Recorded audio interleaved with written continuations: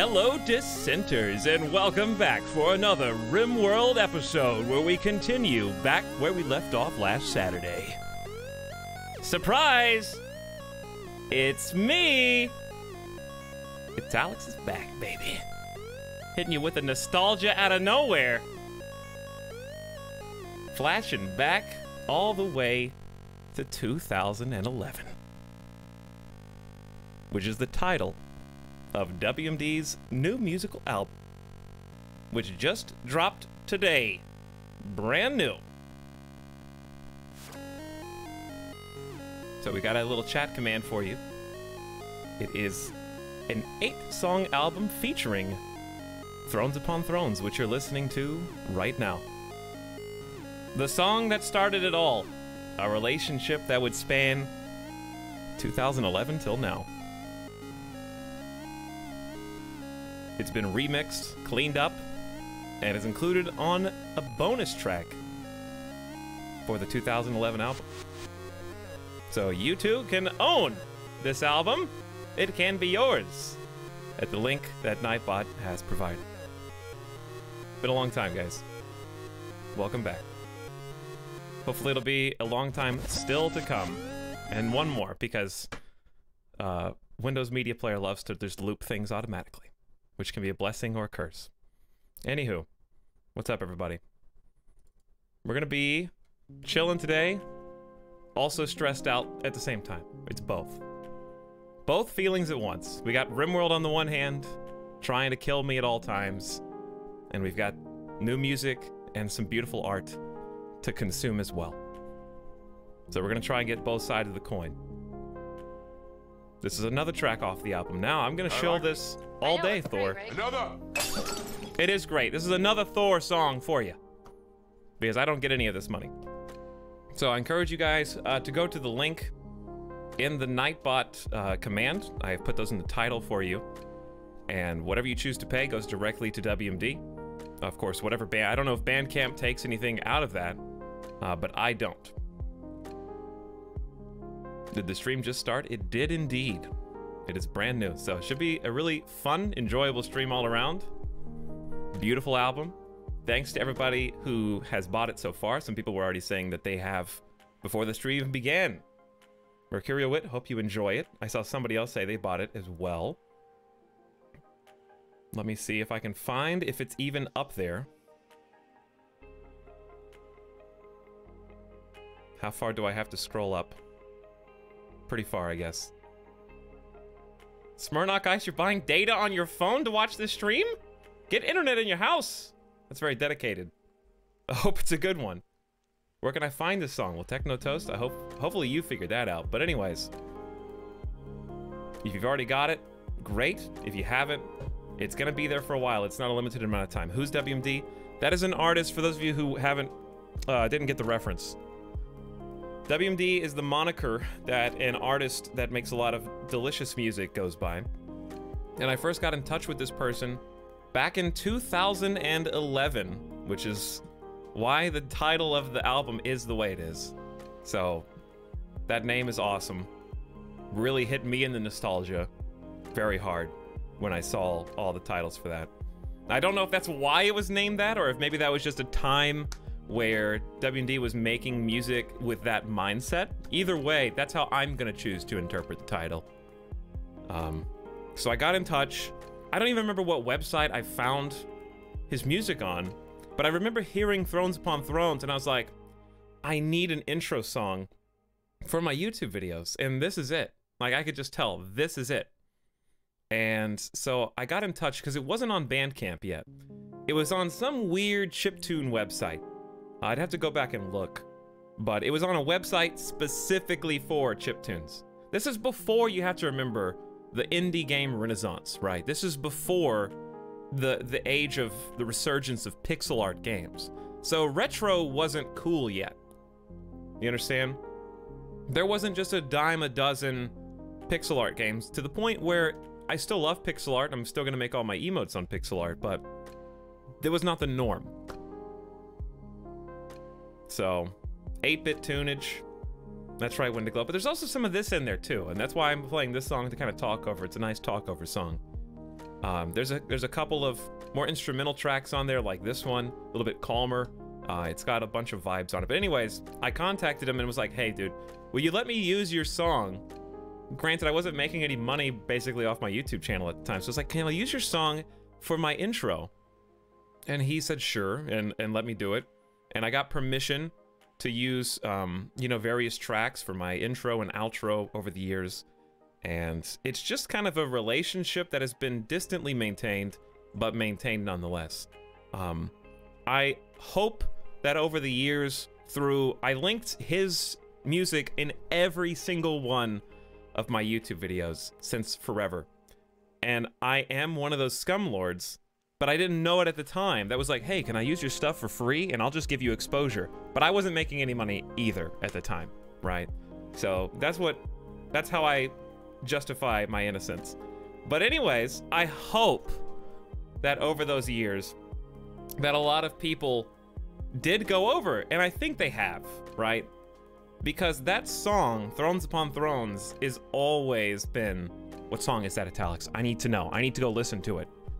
And I really, honestly, truly believe that a lot of people found WMD who might not otherwise have because of my YouTube videos. And that may be narcissistic to say, but I think it's just a fact. Because I have been asked about that song since 2011. Like, let's just look. YouTube.com. Let's look together right now.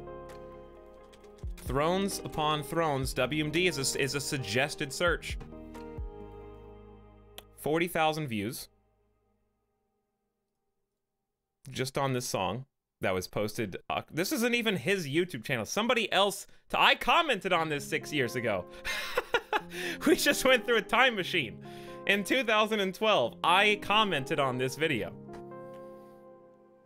How about that? What did I say? LOL, I randomly found this, and what do I find but a different website to download his music from. Now I can tell everyone who watches my videos where to look for him. Oh, because he started making music on Noise Channel. That's right. There was like a little Noise Channel page that I didn't know existed. That's so funny. I'm like learning things again, Memento style. ASDF 8 Minecraft version brought me here. What is that? Did they steal it from me? What is ASDF 8? What is this? Going down the rabbit hole right now. October 26, 2014. I find that suspicious that there was a Minecraft video in 2014 that uses the same song that I used in my, all of my Minecraft videos. Have you never seen ASDF movies? No, I haven't. Let's take a look. I instantly regret everything, and I'm so sorry that I clicked on that button. Hopefully I never, ever click on that again.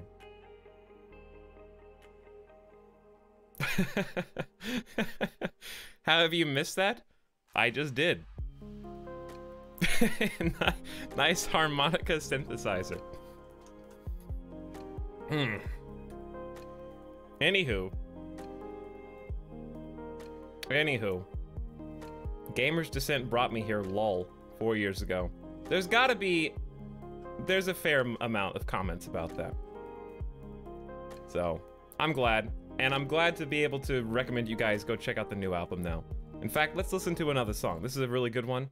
Let's listen to one more. What's this one? I gotta learn their new names. They have new names. Hey, Half-Heart, what's happening? Kelly McChess, watch it with us. That's okay. Heretic, I kind of agree with you. PK, Dunked On, you can't. G-Man, what's up? Even I've seen it. Well, Potato Elijah, if even you've seen it, then I don't know what I can tell you. Mink, for what's your problem? Start the game already? I'm going to ban you. And I will have no regrets. I'm going to be here for probably 8 hours, okay? Whether you're here for 5 minutes, 1 hour, 30 seconds, or all 8 hours, I'm gonna be here for all 8. And this isn't your stream, it's mine.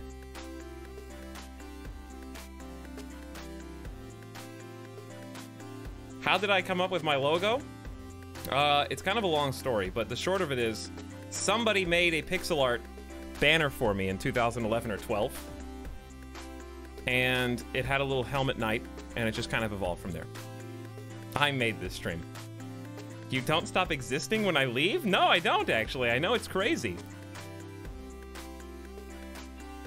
But I actually have a life. I have hopes, dreams, wants, desires, and needs.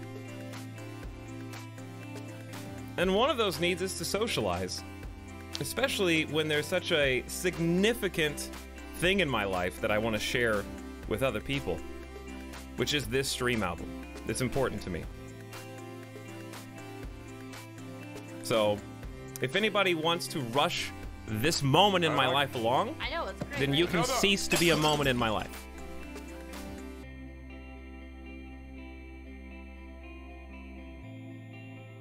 This is in fact a real person.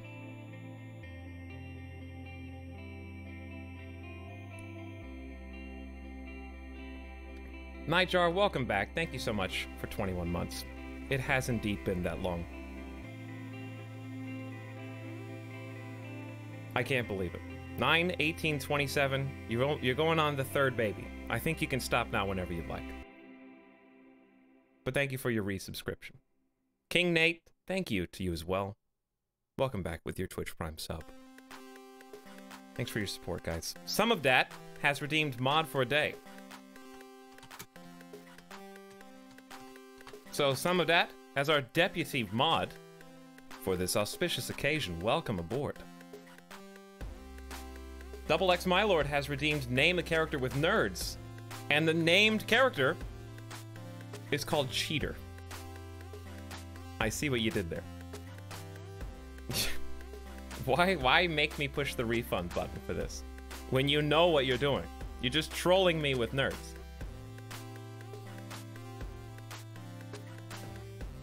But I can't stop it. I can only hope to contain it.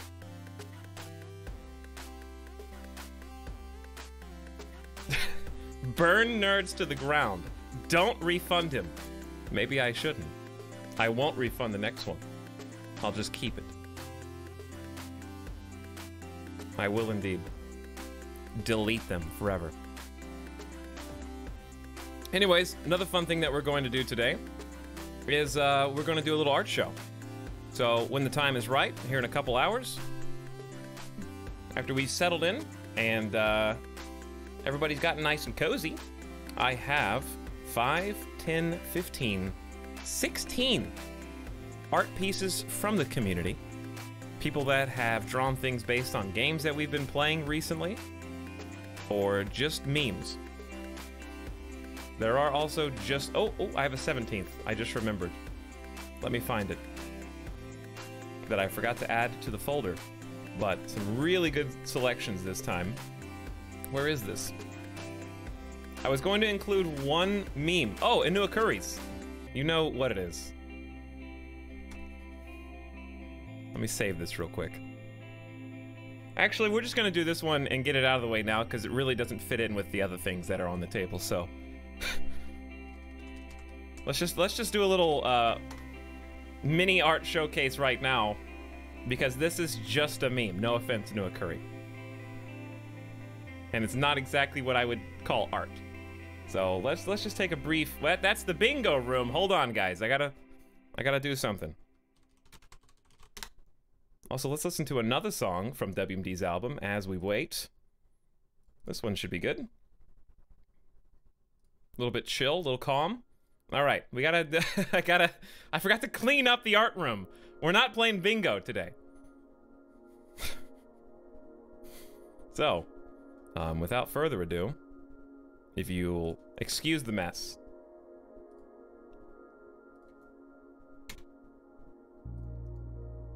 Hang on, I said, if you'll excuse the mess. Hang on, I gotta do some cleaning. You're not allowed to, like, look at this until after it's done. So I can peel the curtain back. And... is it done yet? There we go.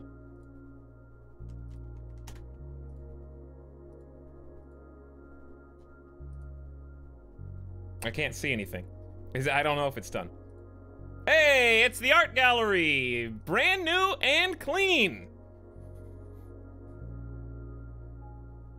I've pulled back the curtain. And it's all fixed up. That's not blood, that is delicious ketchup. That is modern art and you will respect it. Okay? Anywho, the little art preview that we're gonna do, here is a new Curry's meme.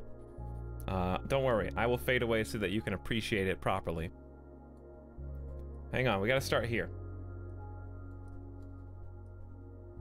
I prefer the real Etalyx.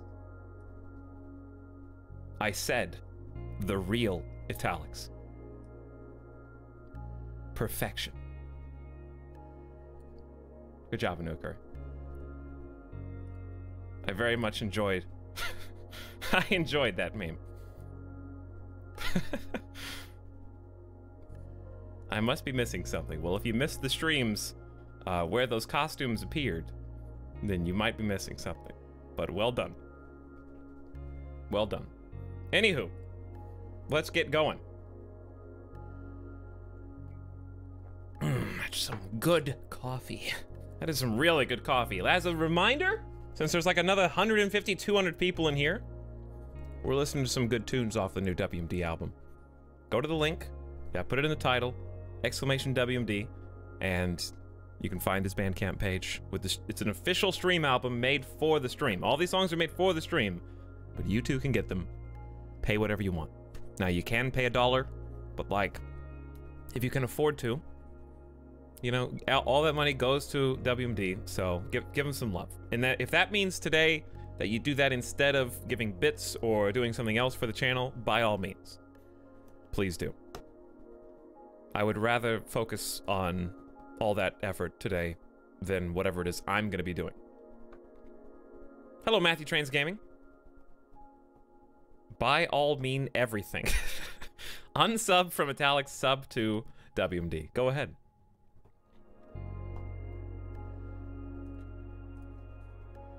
One more song. Well, we'll listen to the other song later, but there's one more cool song I want to hear. There's like a lot of cool songs. They're all cool. I know, it's great, right? Another! This is not WMD's song, though. This is one that should be recognizable to you. As we flip on over. What is this band called? It's a one-person. Effort Mad Moose has a big library of songs if you want to listen, but this is just an album that this person made. I've had a relationship with musically since 2011. So he's been making such good music over all those years. We talked about making an album for the stream that I could use for like intro songs, songs to talk over, songs to end the stream on, and he decided to make one. It's an 8-song album just for the stream, but it's available for anybody to buy. I already bought it myself, so I'm not asking you to do anything that I wouldn't already do.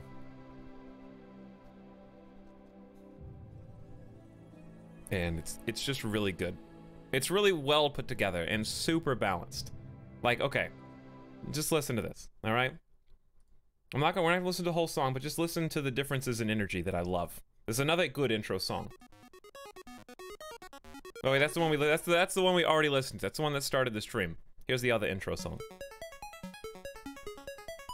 Like, I love the variety. Like that's some good, like, let's get hype energy. You're spoiling us, Etalyx. I didn't make this. I'm just offering it to you. Stream activated. Powering up. Ooh, that guitar sounds good. Everybody's getting ready to go. Everybody's getting their coffee. Everybody's getting hyped on caffeine. And then we go from that. We go from super hype to, all right, guys, the stream's over. I know it's sad, but it's time to go home. That's some FTL too. I can kind of hear that little same bleep and bloop. The stream's over. Everybody leave. And then we've got another like good stream's over song. Which one is it? I think it's this one.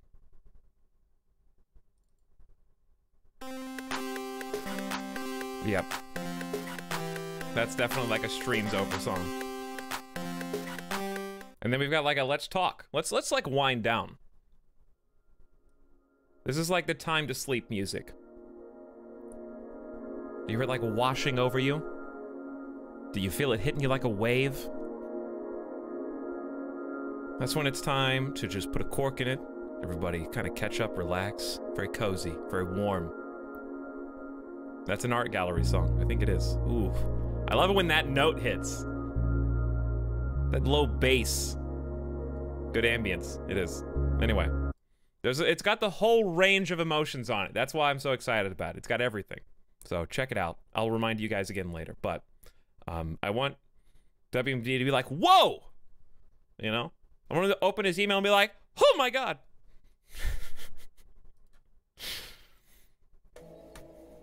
You have the power. I've done my part. Okay, we have to decide what to do. We put it off no longer. By the way, Death Snake Prime has redeemed name a character that says regret. Did I not say I was going to delete the next nerds that came in like that? They're gone. PK Starstorm has asked a nerds question. I would like to use these nerds to buy the ketchup art. If that is possible. Could you buy my Comcast, please, if you don't mind? Instead with nerds? You want to buy that ketchup? How many are you offering? The artist has said it's not for sale. I'm sorry. Timbite named a character and said Monsieur, and I will take your nerds as well. Thank you, Timbite. Ask a question, bad little one.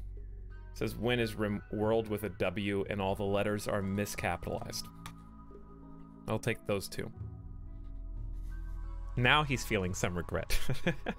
We have a big decision to make. Also, I see you, Kate Griss, with your Prime sub. Welcome aboard, Kate. Thank you for your patience. Minkford, thank you for your patience, too. I'm sorry for going off on you earlier. You didn't deserve it, but also, you very much did, and I'm not sorry. But, thank you for your $10. Apology accepted.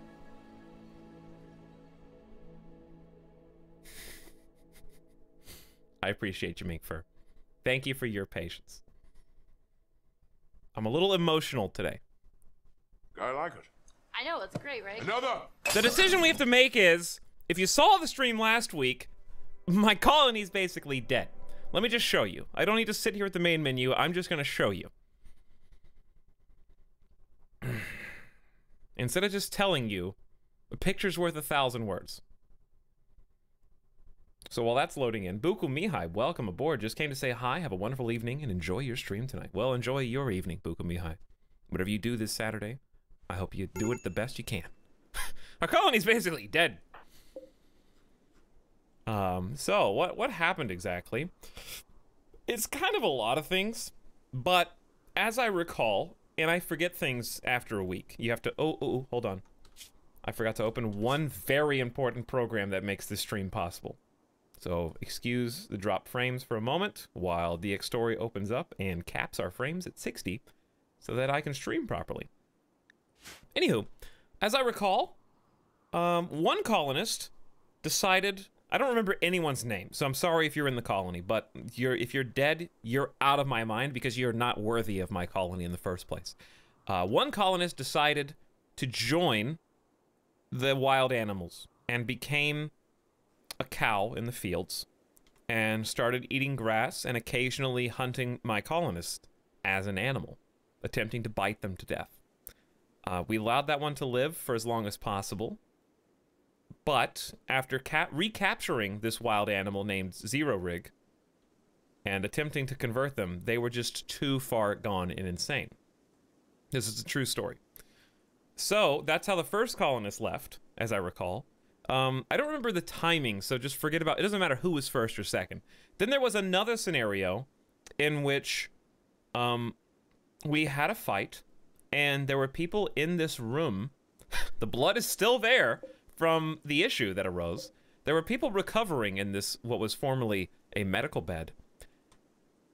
The only person who was capable of walking at the time went on a murderous rampage Oh, wait. Back up.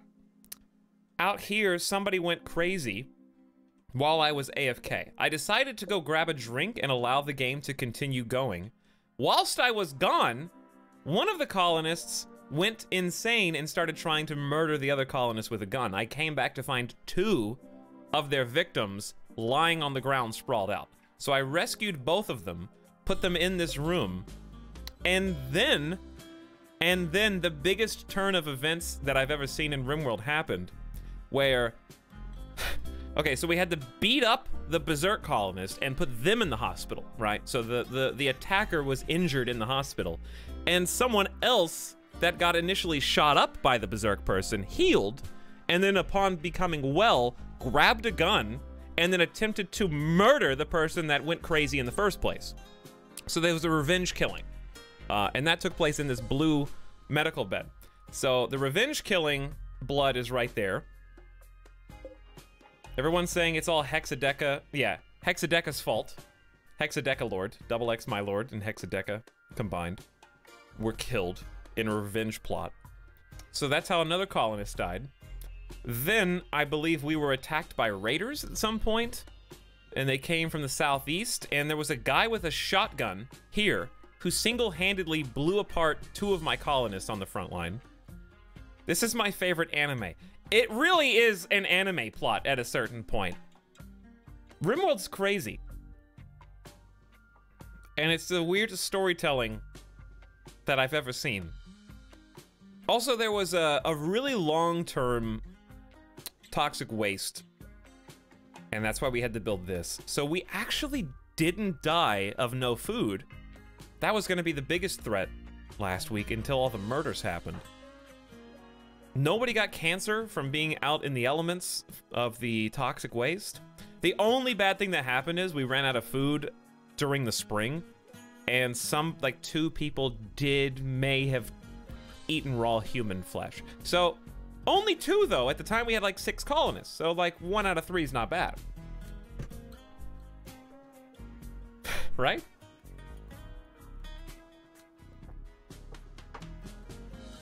This was going to be our mega base. So if you're just tuning in, we were working on this, and it was going to go all the way out to here, but things happened along the way.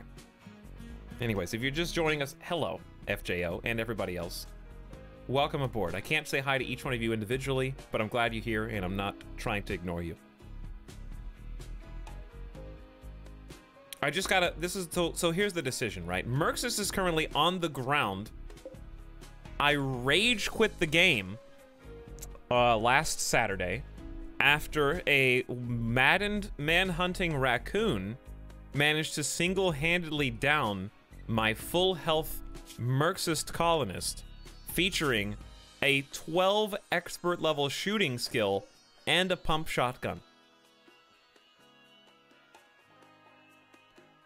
And that's when I kind of knew things weren't gonna get better. So here's the other key I think that you need to know before you say, oh, you can still do it, you can still make it, keep playing this safe. Here's what you have to know. Perhaps the most important information, so please pay attention to this before you criticize me for giving up if I give up. Ultharina and RimWorld.wiki. Yes, somebody made a Twitch account named RimWorld.wiki and also was selected to be named a character, are both pacifists and incapable of violence. So the only 2 standing colonists physically cannot hurt this raccoon.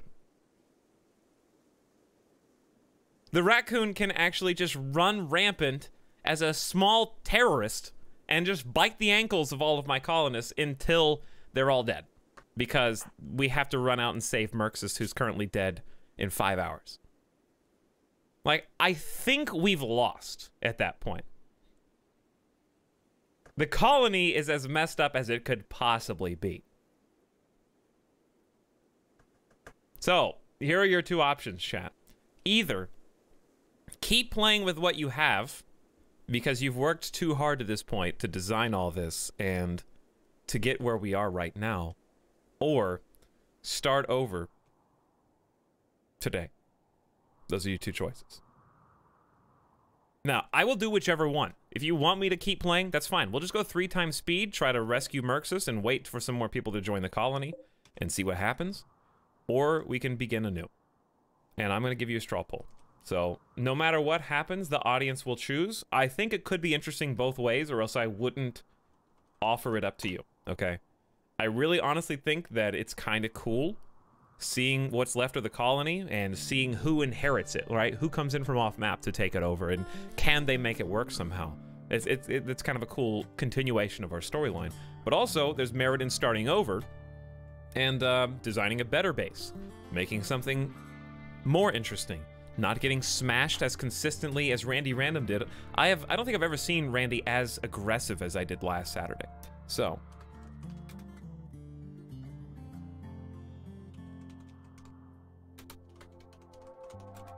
I am making the straw poll now.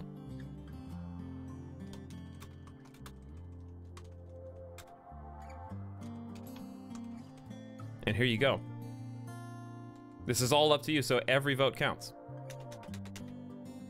Please click the straw poll and leave your vote. And we'll see what happens. I think both options have merit.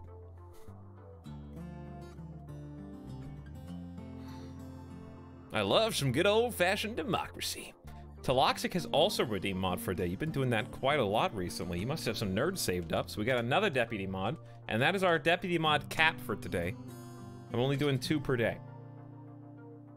So we don't have a flood of mod symbols. Boat says, can you say hi to me individually with nerds? Hey, nerd. What's up? Welcome back, Boat. And Duty Dude says, same question as always, but how are you? An old granny flirted with me at work today. An old granny flirted with you. Well, as long as it was from afar and innocent, then there, you know, Duty Dudes, I'm doing pretty great. Today's a good day. I'm feeling energized, and I'm excited about new beginnings, new music, new art. We got some more new art being worked on in the background, in addition to the art show, completely separate from that. Emotes coming soon, a move happening a week and a half from now. It's kind of crazy. All right, last time. This is your last call. The bell tolls for thee, people in the chat. If you don't vote, then you don't get a say. Looks like Start Fresh is winning by a considerable margin, 2-1, actually. So, Start Fresh it is. Unless there's a huge upset. It is 62% to 38%. If you haven't voted, this is on you. Cowards. Honestly, I think that's the best. I believe that to be for the best. The poll is rigged. I mean, I feel like we did do that colony all the way to its natural conclusion. That was the end of those colonist stories. The pacifists were just going to hide and cower until they starved.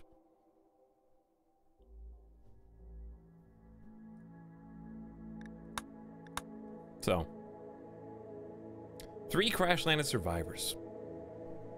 That is what I would like to continue to do, if you're all okay with that. Can you explain the nerd system? They're just points that you acquire by being on the stream.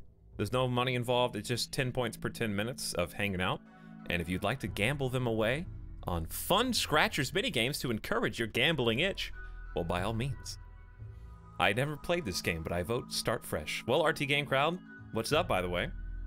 Hope you're well. It's very deep, very enjoyable, but very brutally difficult survival colony simulator, where everyone dies, despite your best efforts. I know you like to try to kill people for fun. You don't even have to try in this game. It just happens.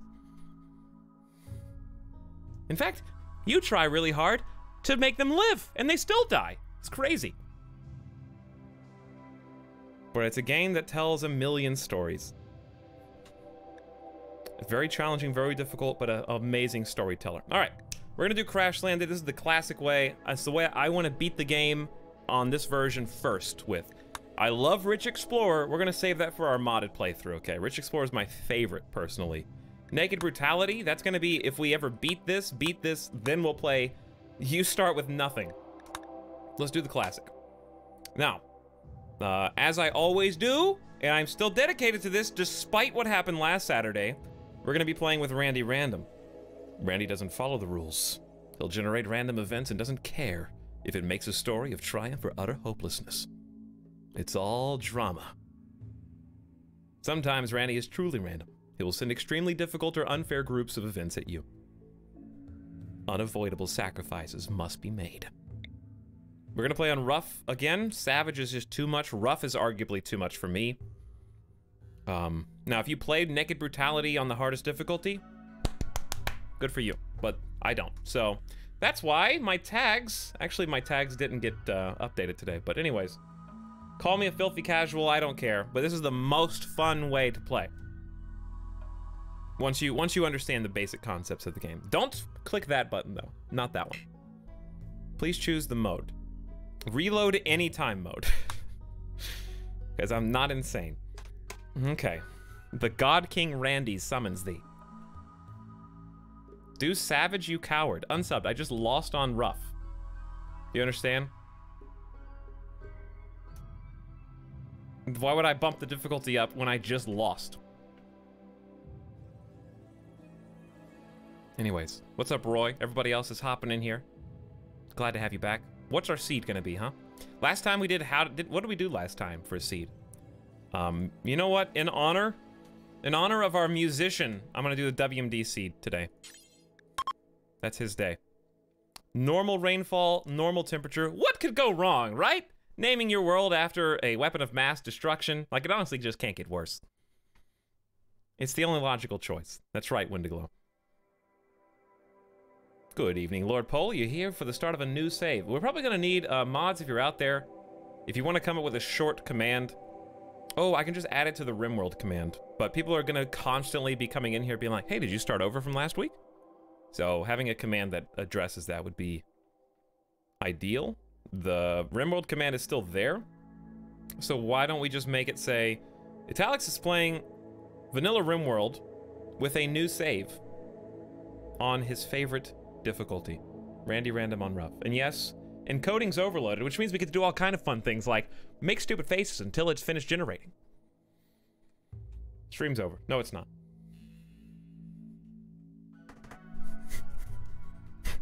Takes a long time to make a world. By the way, Hungry Hedgehog, thank you for continuing your gift sub. I saw somebody else pick up their gift sub earlier, and I don't remember who it was. I wish it was in my notifications, but it's not. Why do I feel like it was Heretic Anchorite? That's the first name that comes to my head. Was it you, Heretic, or will you just take all the glory regardless? You can have the glory. Stupid face. It was you, stupid face? Are you calling yourself stupid face, or was that a stupid face? Anyways, thank you, Ulthor. All right, we have to decide what biome we would like to settle in. Last time we did, what did we do? We did Boreal Forest, as I recall. So Boreal Forests are this kind of olive color across the globe. Let's see what kind of interesting names we have this time. We did cold last time. Like, that is Boreal Forest. So I'm not gonna do ice. Okay, I'm not insane. What do we have? Do we have any cool names? The Northeastern, no, that's not. Eden's Conceit. Sometimes there's some funny ones. Not always. Hilla Bush. Okay. Konofart? No. Konot Farba. Tedistan. I like Tedistan quite a bit. Nice, Ted Cruz's homeland. The Icy Moose Peaks. Northeastern Choking Kanuani. Masahiro Deception Range. Where's Ferret's End? Ferret's End. How did I miss that? It's somewhere over here. I can't even see it. Up? Okay. Is it somewhere right here? East Flamingo Forest, down left. Oh, Ferret's End Desert. Yeah, but desert is kind of boring. You guys are gonna get bored real fast living in a desert. So, biome-wise. Here's what we're not doing. We're not doing desert. Well, we could actually. Desert's pretty tough. We just did boreal forest. That was a cold. I feel like we should do hot, or we should do something with a bunch of diseases. I don't know which. Should we just have a poll? We'll just do a poll. All right, what do you guys want to do? Here are your options. You have... Everywhere sucks, so it kind of just doesn't matter. Arid shrubland's the easiest one, so we're not going to do that. Okay, why is tundra in the desert? Tundra. Mostly frozen plains, bear almost no trees, and little vegetation. That's what you guys want? We're not doing ice sheet. I'm not even putting that on the poll. Biome. A forest, a desert, a popsicle. Are those really kind of like... Oh, wait, hold on. And then there's something else. We're not doing swamp. Stop saying ice sheet just to be ornery. Here you go. There's your straw poll. Do volcanic. Is that actually an option? Where is volcanic? Does that exist now? Round Goat Scrubland, Great Menino Desert, the Locust Rainforest. Dear God. That sounds awful. The Locust Rainforest. It's a mod. Yeah, I think I've had that mod before. I know, it's great, right? Another! Alright, what are you guys voting on? To be fair, it's pretty even. So I'm gonna give you guys one more spammable option. Let's zoom out a little bit. Don't worry, we'll select soon. If you're wondering when does the gameplay start, this is the most important decision that you're about to make. There's the most important things you do. Number one is choose where you end up, and here's why. Okay, let's just pick somewhere neutral, and I'll show you how easy it is by comparison. So let's go way over here to arid shrubland, okay? Just anywhere in here, arid shrubland. Look at its important information here is growing period. How often can I grow crops to survive? Corn, potatoes, rice. All year. The fun never stops. You don't ever have to worry about cold temperaments, hot. Sometimes there'll be heat waves. But this is the, like, starter zone. This is the first area you want to, like, learn the game. Then, let's say you're like, I don't know. Where do I want to play? Oh, I don't know. The northeast Nottler stretch looks ideal to me. So I've decided to go with sea ice. Growing period. Never.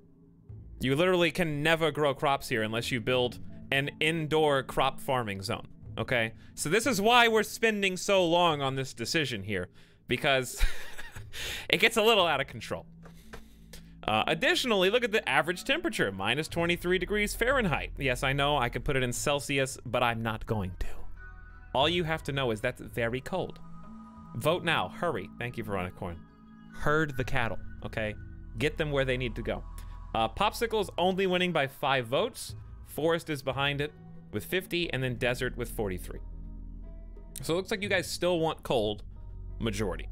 Even if it is only a 5-vote majority, if you don't want cold, you should have voted.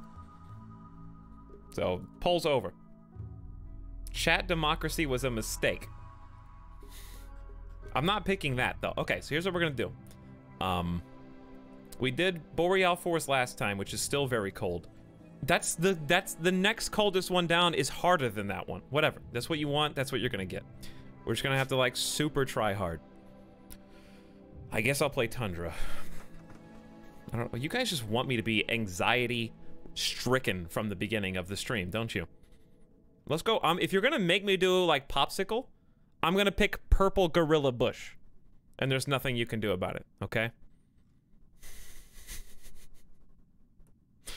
You know why? Because there's an almost perfect tile here.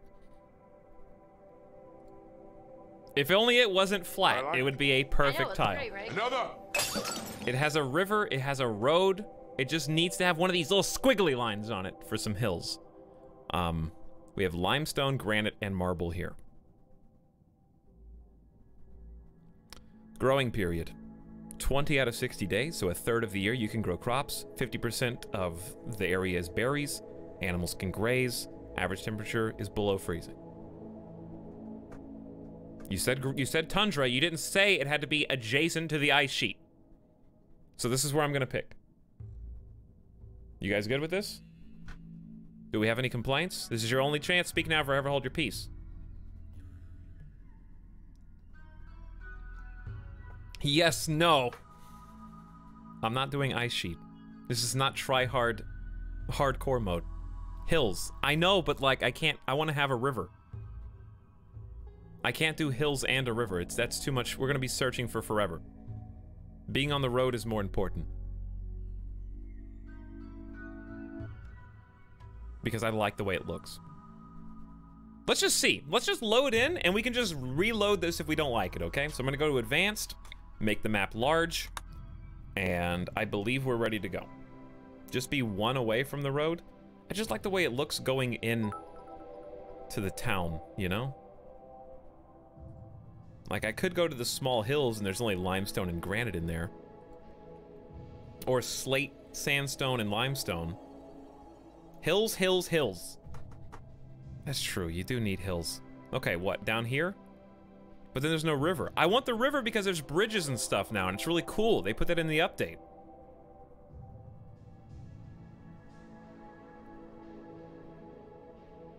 You guys are making this more difficult than it needs to be, is what I think. Finding all of the trifecta is near impossible. You have to pick, you can have road and hills or road and river. You're the one not choosing. There's a hills river tile. Like over here, yeah.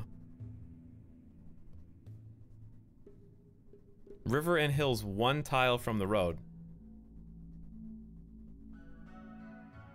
River and hills. It's that one. Is that the one you're talking about? Hills and river. River and hills. You need hills. House. We're on House Hunters. That's what it is, Veronicorn. It really is House Hunters. Okay, so you want limestone and granite. This right here. Yay or nay? No, small hills is fine. You don't have to have mountains. I'm not building in the mountains. Further down in purple gorilla. Nay? No, no, no, nay. Further down in purple gorilla. This is the whole thing. This is what you want? On this dirt road with no traders around for a mile? Also, I'm not picking mountainous. Absolutely not. We're gonna do the one that I already had selected. You guys are drawing this out way too much. I'm not building in the mountains and getting attacked by insects from underground. I'm sorry. We're going here. Slate, sandstone, and limestone. I don't care if it doesn't have granite.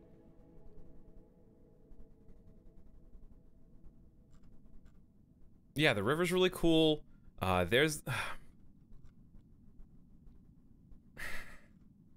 guys are absolutely killing me. I'm picking this one, okay? Moving on. So many experts in chat. I know, Wendiglow. I know. No one will be happy. Everyone just get used to being unhappy, because you're gonna be unhappy for the rest of the stream if we keep taking this long. You're making me feel very indecisive right now. Yeah, I know it. I know the other one had granite, but I would rather look pretty, Spasmodica. I want it to look beautiful. I'm unhappy all the time, so... I'm happy. Thank you, Shuddy. I'm glad somebody is. Okay, so here are the rules. We're gonna self-impose some rules. We can only reroll 5 times. This dude right here is pretty amazing. So I'm gonna say... Slate is not pretty? Yes, it is. Hold on, hang on. Hold on, chat. We have to do something very important here. Did I select 300? I did. Slate, sandstone, and limestone. Those are 3 good mixes. That's dark, light, and orange. That's amazing. Anyway, did it reroll my dude? No, Toasty the Sheriff's still here. Incapable of none. He comes to us as a story writer turned sheriff. Marble is the prettiest. That's true. But I'm not gonna look anymore. Slate is really good, though. It's very weak, but it's very pretty. Anyways, I'm not a tryhard that's gonna only pick a tile that has granite on it. In fact, Tyne and Sylvester, if you're out there somewhere, hide that information. There's no reason with all the random elements that are in the game that it should tell you precisely which types of rocks are in that tile. Just say hills, mountains, whatever. Remove that information. Make it a mod, if anything else. You shouldn't be able to just pick your spot around where the strongest, most HP-laden material is. Delete it. An iron-willed wimp. Adrian Neal, aka Toasty, does not go insane as fast as other people. Does not have a high pain tolerance. So it's a weird combination. And he is in a poor mood if he has a bedroom that looks too nice. He likes to dig deep, live out in the wilds. Pretty good character. Good potential for shooting. So what we're looking for here, if you're new to RimWorld, is we're looking for these little fireballs. That indicates that they have a passion and interest in whatever this statistic is. So the more passions you can find and the more evenly spread they are, the better. And this one's really good because it's a very good fighter, has a great potential for fighting, can build, not very good at it right now as a beginner, and also has an interest in medical and social. So that's healing people and convincing others to join your colony. So I think a good spread here. So we're gonna just hang on to Toasty the Sheriff. The Wimp is not good, but it's still fine. I'm gonna do, I'm gonna say 5 rerolls per main character, 3 rerolls per Left Behind. Lady the Defector, double fireball passion, an employable professional already in shooting. Has an addiction though, that's bad. Addiction to drugs is going to cause a problem, but that 10 medical and high shooting skill, those are valuable traits. Addiction is a no though, it's a hard no. So random away. Incapable of caring or social. I feel that. Not really good stats though, so that's reroll number 2. Incapable of violence, that's an automatic no early on. We're just getting some bad rerolls here. Good social, animal, and melee, but nothing good, so that's the 4th reroll. Incapable of violence again. And we're stuck. So this is what we're keeping. Good shooting, good melee, animals, artistic, nimble, nervous, and jealous. So nimble is high melee dodge chance. That's a really good one. Good character for fighting as a very skilled professional. Nervous, cracks under pressure, and jealous is has to have the most impressive bedroom. So we have 2 sheriffs. There's only room for one of us in this town. Meet me at high noon. Out in the streets.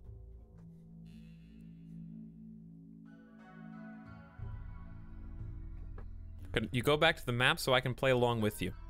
Just look at the VOD. If you want to. Look at the VOD up there, and you can probably do the exact same seed.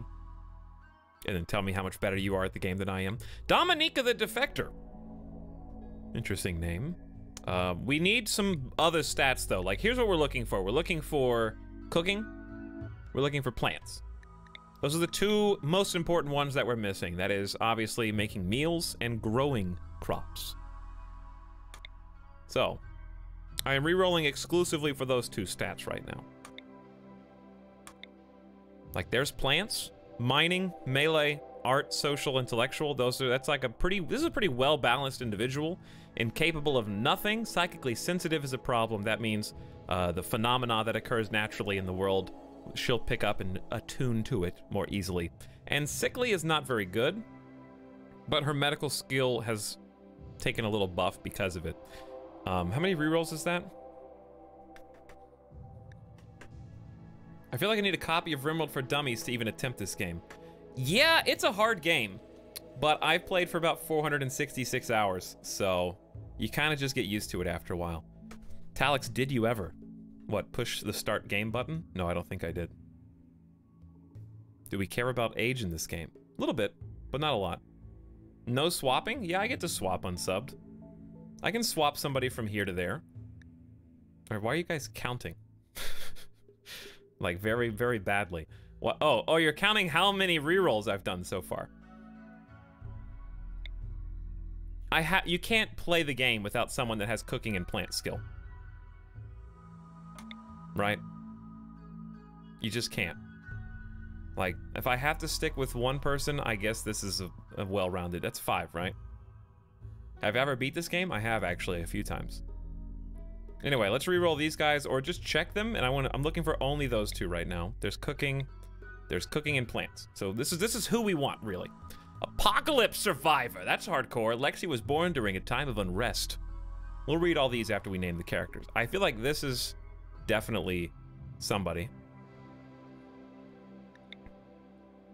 Incapable of dumb labor, that means carrying things or cleaning things. Incapable of caring about anything. Incapable of talking to people. Incapable of fighting fires. And yeah, okay, so dumb labor is not cleaning, but incapable of both. This is an awful, awful character. Also has a wake-up addiction, is addicted to drugs by default. Absolutely not. Look at that artist. Artist incapable of carrying anything. Woo! Woo, whoa. Why can't you fight fires? Very fast. Likes hurting people, or getting hurt. And wants to become an artificial machine. That's great. Started life as a medical assistant. I feel like this is definitely somebody to keep in the pocket down here. Another sheriff? Can I just make everyone in the colony a sheriff? Well, never. This is a town of only sheriffs. Or soon it will be. Now, if you want to know the difference between these two tiers, these are the 3 people that we'll start the game with. These are other characters who can enter the colony later, who can crash land later. It's kind of like, imagine you're a Dungeons and Dragons DM, and you're creating these characters to potentially enter the story at a later date. But if you want to, you can drag them up and around, which I am going to do, I think, for Lexi, the escaped convict, because I like that. That is a well-rounded bunch of stats, and I don't need Inji the combat engineer right now, which, could you get a more original name? So right now we've got the escaped convict and 2 sheriffs, which is kind of just as good as having 3 sheriffs, in my opinion. Like, it's day 7, and the sheriffs still have not noticed my presence within the colony. I live amongst them. I hide in plain sight. I just hope and pray that they won't ask for my galactic ID card. Don't do anything suspicious. Toasty the corrupt sheriff. How so? Why would... This one's an RimWorld urchin and should relate to the apocalypse survivor somehow. Their brother and sister? Are they? Lexi Neal is indeed the sister of Toasty the sheriff. The plot is already forming. The book is writing itself for us. Are you kidding me? The story is here, right before our eyes. Look at this. We've already got the like summary of the movie at the movie theater. Toasty the sheriff has smuggled Lexi the escaped convict on the ship that crash lands on this planet, and Shog the sheriff is Toasty's longtime partner. They've worked together for years. Well, they're 22, they're 21 and 22, so okay, they've worked together for like 3 years. So I wish they were older. I wish they were like 50 and 55, and they're getting close to retirement. But we'll make do. So Shog doesn't know that Lexi's an escaped convict, but Toasty smuggled her out. I like it. Okay, anyways, who are we re-rolling? We're re-rolling Parsnip? I don't know if we have. We'll start at the bottom. Stig. Incapable of carrying anything, but mining skill, cooking skill, plant skill, crafting, and social, those are all fine. I don't see any reason to re-roll this. Down here with Sonya, social, medical, shooting, and melee, incapable of firefighting. We can't have that many people incapable of firefighting. There's 2 here. I feel like I re-roll this. There's nothing in the middle to, like, fill this out. Bodyguard. Wimp? A wimp bodyguard. What a weird combination of everyone that we're getting here, but not anything to write home about. Woo! Can you chill? You got Pyromaniac? That's already 3. I'm not keeping a pyro. Never. If you only take one thing away about how to play RimWorld, never take a Pyromaniac if you can help it. That is the worst trait in the entire game. I'll keep this one because it was the next over. So melee, construction, and intellectual. What is a sanitation captain? I have no idea. We'll read that if it ever comes up. Stig the actor, I'm gonna keep. Those are like well-balanced stats. Oliver the inventor, these are well-balanced. Potential for melee. I don't care if you're incapable of firefighting as long as you're not a pyro. We don't have anyone that's good with training animals. I think we've got all the bases covered here. This one's depressive, so I'm just gonna psychology you away. We gotta have an old person, right? We don't have any old people. Yeah, that's the oldest colonist at 65. With just a crack shot grandpa that sits in a recliner on the front porch of the colony with like a rifle over his lap, just waiting for trouble to come. You know what I mean? Like the Clint Eastwood type. That's who this is. Nice hair, by the way. A second apocalypse survivor, so they get along. Peter the bodyguard. Trigger happy too. Exactly. There you go. I don't care about the frail, the bad back. Like that's just an interesting character to me. And it's not even someone who's in the colony right now. I just think it's hilarious that I can give this guy a sniper rifle and he's a region-leading master tier quality level 17 shooter. Like, that's enough. The frail bad back bodyguard. He's got it rough. He's been through frostbite. He's been bitten on the arm. He's got a good story to tell. All right, now everyone's favorite part. Name the characters. So, we're just gonna make this as easy as possible. Here's what we're gonna do. I'm gonna don't redeem name a character yet, okay? With nerds, I'm going to pick a number between 1 and 100, and the 3 closest nerd redemptions are going to be selected for the first 3 characters. Then the bottom 5 are all going to be randomly chosen from the chat. So I'll pick my number now. It's picked.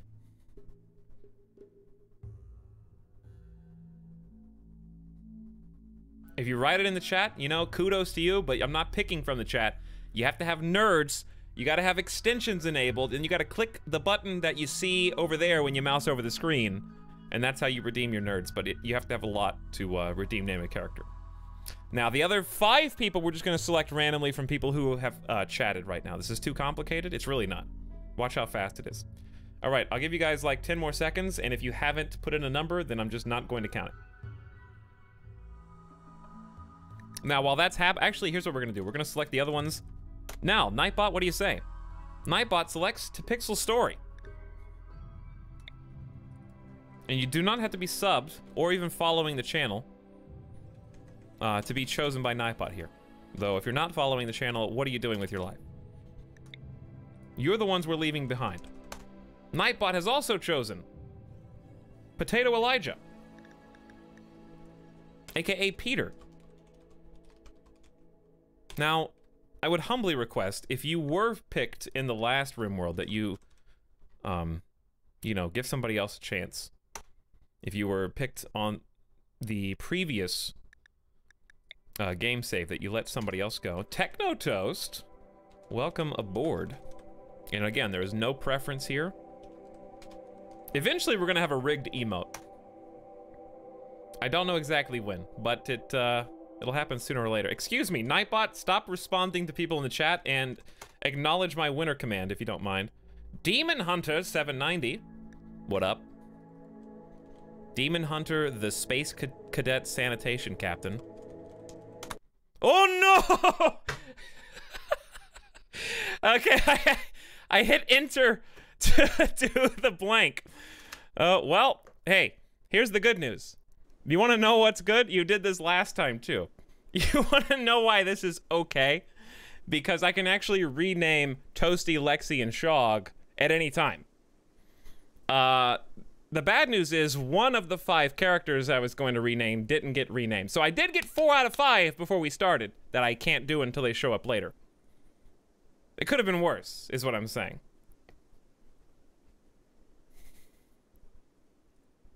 So if you made it in, okay, here's what happened. That 5th person that was going to get selected, let me just see who it was going to be just to rub it in your face. It would have been Veronicorn. Veronicorn, in your face. You could have been on the ship. potentially in the future. Oops. I'm just kidding, Veronicorn. But, obviously, we're just joking here. I like it. I know, it's great, right? Another! Oh my. So mean. Listen, this is what you all signed up for. But, my point is, what was I gonna say? I like it. You're the one that got great, left right? behind. Right? You all crash landed on the ship, and there's always that dramatic sequence where somebody has to stay behind, and they put their hand up to the glass. And a single tear great, rolls right? down their cheek. And then the other people in the escape pod, they push the button, and then it does the camera shot where they fade away. You know what I'm saying? Like, they just zoom backwards. And that was Veronicorn on the other side of the glass. Right? Another! Another. So it's very sad. Bad spaceship design. I know, it's great. Please Right? don't forget me. Thank you, Thor. Thank you so much, Thor. And we're gonna have to turn that sound down eventually, but I still love it. The three of you awake in your crypto sleep sarcophagi to the sound of sirens and ripping metal. You barely get to the escape pods before the ship is torn apart. Sometime later, you land on this unknown RimWorld. He said the title! Wow! I love that part. We're some kind of suicide world? As pieces of the shredded starship fall around you, you start making plans to survive.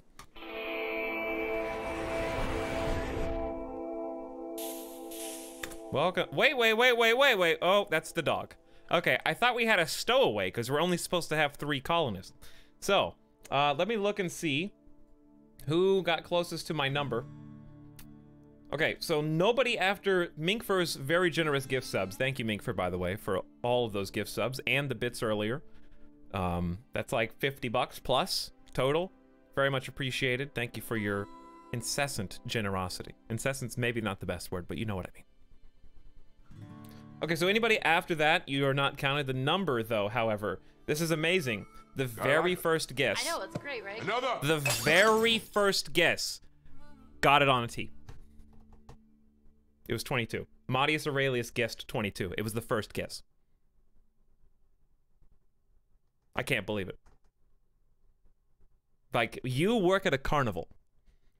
You just said, hey, Etalyx. I didn't tell you my name. Come on down. I'll tell you your weight, your age, when you were born. And you, like, snapped, and you got all 3 of them. Buku Mihai also guessed 22. What is with 22? Did you guys inception that number in my head? Did it? Veronicorn also guessed 22. No, you're on the plane. We already had like a backstory for you. How did 3 people guess the number? I gotta pick a better number next time. Okay, for reference, how many people actually guessed? 1, 2, 3, 4, 5, 6, 7, 8, 9, 10, 11, 12, 13, 14, 15, 16, 17, 18, 19, 20, 21, 22, 23, 24, 25. There were 26 guesses. 3 of them guessed 22. That's weird. Out of 100. It's too obvious. My first guess was going to be, my first number was going to be 45, and I thought, that's too much in the middle. I got to change it. Okay, so like 3 people guessed it on the head. I don't know, we have to do the wheel. That's the only way. We have to do the wheel. I feel like that's the only logical outcome. So whoever said this is too complicated before, and I said, no, you're wrong, I take it back. It is now too complicated. You were right. Okay, so we have Madius. We have, who was the second person? Buku Mihai. Buku Mihai, weren't you in the last colony, though? You might be disqualified. And then, yes, I will include Veronicorn since she did redeem nerds. Redeem the nerds. And update. Ermagerd. Just delete nerds. Maybe I should, Bachelor Trek. What kind of Pokeball is that? Squeal Pig? It's the kind that does this. Where will it stop? Nobody knows. Who is going to be named the new colonist?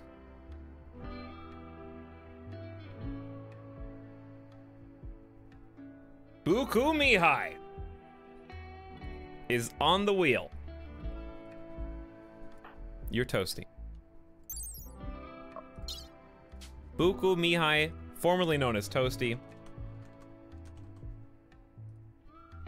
I'm disappointed. So, you know what I'm thinking right now? I want to be the dog. That's fine. You can be the dog. Since you did use the nerds. How do we rename the dog again? We have to go to animals. Click on... No, it's in training. Veronicorn the Pooch. And then we have... Madius. Why did I do the wheel in the first place? There was a reason. No, I almost banished you. Why did I do the wheel in the first place? Whatever. I guess because it's fun. And who was the next closest person? Elazar Unsurgus 23. Twice. Wait, did you mean to do that 2 times? No, you did ask a question the first time, then you realized your mistake and did name a character. I see you. Okay. Demonic Cucumber redeemed ask a question and wrote 22. Good try. Blue Man Z, welcome back with your Prime sub, by the way. Thanks a ton. Okay, Elazar, you weren't, I know you weren't trying to scam me. Because you did it the right way. Is it L-E-E-L-E-A? I think I spelled it right, but I could be wrong. We good? We all fixed? I think we are. I don't know, you didn't tell us. Well, for some reason I thought that okay, here's why I did the wheel, because I was thinking in my head that there was one person left that I forgot to name under the other section, and I got the 2 confused. And I forgot that it was these 3 that needed to be named. Okay, so we're ready to play. We're ready to start. I ain't got time for your nerds, boat. People are waiting on me to begin. And have been for a long time now. So we're going to unforbid. Isn't there an unforbid order now?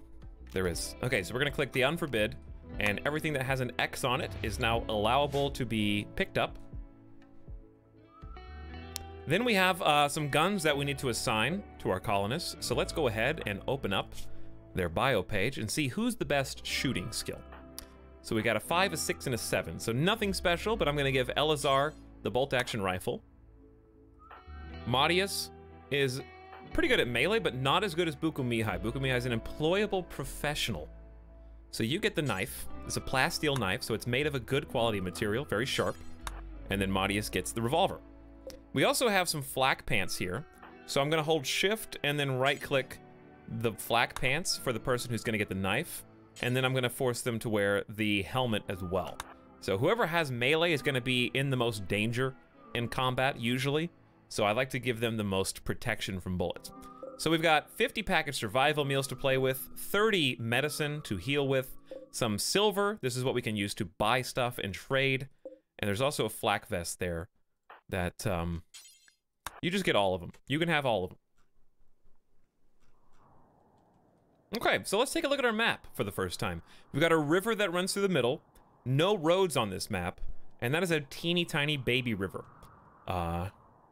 That is not nearly as much water as I thought we were gonna have, or hoped that we were gonna have. This map is fairly open. We've got an interesting structure out here of nebulous origin. Who knows what might lie inside? Redo. I can't redo. River not big enough. Who knows what's in there? It could be anything. I'm gonna go to sleep. What was your question, boat? Like, did you really ask a question when everyone was submitting number guesses? It could be anywhere. Boat says, Etalyx, did you get my drawing? No, actually I didn't. I'm not being sassy. Pixel Story says, your favorite Pokemon's Abra. Also true. Hey Etalyx, if you smoothen walls of a rock, they look good. That's true, Buku Mihai, we could try that. Bear Shark is back with a tier 3 sub. Thank you for your $25 sub, Bear Shark. That was half an hour ago. Sorry I'm just now able to catch up on these things. I really need to... People are getting impatient with me, but... Who cares about them? Bear Shark, welcome back. And thank you so much. I'm just kidding. I love you guys. Scottish Kitty says, longtime viewer from 2011. For fan art's sake, what's your favorite anime character, Pokemon, Digimon? I like Abra, Bulbasaur, and Ghastly, and those ones. Concormistar, welcome back with Prime for 4 months. Pixel Story says, please do One Tile Island. No, Salty Nut says, Randy Random Merciless, Orion sub. See you later. Duty Doots, already answered yours. Okay, did I catch up? I think I'm caught up. Wax Cecile says, if you put research bench and stove in separate room and make it sterile floor, they both get a bonus. Well, I will, I didn't know research got a sterile bonus. That's interesting. MD Wannabe is here with $5 sub. Thank you so much. And I will refund all the other nerds later. Okay? I ain't got time for that right now. There's like 30 of them.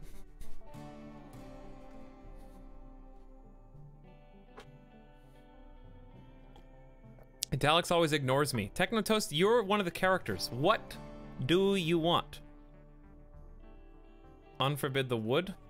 Yeah. I mean, I got a lot of stuff I want to unforbid. I got a lot of things to do. The beginning of RimWorld is always the hardest. So, we gotta decide where to live. This map, I'm gonna be real with you guys, is kind of boring. But that being said, boring maps are my specialty. You know why? Because I can build wherever I want. And in this case, it's probably gonna, the big base is gonna go here. So, even though the map is kind of boring, like, we will make do. There's just a couple of, like, little hills where we can mine in the future. Some decent resources, not a lot of trees. How about the animals? What about the wildlife? We got a bunch of caribou, mega sloth, so we're gonna have some good meat to eat here. Now we begin. Yeah, I feel like our base is gonna have to go right in there, because I can't build on the marsh, so they've pretty much just deleted this section of the map. Because, like, this is all just not able to sustain the weight of a wall. So, absolutely no building there. So, what else do we have? Rich soil. Where's the rich soil? I see rich soil there. Is that what you're talking about? That's not a lot.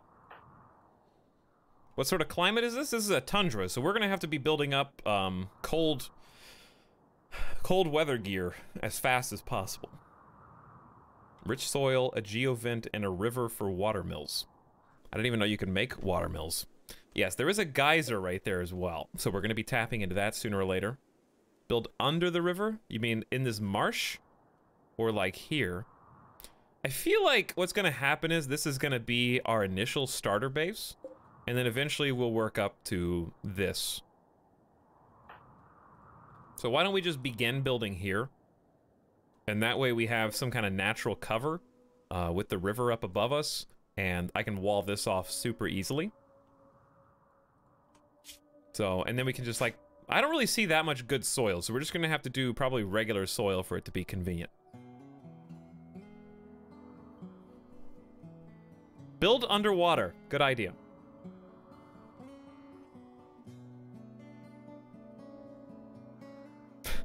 Can build bridges on marsh? That's pretty cool.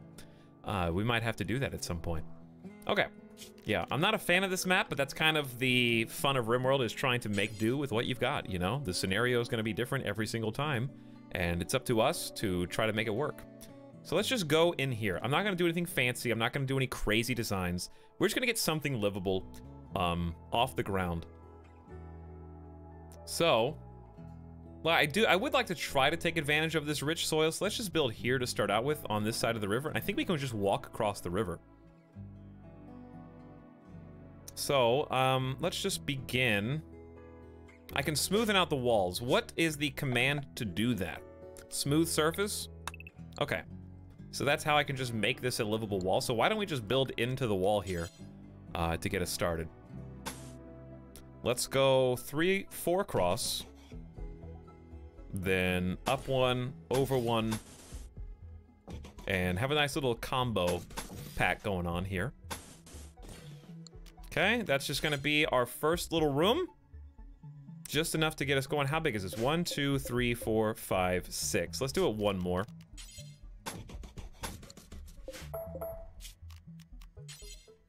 The reason being, I would like the door in the middle. Dumb reason, but it's a good reason for me. Okay. So how much across is that? That's 6 across and 7 that way. So I need to back this one up 1, 2, huh?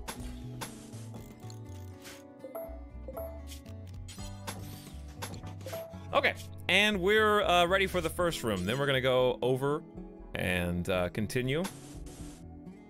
I could give them separate bedrooms from the beginning if I wanted to as well. Yeah, make sure I smoothen only the wall. That's what I'm gonna do. So then we'll go in here, smooth however much they can reach of that, and that's going to be their initial tasks. Let's unpause, and you're gonna see everybody begin doing the tasks that I set forth for them. Buku Mihai is changing clothes right now, out in the open.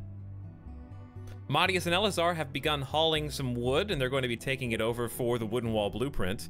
And we got a lot of steel just kind of lying around here. Now, our next objective early on is to go ahead and get them to where they're going to be working consistently. So we're going to do that with the restriction tab first. So this is their daily schedule. They're going to sleep from 2,200 hours to 5 in the morning, and they're going to wake up and do whatever they want to do. But if I want to corral them and force them to work, which I do, I would like to give them a little bit of time in the morning to kind of get ready, like 3 hours. Then have them work for 4, and then have them work for 4 in the evening as well. So in this middle time, I like to give them about 3 hours or so to do recreational activities, if I make them any. So they're gonna try and stay joyful and get their mind off of the hardships of day-to-day life in the RimWorld. And then before they go to sleep, if they want to grab some dinner, they got 2 hours to do that. So to help them kind of guide their tasks on the work tab, this is what always throws the most people off who are new to RimWorld. We're gonna switch to manual priority, and we've got a bunch of numbers here. So it can be a little bit confusing and convoluted and kind of difficult to wrap your mind around because it's kind of a puzzle, but it's actually quite simple. We're setting the priorities for which jobs we want every person to take first, basically. So number 1 means top priority. So right now I want them to put out fires. I want them to go for treatment if they're in a life-threatening, debilitating condition. And if they have any doctor talents, as Buku Mihai does, you're going to be our primary doctor. And getting another doctor is going to be important because a 3 out of 20 is not going to carry us very far in the game. I also want them to rest when they are sick. And basic tasks mean flipping switches and things like that. We'll just leave that as a 3 for now. Warden, our best warden, is also Buku Mihai. So doctor and warden combo pack. So if you're the warden, I don't want anyone else to be the warden. So I'm just gonna right click or left click until this is blank. Handling animals, we're gonna just leave that as a 4 for now because it's not my top priority. Cooking is a top priority, so Madius is our chef. Nobody else needs to bother with cooking. Since Elazar's not doing anything else and you're really good at shooting, I'll have you be the animal hunter to provide some food for the population here. Construction, this is going to be a high priority, especially early on, so I'm going to make both of those number 2 because they both have a fireball passion. I'm looking in that corner to see if they're passionate, and that's an important one. So for example, no passion for growing here, so I'm going to turn that down, but Madius has a passion, so I'm going to turn that up. In fact, I think growing's more important than construction, so I'm going to make him focus on growing and then do construction afterwards. Same thing for mining. Madius, you're just the escapee is kind of the most valuable player right now. You're good at plant cutting, mining, and all these things. It's amazing. Train Veronicorn to haul. Hey, I want you to be useful, Veronicorn, okay? So, Veronicorn the husky. We got pretty lucky getting a husky. There's a lot worse animals you can get, like cats. No offense. But in the context of RimWorld, it's inarguable that the dogs are better than the cats for your first animal. Slaughter. LOL. No.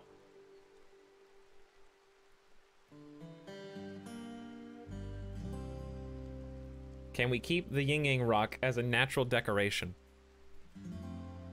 Yin Yang rock. What yin yang rock? What are you talking about?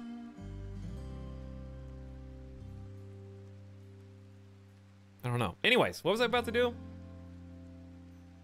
Oh yeah, I was about to have Veronicorn be trained to haul things. This animal will randomly haul items from time to time, though you cannot directly control it. You have a mind of your own. And that's going to take food every time we want to train Veronicorn, so it's really not a good idea to do that early on. So we're going to save that until we actually start growing our own food. So we'll come back to that. However, on the work tab here, we don't need to research right now. We do need to clean and haul things, but it's not the top priority early on. Nobody needs to craft. Nobody needs to do art. We will need to tailor. We don't have a single good tailor. That's unfortunate. We don't have any smiths. We will need to cut plants. And we do need to mine. So we've got a lot of kind of high priority targets right here. I'm going to actually set plant cutting to a number 2, because usually you want to plant cut very soon if possible. You can get a lot of great resources from plants early on, and in fact, I want to find some now. So we're going to look around with the harvest tool, and we're looking for berry bushes or just heel root, which can be used as a cheap medicine. So I don't really see much. We might only have berries on this map, actually, because I don't see any heel root. There's some berries. So that's some easy early food. That's a berry bush as well. Why is my phone resetting? Hello, there is a heel root, but it's not finished growing yet. So this is what heel root looks like. And if you don't know or you want to find out, you can just click on it. It'll tell you at the bottom left. You guys are feeling very spammy right now, huh?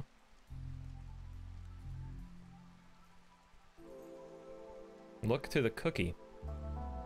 To the right of your house. Oh, this? Oh, I see. The yin yang rock. I got you.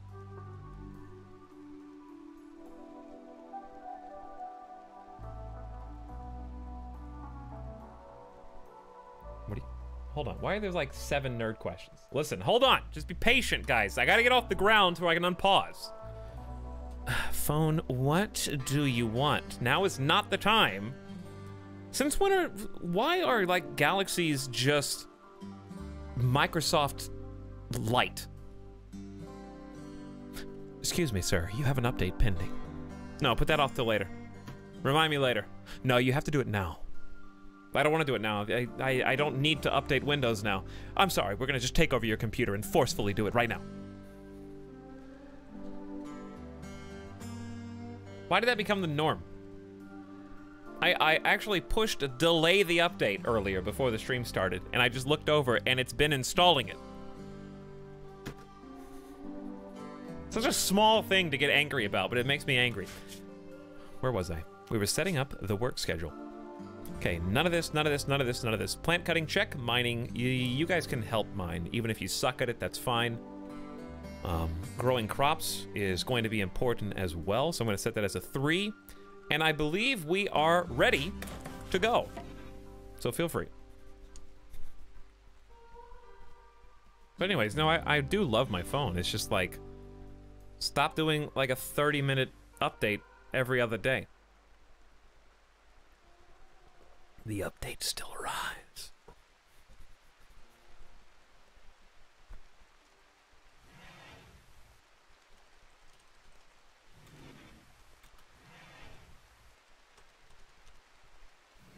Does this work?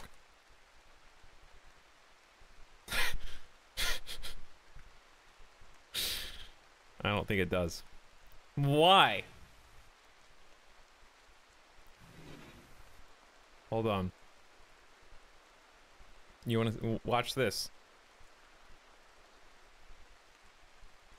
It goes to user.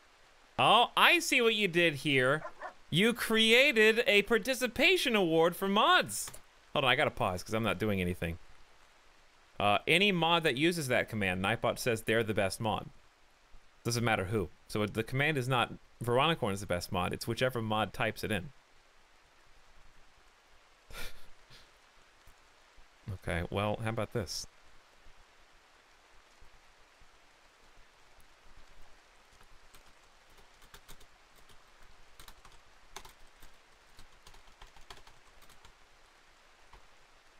There you go. I fixed the best mod command.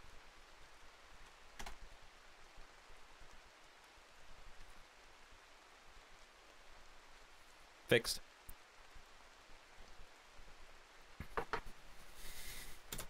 Alright, we need to make grow zones. And we need to make some stockpiles. Lots of other things. I'm crying. I'm sorry. The truth does hurt. Alright. I think we have to make a grow zone just very sloppily on top of this patch of soil. And the reason for that is because this patch of soil, the darker part here, this is all rich soil. So if I highlight over, look at the bottom left, way over there, and you can see that as rich soil, its fertilization is 140%. So normal soil grows at normal speed, 100% fertilization. So crops planted on this rich soil is going to grow 40% faster than the norm. So thus we are going to that's a stockpile zone though, so make sure you pick grow zone and not stockpile zone. And I'm glad I figured that out before I embarrassed myself by unpausing the game and waiting for everybody to go plant crops over there. We're going to grow rice here though. We don't want to just put things on top of this square, we want to grow stuff on it.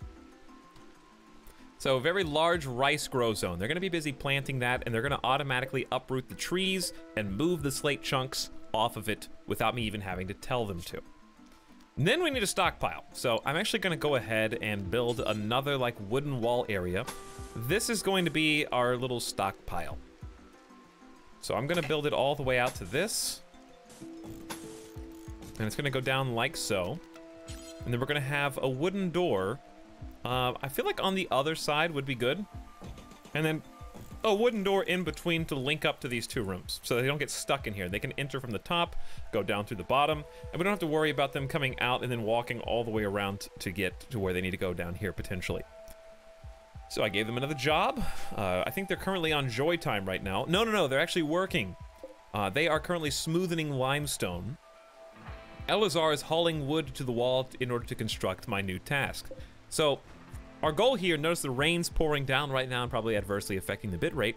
We need to get this medicine hauled inside as soon as possible. So I am going to create this as our little stockpile zone for now. This is where they're going to bring stuff to collect it, and I want it covered. That's why we're building a little surrounding wall. And that's going to protect it from the elements, because most things have durability.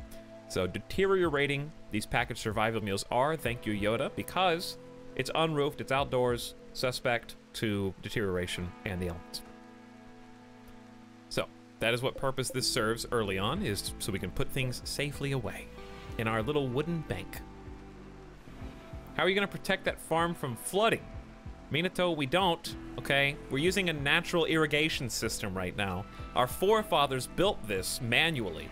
It's a controlled stream that has just the right amount of water, okay? And we're growing rice next to it. So, like, honestly, you can't get any more realistic than that. A little bit of flooding never killed the rice. You know what I mean? It grows up through the water. No, you don't have to worry about that in this game, though. Hey, K-Del, what's happening? Hex Kitty, no, you have not missed much. Ganaga, what's up? Build a bridge over the river? I can do that too, Credindo. But do I really want to? That just potentially helps my enemies, you know? I'd almost rather just trudge through the shallow water. Maybe I do want to. What if I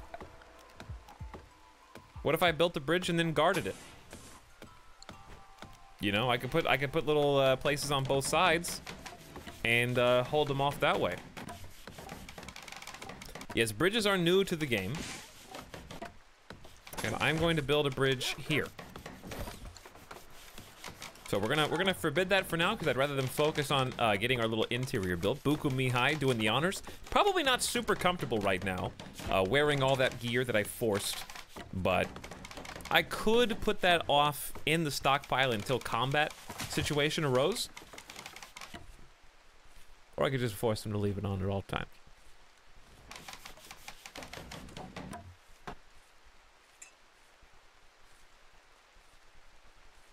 We voted popsicle for a reason. It is going to get very cold. Yes, right now it's 75 degrees Fahrenheit. Very comfortable outside, despite the fact that it's raining, of course. One of our primary objectives is going to be creating clothes for the winter. It is currently summer, the 2nd of December. So even though it's December, January, it is summer because of we're in the southern hemisphere, below the equator, and all of the seasons are reversed there. So once it rolls around, a couple months from now, we're going to be having to face the harsh winters, and as fall bleeds into that. How do we enter names for colonists? We really can't right now, Myosin. People have already claimed all of them, but new colonists, I'm just probably going to pull from chat, or we'll see how it goes, because too many people have redeemed name a character nerds, and it becomes kind of an ugly fight. But you can't do it early. Otherwise, we'd have a waiting list of about 25 people to go through.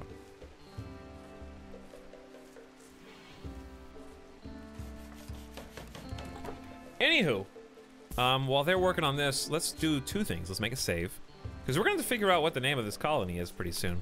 The partners are all dead, and I'm very sad about that. So I'm not sure where to take them next.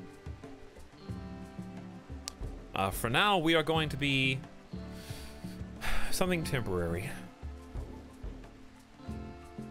The partners live forever. They don't, yeah. This is just going to be new beginnings for now.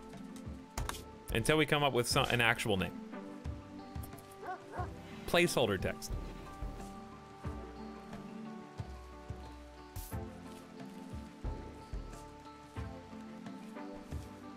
Partners, take 2. Round 2. All right, let's slow down a little bit. We're already doing some good hauling here. It looks like Elazar is hauling medicine for us, so you don't have any other jobs?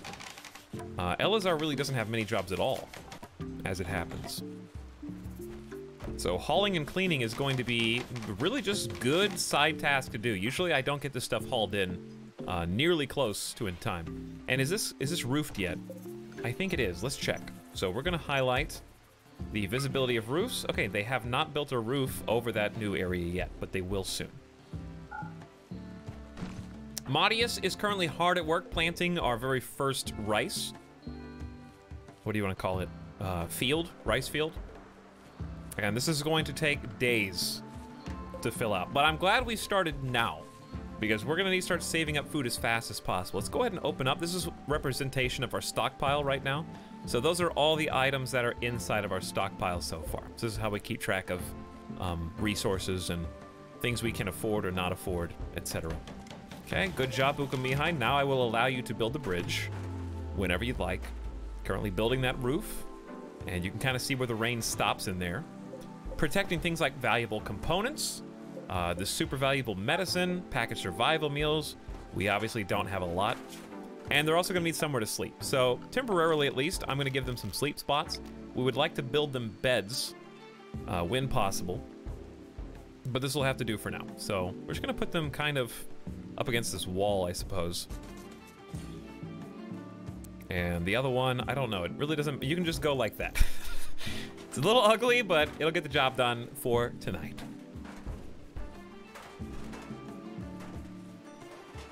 Wow, bridge and watermill. I have not seen a watermill yet. Maybe we will, Felix.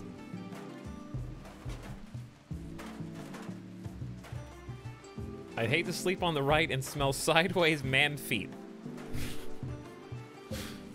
Well, you know, there's worse smells in there. There's no toilets, so you're gonna be smelling a lot of other things. All right, and while they are finishing working, let's catch up on some notifications from earlier. Fat Rat Fever asks, Yin Yang Rock? I think we answered that one.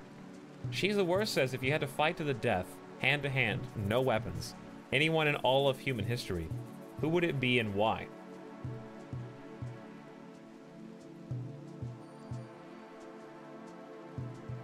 You want the awful answer?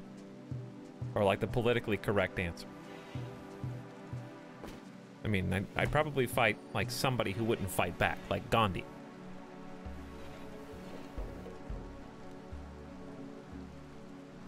Because then I survive. If it's a fight to the death, or stalemate. If I fought somebody that wouldn't fight back, then if I just don't punch them, then we draw and stalemate. Right? I also immediately thought of Gandhi. Look, be the change you want to see in the world, guys, okay? You know what? You know who said that? A great fighter named Gandhi. This man trained at becoming a professional wrestler for decades. Be the change you want to see in the world. Miss Lissa Day, okay, I already talked about the Yin Yang Rock. Demonic Cucumber asks, when are you going to move out and head to Vegas? I'm heading to Vegas, like, in a week. Let's do 2 times speed while they're asleep here.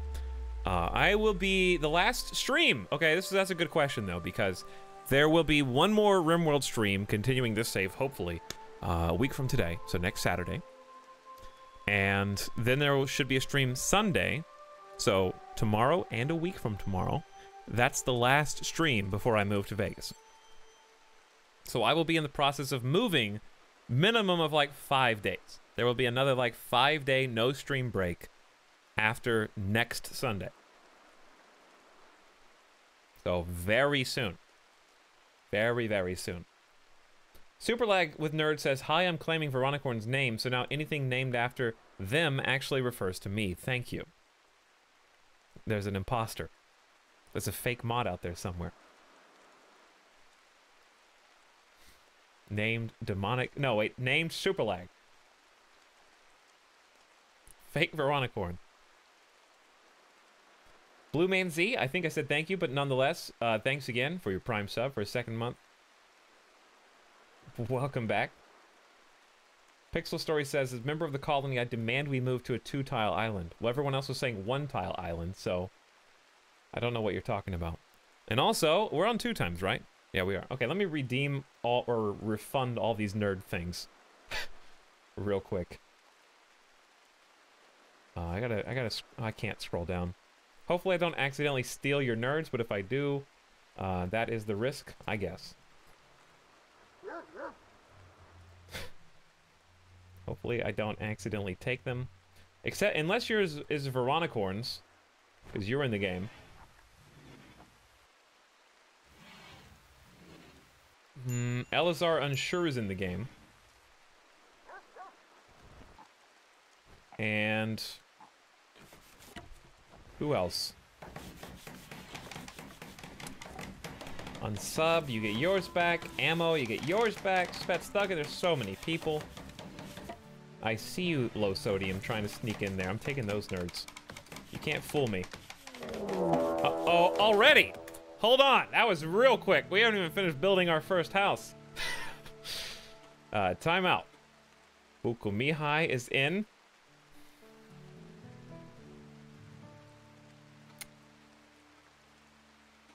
Wait, I think I accepted the wrong person's nerds.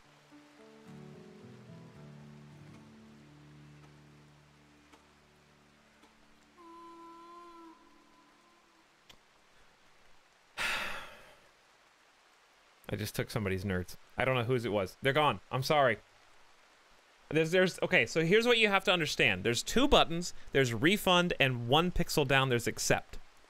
And if somebody redeems the nerds question, like Spoonless Alakazam, while I'm clicking these buttons, the duck, then they push them down by 1 when I click.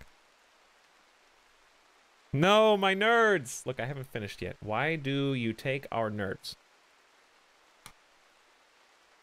Duck, I'm taking them. Miss Lissaday is also the problem. You didn't say whether or not we are keeping Yin Yang Rock. I'm going to delete it if you talk about it again.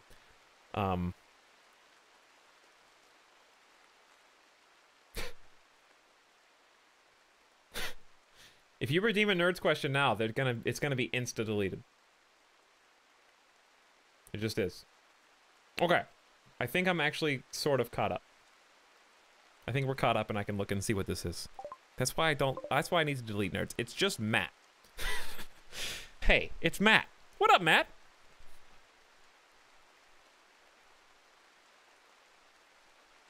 Matt is a rebel student and a political activist. Interesting, Matt. What are we protesting today? We're protesting the encroachment of 3 crash-landed colonists and their new faction that they're forming. I'm Matt. As a child, Matt grew up in a modest but privileged family who encouraged him to play chess and shoot skeet at a young age.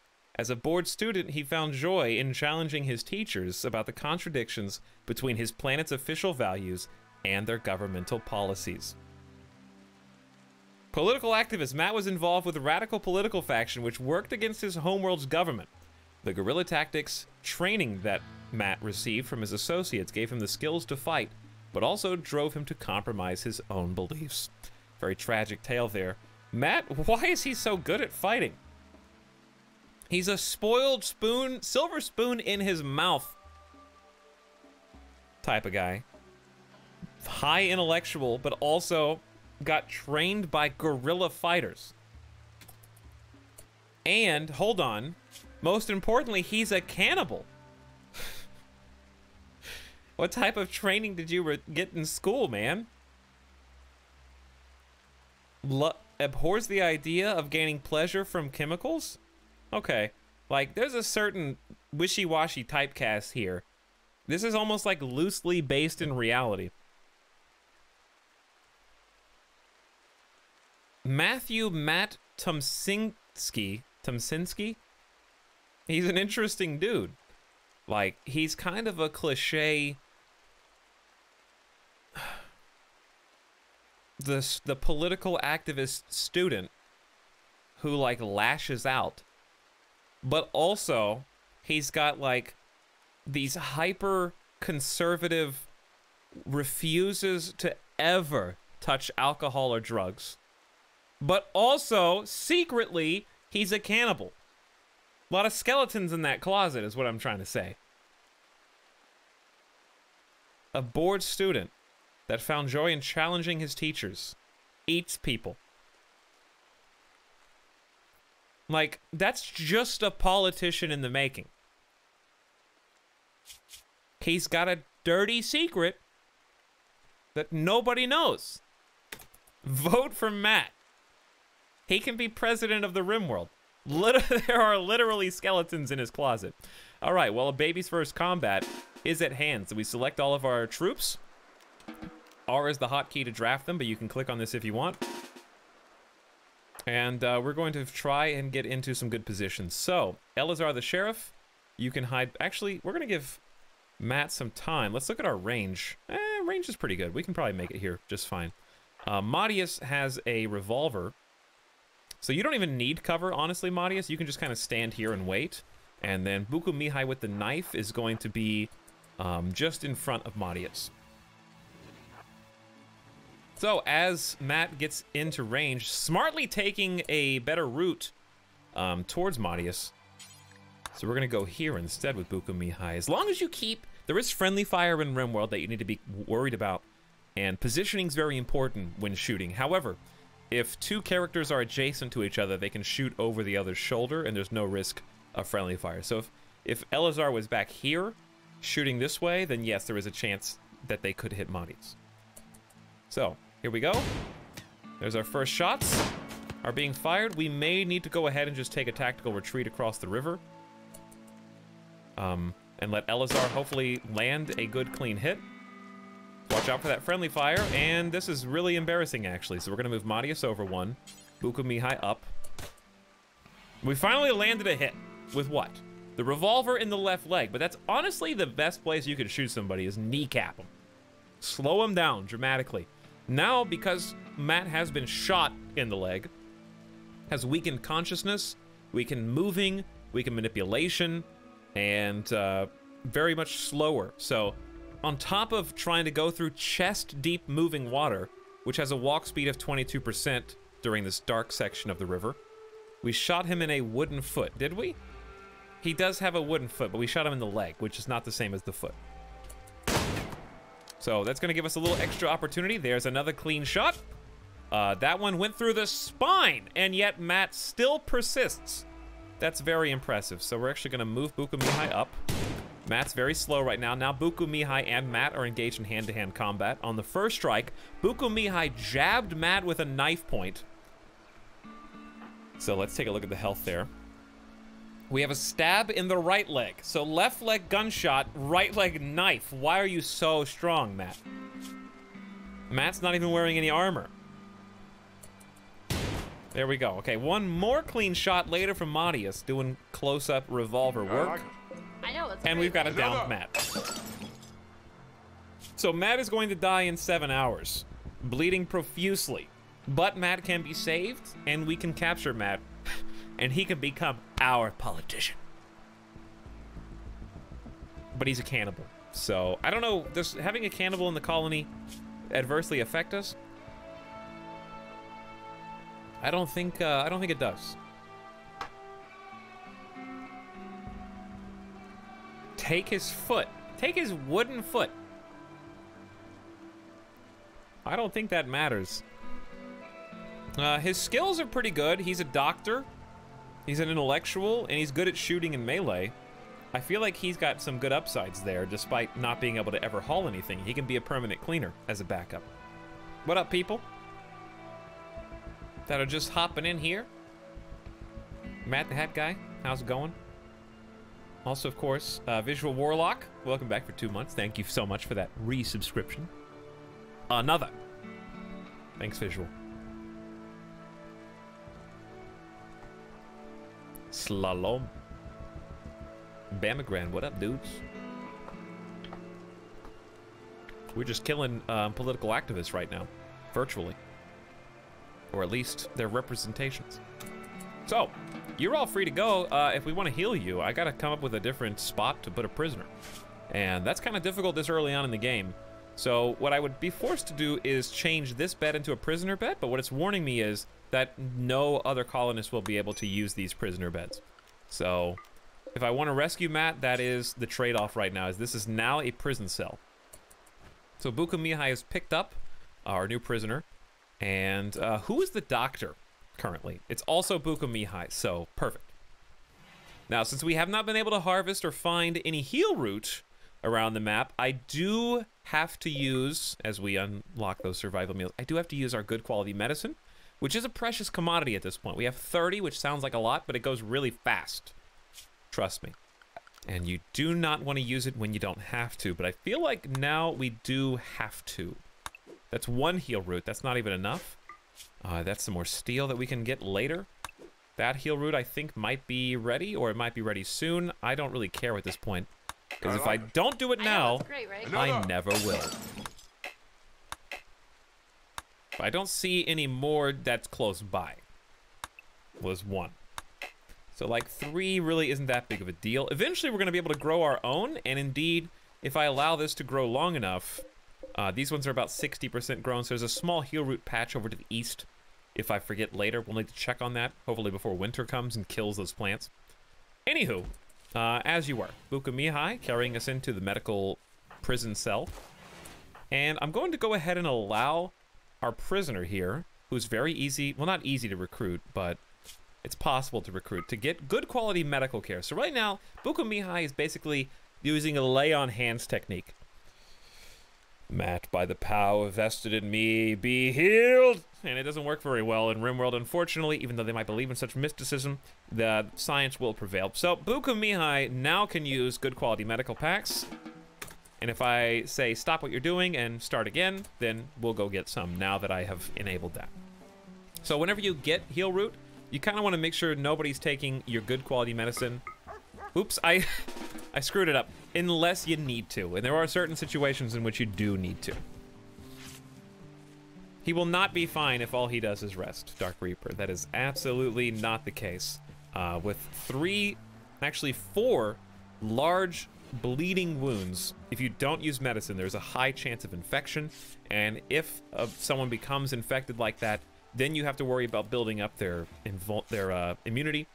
And it's just a big ordeal. So right now what we're basically doing is using a little bit of medicine now to prevent having to use more medicine later. And especially this early on in a new save, we're basically treating Matt like a fourth colonist, even though they're technically an enemy right now. Because I know that it's possible over time to talk to them and convince them to join our colony. I know, it's great, right? Another! So we're basically taking the perspective of, hey, this is a future colonist, so of course they deserve medicine to ensure their safety and survival.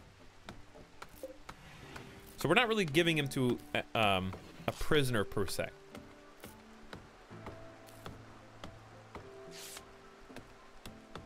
I found a spot where my phone hotspot can go 600 kilobits per second. Liat, try not to burn all that speed in one place, you know? How'd the last colony die?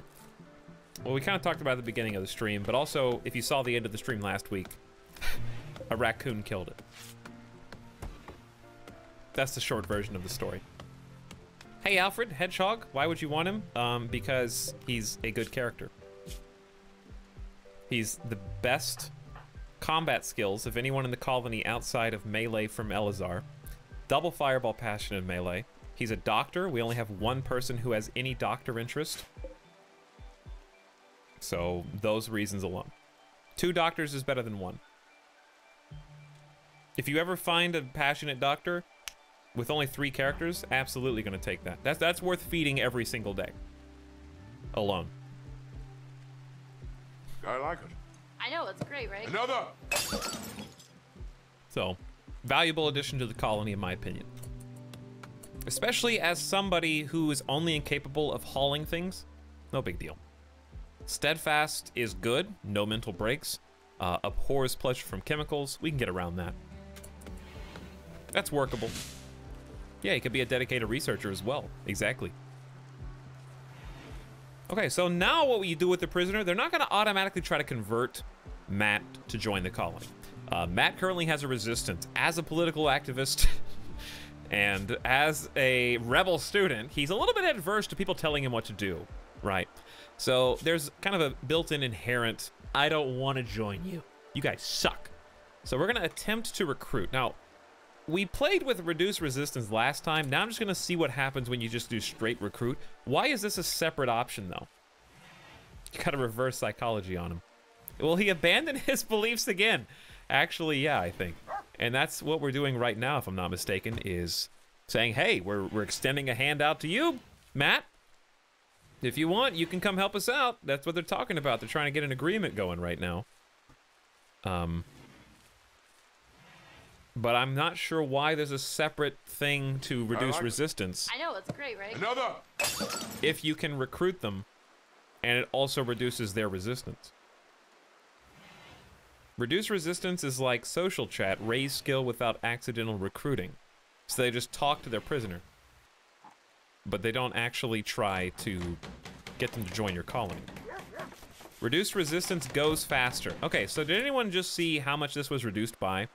Was it 18.1 to 17.3? I want to try clicking on reduce resistance and see how much it goes down. By comparison. I'll just do my own experimentation. Why not, right? Okay, so right now, chat, somebody writes this down. He's at 17.3. Stop resisting. Yeah, I don't know how we haven't made that joke already. That's a low-hanging fruit. Oh, anywho. Look at all you resub trained people. Boozy Cat hopping in here says, hey. Hey, Boozy Cat. What's happening? Hope you're well. Thank you for 4 months in a row. D-Chan, back for 28, says, hey! Really loudly with about 15 Ys, and I think Nightbot timed you out. To be honest, though, serves you. Actually, Nightbot let you go. I'm surprised. It was very loud, though. You surprised everyone. Thank you for 2 years and 4 months. Welcome back, D-Chan. Salty Nut gifted a sub to Awesome Aura. I don't know what you did to deserve it, Awesome Aura, but thanks for being here nonetheless. And thanks for that gift sub, Salty Nut. And Miming says, recruit me. Recruit me. That's not you. I like it. I know, it's Even great, if you right? are year +1 now. Welcome back with your prime sub, Miming. Or is it memeing? Could be both. Voodoo that you do, thank you for 8 months. You guys are just saving them all for like right now. But honestly, it's a pretty good time because we're just kind of building stuff. We're growing crops. We're not doing anything super important. Elazar is hauling. There's not really a lot going on in the background right now. We're just waiting for them to do these very essential tasks to kind of get our colony off the ground. The other essential that we have, of course, is a dumping stockpile. So we have a place for them to store good stuff. We need a stuff for them to store garbage, too. And garbage could be used to our advantage, in my opinion. So we have a river on this side, which is kind of a natural defensive zone.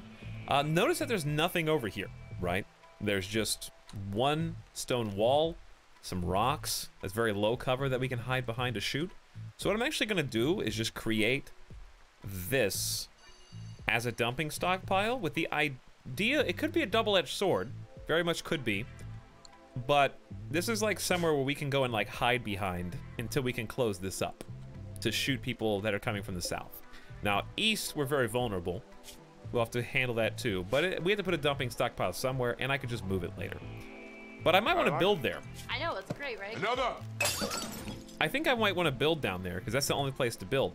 So putting the dumping stockpile across the river almost makes more sense to me, because we're not really going to build up here, are we? Except for the geyser. I don't know. I feel like this is a decent temporary... We can always just move this later. I just need somewhere for them to put garbage. Didn't I tell you? Matt's gotten sick from infection. The infection is in his right leg, and that's after using good quality medicine, still got infected. You can do everything right and still do something wrong. I didn't even skimp on this. Amputate. Time to throw him in the river. Chop it off. But no, that's a very just unlucky situation. After getting not even a terrible efficiency treatment on that right leg. 44% efficiency is the leg. The quality care was 66%. 2 out of 3 is pretty good. So that's just a bad roll of the dice right there is all it is. Here's what we're gonna do. I need a 4th colonist, especially someone that can fight. The infection is minor for now. So I'm going to go ahead and use the medicine, as we are going to do. We can use one. We don't have to use as much good quality medicine, so we don't have to do that every single treatment. So we're going to let him use the good quality medicine once. Then we're going to go back to not using it. And I believe with that good quality medicine, so we're looking at our 2 numbers here. The infection in the middle is at 4.6%. His immunity is at 4. Now is at 5. So his immunity is already going up faster than his infection is with that medicine. So we don't have to use the good quality medicine each time. Maybe just twice at most. You did treat him on a dirt floor. Yes, excuse me, duck. Unfortunately, my doctor's office is a little bit rudimentary right now. Etalyx, if you haven't started the game, and you don't already have a sterile tile floor, 3 beds, a prisoner's quarters, and a medical room with somebody dedicated to cleaning, why are you even playing the game? Days that have passed since your arrival. 1. You may as well just quit now.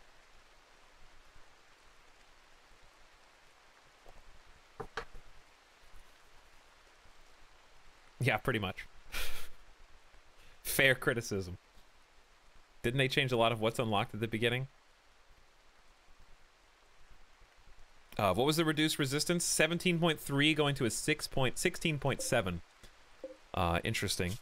So we will now try recruit again and see what difference that makes, if any.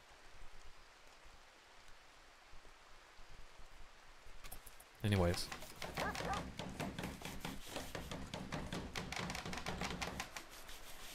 What's unlocked at the beginning? They did a little bit, Schmerly World. You do have to research, like power. You have to do research now on solar panels. So, here on the research tab, solar panels are here. There's a water mill that you can unlock. You have to research batteries separately. So, quite a few things. Got cocoa now. Pretty cool. What else has changed? Crematoriums are unlocked by default, which I find strange. I feel like that should be researched. There's no reason for you to have to do this or have this unlocked at the beginning of the game. Just dig a hole. You should just dig holes until you can research that. Doesn't have to be a super late research or anything, but why would you be able to build that? But not the other stuff. Where are high-tech weapons? They're usually down this list quite a bit. You have to go down gunsmithing. So gunsmithing, then blowback operation. Precision rifling is how you get assault rifles and sniper rifles. Pulse charge munitions is where you get the pulse laser or the pulse rifle. Multi-barrel weapons is where you get the miniguns. Yes, you can also make bionics and advanced parts. That's also true. So there's a lot of things that were formerly mods that have been added to the game since then, which is pretty awesome. Okay, now we don't have any beds for our people, so they're all just sleeping outside, and that is by extension of our prison situation. So all we're really gonna do here is just build a couple more sleep spots and say, hey, everybody wake up, and they're gonna go find their bed. So they don't have to sleep in the rain, they won't be quite as upset. Now we need to continue building here, and what I'd like to do is just go ahead and get some early bedrooms. So we're probably gonna just do that down here. This is just gonna be this is a temporary stockpile, so we can make a larger stockpile if we want to under here. We could just fill out this whole thing, and then eventually build a super base up there when we need to. So this is gonna be our like temporary quarters. With that in mind, let's have bedrooms. How big is this across? Let me just math this out a little bit if you don't mind. So what I want to do is have this kind of be the cooking area. Actually, that top room could be the cooking area, and this could be dining. So I'm gonna go in one, over, and I want to look at the tables and the furniture. I would like to get a 2x4 is a little large. Probably just a couple 1x2s would be fine. So I'm gonna put those against the wall with a couple of spaces for like there's gonna be space for a lamp and a plant. One space in between maybe for some art. Okay, and with that in mind, we're gonna go down here, 2 more. And then over. Okay, so this is going to be like the rec room where everybody also eats. And somewhere over here can be a freezer as well. It's a pretty good place for a freezer because this is guarded with a nice stone wall. Actually, 2 stone walls. They have to clear 2 in order to break through into that. So, we go over. I'm probably gonna mine some of this away. Not a lot. Just something to like smooth it out a little bit, kind of give me a little more wiggle room to play with. And then for recreation, I would like to build the billiards table and or a poker table also in this room. So this is a decent spot. Poker table like up here. And then I would put chairs in here, of course. So we're not getting too fancy in my opinion. We're just kind of planning this out. So poker tables needs chairs around it for people to play. The pool table does not need any such space. And then over here, we could put like a couch or whatever we want. Cave base? Absolutely not. No, thank you.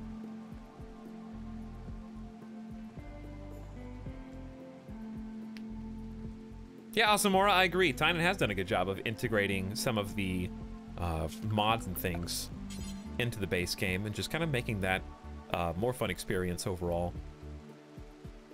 Also, note that I did this wrong.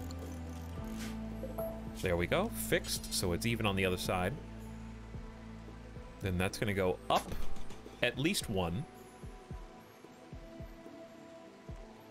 Now, when I make my full base, chat, I'm not gonna build this way, okay? I'm tired of this being my default, every single room looks like this.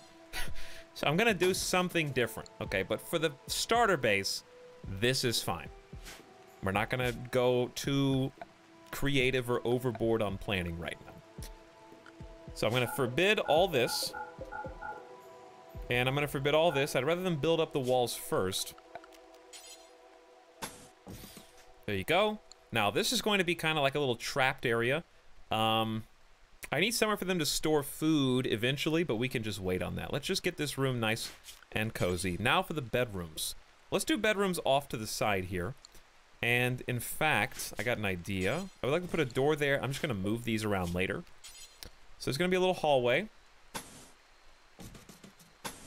on both sides. And these are where the bedrooms are going to go. And again, we're just going to start simply. We're just going to start nice and easy. Give them some 5x5s. 1, 2, 3, 4, 5. They don't have to look beautiful. They're just going to be boxes. So there's 1, 2, 3. So don't say that I spent too long planning this time, because it's just not true. Okay? And a steel door to make it a little bit harder for them to get out. And yes, I know I did this last time too. I just like it, okay? It's just free cover. When you exit the door, you can hide right here and shoot top or bottom for free. I know, it's great, right? Another! So let them build all this. Put some wooden doors in there. Why can I only build steel doors? Where's wooden door? We don't have any lumber. I see. So let's get some orders in there to chop trees. Where are the trees? Are we gonna have to build everything out of steel? There's no trees on this map. Thanks, guys. Thank you for picking this area. I appreciate that. Why is this planning taking so long? There's 0 trees. So here's another fun thing we get to do. We get to go to the zones, make a tree grow zone. Time to grow. Yes. So the question is where? If I want to build here, this can't be the forest. This is going to be the build area. That means I'm thinking trees. Is that rich soil as well? No, it's just covered soil. Okay, so grow zone like here. Don't want to cover up the geyser. I like it. I know, it's great, right? Another! He doesn't know. What don't I know? That face when growing trees is researched. Hey, answering the question, what else has changed? My idiot colonists don't understand how seeds and germination works. Is that what you're trying to tell me? Tree sowing is a learned skill now.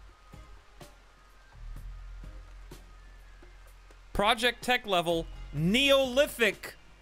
Your technology level, industrial. Neolithic. Then medieval. Then industrial. Just put the plant in the ground. Okay, if you eat the watermelon seed, a watermelon grows in your tummy. Soup? Don't you come into my chat and lol at me for my colonists not knowing how to plant trees. They can grow complex rice fields, potatoes and corn, but they don't know how tree works.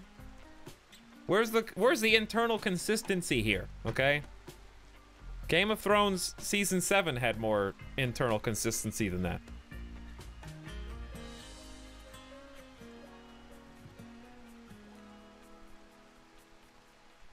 How to tree. How to tree. Well, guess what? We're just gonna not allow sowing on that, and we will research how to grow trees. Look, this is only my second time playing the new alpha beta. Baby is still learning. Very slowly, I'm learning. Look at all those lulls. Laugh it up. How is tree formed? Well, you see, when you've made a layered wooden plank wall, here's how you make a tree. You just rip off all the planks, okay, discard the nails, actually keep them, because then you can stick the planks together to form a large pylon in the ground. Then you just rip up glass, get your super glue ready, and just smash it on there. And you've got a tree. And that's how oxygen's made, kids. So I do think I'm gonna have to either make this out of steel or come up with something else, because it's 80 blueprints. That is scientifically correct. Anyways, what's up, guys who are just hopping in here? Tree complicated is indeed Thundercast. What's up? You're so funny. Alfred, don't lie to me. Hold on. Hold on. Let's unpause. I'm just gonna let them... I gotta save the wood for furniture. I don't have to. I can make beds out of steel. But that feels more prison than anything else. Get rock making early. Yeah, I got it. Let's just go ahead and... We need a simple research bench. You know, forget the poker table for now. That's the last of our priorities. Simple research. I'm gonna forbid it. I am also going to forbid here and have them focus on this little structure, and if they want to sleep in there, that's fine. But I just don't want them to waste too much lumber. Okay. Stone cutting is basic now. You don't have to research it. Okay. Well, either way, we're still gonna... Hold that thought. Randy wants to have a word. Randy doesn't have time for you, Fred Flintstone, okay? I don't care if you just subscribe with Twitch Prime. Randy is not thankful for you at all. Minkfur, I don't care if you just gave a $25 tier 3 sub to Wax to Seal, resubscribing Wax to Seal for a 7th month in a row, okay? Randy has just tossed all that outside. Day 2, second raid. That means there's gonna be at least 2 people in this one. No, it's just McKay. Okay, so at least that's manageable. I was expecting worse. But thanks again. Actually, excuse me. No thanks, Fred Flintstone and Minkfur. Again. Zodicus TV asks a nerd's question. Challenge for you. Make this entire run without using the planning tool. No, I'll just build things. It's the same thing. Like, the planning tool and this is the same thing. So, I mean, I could technically do that, right? Miss Lizarday says, Etal Grinch, do you see an emote or do you see text? I see text. Hold on, well, hang on, are they attacking immediately? Also, a caravan is a pro... It's a great story waiting to form here. A caravan approaches! They are from the Albobayo of the river. Who will reach us first? McKay the Quack? Or our good friends, the caravan? Well, I believe McKay is not attacking yet, so our caravan is here to protect us. Let's get Veronicorn the dog inside. I will make you a simple designated animal sleeping spot for now. That will hopefully take care of you. Now, I'm just going to zoom out so I can see the names. You guys tell me if anything crazy happens, okay? You have to use your alert emojis if they start attacking while I'm looking off the screen.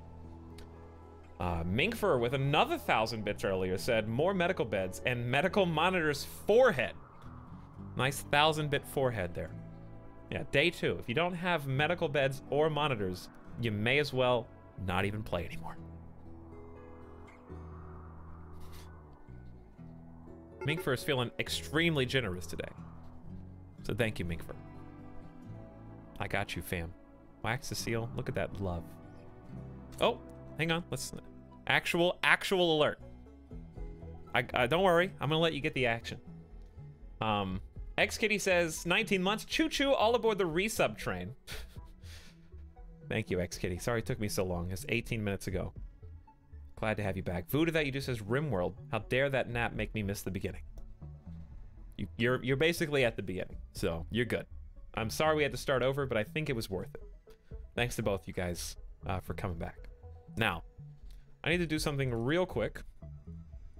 Let's go over here. And that way you can see a little bit more. Okay. For the action, our movie. I know, it's great, right? Another! Thor's ready for a fight. I'm not even gonna bother sending my people out.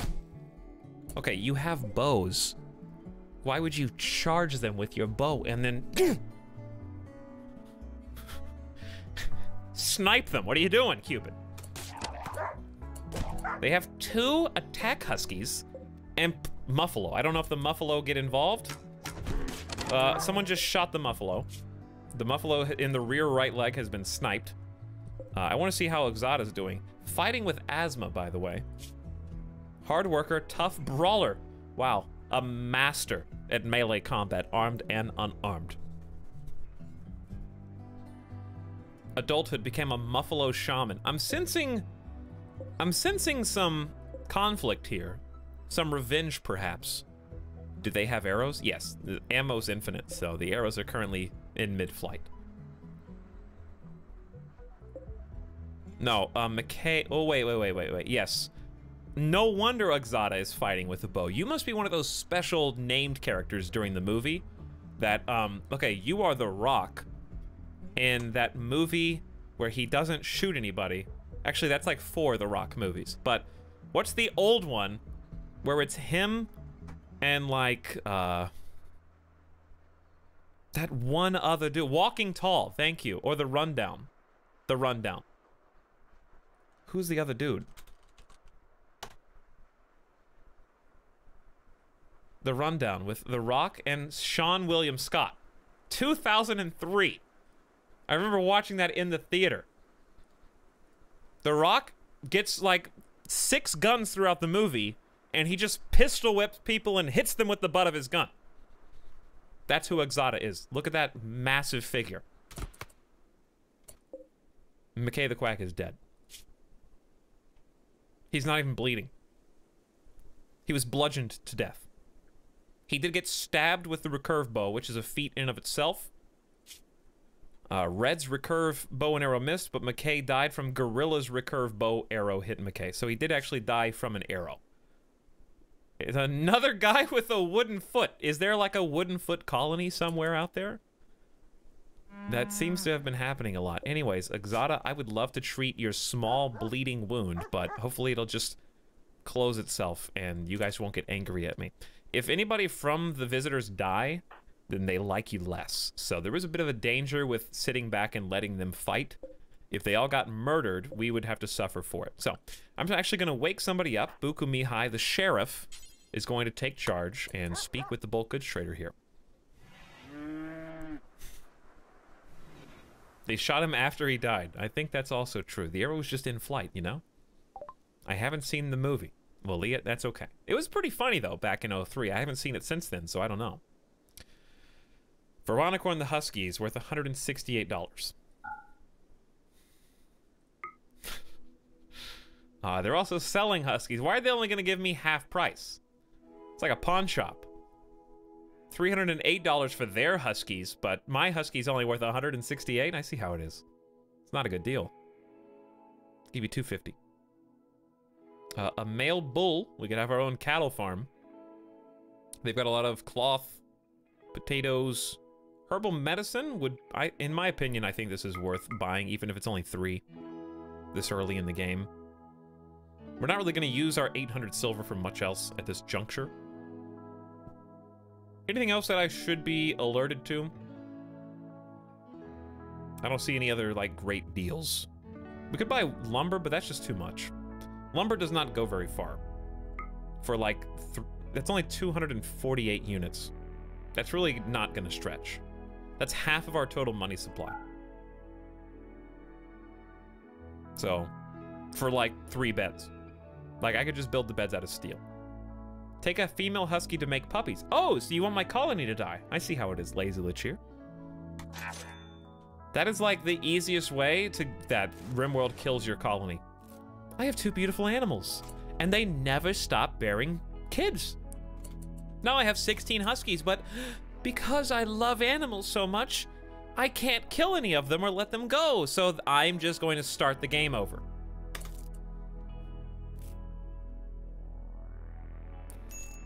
Free food. Well, we gotta find a place to put this body before it starts driving my colonist insane. So we're gonna go to miscellaneous, find some graves, and start digging away. Doesn't really matter where at this point, but I'm just gonna put them somewhere where I know we're not gonna build. Why space them out? No reason. It just makes me feel better. We're gonna just preemptively queue up like 9 of them.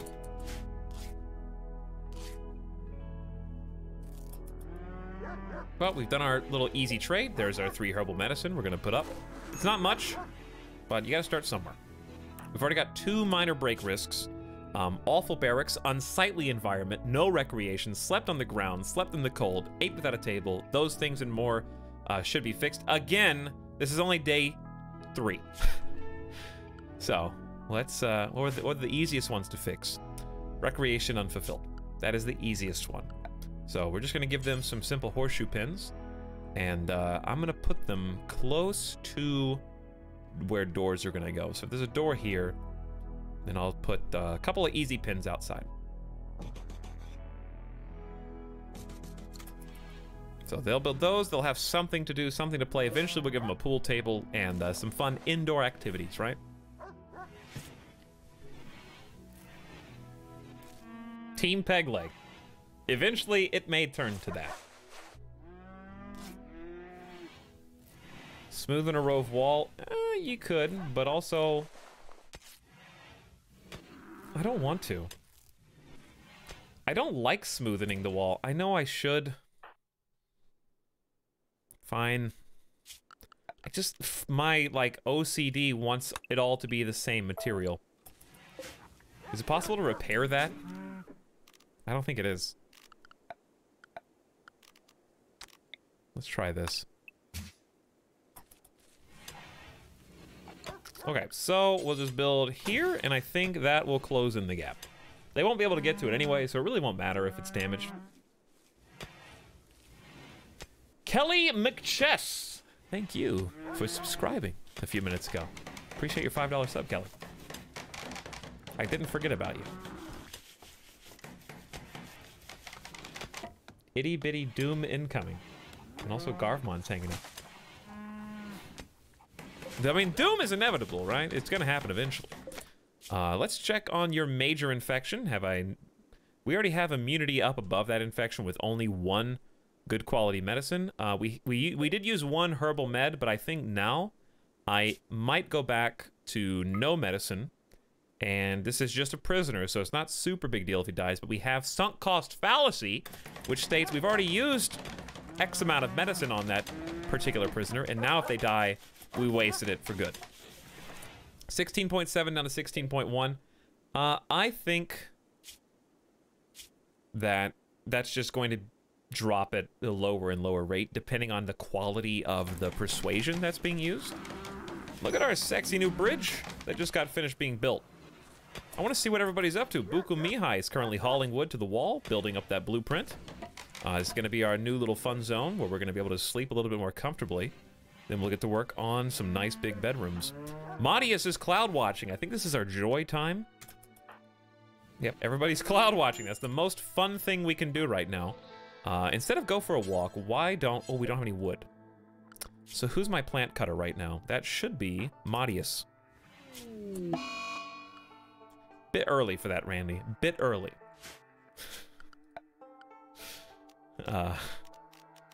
Hang on. One thing at a time, please.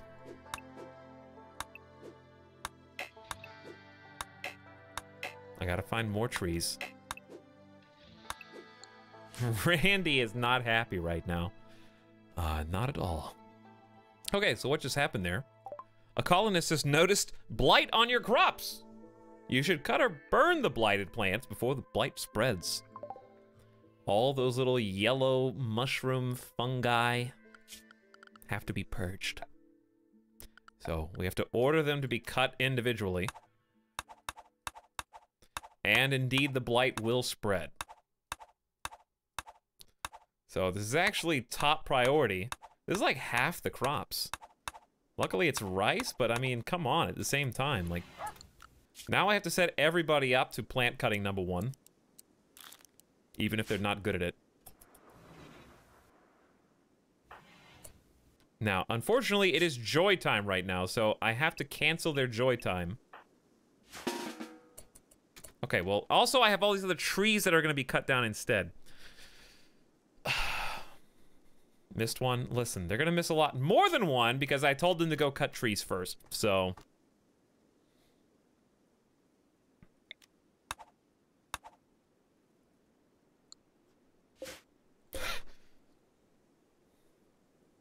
Burn them. Just set a fire to all the crops and start over. I can't. I can't. Okay, everyone's gonna cut down trees. So like now I have to cancel the tree cutting orders or manually tell them Oh, careful there. Careful there. I'll let you cut down that one because I don't feel like pushing the cancel button. Q manual cuts is so annoying. I think they're going to cut the rice now. It'd be nice if they prioritize that. Attempting to recruit Matt. That's not the most important thing. Fine, I will manually do it. What did I just do? No. I clicked the wrong button. That's okay. Madius is handling the situation. We're doing it together. Yeah, we're just cleaning a bunch of rocks. And we have to do it before it spreads too much.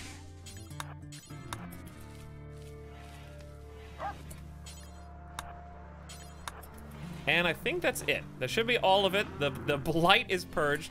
Now I don't need you all to be #1 plant cutters anymore. I'll have you two be number 4, you'll be number 2, and that'll fix that. But we do have to cut down the trees anyways to get more wood to build with.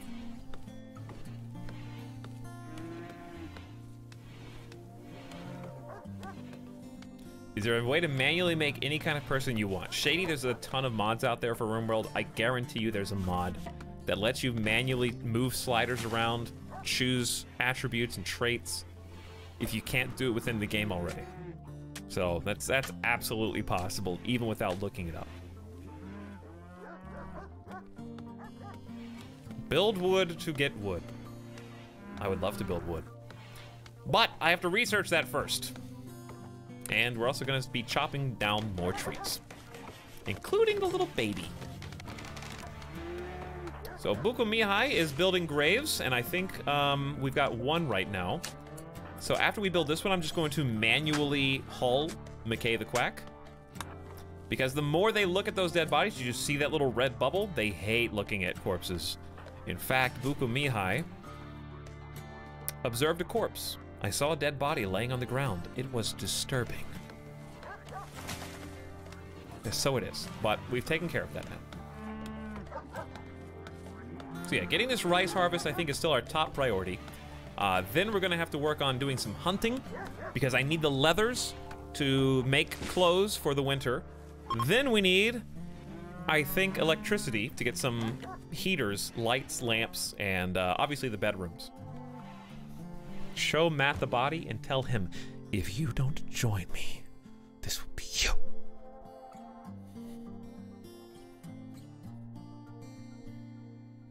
I do miss the old recruitment system, to be honest. I think it was a lot more fun without the recruitment difficulty, just having it be a random chance. But that's just because it was gambling and it was more fun that way. But I understand the resistance system, but it's just it's just a time gate, you know? I don't know how I would change this. I just don't think it's a fun system necessarily. I don't want to remove it, I just want to make it more interactive. Like, you know what would be kind of fun, but too complicated to put in the game without mods? Have them have different preferences based on their traits and backstory. Like, you know how in Stellaris you can, well, you might not, but in Stellaris you can like institute policies for your empire. It'd be pretty cool if there was some kind of like small political system. I'm sure there is. In fact, I know you can, there's like an elect leader mod, but it's pretty shallow, all things considered, compared to what I'm talking about. And like, maybe they will or won't join you depending on how you govern your people. Some kind of book of law, like some kind of, I don't know, Frostpunk book of law. Like, make promises to them. That would be pretty cool. Like, Matt, I make you a promise personally that if you join my colony, I will feed you a human corpse. Like, something like that would be pretty cool. And like, the cannibal's like, oh my god, did he say human meat? They'll let me eat it? And have it be like a super positive for Matt, but a super negative for the rest of your colonists. Like, there's a good balance there. I think that could actually work. Make promises to the prisoners to try to convince them to join you. And if you don't fulfill the promise, then it's a huge negative. The Frostpunk promise system would work on this scale. You don't even need the Book of Laws. Just make promises to individuals would be a fun mechanic by itself. And I feel like not difficult to implement, but I'm not a coder. I'm just saying, like, you have 5 days to acquire a corpse, feed Matt, or, you know, whatever it is you end up doing. Like, I'll give you the most impressive bedroom. We already have ways to track what the most impressive bedroom is. So, like, you just apply that, and if he doesn't get it, then he gets, like, a negative 30 penalty. I know, it's great, right? Another! Thor agrees. So we've got 2 votes. You've detected a cluster of cargo pods crashing nearby. Chinchilla fur. Well, there you go. We're going to have to make a coat out of chinchilla fur. Maybe random cannibals would join you if you allowed cannibalism. Yeah, like there's a lot of potential for that. You just make a random promise to people and have other characters in the world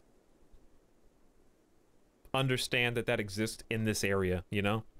Like, we execute prisoners. And then the hardliners will be like, ooh, I like that. But you have to kill your prisoners now, because otherwise you'll piss that faction off. Who makes the promise? I mean, you do. Is what I think. I don't know. That's like, that would be too much work, I'm sure, for Tyna Sylvester at this point. But, like, it sounds really fun. It kind of gives a metagame to RimWorld. A distant engine of happiness stirs. It is projecting a powerful psychic drone over the entire region, on a frequency that seems to only affect the female gender, because Randy hates dudes. For a few days, some people's mood will be quite a bit better. I still have yet to have, in the last 2 weeks and this week, a male psychic wave. I don't know what they're trying to say about the ladies. And their sensitivity. Windor, thank you for subscribing with Twitch Prime. Welcome. Thank you for sharing that with me and choosing my channel. Appreciate you. Whoa, Ethan. Whoa. Bloodlust would like an execution policy? That's true. It affects the minority gender of the colony most of the time.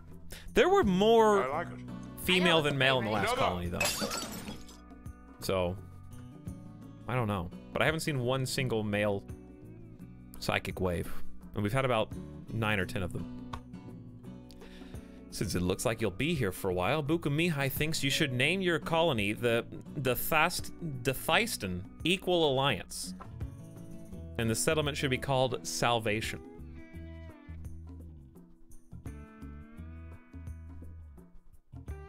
I don't know what to name this.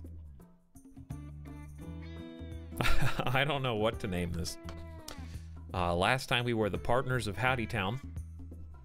And that didn't go so well. However, everyone's a sheriff. And the partners of Howdy Town is more fitting now than it ever was before. So, what's like a riff off of that? Salvation is a good name. I know this is the first like good name we've been given, but it's a little too like serious. But we're definitely not going to be the Thysten Equal Alliance. We're going to be the Finferia Autonomous Covenant. No, these are all very strange. Aren't we in Purple Gorilla? What's the name of our settlement area? Maybe we should do something based on that. Purple Gorilla PD, Police Department. Purple Gorilla. I don't know. I feel like we can still do better. Because I don't want it to be the same thing as last time. The Purple Gorilla Gang. I don't... If we have 2 sheriffs, though. That's what I hate. Howdy Town's so perfect for that. 2 sheriffs. Why does naming things have to be so hard? Rear? Ha? He ha.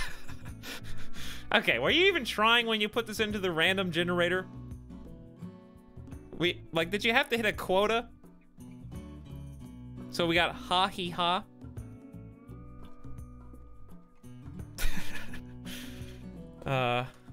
Enter.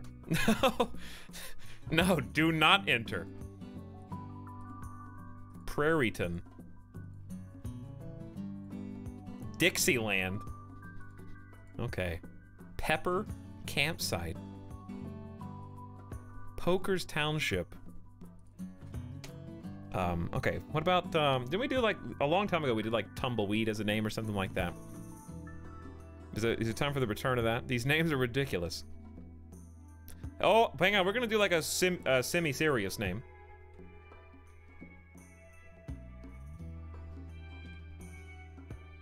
Howdy Township. I was gonna do Tumbleweed Township, because I like alliteration.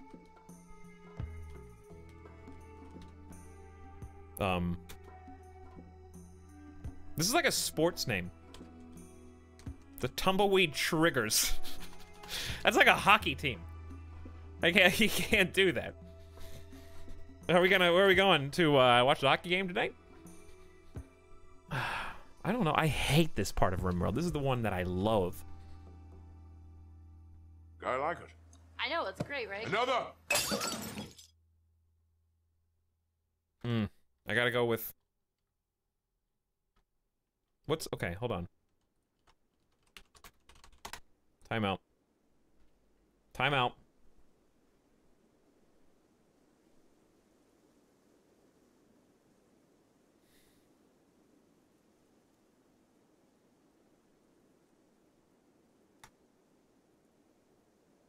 Okay, let me think. Let's do something themed on our colonists so far. We have 2 sheriffs and an escaped convict. What does that equal? Ukumi, thinks you should give your faction a name.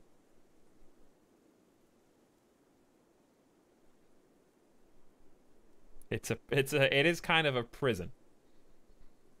What do you call it when a prisoner is released to make good? Like when you're readjusting to society. What do you call that? Not parole. Rehabilitation, sort of. Yeah, kind of that. I think rehabilitation is too big, though.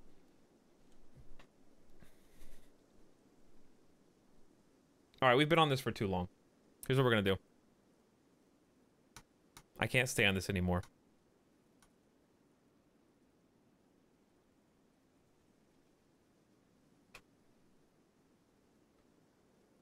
We've been on it for too long.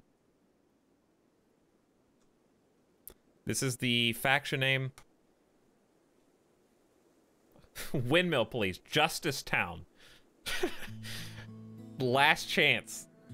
That's actually not bad, KDX. I kind of like that. I like Last Chance as the name. That's a pretty cool RimWorld name, in my opinion. I'm down with that. Okay, now for the faction name. So we got half of the puzzle completed.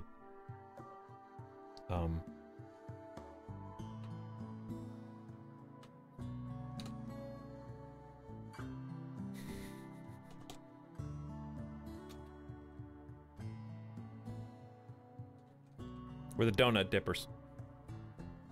Got my alliteration in there. Look at my two sheriffs. They're dipping a lot of donuts.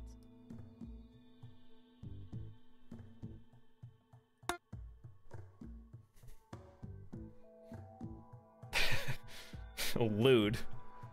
How is that lewd? Not like this. We stood there for too long, I told you. The Donut Dippers of Last Chance. Great name. Thank you, Buko Mihai. So good so far.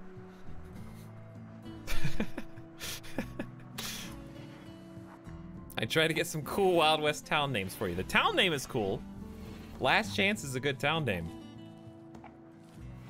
I like dipping them donuts. Well, here's the thing. You guys all know Dunkin' Donuts is no longer Dunkin' Donuts, right? They're just Dunkin' now. No, they rebranded. They are now just dunking. Look it up. They're spending millions of dollars rebranding their entire empire because they don't want,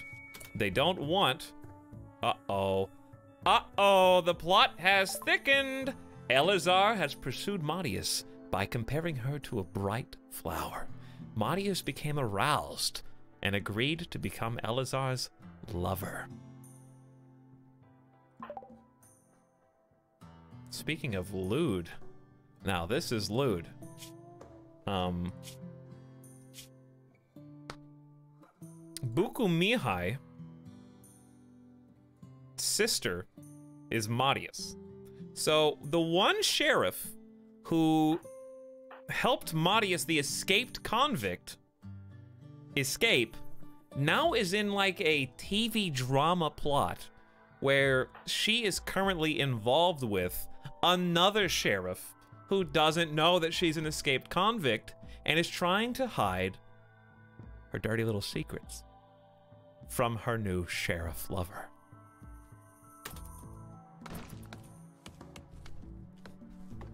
Now, should Elazar ever find out the truth, how will he react?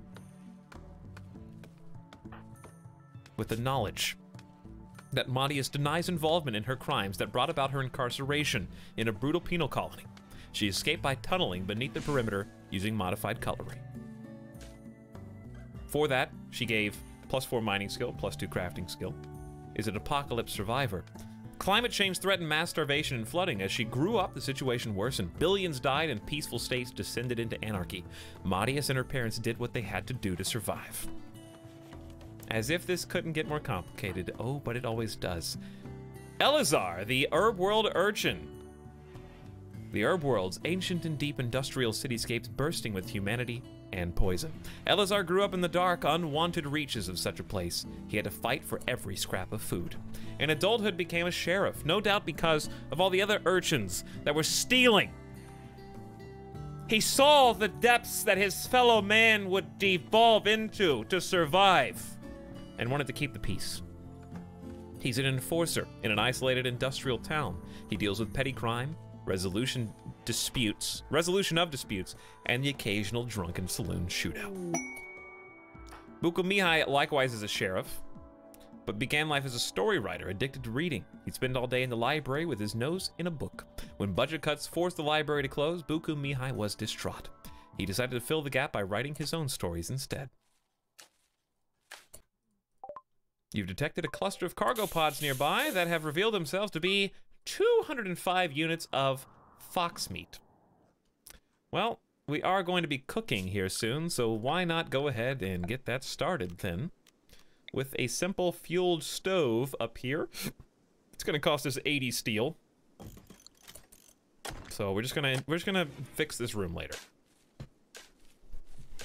Oh, do I have night owls? I need to fix that. So Madius is a night owl and Elazar, nope, just one. We only have one night owl. However, Madius likes to be up during the night and sleep during the day and gets a mood bonus. So we want you to sleep from 11 to 18. Okay, you now sleep from 11 to 18. Then you can be awake in the morning. Then you can work for 4 hours. And you get 2 to 3 hours off, depending on how we want to do this. I think we give you 3 hours in the morning and 3 hours of recreation in your work. There we go. Okay, so we've reversed the schedule, so someone's going to be awake during the day, or awake at night at all times, pretty much now. How long can that meat last? 20 meals, for if you're making simple meals. So about as long as our 22 package survival meals last.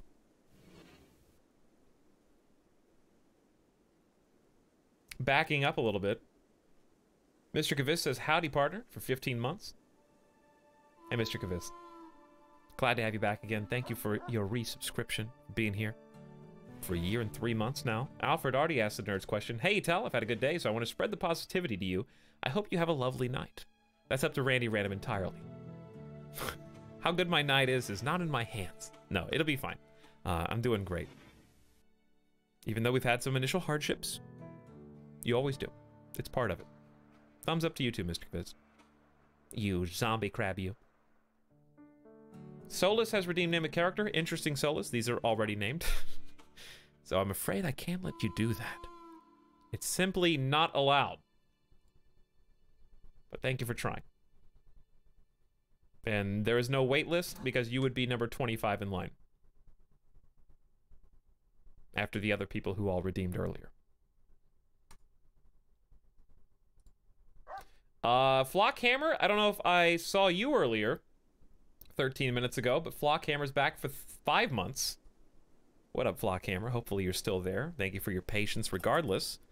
And I think I got everybody. I don't think I missed you. If I did, I'm terribly sorry. You shouldn't have done that. That's a good Kerbal face, Soup. I gotta play Kerbal at some point. Have you thought about fuel for the stove? Yeah, we will need wood. So that's probably why we're gonna cancel all of this and make it steel instead. I don't think I have a choice. Leaving this as wood is probably fine for now. I could make steel tables and chairs, which is probably smarter. So let's change our wooden tables to steel tables. I can move them over now anyways because I was going to cancel them regardless. And that's 45 steel, so quite expensive, but this is going to be necessary until I start stone cutting. You don't really want to wait to make table and chairs till you can stone cut, though. We will want to make this out of stone, though. So we're going to go into the production tab and find said stone cutting table. It looks different now, so I have to get used to the new visuals. My dumping stockpile's up there temporarily, but we can change that as well. This is probably going to be our production room, so here's what we're actually going to do. Put the stone cutter table up top. That way, we have more room for the field stove towards the bottom. And we could put, like, field stove on one side, butcher table on the other. This is just a temporary space for us. It's probably going to be permanent for the stream, but temporary in the long term. And that's also made out of wood. Can I make this out of steel? Yeah. Okay, so we'll make the stone cutter's table out of steel, because otherwise it's going to take like 105 wood that we just don't have. Then we're going to build them chairs. And away we go. Wood chair would be nicer, I know. And also would be nice if Comcast would stop dropping frames every so often. Yilcarps asked, have you played Dwarf Fortress before? I have not. I think I tried it one time, and I was just not willing to put in the hours to figure out how to play. But, yes, it is like the ultimate anything can happen game. And it's a great storytelling game. I've enjoyed reading stories of other people playing Dwarf Fortress in the past, and just seeing the crazy series of events that can transpire in that game has been awesome to just keep in touch with, you know? From afar. From a distance. Kind of like EVE Online. Okay, Dwarf Fortress is EVE Online, but different. It's the kind of game that's actually not fun for me to play. Then I wanted to specify me, because obviously people have fun playing both of those games.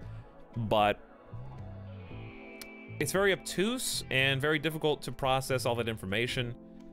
But if you read like a fun story about some crazy sequence of events of dominoes that fell down in just the right way, and made for a completely unique thing that you've never seen before, it's really cool what can emerge from that.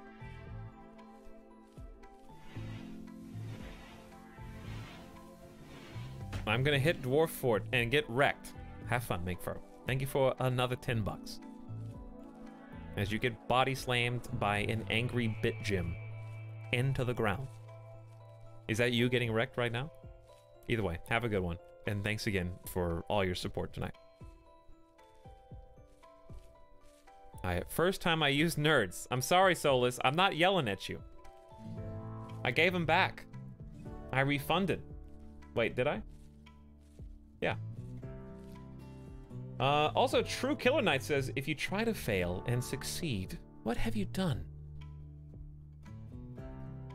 You've gotten yourself trapped in a space-time paradox. And no one will ever be able to get you out again. But anyways, you can't try to fail. Doesn't make any sense. You've succeeded. You can't fail on purpose.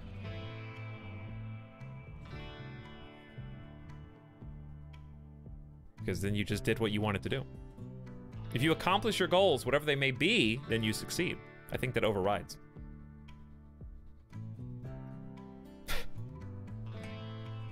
Anywho, I think we still got plenty of stuff for them to do. They're still planting crops, kind of just taking part in the boring activities that you just have to do early on. Madius has been working all night tirelessly, currently hauling chunks because they are just taking up precious grow zone space, and kind of interchanging between dropping these rocks on the edge and planting some new rice crops that hopefully won't be afflicted by blight. Do or do not. What if you fail at failing?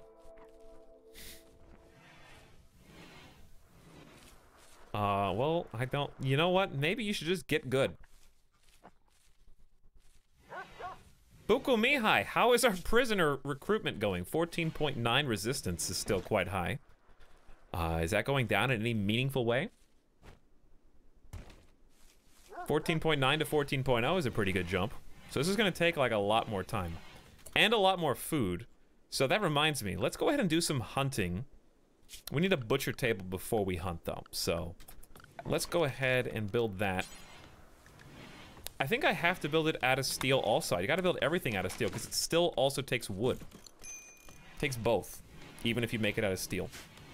So Buku Mihai is currently building our chairs. Let's only build 2 for now so we can just kind of conserve our energy. Madius almost done planting rice, and Elazar cutting down trees so we can actually have wood with which to build. So everything kind of just chugging along.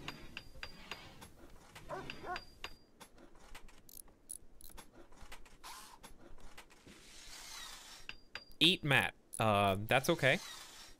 I don't think I will.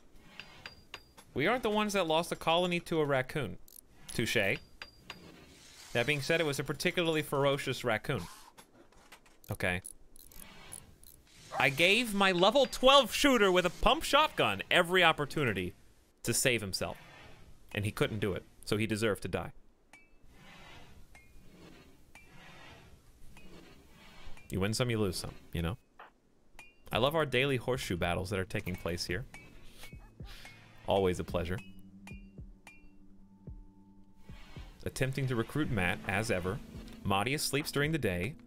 And soon, hopefully, we will have some bedrooms, because otherwise they're going to start slowly going insane. The barrack is awful. Not only was it a horrible room, I had to share it.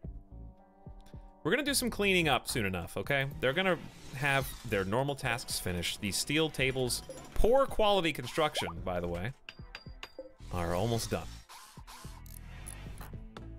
Man, there's so many just... I'm at 3 times speed right now, so this is as fast as it can go.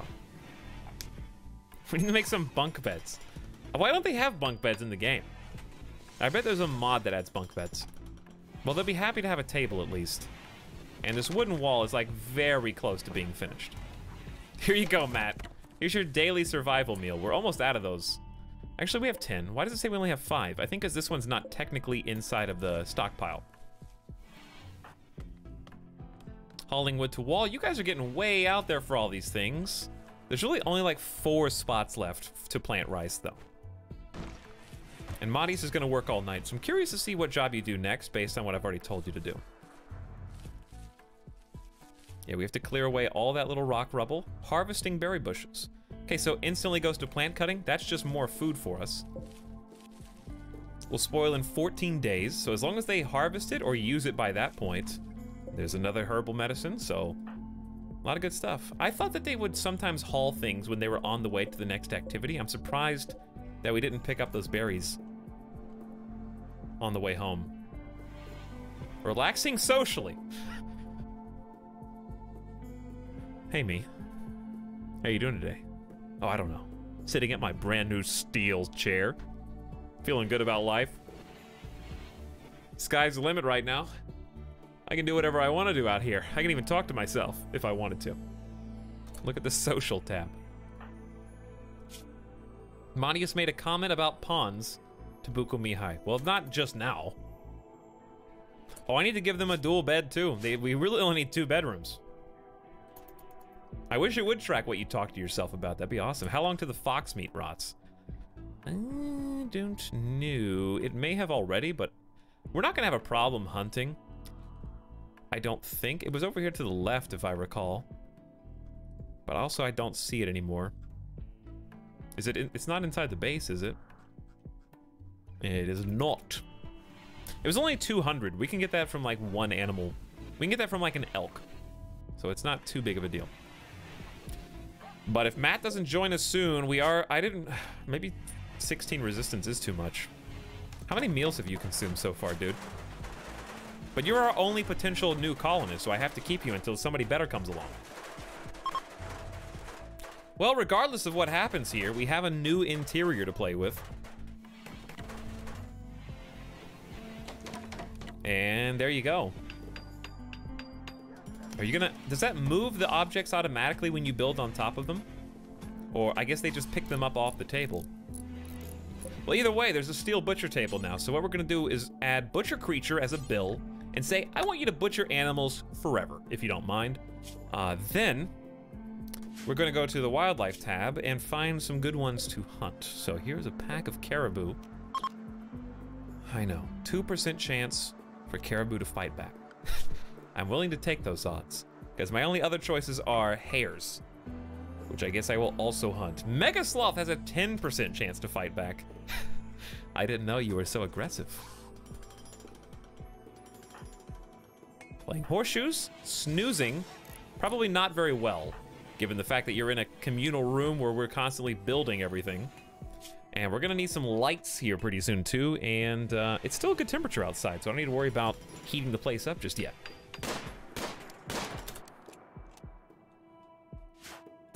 Gotta watch out for those mad raccoons. Is this a let's play? Soup?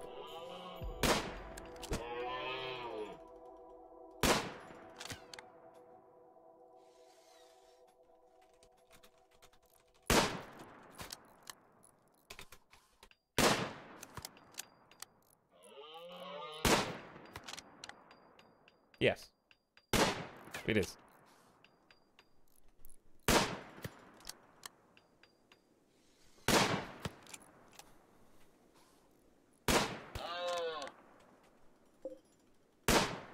Except you're not playing, but everyone else is. Caribou has been hit 3 times in the body. Why don't you aim for the heart? LSR is taking cover in all these rocks down here. At least we're building up some I like it. shooting skills. I know, it's great, right? Another! If nothing else. What's your shooting skill at? 7? Weak professional. We're almost to level 8, actually. How much experience do you get from each shot? It looked like about 15 or so. Can't wait for episode number 2. Hey, me too, Leah. It's gonna be a really fun one. This episode's already been about 3 hours. Well, less than that if you count how long it took us to start a new world, but that's how long it always takes. That's just part of the fun. Picking where you're gonna live, who's gonna live there. I think that's my favorite part of RimWorld. But speaking of BRB screens, it has been about 3 hours. And you know what I'm thinking, guys? Starting to think, maybe now that we've kind of got things situated right here, or we're getting them situated, it might be time for a quick little pee break into Art Show, into continuing to play RimWorld. It might be art time. Pee time, then art time. But I'm not gonna pee and art. Pee on art either. This is pee art too. I gotta go off screen for that one. I gotta go off screen for that one. I can't let you look at me.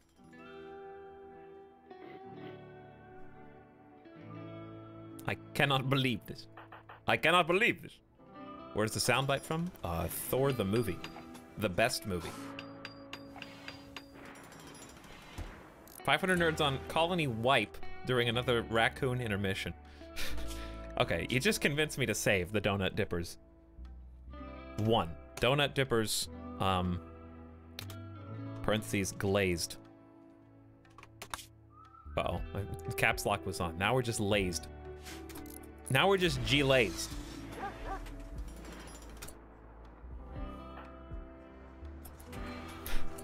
Okay, so we do need wood here, but check this out, cook simple meals. I want to do this until we have, I think 15 is, well, we have 4 people to feed, so I'm going to say 20. We're butchering animals forever.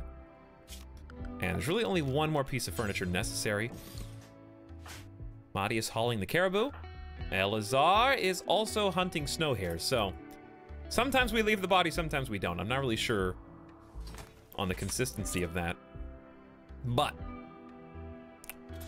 here's what I want before I leave. I want to finish building the stonecutter's table if I can, and queue up some stonecutter tasks for a potential crafter. No one's crafting right now. Nobody's even good at crafting. Why is Madius our best crafter? That upsets me because Madius is already doing too much stuff. Who's doing the least amount of stuff? I feel like Elazar is. So I'm gonna have you be a number 3 crafter. So you'll just hunt, then craft.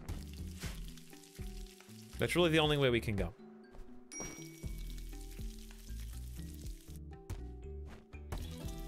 Did I miss the music part? We'll talk about that too once we start doing the art. But you didn't miss it, it's just available for all. Yeah, I like all the new art for all the tables. The field stove looks awesome, the texture's great. Butcher table's almost the same, if not the same. Stonecutters looks really good. Sculptors looks awesome. Electric stove looks great. The hopper and the nutrient paste dispenser are a little bit improved. So I do appreciate all those. We finally started to cook some meals. I don't know, what are these made out of? Caribou meat, okay. Spoils in 1.8 days. I know what you're thinking. You're thinking, Etalyx, is it time? It is. It's time to, I think, move sleeping bed spots in here.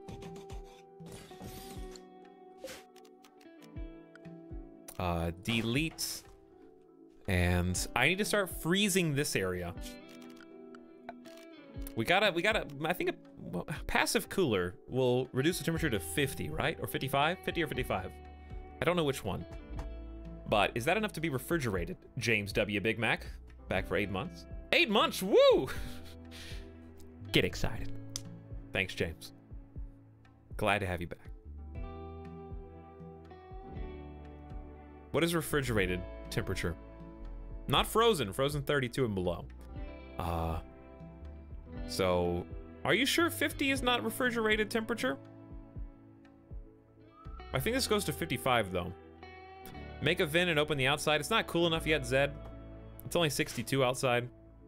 It will get that cold after summer. Just read it. Is it in the reading thing? Works by water evaporation. Not efficient enough to refrigerate food. There you go. I thought I was looking for a number only. For some reason. It must be placed indoors. Yep. Heaters. It can automatically turn itself on or off. That's what nobody else reads. I haven't been told to turn off heaters though. Maybe it's because I haven't had any yet, really. Well, I had some in the last colony. Anyway, cooler is a bit much right now. Because I'm going to freeze out my dudes. I don't have good clothes for them yet. I think we just have to leave the meat the way it is. Even if it spoils in 2 days. We're going to eat that much food in 2 days, I think. I haven't killed any more big animals, so we're just going to leave it like that. Why is there no pee in it? It's not a pee break yet. I'm waiting. I want to finish making this steel stonecutter's table first. Because I want to queue up stone cutting task.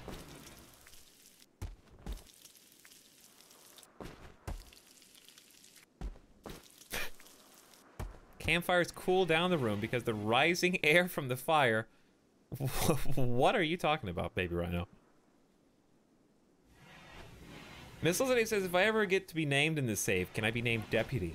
Why don't we cross that bridge when we get there? But is that really a name that you want? How will we ever know it's you? If you want to be Deputy Miss Elizabeth? I like that you're so confident that you're planning ahead. Like that's respectable. Okay, the steel stonecutter's table's here. The rocks that we have most access to, I think, are slate. Yes, get all of your just complaints out of here, chat, because right now on this map, we only have slate, limestone, And what else? And is it, wait, there's more than 2, right? I think sandstone?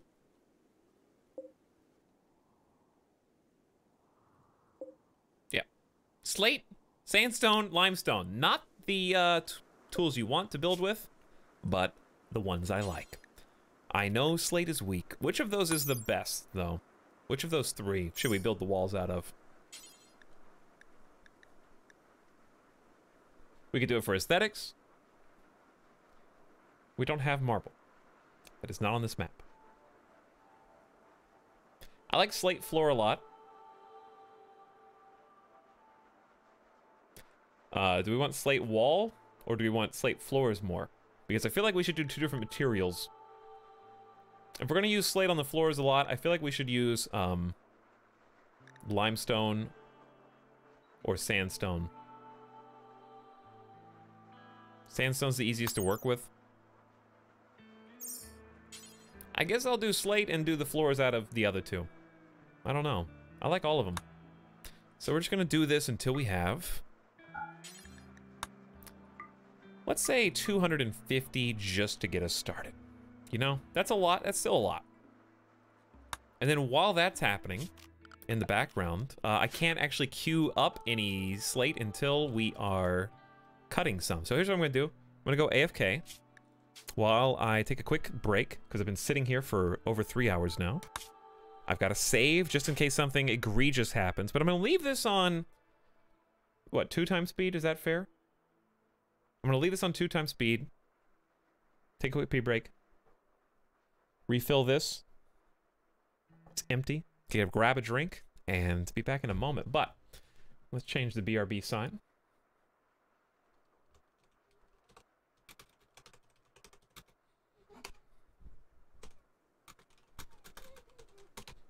This one's not even going to be like a funny joke. It's just those are the facts, ma'am. In before Colony dies. And away we go. Wish me luck. Hopefully there's no pauses.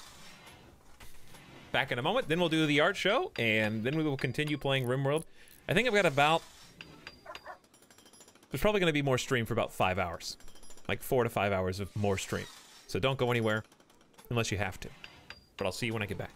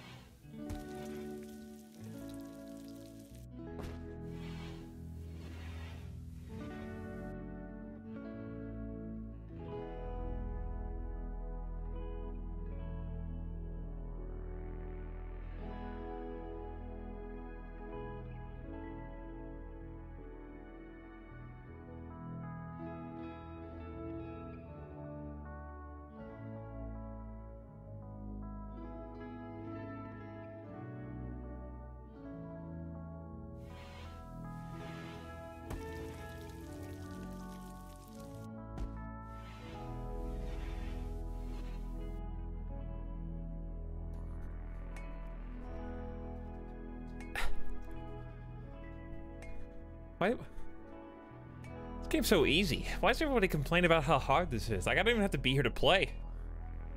Why don't we just do Twitch Plays RimWorld? Why has nobody invented that yet?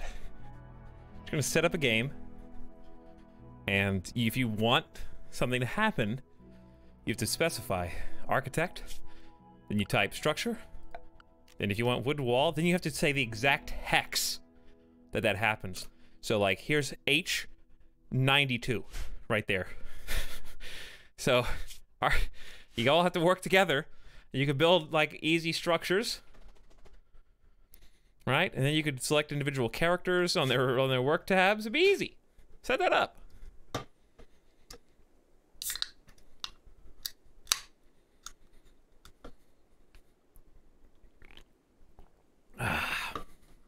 Now, I see the colony did not die. Did we do anything good while we were away? Made 140 slate blocks. What's my dog doing? Dog, what are you doing?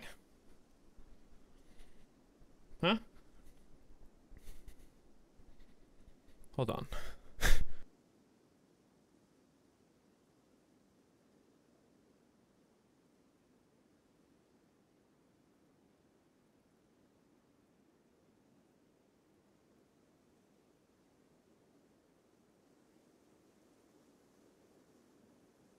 So, remember we were talking about Twitch Plays Pokemon? Dog needs to go to the bathroom. Which I wasn't anticipating a moment ago. So, I need another quick break to take Small Midas out. Twitch goes to the bathroom together. He's just back there pawing around. So, I'm going to take him out before he decides to take it out on my floor. Okay, now we're on a dog pee break.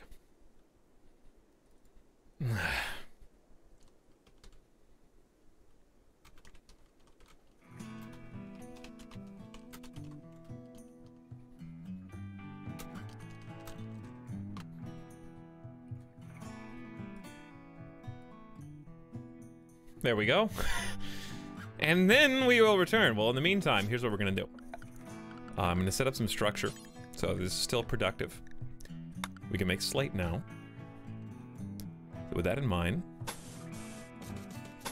I'm going all the way down here. We're gonna get some separate bedrooms. 1, 2, 3, 4, 5. So I think like so. Okay. Don't say that I'm not trying. In fact, we really only need 2. However, we're gonna go above and beyond because we do have the prisoner. Okay, so like I have very simple, very easy rooms, something for my builders and constructors to do. Refreshing dog beverage coming up. Anyways, sorry about that, guys. I wasn't expecting it. Game's unpaused, and away they go. Dog bathroom break. Please take your dog outside of the theater.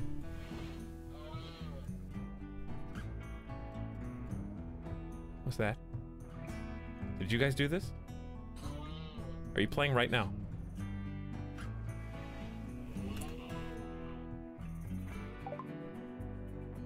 A group of cows, abandoned or lost, have wandered into the area. They seem accustomed to human contact and are joining your colony. Why, like, 12 of you were all saying moo, and now Cow 1 and Cow 2 have joined the colony. What are the odds of that, though? We've got 14-year-old and a 10-year-old cow. That is indeed free milk. And I suppose, I don't know if they need a sleeping spot, but if they do, I will give them one. Like somewhere in here.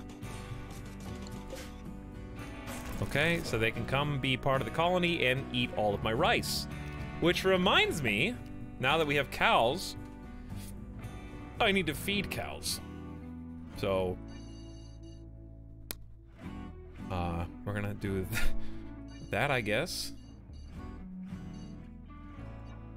And this is going to be a spot for hay, which we can definitely grow. Hay grass. So we know how to plant hay, but we don't know how to plant trees. I don't know why. Randy Random in the chat right now. All right, I'm not gonna, I can't do renaming yet. I gotta do that. Okay, so dog bathroom break. We're unlocked, we're unpaused. We're gonna save again. I don't want to save scum, but it's there if I need it. Be back in a minute. Thanks again for your patience. Sorry for the double back-to-back breaks. This streamer can't even stream longer than 5 minutes without taking a break.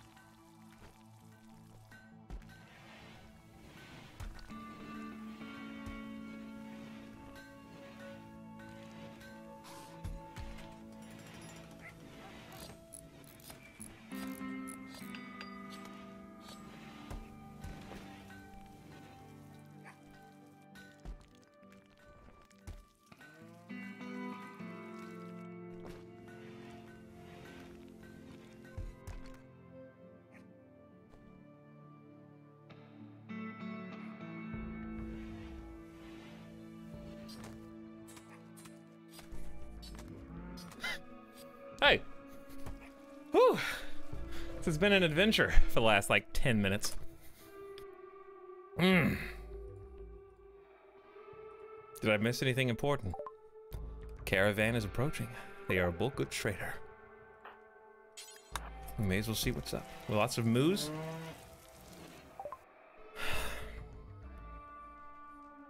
Hello, Nyan. Hello indeed, Bones, 00. Cow 1 looks like a Bones. No, I don't think so. Load Bob says, Etalyx, why did you leave to get a drink the second I got back from getting a drink? We need to plan this better. You just wait till I go, then like you it. go. I know, it's great, right? Another.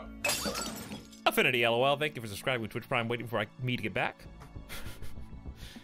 He's here. Click. Thank you so much. Yeah. Cheers to you. So, I know you guys love cows. But that's $400. That's $400. That is a lot of money. Those cows are valuable.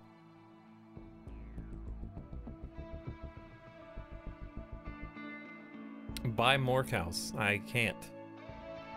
Moo, no. Moo, no. The moo gods are angry. $400 of free food. I think it's not free unless we can feed them, and they're just gonna eat rice every day. Until hay grows, is the problem. So right now it's not free food, they're actually gonna be eating food. So if anything, they're breaking even at best. They eat the grass. Well, they're two, do we need 2 female cows? No. I'll sell them the 14-year-old cow and keep the 10-year-old cow. What is a normal average age for a cow anyways? 22. So like this one is 2/3 of its way through life. I keep 1 cow and sell the other one. Doesn't that make more sense? We're gonna compromise, chat. I get $200 and I keep a cow. Is there anything else we need? I do feel as though I wouldn't be opposed to buying more herbal medicine. Why is this so cheap? Wait, that's me selling it. This is the one we buy. 7 is 100 silver. So we're trading a cow for like half of the cow is coming towards herbal medicine, which we can't grow ourselves. So you can't ever have too much medicine, in my opinion. Lactose intolerant streamer. No, I'm not gonna sell the dog. Dog can actually be useful. Why not get the younger cow? There's only 2 cows here and I have both of them. These are both mine. Unless there's a cow somewhere else on this menu that I don't see. I own the cows.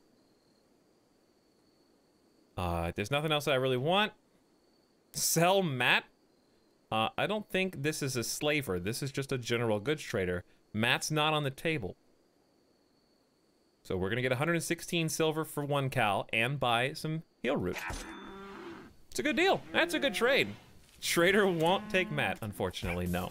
So did I miss anything? Looks like we've gotten some good progress done on the slate walls.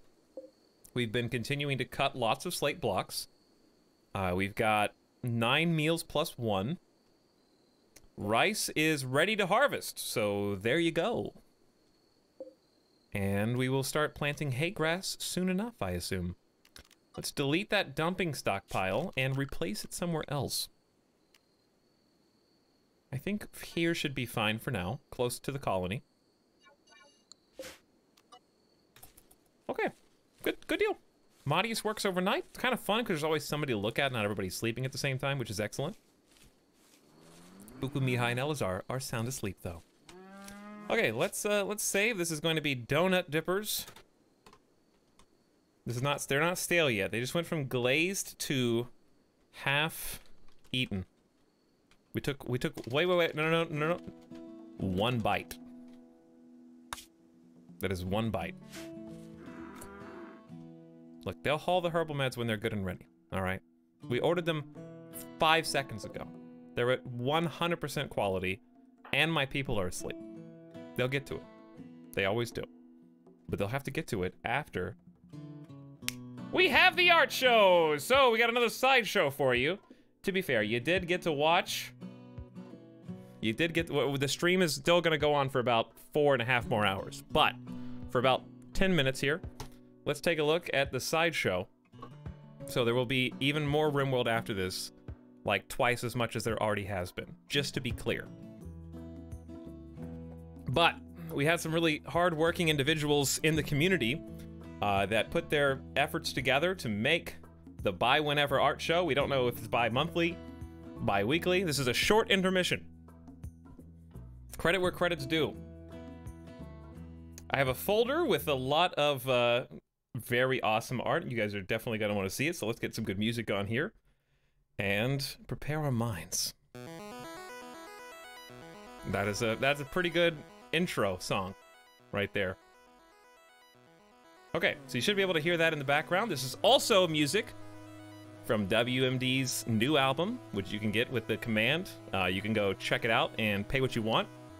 The stream album is live. We'll talk about that more after the art show. In no particular order here, we've got we got a handful of awesome stuff to look at. So you should be excited. Let's get on with it. What is that? There we go. There was a little green screen malfunction back there. Anyways, all fixed. In no particular order. Let's start off with,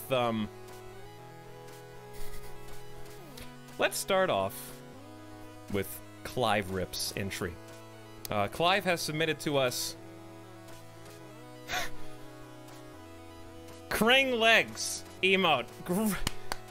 Great job, Clive. We gotta start off with a nice little LUL in the chat for Clive. It's just the legs. The ever-popular Krang emote has been immortalized here, by Clive. Thanks as always, Clive. Now, while we're on the subject of emotes, why not take a look at a representation of one of our popular cheer motes. Let me turn the volume down just a little. All right, hopefully that's low enough. Minato has given us a nice meme to show you guys. This is a Wendy's meme, and it's currently eclipsing me. That's okay, though. Honestly, I just kind of need to be out of the way. But it says, I'll take a 4 for 4, please. And then, of course, it says, excuse me, do you take bits? Says the crab. So, Minato, good job. You've used the animated cheer emote, I think, in a nice way. We've Wendified the 100 bits emote. Do you take Twitch bits, please?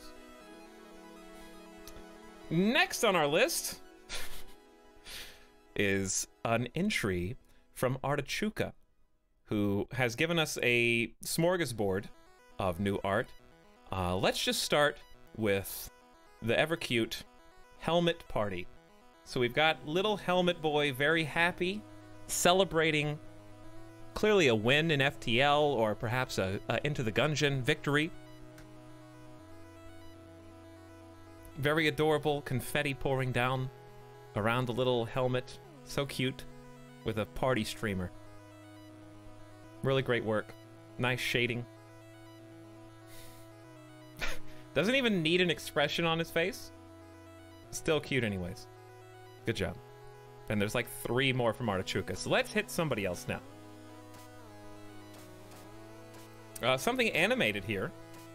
Yokarps has made Etalyx and Midas. Little block guys running around, scooting up dust. Little animation, very adorable. Naked Etalyx, not quite. So, good job, Yokarps. Yokarps has 1 more as well, which we'll get to soon.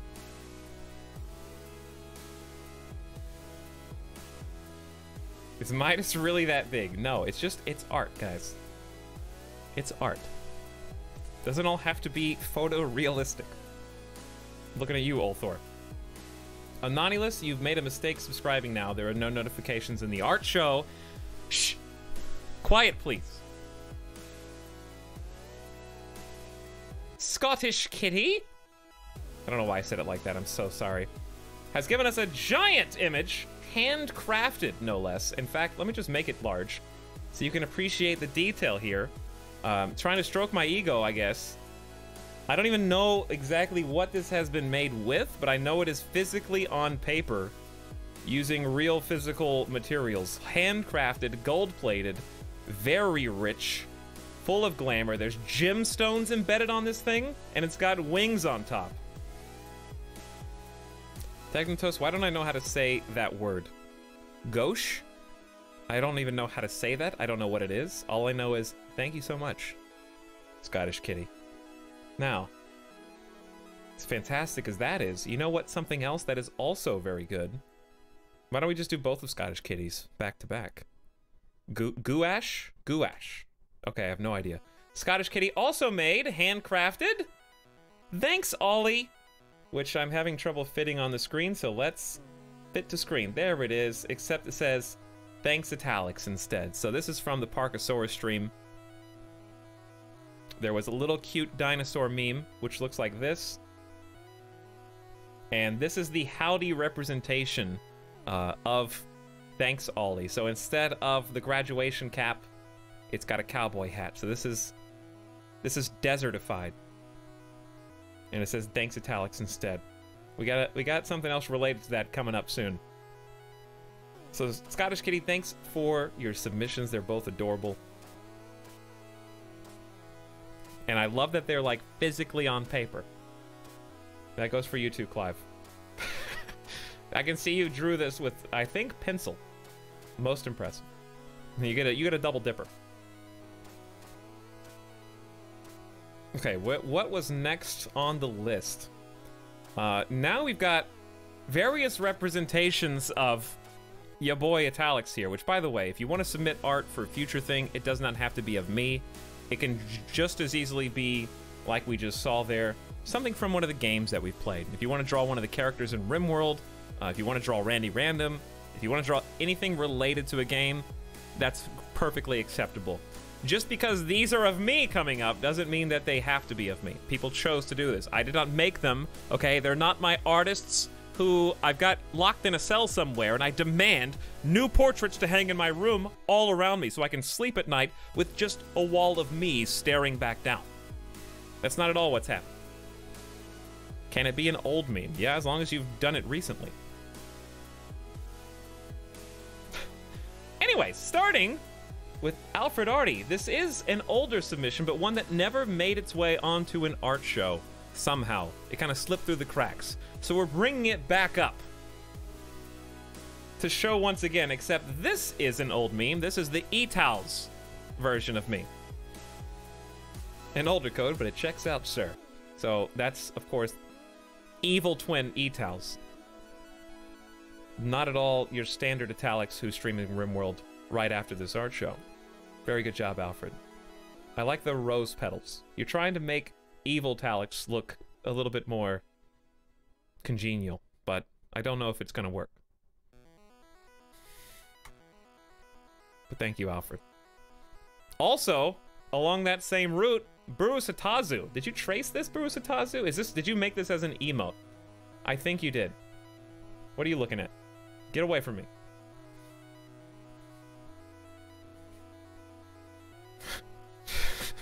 Burusatazu. Did you trace this? I don't know. Either way, nice emote you did there. Hang on, let me see. Can I just be that guy? I have to look that way. There we go. Yeah, I just did the emote.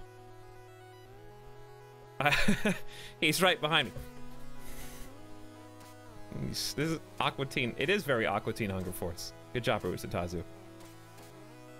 Now we've got a representation from Asian Turtle, who just submitted this today and apologized. This is clearly the Etal PogChamp. Very angular. Awesome style. Good job, Asian Turtle. That's a very recent, fresh meme. Somebody asked why we don't have a PogChamp here on the channel. May I present to you Etal PogChamp. Mirror it, please. I don't know if I can do that.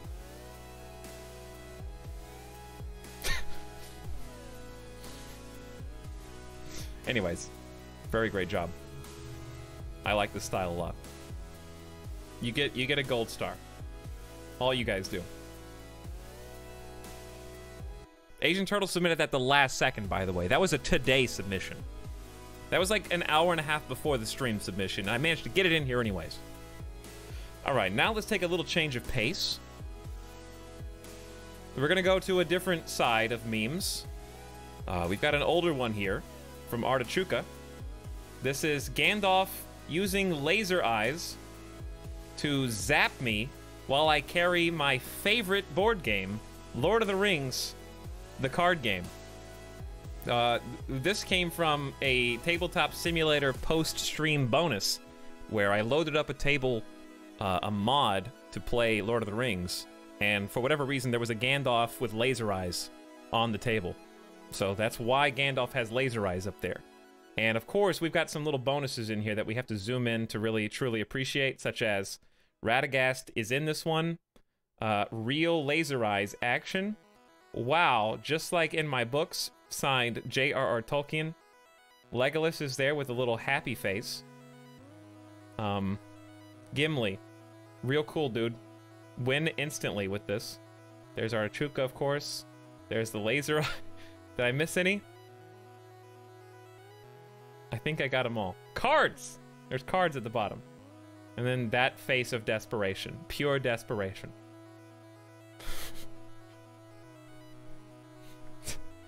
I like the little hidden Easter eggs in there. Okay, now we've got an entry from Fat Rat Fever. It is the Howdy. Almost pixel Howdy, actually. Let's get it perfectly on the screen. A Desperado there. Cool guys don't look at explosion style. Facing away from the camera. Cloak billowing in the wind. Hat down. Left-handed pistol holster. With a howdy ... So howdy guys, very good job, Fat Rat. I like the stylistic choice. Going for that, like, hang on, let me zoom in. Those are like pixel dust. Now, I'm trying to figure out if that is I think that's like a spotlight from above. That's my interpretation, and that's like the little dust particles that kind of flow around in the light. Just gonna scroll on by without saying howdy. What's on the right? I don't think there's anything on the right. Anyways, good job, Fat Rat Fever. Thank you so much for the submission. Well, we got a few more.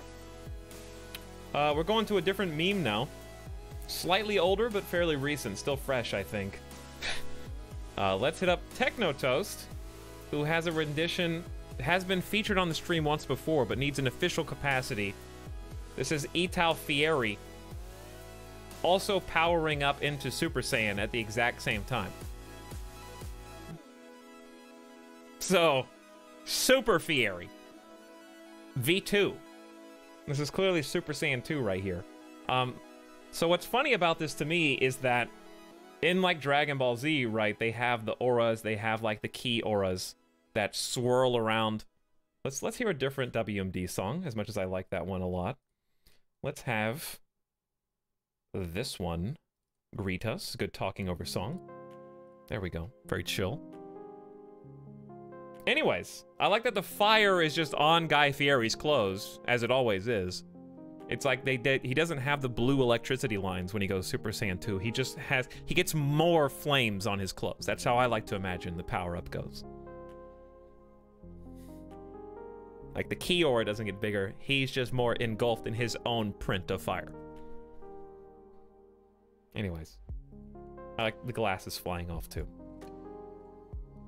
Popping back over to Yokarps, we have another animated entry. This one is similar to the other, but a little bit more detailed. Etalyx with 1.5 hearts, and it's diminishing. It says, "You love me? I'm sorry, but my heart belongs to Twitch chat." And the heart monitor at the top is depleting and refilling. But it's very accurate. We got a fireman shirt on there too. So a little fireman action. Little cute blinky pixel Etalyx. That is adorable. This is so good. It really is. Look at all those firemen popping out in the chat too. That's right, you gotta represent them. It's a good job, Yokarps. You did awesome on both of those. And I believe we are down to 1, 2, 3, There's 4 left. 3 of them are Artichuka, so let's just have the Artichuka show real quick. Going alongside the Guy Fieri, we have Artichuka's own rendition of Etal Fieri. It's also a Fireman shirt. Fireman, you're a popular dude.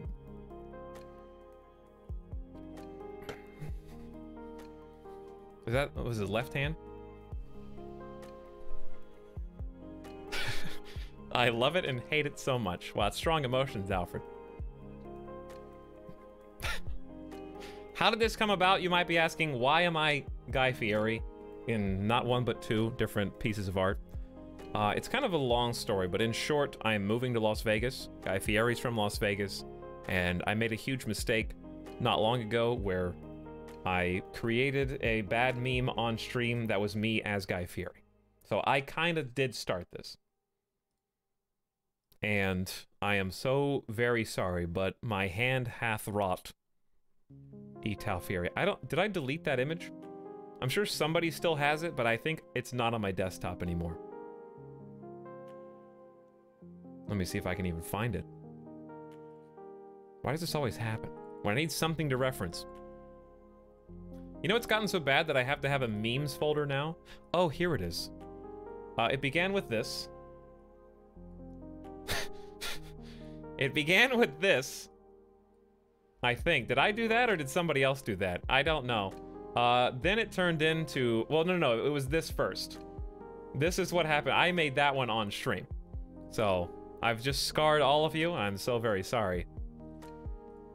I think somebody else cut the other one up. Then it got deep fried and became Fieri Howdy. So it only got worse from there, and thus you see Guy Fieri Etalyx memes now. One day maybe it'll go even the next step further. Deep fried Fieri. That's just the KFC guy. Anyways, awesome job, Artichuka. Then Artichuka made little pixel helmet knight for Into the Gungeon. This is the Into the Gungeon character. Obviously. Night Boy. So, awesome pixel job. Adorable, as always. I could see that as a character right now. Or, it could just be like the Marine's alternate costume. I could see that too. Mod it in. But great job, Artichuka. I'm sure these took a long time. And I think I've got all 4 of yours. And I don't think I've missed anyone except one from Technotoast, which is secret art, I've been told.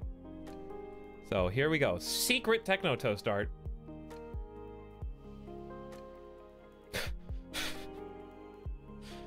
And here we have a combination piece. We've got Etal Howdy on top. We've also got, of course, Thanks Ollie, currently being stirruped and ridden around what I can only assume to be the deserts of Las Vegas. Trying to bucking bronco style kick me off. The eyes, they haunt me.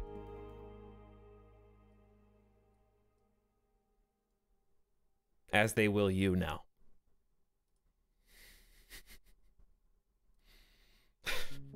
There you go. So great job. New emote. What, it's just the Ollie eyes after one stream becomes an emote? Either way, that is very good. And now you can share it on Discord without having to worry about spoiling the secret art show surprise. Also, this face. Very nicely done. That is pure terror. That is what have I done with my life? Oh God. How can I make this stop? Awesome job all around to everybody. In no particular order except alphabetical. We had submissions from Alfred Arty, Artichuka, Asian Turtle, Brusatazu, Clive Rip, Minato, Fat Rat Fever, Scottish Kitty, Technotoast, and Yeelcarps for this buy whenever art stream that just happens from time to time. So, hope you guys enjoyed it. Enjoyed listening to some good tunes in the background too. Everybody did amazing. Thanks one and all for your submissions and all the time that you spend, even if it was just of a meme, tirelessly putting together those awesome fan art pieces for the various games and or memes.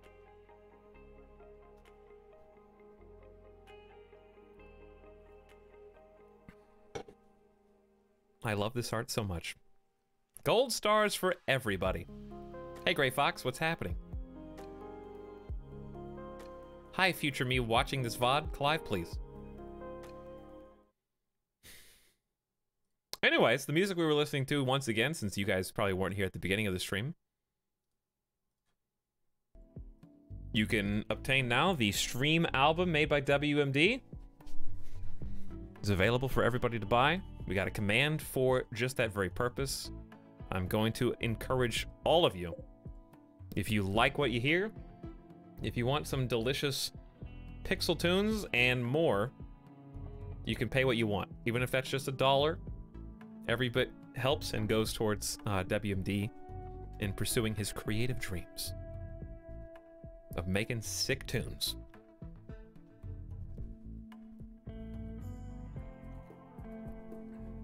So, if you have to choose between ordering a 4 for 4 at Wendy's tonight or getting WMD's music album, do the second one. Or if you have to choose between supporting the stream tonight or supporting the artist, do the artist, because that does support the stream. Indirectly, but also directly.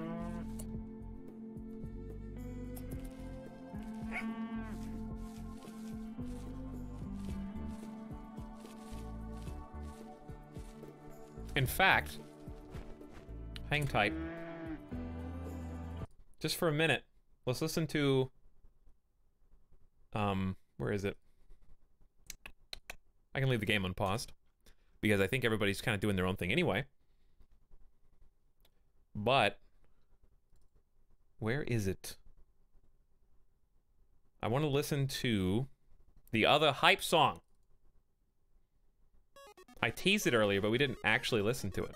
I want to listen to it, because it's really good. And the wrong one. That is... These are both so good. This is how we're going to start the stream off tomorrow.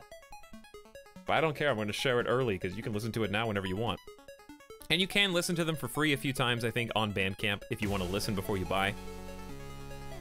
Play both of them at the same time. I don't think we can. Can you guys hear that good? Hopefully you can. I think this is my favorite one. I don't know, I like the other one too. You don't need to be looking at me right now.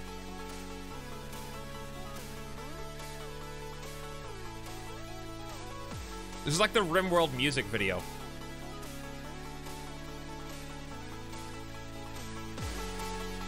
Make louder. How's that?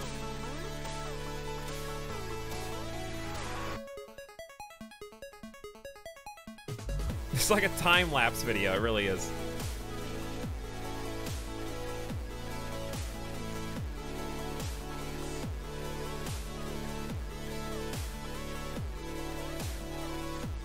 We're dangerously low on food. Look at all the sour, please. The RimWorld AMV.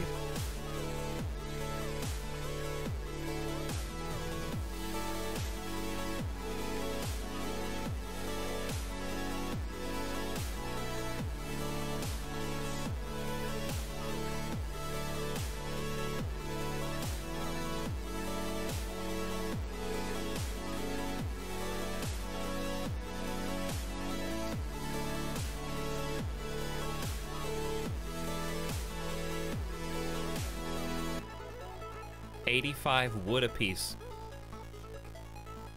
I'm raving to this. Absolutely bopping. Yeah, I think that's my favorite track on the album. That one is called Narrow Light, and it is the lead-off track that begins the album. Ah, that's good. Ah, that's good.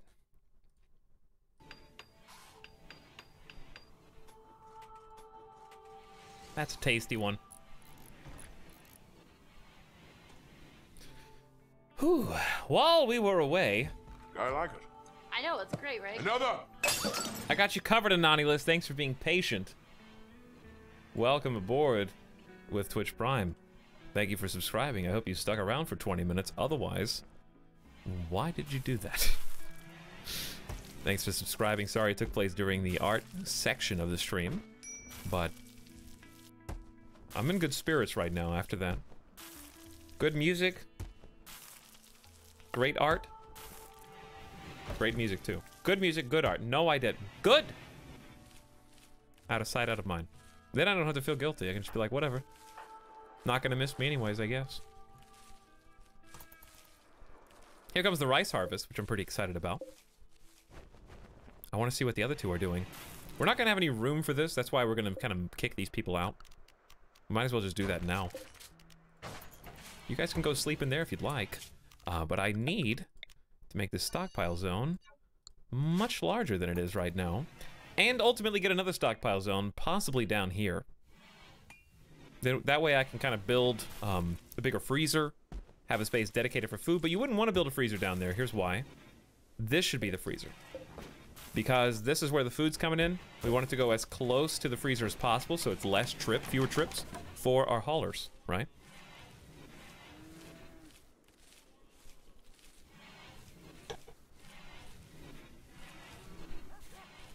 Matt is gonna go in here ultimately. So we already have one bedroom. So who wants to be the person that gets to use it? We need to roof this though. Before I tell anybody to go sleep in here, we need to cover this up. Matt the freeloader, getting free meals?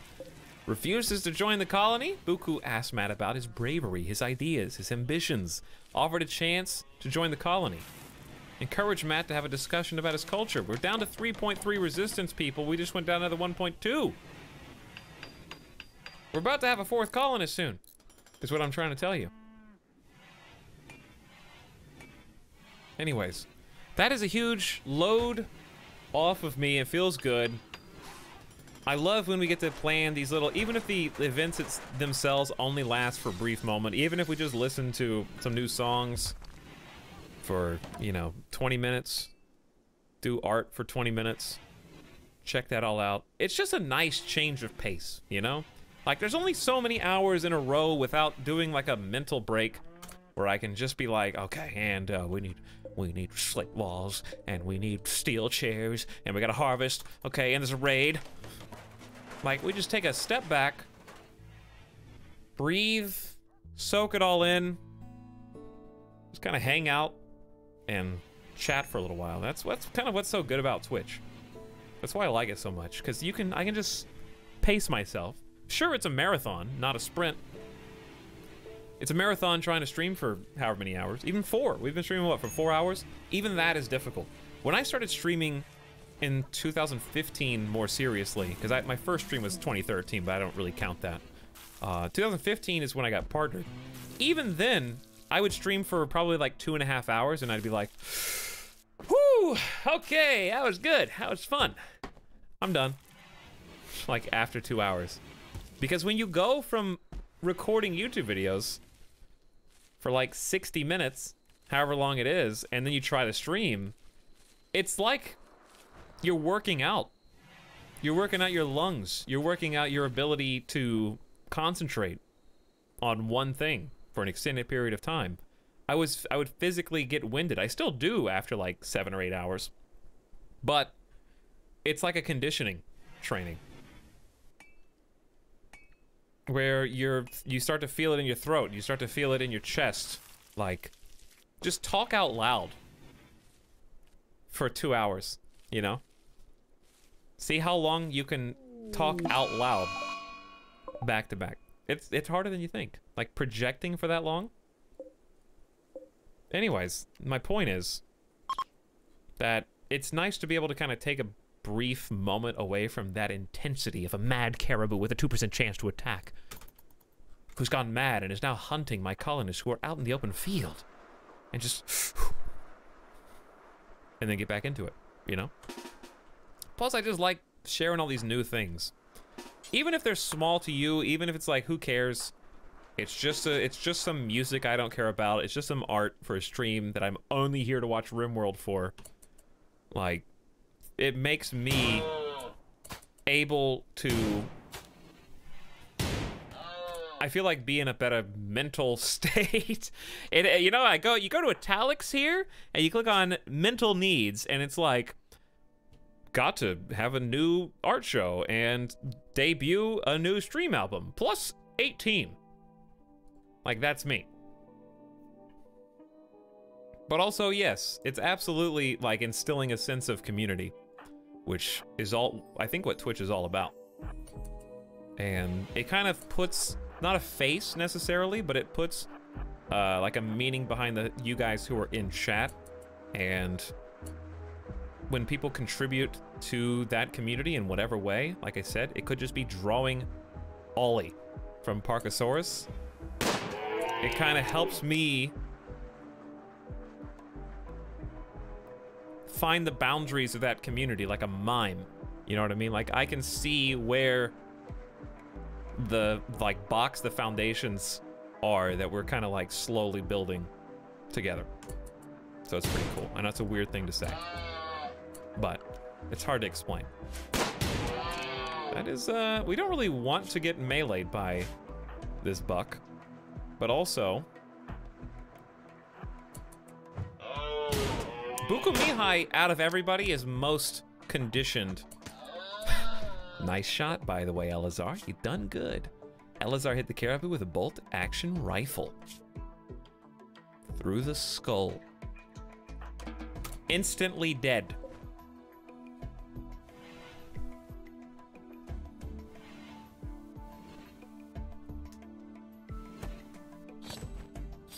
Etalyx, major break risk. Final straw was losing Slay the Spire for the 11th time in a row.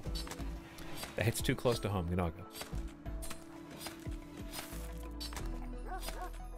I sent you another low-quality meme.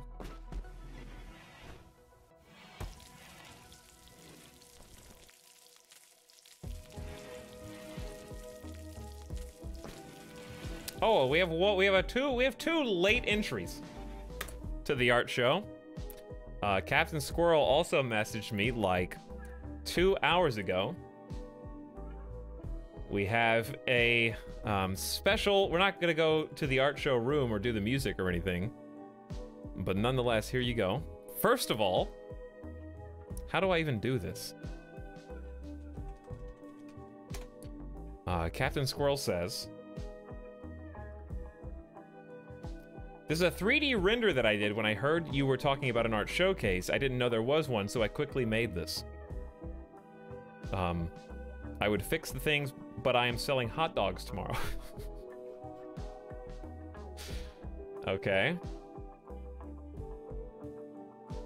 Here we have a 3D animated helmet render. Wait, where did it go?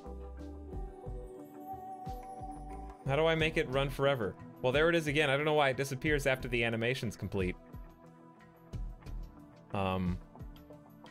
Loop. There we go. Okay, it's on loop now. Anyway, they made a 3D Jello helmet, which is pretty awesome. Look at that glare. I am a Cylon now, patrolling, looking for targets to acquire. Nice job, Captain Squirrel. Thank you for making your last minute, literally during the stream, entry. How much for a hot dog? Liat, I would kill for some, like, a chili dog right now, actually. Good job, Captain Squirrel. And one last minute meme. Let's see if this is worthy.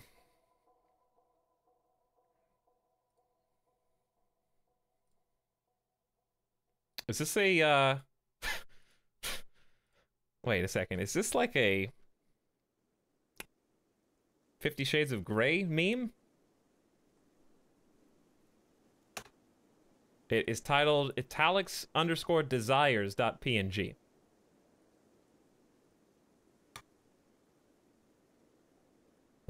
Okay, well, let's see. Hold on, I gotta make it where you can't see it yet, so 1 second. So I can reveal it as necessary. Where did it go? There it is. There you go. It says, whoa, no, why is it sideways? Why would it be sideways? To rotate. There you go. It says, my desires are unconventional. And it is the chat talking. So show me. Then it's me looking disappointed at chat. And then it's it's you guys getting the wheel. Your desire is the wheel. Is the joke. So there's your last minute funny meme art. Hopefully that's in the Discord. The wheel. My desires are unconventional.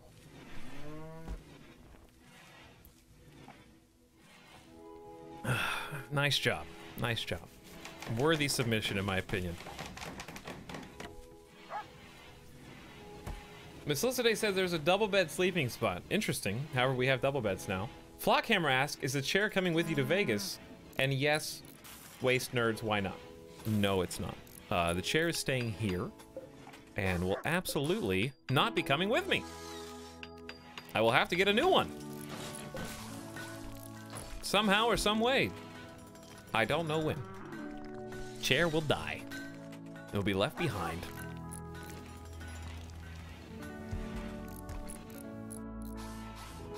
I'm abandoning it. That's gonna be real sad, mostly for the emote. I think the emote might have to stay just out of respect for the chair after like 2 years of using it, like a year and a half or more. Also, the artist who made it is busy, so he can't remake it right now, so it's kind of gotta stay, whether I want it to or not. Can you milk the cow? I think the cow just makes milk over time. Milk fullness, 59%. So, you know what? Why don't we watch and see? Milk fullness.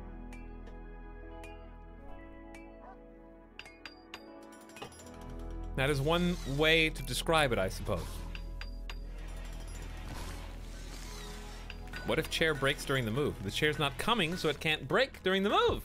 Shark Tornado asks, can I buy the chair? No. You cannot. Because it's going to family. And they will not sell it for any less than $6,000. I'm joking. They just won't sell it at all. Chair auction. Sold. Easy. Why'd you set the price so low? I'll PM you my shipping address. That's okay. I do not want to dox you.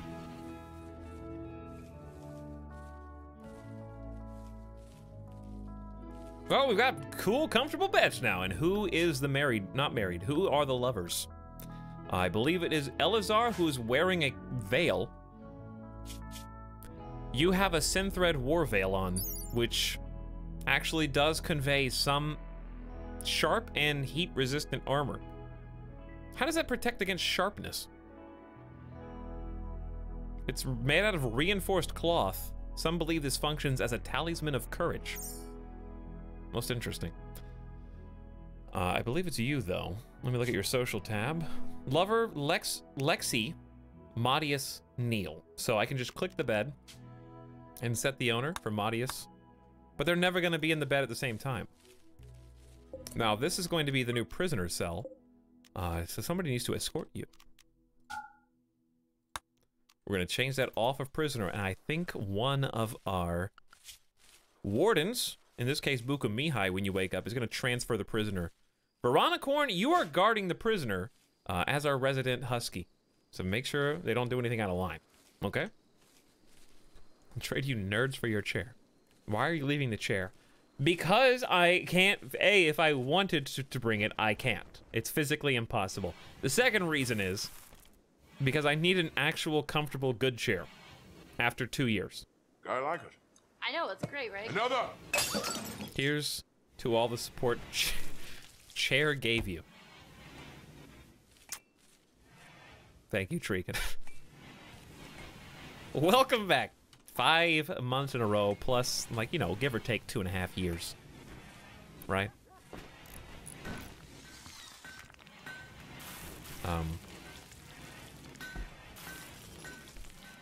Veronicorn? What happened? What happened? And you did that and then barked afterward. Interesting. Well, Matt, enjoy your new sleeping cell. You know what we have to do? We actually have to figure out how to get some floor in here, because they're not going to enjoy how dirty it is. We also need electricity. We need some power. At least we have slate wall. Like, we're doing better, I think, in terms of just the early construction than we were even in the last save. But Tregan, thank you for your resub. Welcome back again. I don't know how long it's been, but it's been a long time. How physically impossible? You're bringing board games, right? No. No, I'm not, Epi. Thank you for trying to laugh at me, though. I'll probably get to bring, like, 5 board games. Then I have to leave the rest until I can somehow get them all down there. Yeah, I'm leaving them. So now you feel bad, don't you? Because I don't get to bring my collection with me. And I have about 50. So I'll probably get to bring, like, 5. I'll pick my, like, most likely to play 5. And that's it. But I have, like, a big shelf of them, and it's beautiful, and I love looking at it. I would love to have that shelf behind me and have, like a gamer shelf. Like, instead of a green screen sometimes back here. No, I'm not going to sell them or throw them away. They're just not able to come with me immediately. I'm not going to toss them. You guys realize I'm not alone in the world, right? I have, like, parents, I have cousins, I have aunts and uncles. Like, I can just say, hey, will you take these for me? And then give them back later, and they're like, okay, that's fine. I'm not just going to be like, well, guess I can't take any of this. Chair in the dumpster.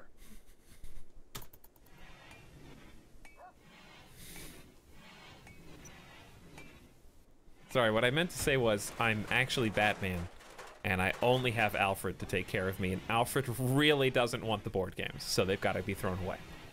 All of them. Well, Buka Mihai, what are you? Oh, I thought you were sleeping.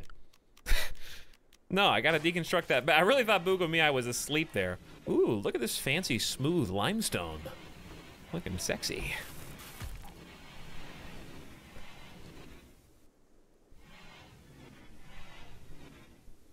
I thought we were your family. Well, I'm not gonna give my board games to you now, am I? Buku Mihai successfully recruited Matt with an 80% chance of success. Welcome aboard, Matt. Enjoy your newfound freedom. I know what it was. It was our new cell that we just built for you. That was enough to show you we mean business. The cannibal colonist is now here amongst us. Matt was taught that eating human meat is wrong and horrible, but one time, long ago, he tried it and liked it. New doctor, among other things. Let's find out who this is first, and don't you dare redeem nerds. I'm not even gonna do that because I don't want to refund 25 of you. So I'm just gonna pick, you know what, there's another fun way to do this. There was another fun way to do this. Hold on. I gotta lag my stream out. I got an idea on how to pick this new colonist. How do I close all tabs here?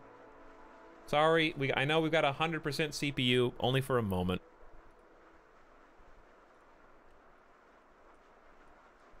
Not for long. Okay. Here's what we're gonna do. I believe that I can do something very fun. You're all gonna like this a lot, so it's worth the wait. Just hang tight.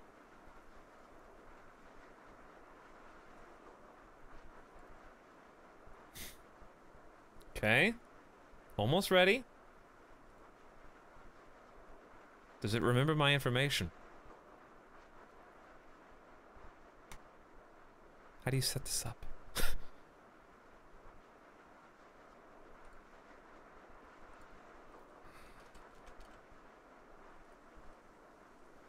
I'm telling you, it's worth it. Okay, now I go to Twitch. On my own channel. No, we're not doing a number gifts. We're not doing anything like that. We're doing something else. Yes, lag my computer, please. Thank you.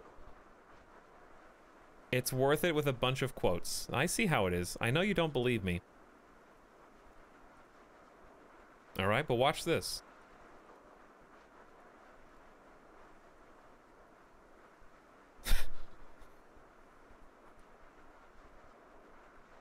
Hang on. It's on its way.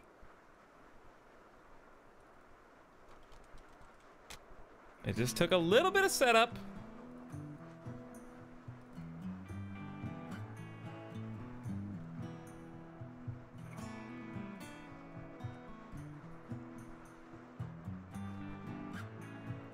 All right, chat, here it comes.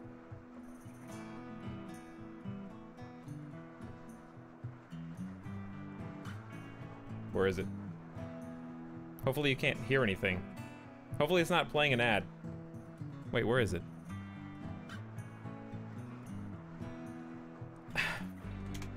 I said, here it is.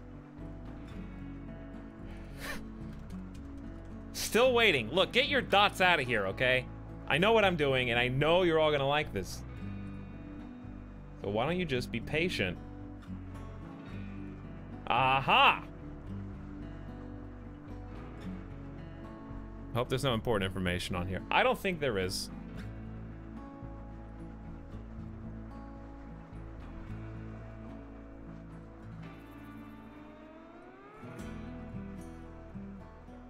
Okay, here we go. Here we go. Question marks, question marks, question marks? Yeah, you got a bunch of question marks, but watch. Subscriber luck, 1,000. Subscribe time, 24 days. No, I'm just kidding. Minimum bits, 100,000, chat. If you want to be named, we're gonna need at least see 100,000 bits. So here's what we're gonna do. Anybody can go in, announce the winner, sure. We're gonna do keyword.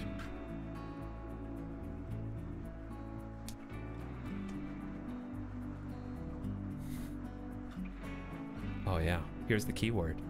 Don't type it until, wait, actually, I think once I hit enter. Casing matters, so we're gonna do all lowercase. We're gonna do the keyword tonight as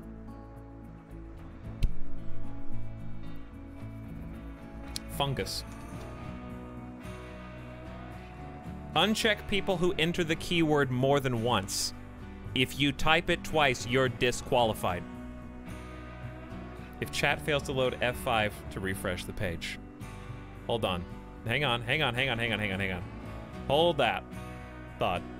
I don't think I can see. It's not counting yet.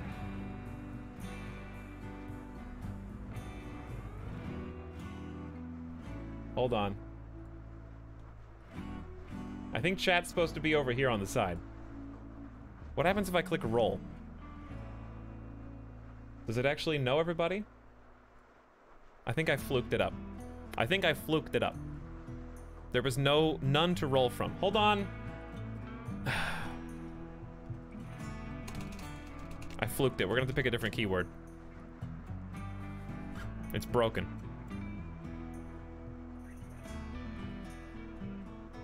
Fungus among us. Good try. Soup, good try. Okay, we're gonna do this. If chat fails to load, letting the chat finish loading in the tab you just came from also helps sometimes. Chat's right there. Why doesn't this work? Whatever, they broke it. Whoever made this, you should be fired. That was gonna be so much fun. There's no chat.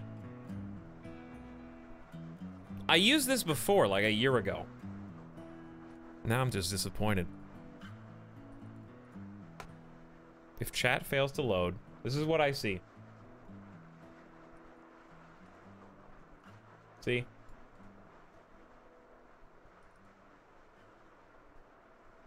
There's supposed to be chat right there.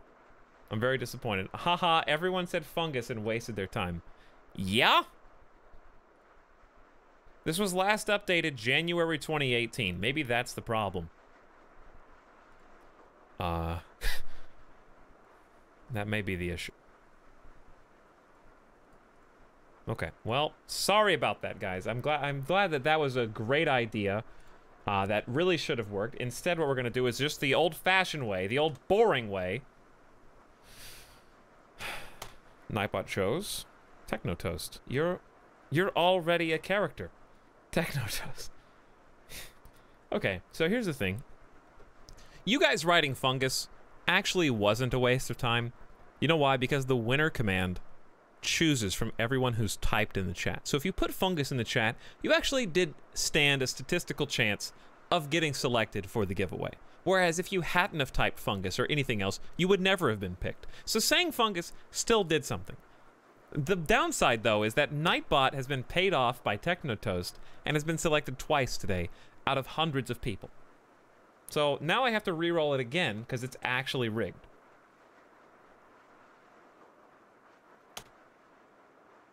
And the winner is I'm the Scout. So there you go. We have a new contestant. Matt, after like 10 minutes. I'm so sorry that I wasted everyone's time. But if I'm honest, that's why we're here. We're here to waste time. Let's be real. Sometimes you waste time in more interesting ways than others. I'm Decal. Impeach Nightbot. I'm the Scout, the political activist, has joined the colony. And we are now back. So I will set up I'm the Scout's new work schedule. I know you are a rebel and a political activist, but that's not going to stop you from contributing in a meaningful way to this colony. What do you like to do, Scout? I like to hit stuff. I like to hit stuff. What else do you like to do? I like to research. Okay, good. I like to rest in bed. Also good. You can sometimes warden. I think that's fine. Hunting should be like a number 2. You cannot haul or clean, which is very sad. But I think you'll make a better crafter. Okay, so hunting, research, hunting, crafting. That's pretty fun. I like it. I know, it's great, right? Another! Name the cow. Sure. And the winner is Minato the cow. It's fitting. Where is my cow?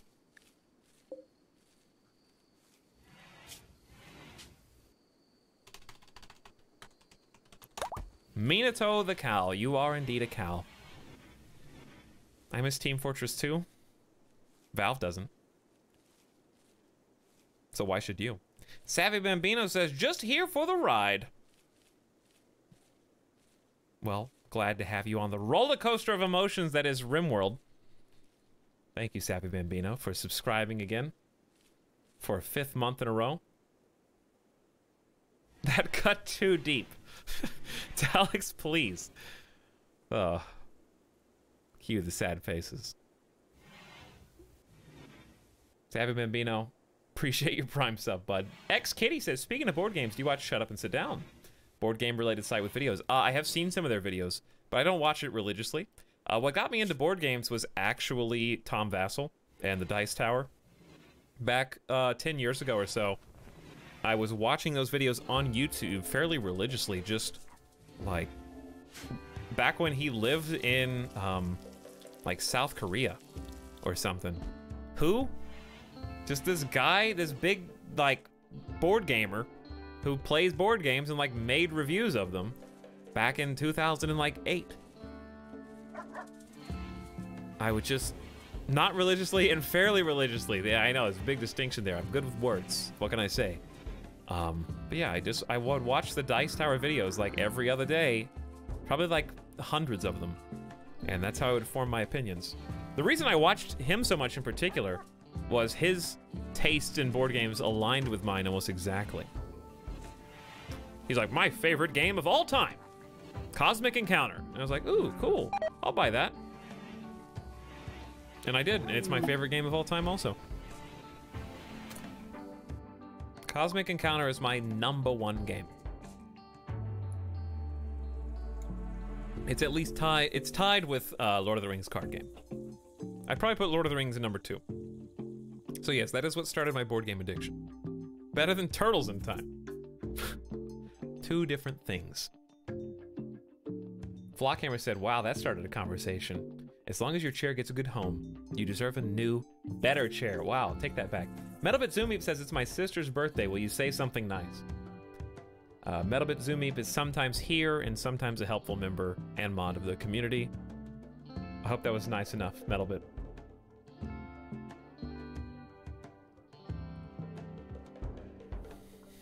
That was also said like 13 minutes ago.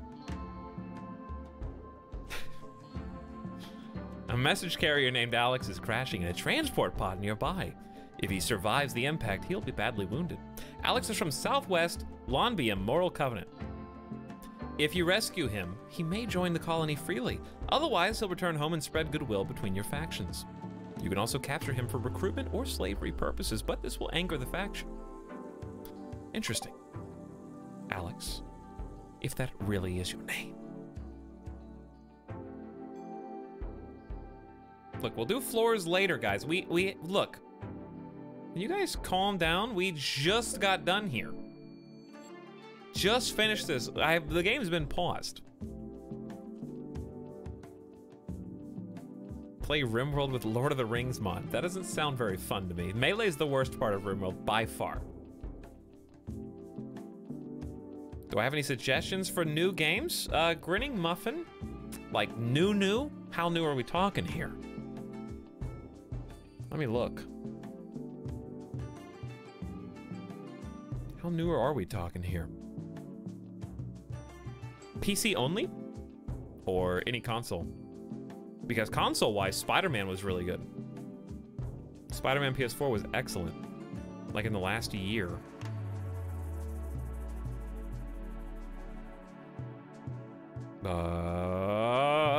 First thing I would say is Slay the Spire. It's probably my favorite new game. Enter the Gungeon has gotten some awesome updates. They're both cheap. If you like roguelikes, I guess, which I am very much in tune with. I don't know what else. Anyways, I don't have a lot to go on either. Why do I have basic work on a 3? Because basic work in this context is not as important as you think. Basically, we release prisoners and flick switches. So it's not like the first thing I have to do, necessarily. There's too much dirt on the dirt floors. I know.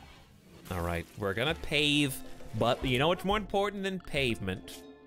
Building up more walls. Because I can't assume I'm not gonna get any more prisoners anytime soon, and I need to save that one dude, I guess. So, I will.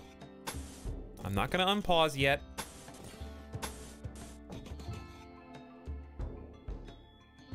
So we're gonna do that. Make some more doors. Build that up. I need extra rooms. And where's that down dude? Here he is. 6 hours. Well, you're gonna die anyways. Who's our fastest colonist? Ironically, it's not the Scout, who is currently suffering from food poisoning and has a wooden foot. Scout, you've fallen pretty far from grace by the looks of things. The great red versus blue war has certainly taken its toll on you. So we're just gonna rescue if we can. That's quite far away though. And it's across the river twice.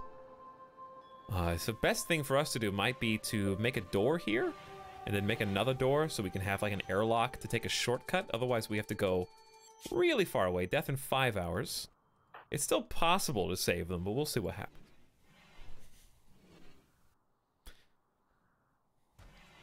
Is this a new run? Yes, Malukila. There was a raccoon.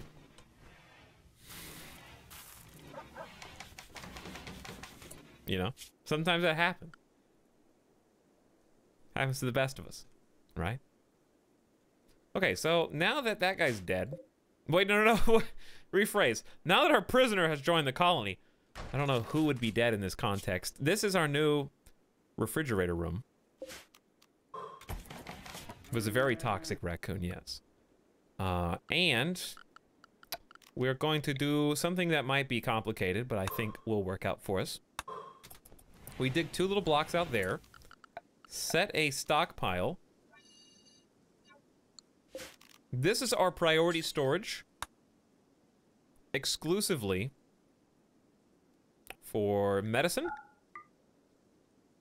Food. No rotten food. No raw resources, items, or apparel, or buildings. Corpses, yes. But no human corpses, please. Okay, so since it's preferred, they will take all food that they harvest into this new stockpile room. And I'm going to refrigerate it once we're done with the mining. So Buku Mihai is making our doors. Marius is snoozing at night. Elazar is mining. And I'm the Scout is idle. So Scout, since you can't do anything else, you're also going to plant, cut, and mine for us. Because you appear to be doing literally nothing else. Going for a walk. Okay, you still... That's fine. Caribou meat rotted away in storage. That's okay. There's still tons of wildlife here for us to take advantage of.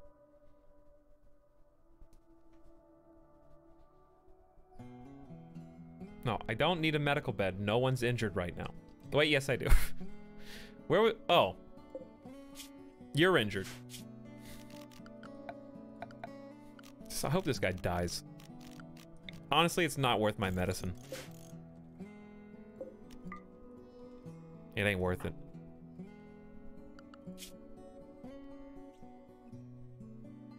Five, four. Scout, you go here.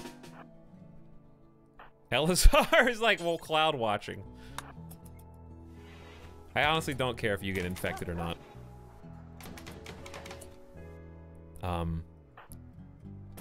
Scout, why are you the slowest character in the entire game? Buku Mihai would be faster. Buku Mihai's already going to get medicine, so Scout, just keep throwing up right there. It'll be no issue.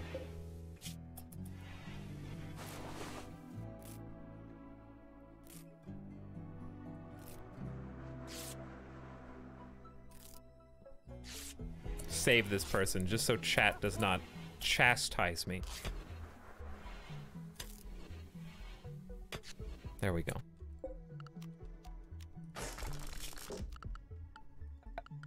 That's how you do it right there, okay?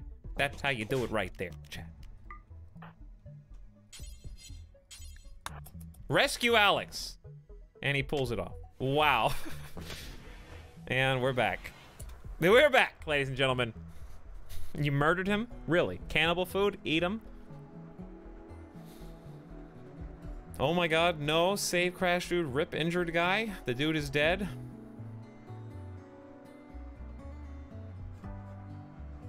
I'm shook.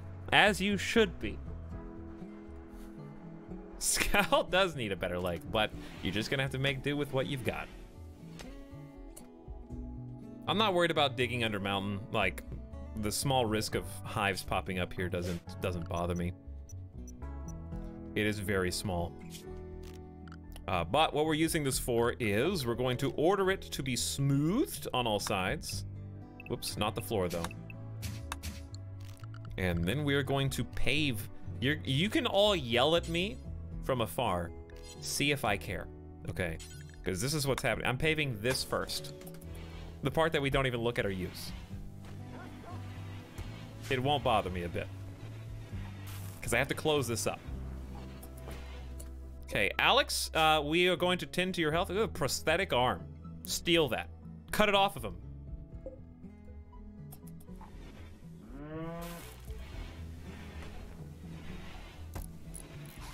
Guy was 3 seconds from death. 3 seconds is all I need. Why not smooth it? You can if you want to. I don't want to. And that's all I have to say to you. The same reason I didn't pick the mat that has granite on it. Do you understand what I'm saying? Because I like the way it looks.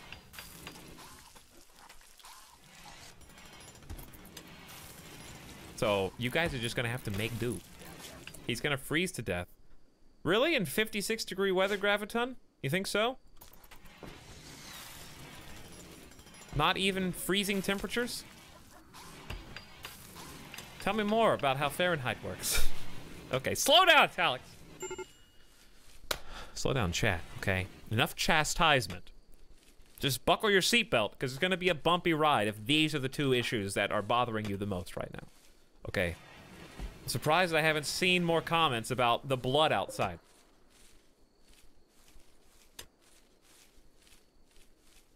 Because that's normally what we're complaining about. These people are doing the most important tasks first. Like sleeping. Blood outside. The blood fertilizes the rice. The blood of our enemies does fertilize the rice. Very lived-in feel.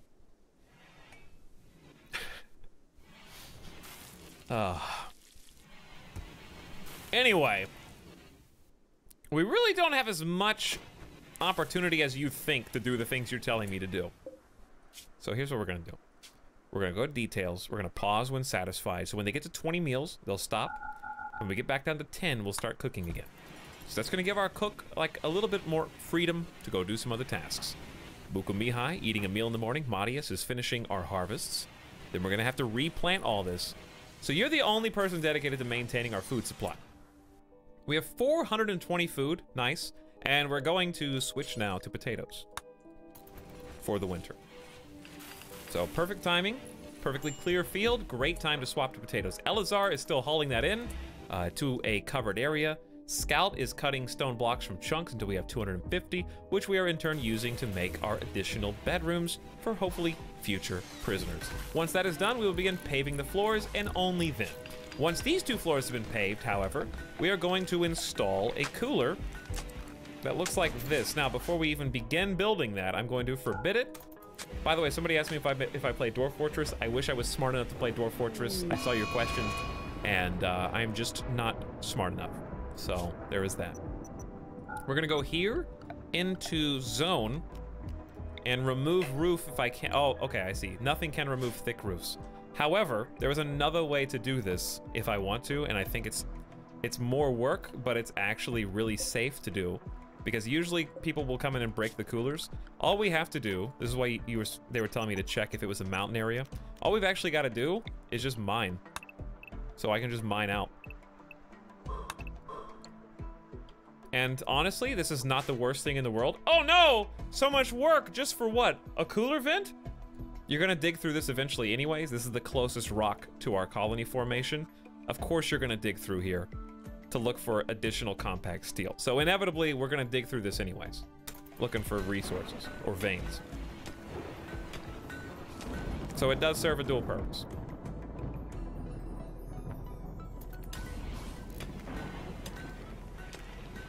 And then what you're gonna do to try to protect that is, since this is a river and I doubt we can really build up into it, a couple of steel doors will do the job. Can you remove the roof of the cave? That's what we were just talking about. This is considered a thick roof because it's a mountain technically. And that's what someone in chat was trying to ask about before, where if you remove roof, you can't. Nothing can remove thick roofs. So, adapt and overcome, ladies and gentlemen. A freak localized flash storm is striking a small area with lightning. This can cause massive fires, or it would if there was enough grass on this map, but there's not. So fires are really non-threatening here, unless they specifically hit my building, actually. Don't vent into a mountain.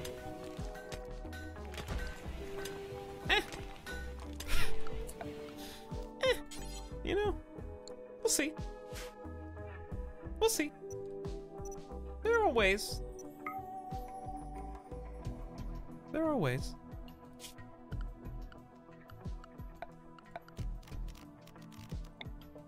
It takes a little more work.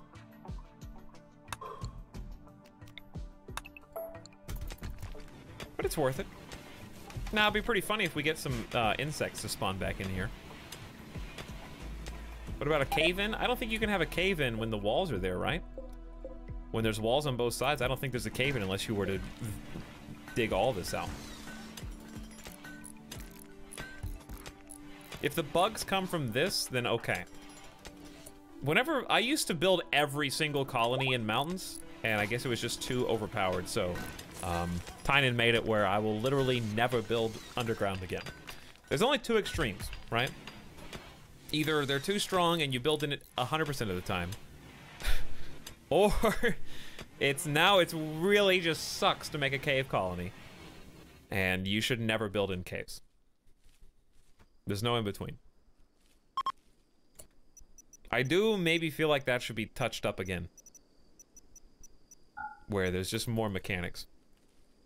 They nerfed invasions recently to give you time to prepare for it. Interesting. I hadn't heard about that. Give me a trophy. Maybe don't award the trophy just yet, Seacold.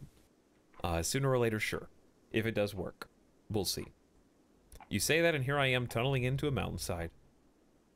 You will get infested by bugs. Eventually. Sooner or later. The bigger your colony, the richer you are. The larger that bug invasion will become.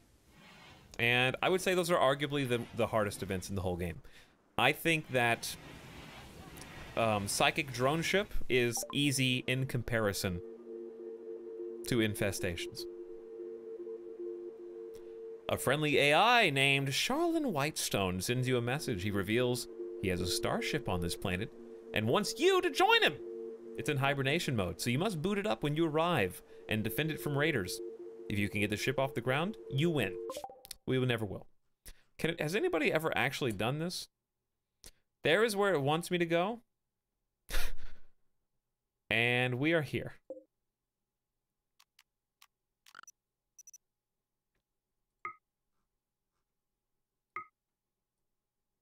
I don't think anyone's ever actually completed this.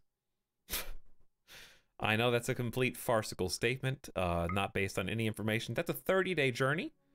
That's not fun though, right? 30 in-game days of fast forwarding, basically. Yeah, I have. It's a trap. Yeah. I think just caravanning would have to be more developed and in-depth for that to be worthwhile pursuit. Because you kind of just wait.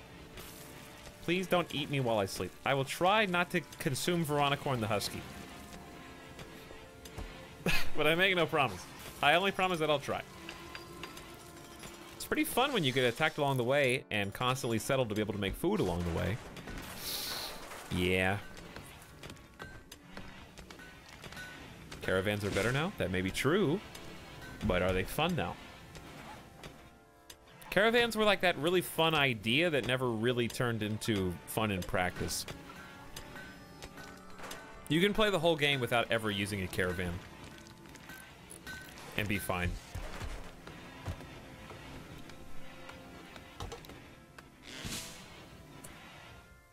I like everything. The way this is all going is fantastic so far.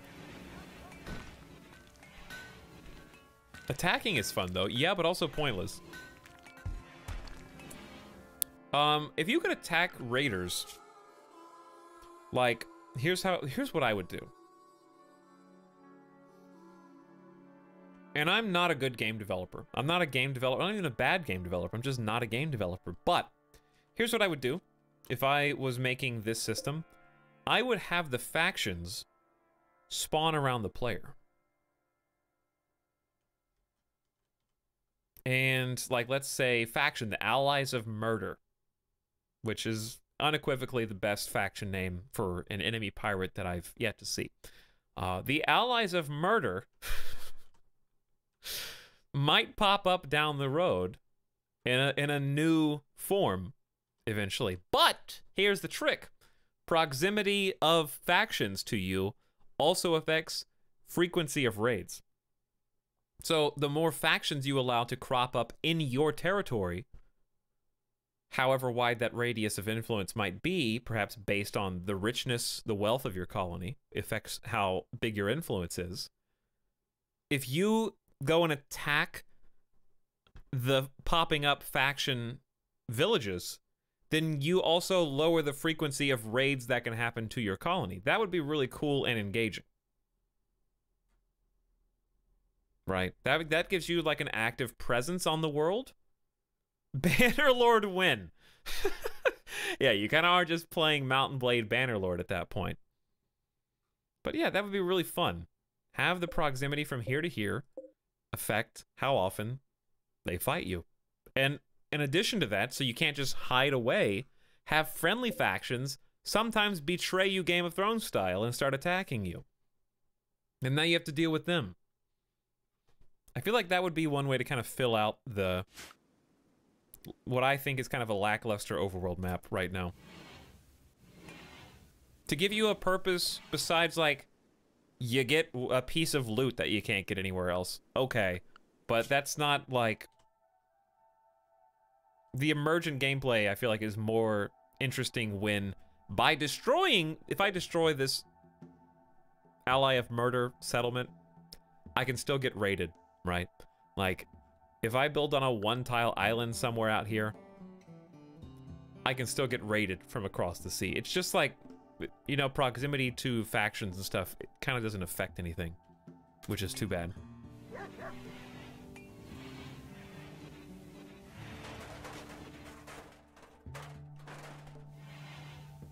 Ambush raider caravans, that would be cool too, yeah, but I feel like the overworld is kind of a different game. Maybe, I understand why it was introduced.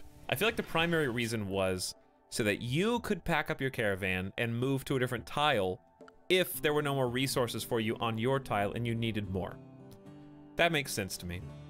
The little quests that pop up are interesting because sometimes there's a reason to go fight, right? And it's like a risk-reward scenario. Do you want a new colonist and have to defeat 3 auto turrets and 2 raiders? I like that. But the rest of it is just kind of, there's nothing there. Oh yeah, Team of Ants, you did miss the art show. I need to change that command. Thank you for reminding me. Now that we've completed work down here, I will do what everyone has been demanding I do, but also, let's haul this out of here. And we're going to create a security door here. So they're never going to try to break in there because it's more work to get through the door and the cooler than it is to just break down the wooden door. So that's going to be enough to slow them down. But actually what we're going to do... Now, I believe any of this roof is capable.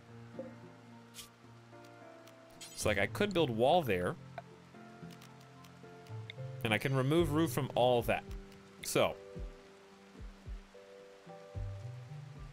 where would I like to do this? Do I want it here removed? I think I'll just take it here. That's fine. That'll be enough of a vent. So they're going to be able to get back there. I'm going to build a door where I was going to build it. And now they can get back where they want to go. I'm going to go ahead and build the cooler now that it can vent down the hallway. And hopefully that cooler is enough to keep this refrigerated. We'll see how it goes. Who was beeping? What was that beep? Someone was just setting an alarm.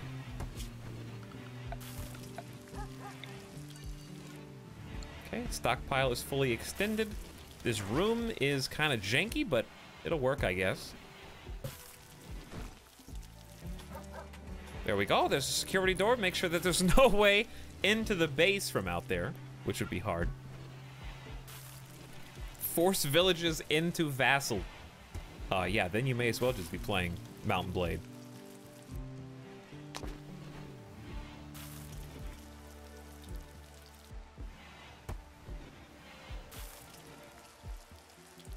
I want to explore the map system more, like settling different settlements and trading, but it just isn't as much fun, takes too much time.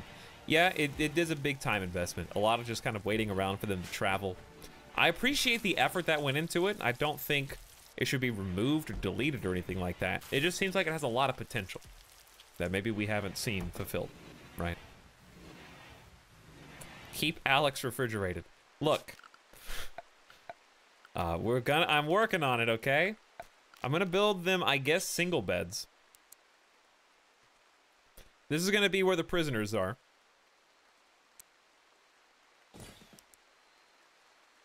There you go, 2 prisoner beds. I could even do 4 if I really wanted to, but we'll start with 2. 2 for now is good.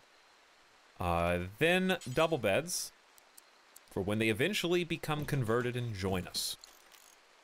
Then for the rest of you, we're gonna go ahead and begin. Now that the door has been built, safety has been achieved, and we'll start some tile.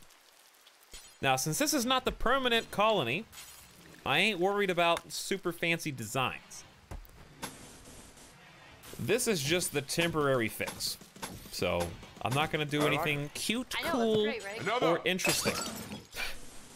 It is exclusively going to be plain slate floor.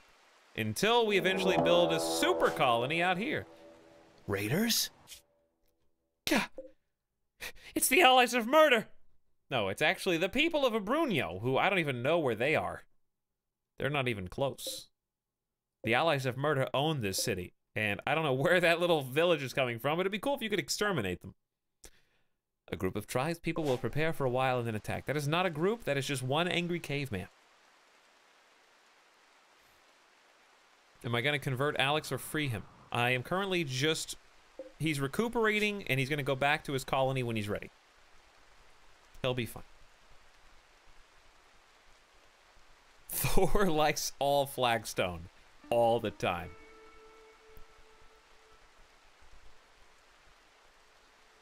Doranus?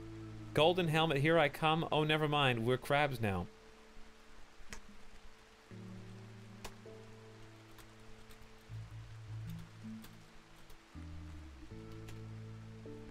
There's a helmet with gold on it, though. How is that?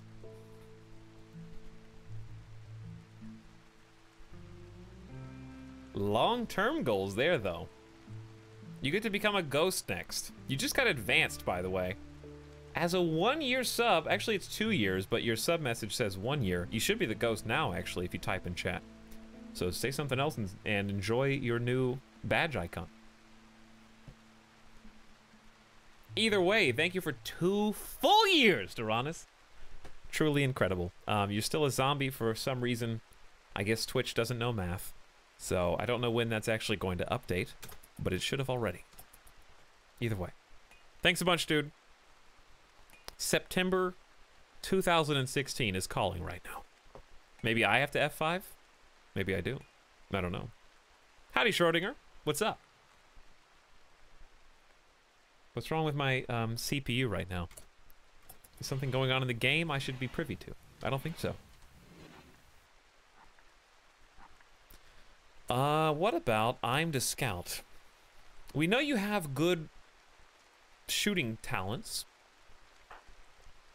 Does that therefore mean we should drop the revolver for the scout to equip on behalf of the raiders with that 9 solid professional shooting skill? Where is that little dude? It's Frodo. No, it's just Rodo. Not Frodo. Am I the baddie? Are we the baddies? Alfred says, what are your 6 favorite Pokemon? Okay, the last Pokemon question I answered was my 3 favorite. Do I have to pick 3 more now? I can't, I don't know. I already did 3. I don't know what 3 more would even be. Not Pikachu. Pikachu kind of sucks.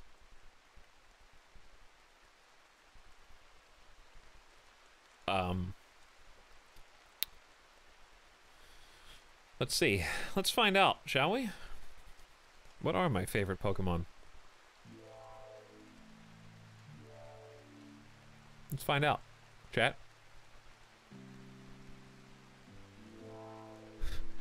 You're gonna love this.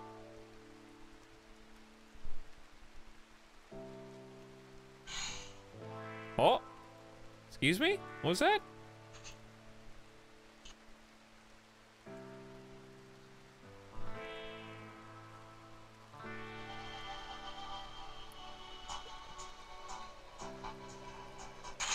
Whoa. Huh. What are my favorite Pokemon?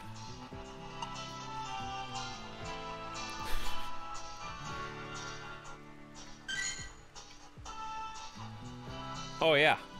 Definitely. Definitely my Ho-Oh. I got a sweet Moltres here. Sudowoodo. It's a good one. Raiku's pretty cool. Octillery, very nice. Octopus. Oh, actually, no, real talk though. I would say Hitmonlee. Hitmonlee, Sudowoodo, and what else? I don't know. I can't pick another one. Magikarp. Magikarp. Those would be the three in addition to Abra, Ghastly, and Bulbasaur.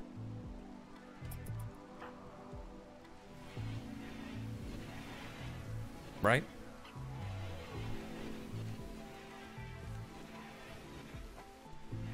Edgy boy with the Magikarp. How is that edgy?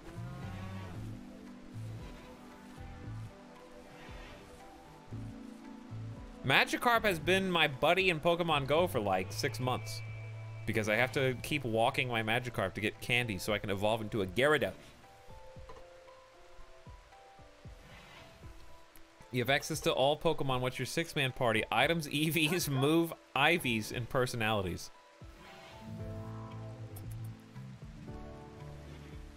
It's the I'm so cool. Okay. But Magikarp becomes Gyarados, which is like one of the strongest Pokemon. How is that edgy?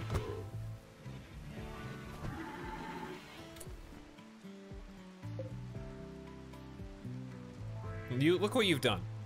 You've upset Minato.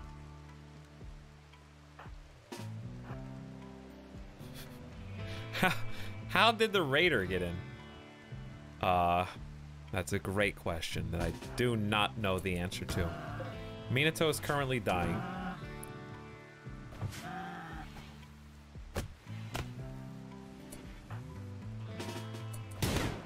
This is kind of a dangerous position that we put ourselves in here. Well, you two are not going to be needed because Roto, the fake Frodo, has been shanked to death.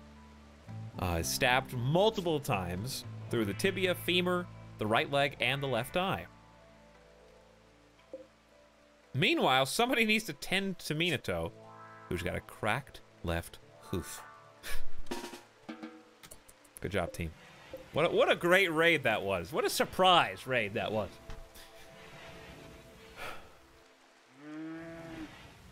Then you like Gyarados, not Magikarp, Edgelord. Sounds like somebody takes Pokemon way too seriously. Nobody can like Magikarp. Magikarp doesn't do anything except splash. Don't say the meme answer just because Magikarp is orange, which by the way is my favorite color. Okay? Name me some more orange Pokemon off the top of your head.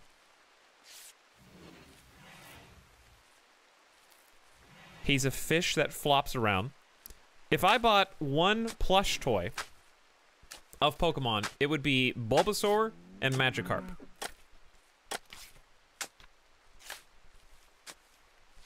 Okay?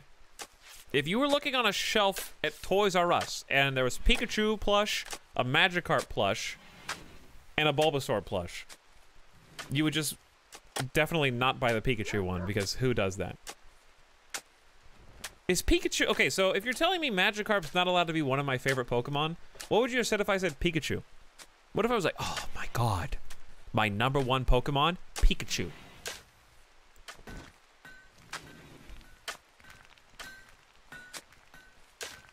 How would that have gone down?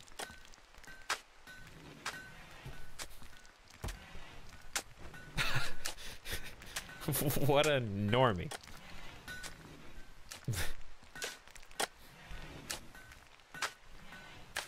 I like Magikarp. Get over it.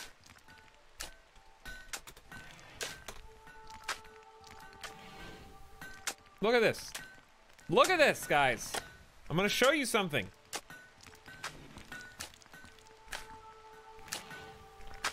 I am going to get one of these.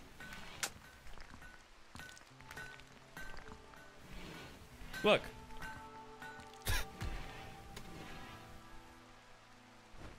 Look at this. Look at that. Are you kidding me? You're gonna tell me I'm not allowed to like that?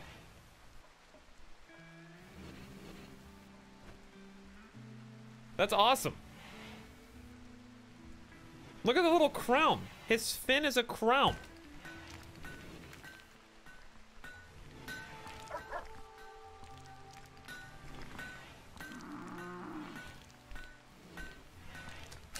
Pokemon gatekeepers. You probably were the kid that bought red, blue, and yellow when you were a kid. And just traded to yourself to get all the Pokedex Pokemon.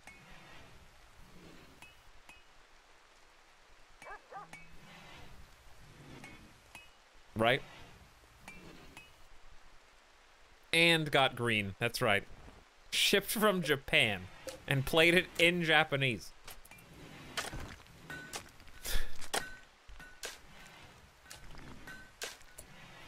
Come on, Comcast. Get it together, man. Do I have the Magikarp hat in Pokemon Go? Yeah, I wore that for like 4 months. We're allowed to criticize what you like. Okay, some of that. What's your favorite Pokemon? Huh? You fake mod?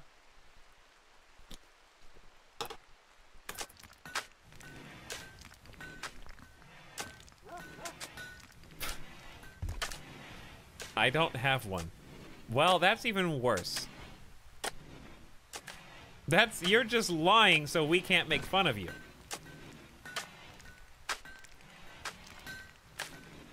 Not even the mods are safe. It would have to be Squirtle. What a safe pick. If you pick Charmander, let me tell you, chat, is like a quintessential edgelord. Oh, what, you like Charizard? I bet you only played Pokemon TCG so you get a holographic Charizard. And when you finally got one, you showed it to everyone in your binder.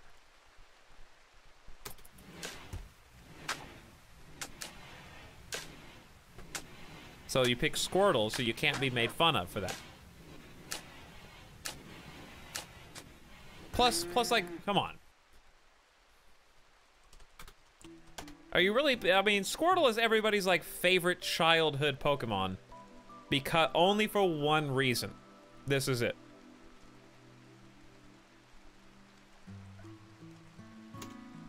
No. Only one reason. For that. Right? The sunglasses episode, the Squirtle gang.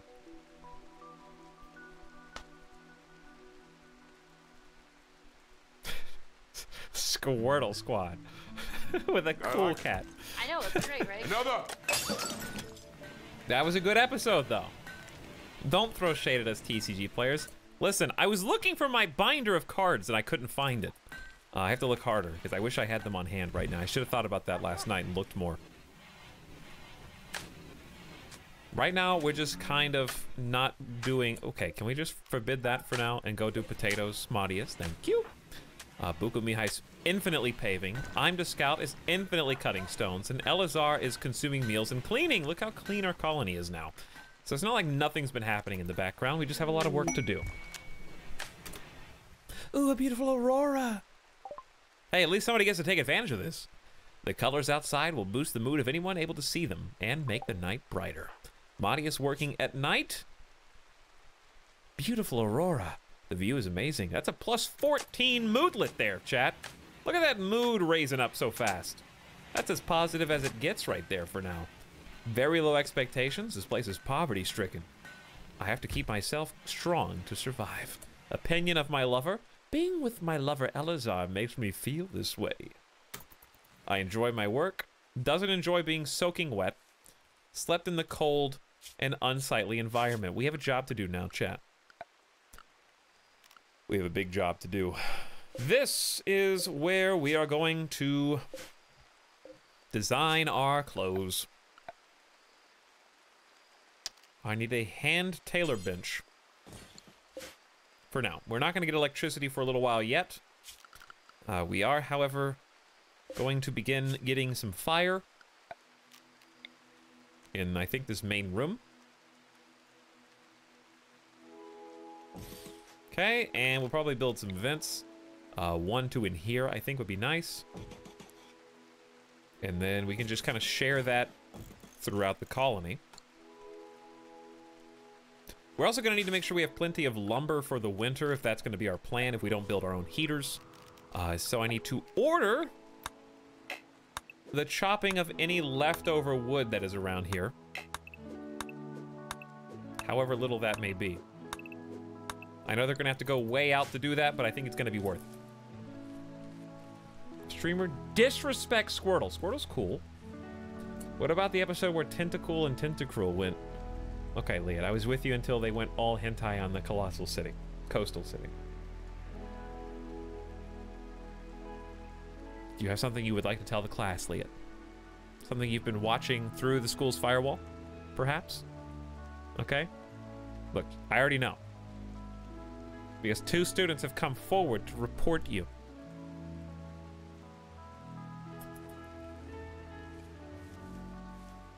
They said after class, you were showing them some very strange things that made them uncomfortable on your phone. I've contacted your parents, and apparently they're the animators, so they refused to get you in trouble because they drew it for you.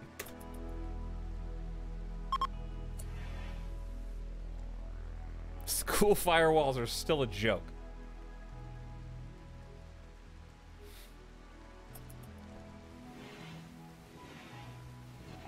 Kids having phones now is like terrifying. If you're like less than 13 years old and you have a smartphone, reason number 3 why I do not ever really want to be a parent.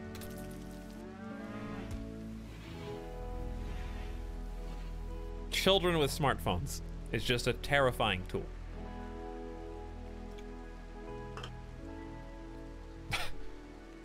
I'm 12, and what is this?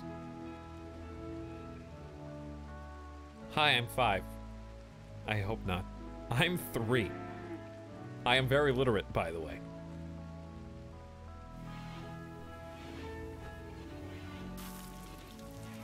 We're not going to talk about that anymore. Just that it's terrifying. Because, like, this is the only other thing I'll say. Before smartphones, when I was in high school, I helped with after-school care as a side job when I was like 17 or 18. And I was having problem childs when that didn't exist. Like, there were kids who were already messed up without that help. I don't think they need any more help. Goes off on tangent anyway. I see what you mean. Your stupidity was limited to your earshot. Yeah, pretty much. Now you can... Well, here's the other thing, okay? Think about... I'm not talking about anyone here in chat, but think about all of the people in the world who have attributed problems with Fortnite, for example. Let's just take Fortnite, okay? On the news. Let's see. Let me just watch this. Fortnite responsible for... Okay, well, the suggested... the suggested search here is 200 divorces. Excuse me? That we weren't gonna go down that road. I thought it was gonna be like school related. Like I was going like for bad report cards is what I was expecting. GQ, Fortnite now responsible for at least 200 divorces. Seems low, says GQ. According to a recent report by UK divorce resource site Divorce Online, more than 200 couples filed for divorce in 2018 while citing Fortnite and addiction to other games as a reason. A victory royale that is not, at least for the spouses on the receiving end of that negligence. But that was rough, GQ. 5% of the 4,600 petitions cited Fortnite. That's a lot. 5%? Read the article.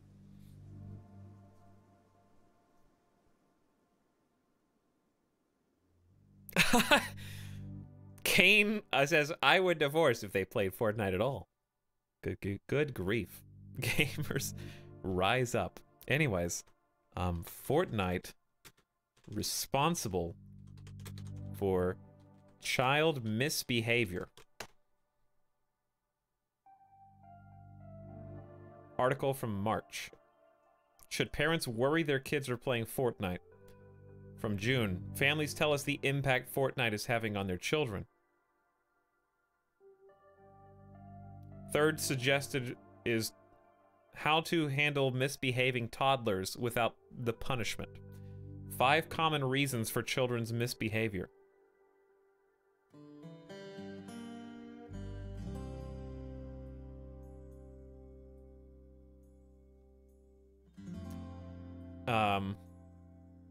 Fortnite and kids with ADHD or social skills issues.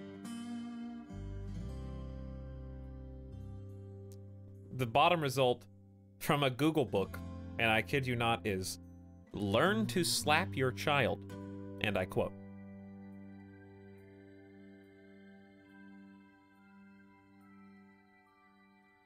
Interesting.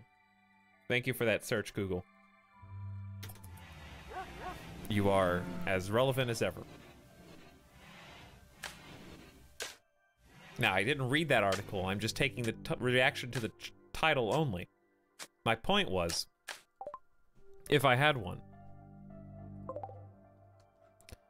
that think about all of the people who misappropriate cause and effect of video games on kids, adults, whoever, without taking responsibility for those actions.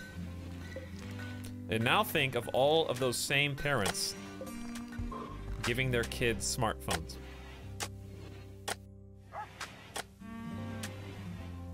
You feel me?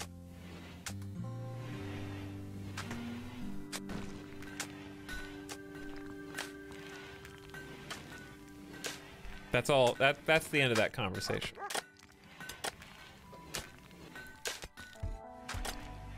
But speaking of slapping kids, what a great like transition there. Speaking of, I don't think I was ever spanked as a child, which is probably why I turned out this way. No, I'm joking. But I was a very emotional child. And all I had to be told was, Etalyx, go to your room. No, not my room. No, please. I can't. And I would just cry in my room. Because I was like guilty and ashamed. So I would just cry for being sent to my room. And I'd learned my lesson.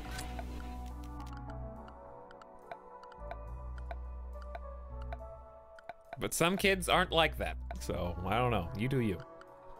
Just do it nicely, please. Did I pave under this door?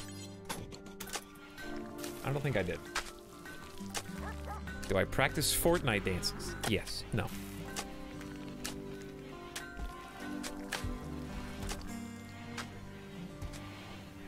Why does no one help me tell Etalyx that Alex just escaped? He wasn't a prisoner. We just resuscitated him. We gave him medicine and let him go. He could have chosen to join our colony if he wanted to. However, if we were to try to forcefully convert him to join us, we would actually create new enemies. So, it's really no problem. It's actually good that he got healed and left. Because that gives us plus relations with the other factions, who we're barely neutral. We're barely head above water right now, so if we piss off these guys, the Dolphin Chief, or Christopher Walken Hamilton, then we will have extra raiders to contend with. In fact, it's in our best interest to try to capture people from this Confederacy and from the people of Brunio, facilitate their return to good health, and then let them go, and then we'll actually get a positive relationship and goodwill with them, and they'll stop attacking us and stop being hostile to us, right? My dad would throw the slipper and have me bring it back to him so he could do it again. So he just played fetch with a slipper. Burnt muffins, I feel you. You yell at me and I just start crying. Nowadays, kids just take the phone to their room. I know. What up, Uncle Fat? Drum set man, you were hit with a belt lovingly. It's a lot of love. Hey, Cooper Hash. Cooper Hilash. How's it going? Allies also sometimes help with raids. Also a good point. Very true. I didn't want to trade with them, so we're just going to let them go. We don't have a lot of silver right now.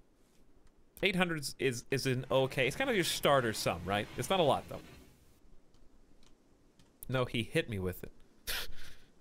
And then you had to pick it up? That's why your parents never got a dog. Soup.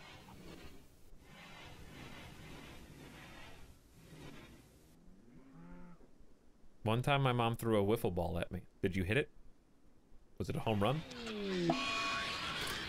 Yeah, we got a cat.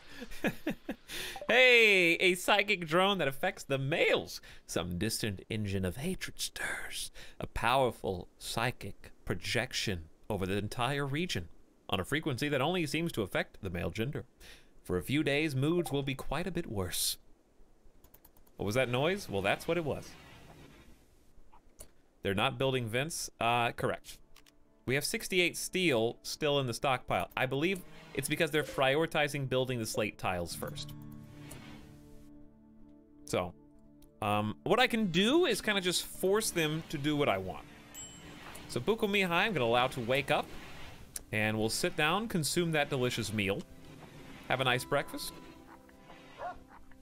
And then instead of building the slate tile, I'm gonna have you prioritize working on the campfire. And then I can go ahead and right-click the vents. That way we can start to heat up, because even though it is fall, you can see that it's starting to get very cold. And we're gonna have a big problem, because we also need, let's have somebody else come in. Madius the escapee, you're harvesting pine trees, which is still important, so I'm gonna allow you to cut that down. And I guess Buku is gonna be the one that prioritizes our building process. Oh boy, there's a wedding. Oh my. There is indeed a wedding. There's a little fire.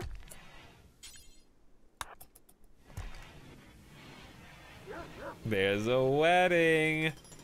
Who's getting hitched? There's really only one option. Excuse me. Need materials steel. Okay, so now we are out of steel. That's fair enough.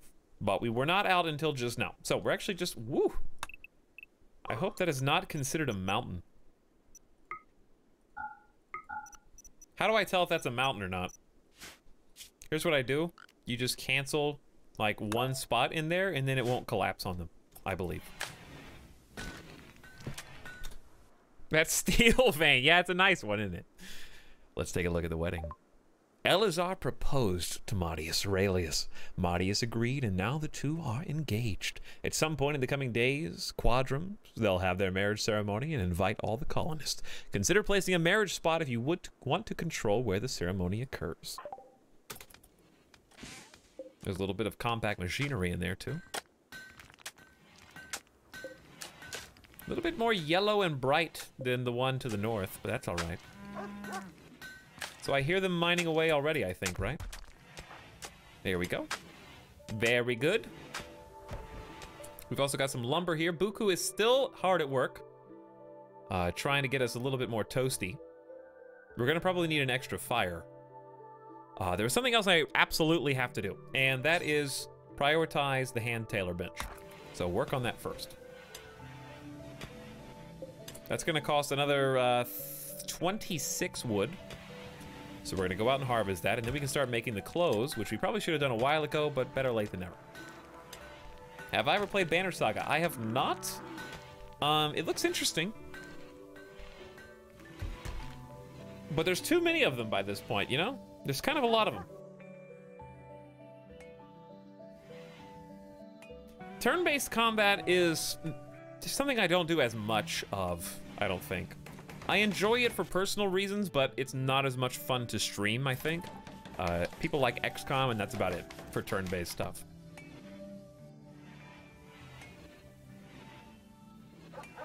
So, I think it's just a little bit slow to stream things like that. People get bored, even if the game's interesting and fun and unique. Okay, so we actually did build the wood tailoring bench, and now we're gonna queue up 3 parkas. Oh, 4 parkas. And you can make those out of whatever you want to do. That requires a tailor, though, and unfortunately for us, we have no one who likes tailoring. So I'm the Scout is probably going to be our default tailor, lacking anybody else. But that's also going to prevent you from crafting rocks right now. But I think that's a worthwhile trade-off. I'm going to let you finish that last little cut.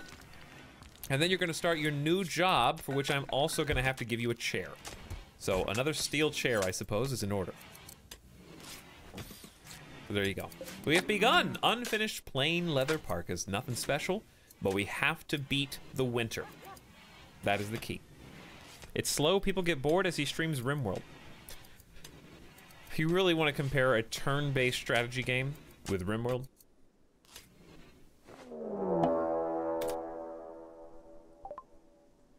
I rest my case. A group of Outlanders from the Faldo Confederacy have arrived nearby, and they're attacking immediately. Slow? Boring? I don't think so. There is a scout bolt-action rifle over here coming in from the west-hand side. They're not even going to waste any time whatsoever. This is very nerve-wracking. What are we going to do? There's 4 of us and 1 of them. It's so stressful. There's no downtime here.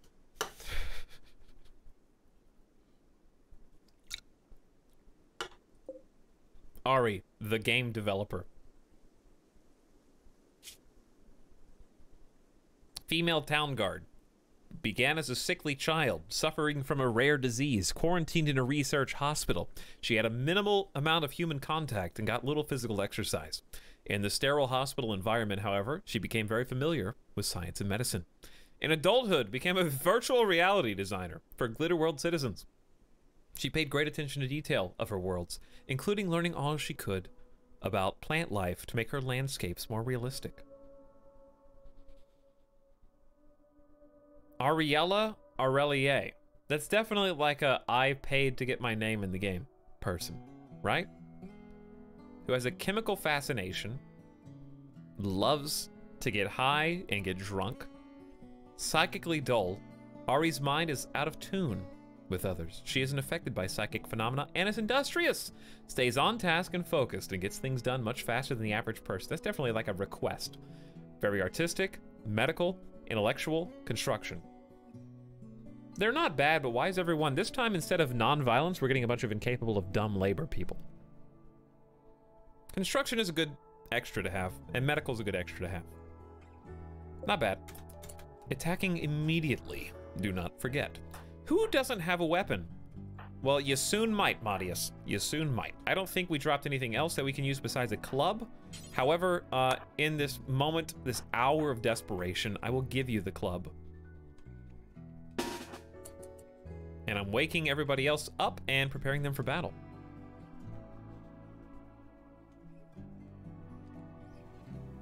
And then we go back to planning the base for an hour. But that's the part you like the most. So what does that say about you?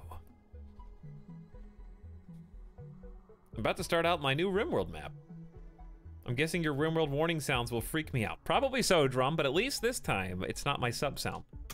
The sub sound still may freak you out, but it won't be... it won't be for the same reasons as last time. So here's what we're gonna do. Where is Ari? Oh, here you are. Let's meet her over here if we can. I don't know if we can cross the river fast enough.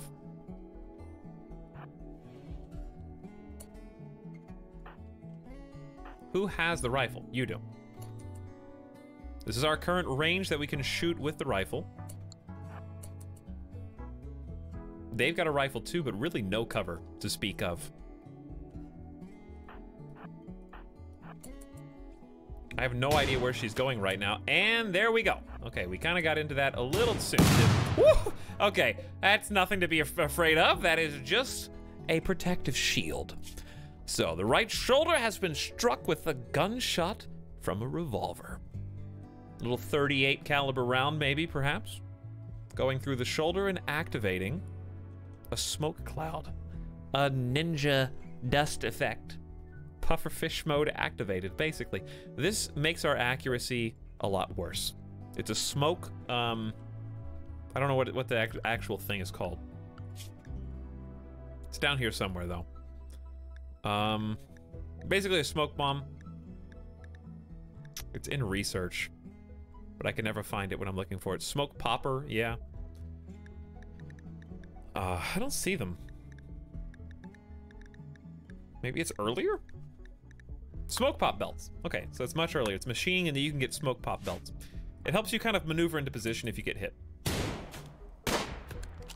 But now that you're out of the smoke shield, I don't think that's going to help you as much. All right, getting cover, I see. So we're going to rearrange ourselves. Elazar is just going to be in a... What is that? I am so sorry for my reaction. I just really didn't think Buko Mihai was being shot at. And also, this is the most armored individual. Flak vest, synthread, well, the plasteel helmet, and flak pants. Was shot in the left arm, hit in the humerus, and is now down for the count. Okay, well, we're going to rescue Buko Mihai, and I trust in Elazar to defeat this imposter with a one shooting skill. You couldn't scream beginner's luck more than landing that snipe from almost maximum distance with a 1, even if it's completely exposed with no cover.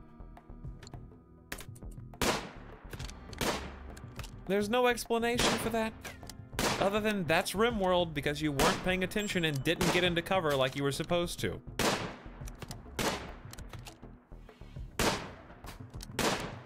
So if you cannot defeat Sheriff, if the Sheriff cannot defeat Ari, the intruder, then we are well and truly lost. XCOM, baby. XCOM indeed. Well, we made it all the way back here. I'm the Scout has finished bringing us back, and we have medical skill, so we are going to let Buko Mihai get some low-quality herbal medicine right now. Meanwhile, on the front, 6 hours, we've got 3 shots. We hit Ari in the face. What if we just hide and let her collapse from bleeding? What'll she do?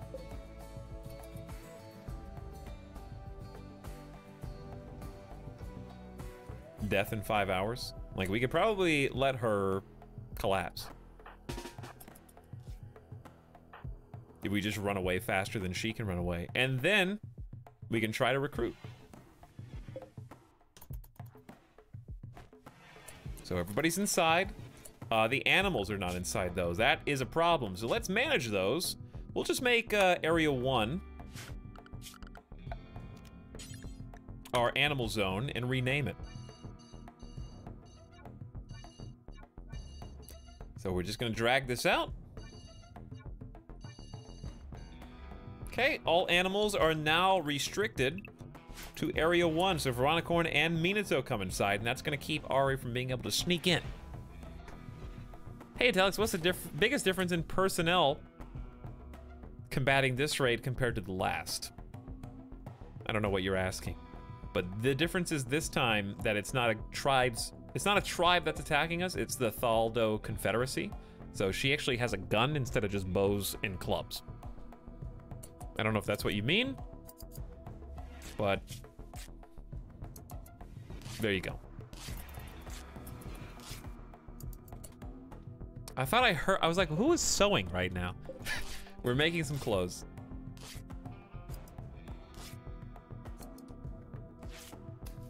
Really just hates horseshoes. Raiders loathe horseshoes.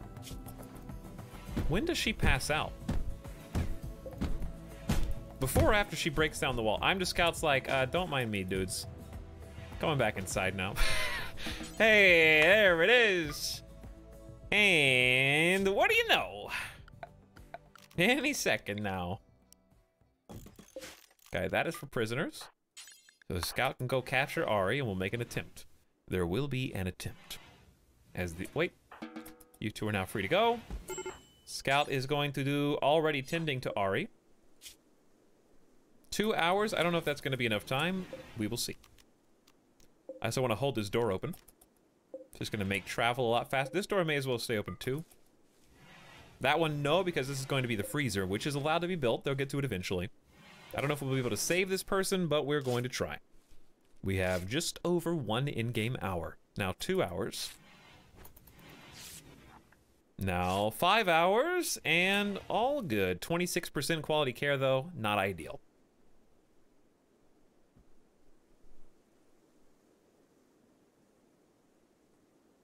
What time is 3 GMT in Oklahoma? Google it, Dalek. I guarantee Google will tell you the answer. She's been shot in the head and still chasing you. Well, you know, we just put a little bandage there on her head. We just took a big chunk out of her temple. No problem, though. She'll be good as new in no time. Save scum not required. That's true.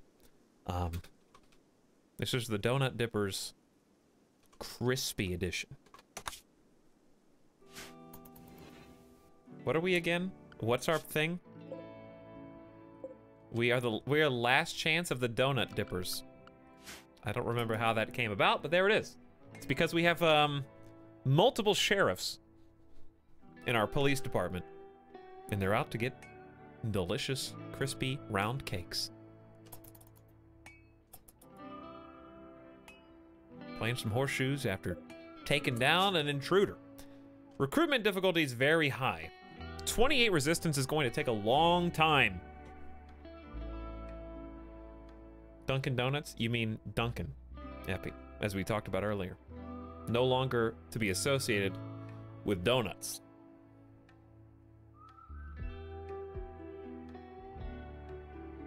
I assume they'll still have donuts, but that's not what they're going to be called. I just don't want to wait for 28 resistance. It's going to take a long time. Like, probably 2 months in game. At least. So what is, hang on. What is IHOP now?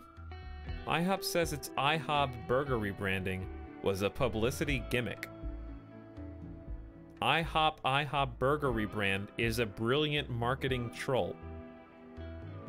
IHOP make that IHOP gets flame broiled over rebranding. It was a fake. I feel like it was like they really wanted to do it. And then, hey, we were just kidding. That was just a prank, guys. We were just trolling you. We got you. Literal. But if you liked it, we would have kept it, you know? They got their publicity. That they did. I haven't been to an IHOP in over a year. The face when Etalyx doesn't notice your sub. Waffling.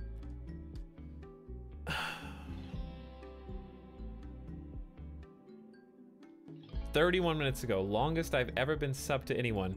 Keep up the solid work. I'll give you, you want to rewrite that? What would you like to say instead?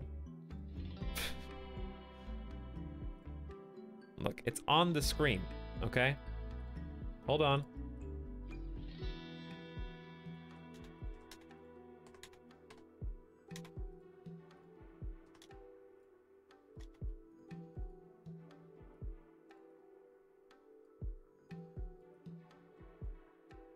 Here you go. I like it. I know, it's great, right? Another! There you go, Waff. Look at him! Look at him! He's right there! Now I've just messed everything up.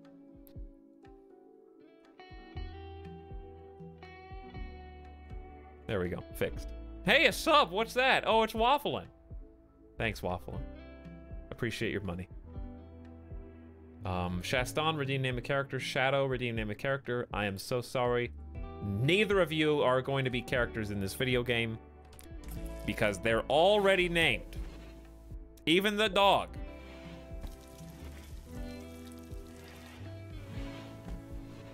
You are respectively the 29th and 30th person to redeem name a character today. So, if you would like, we could start a line at the beginning of each stream and just have a queue. I'll call your number when it's your turn to be in the game. This is why I gotta like triple the cost of nerd name redemptions. But that's boring. I know. I know, that's why we don't do it. I was trying to do the fun giveaway, and the Chrome extension didn't work, which is another reason why I uninstalled Chrome. I didn't uninstall it, but I stopped using it. And that's gonna have to do. All right, I will also attempt to recruit you. We have to feed you anyways. We have a lot of jobs to do. Buku Mihai is healing up from the gunshot wound. Madius is eating. Elazar is mining some more steel for us to use in our fun activities. The fire is keeping us a little bit warm, but we could do better. So I think I need a second one, unfortunately. And I will put that second one, I think in this back bedroom, because it's going to even the fires out a little bit more. Because we'll have fire heat coming from this quadrant and heat coming from this area. And it'll space it out nicely.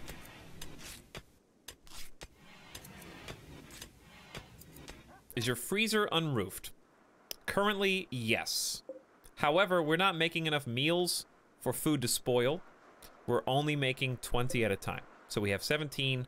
They have like 10 days left. And it's cold enough outside that they're considered refrigerated.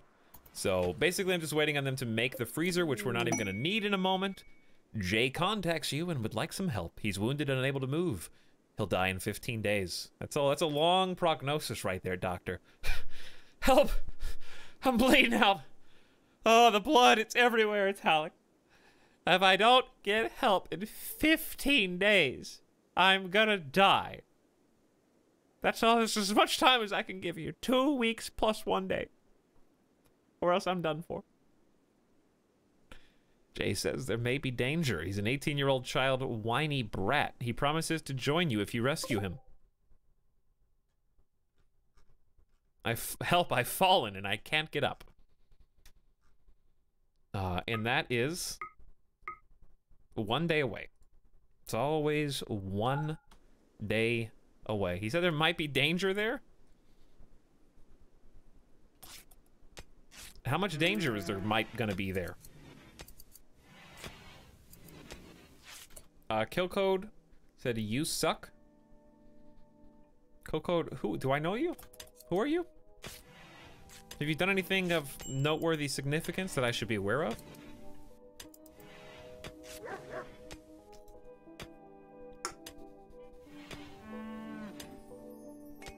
Your shirt?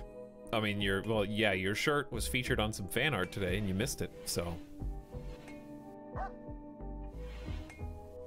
You kind of just screwed that all up. Hey, Black Vanguard, what's up?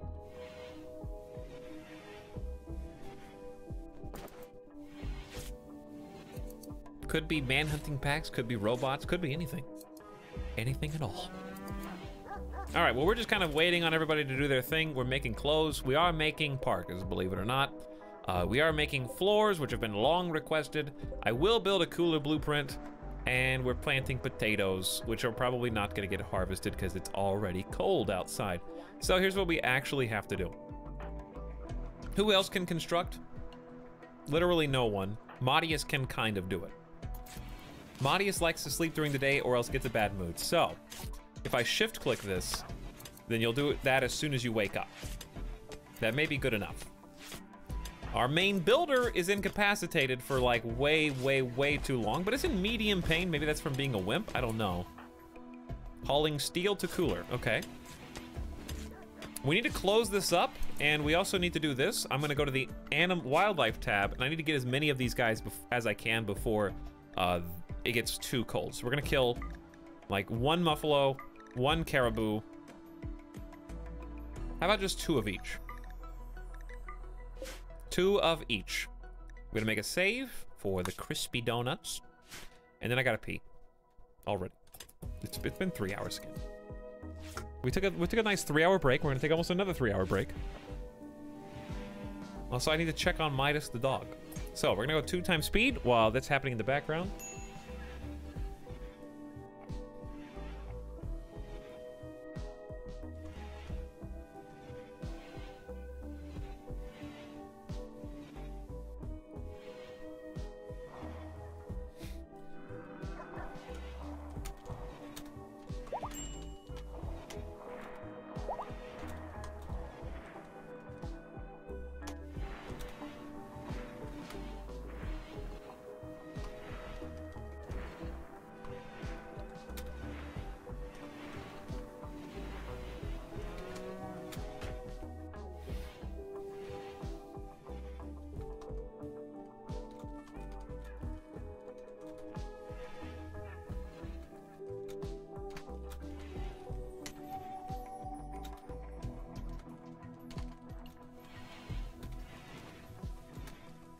Okay. There we go. Be back in just a moment. Thank you for your patience. I return to you. Well, you can't really see, can you? You know what? Too bad. It's gonna be right there. I'll be back in a moment.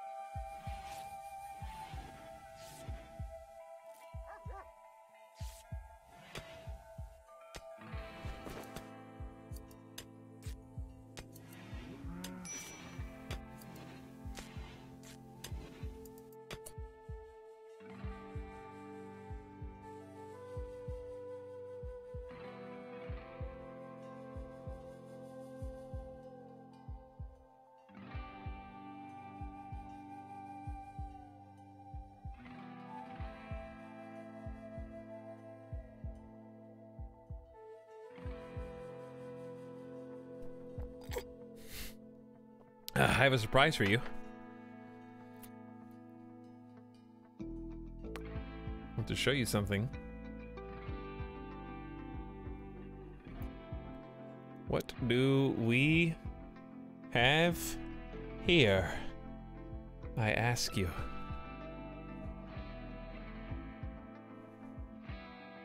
Very thematic. Is that a powdered donut that's gonna make like a huge mess everywhere? It really is.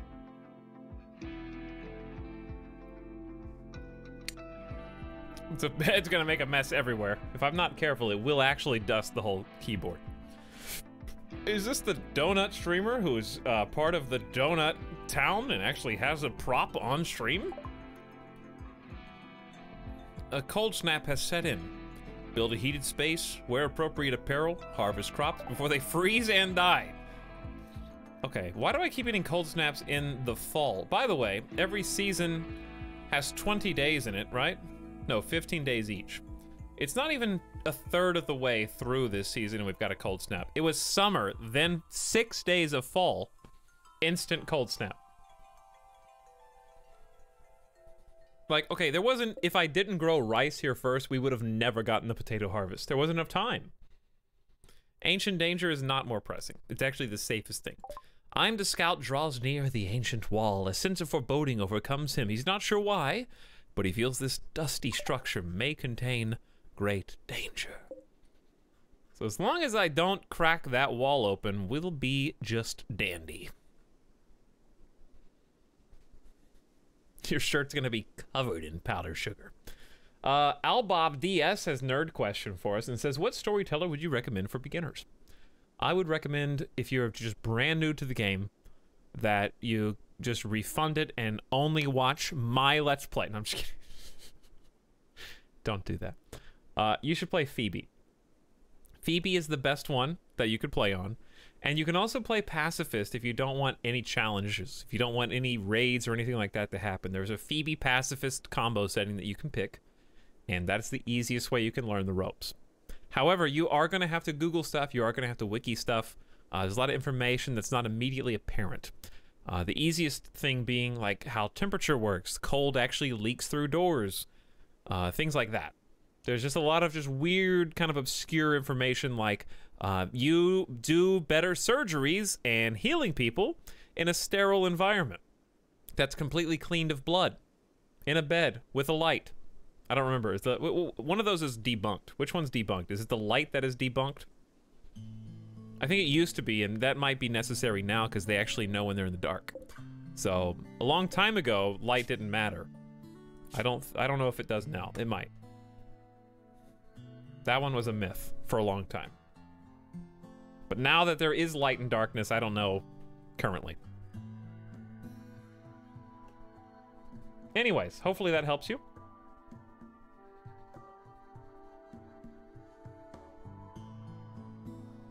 So, cold snap, huh? I don't have enough trees for like an extra fire. At best, I can give you a vent there and then move a sleep spot into that same room.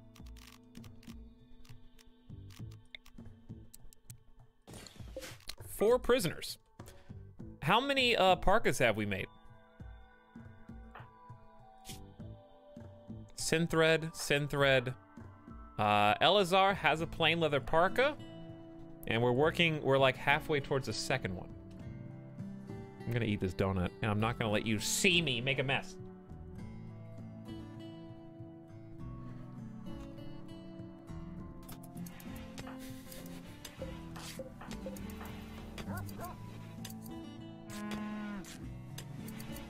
This is a good donut. This is actually like a really good donut. I think this is a cake donut. I think this is like a half cake, half donut.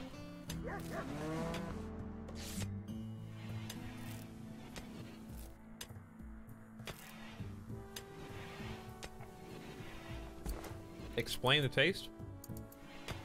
It's lightly powdered on top. Slightly crispy exterior. with a mushy, doughy interior. The light powder flake gives you an initial sugary taste that smacks you in the taste buds. And as you chew a little bit more, you start to taste that cake batter.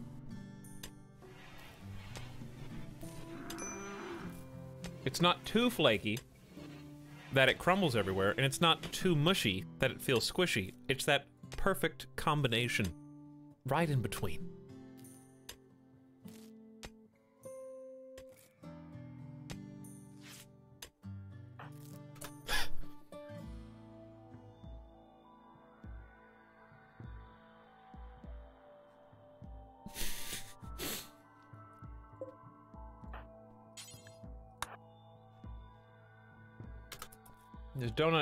This donut is better than playing RimWorld right now.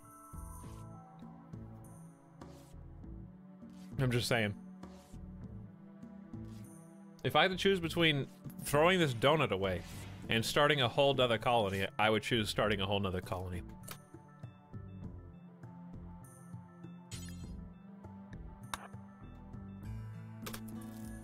I'm almost done though.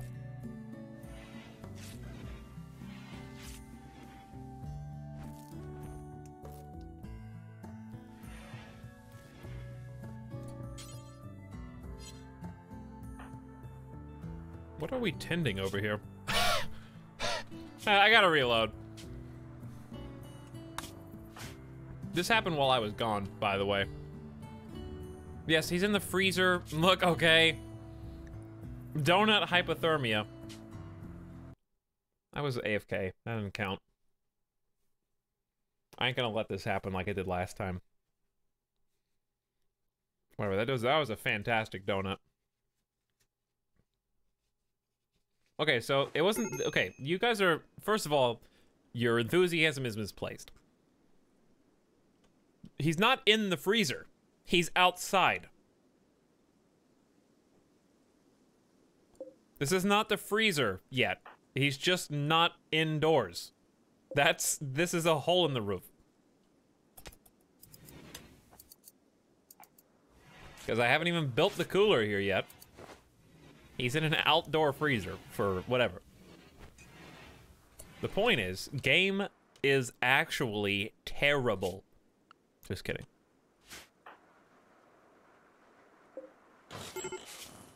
Just get up. You lazy sack of potatoes, Buku Mihai. Nothing is even really wrong with you. You know, what's the name of, like... Hold on.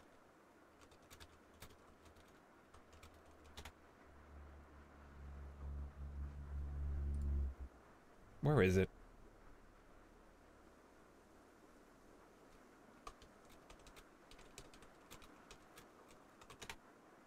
I can't even find it.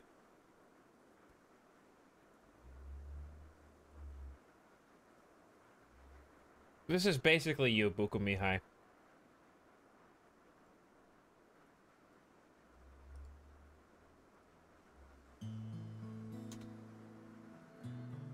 This is you. That's how I imagine you, Buku Mihai, in the game, okay? Somebody like punched you in the gut and you just fell over. And you refuse to get back up. Look at him, he's in full armor like Batman is. He's got the helmet, he's got the chest guard.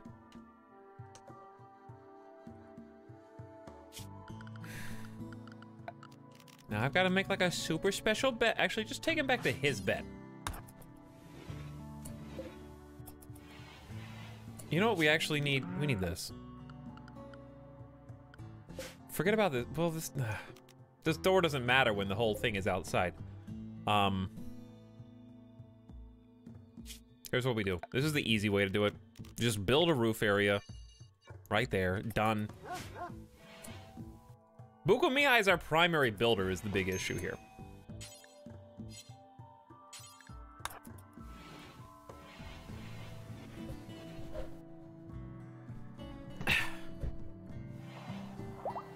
His arm is perfectly fine. Left humerus has a gunshot through it. Boo-hoo. He has 70% efficiency. I can work with 70% of my fingers. 7 out of 10 fingers is enough for me to, like, do my job every day. You know what I'm saying?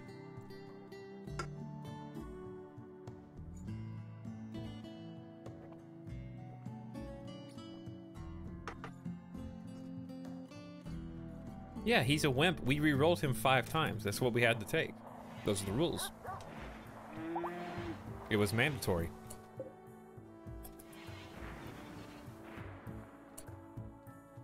But if I didn't have thumbs, well, we're talking about fingers. Face cam Etalyx? Yeah, you're right. I accidentally turned it back on. Thanks for reminding me, Beaver Thug.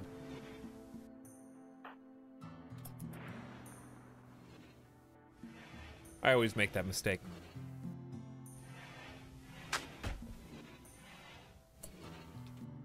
Madius, thanks for trying. You want to try one more time for me? Yeah, you failed at making a campfire, a basic survival necessity. All you have to do is rub 2 sticks together. And boom, you got a fire. There you go. There you go, people. Now let's see what happens on 3 times speed. It's still 20 degrees outside. We don't even need a cold snap to die of hypothermia. We need Buko Mihai to stop pouting.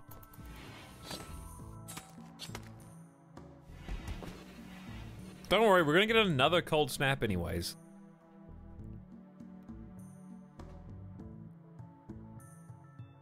Like, it's basically the same thing is gonna happen.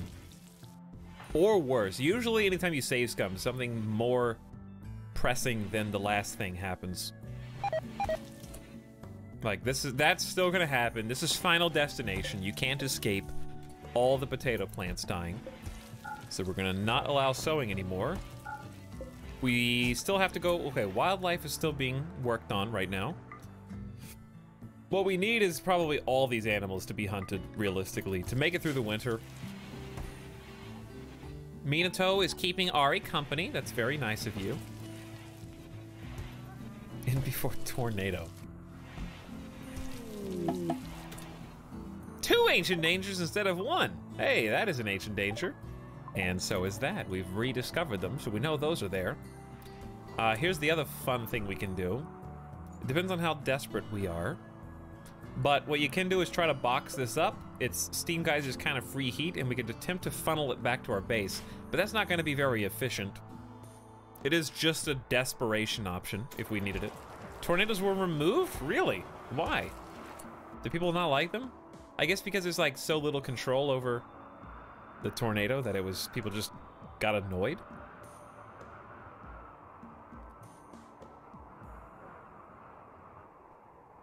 How are there 2 dangers on this map? Because, like, I have the better generation, obviously. These people don't know how to grow trees. Do you think they can make fire? I mean, the caveman would understand fire before seed germination. There's a tornado gun? Excuse me, what? How is there a tornado gun? War of the Worlds, like 20 minutes ago, asked, do you have any go-to movies when it comes to October and Halloween? I always watch Ernest Scared Stupid. I don't have any that I watch every year, but I will make an exception because I really just don't watch very many horror movies. However, really, on the edge of the map, the only tile, Fu-Man, the human, Fu-Man the human.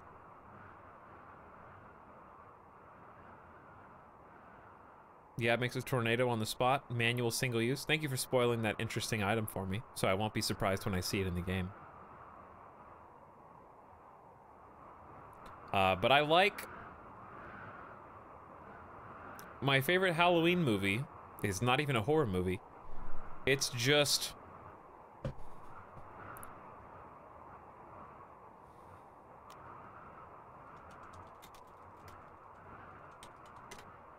It's this. I can't even get a picture of it. It's really hard to Google stuff when you're streaming, apparently. I think this is probably the best Halloween movie that you could watch.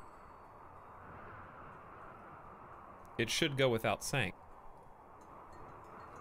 And I've talked about it before. From the creators of Chicken Run, Wallace and Gromit, The Curse of the Were-Rabbit.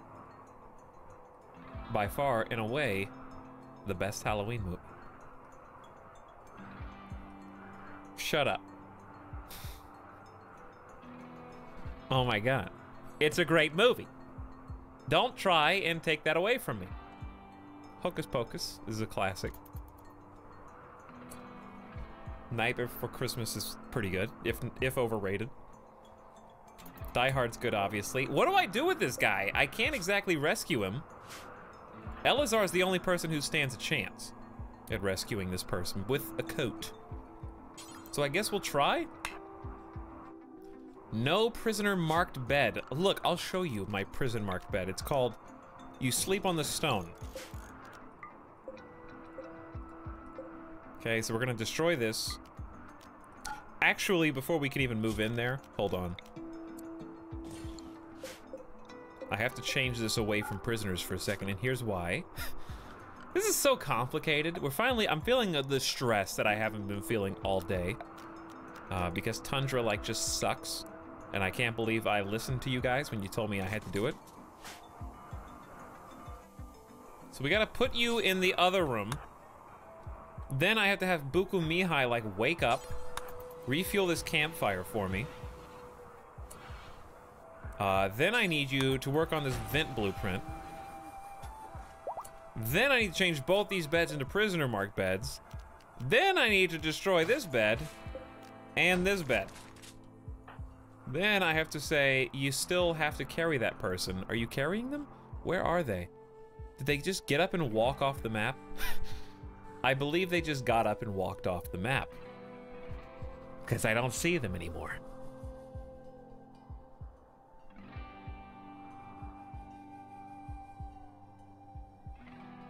Tundra sucks.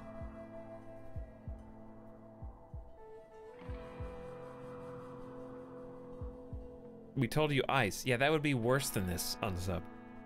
That would be even worse. I don't see the other, like, crashed colonists, so whatever. We'll just stick with what we got then. There is a vent going in here. It is 57 degrees, 70 degrees in here. 2 fires. Still not enough. So here's the new plan. We have no steel. Or at least very little of it. I'm gonna put a heater in here. And I'm gonna build a heater in the other bedroom. Probably the corner right next to the vent. Okay, you're gonna lock yourself out, but that's actually fine. We have no electricity right now. You've detected a nearby cluster of cargo pods filled with potatoes. That's pretty cool. Okay, who's working on chinchilla fur parkas? Please do so faster. Hunting muffalo. I feel like our people are gonna just, well, it's 34. It's not the cold snap save yet, so they can still be out and about. It's just gonna be very uncomfortable for them in the short term. Who does the clothing? This is now your #1 job, I'm to scout. Muffalo Revenge. That's a 2% chance. 6 hours. 5 hours. We're taking hours off this Muffalo's life. I'm to scout is fleeing the scene of the crime. With 5 hours to go, the Muffalo has decided enough is enough. Okay, another shot, and good job. You did great. We'll never halt. Oh, no wonder you're a terrible hunter who should not be hunting, because you make someone else come clean up after your mess. So, Scout, you're going to be now a 4 hunter. Your wooden foot is also making you probably not the best hunter that we have, but that's right.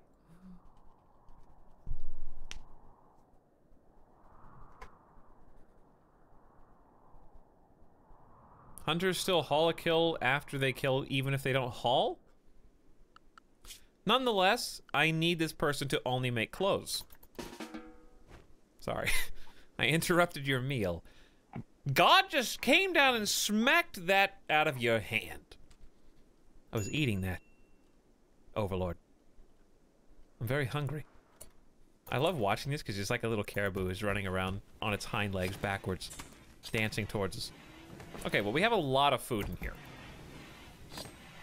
Scout is going to come spend all day hunting, is now going to just briefly work on this parka. It's for the best, though. We're actually, I think, going to be able to make this in time with a little bit of practice before it gets too cold in here. We'll see how it goes, though. Ari is still being recruited. It's going to take forever. At least you have a vent in here for the fires. We are still mining away, I suppose, with the compact steel, so let's try to do that a little better. This is now your number 2. Plant cutting is 3. Growing crops is 4. We're going to have to change that around when we can actually plant crops. Because all the crops are dying to cold now. Such is life.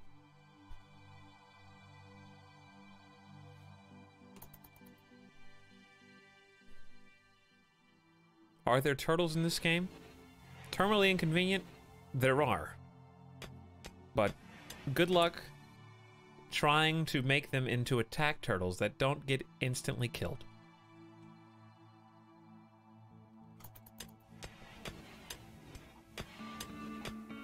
Okay, so here's our priority list. We mine steel, we take steel, we turn steel into heaters. We're also going to turn steel into electricity conductors. So, for now, that is limited very much so to just wind turbines until we can do some better research. However, this is a nice little area for some generators here. So what we're going to do is just put it all the way back against this wall. I can almost squeeze in 2. So I might need to just push them forward a little bit. Okay, this one will work. So let's just align them like so. I actually need to move that down one more, because that's going to bother me. There we go. Okay, that is perfect. Now on the other side, we have plenty of room for a second layer of these. So we'll have 4 in total with a power conduit in between. And why don't we just do power conduit straight down the middle there. Then this little dude can meet up inside the wall like so. We're gonna need some batteries. Probably don't want to put them in the wood room. So, batteries maybe should go in there if I replace this wall. But also with the steel that we don't have, we're gonna be making the heaters and the batteries. So it's kind of all about mining at this point. They'll get to it. Clothes are the most important thing. Everything else comes later because we've got food already taken care of.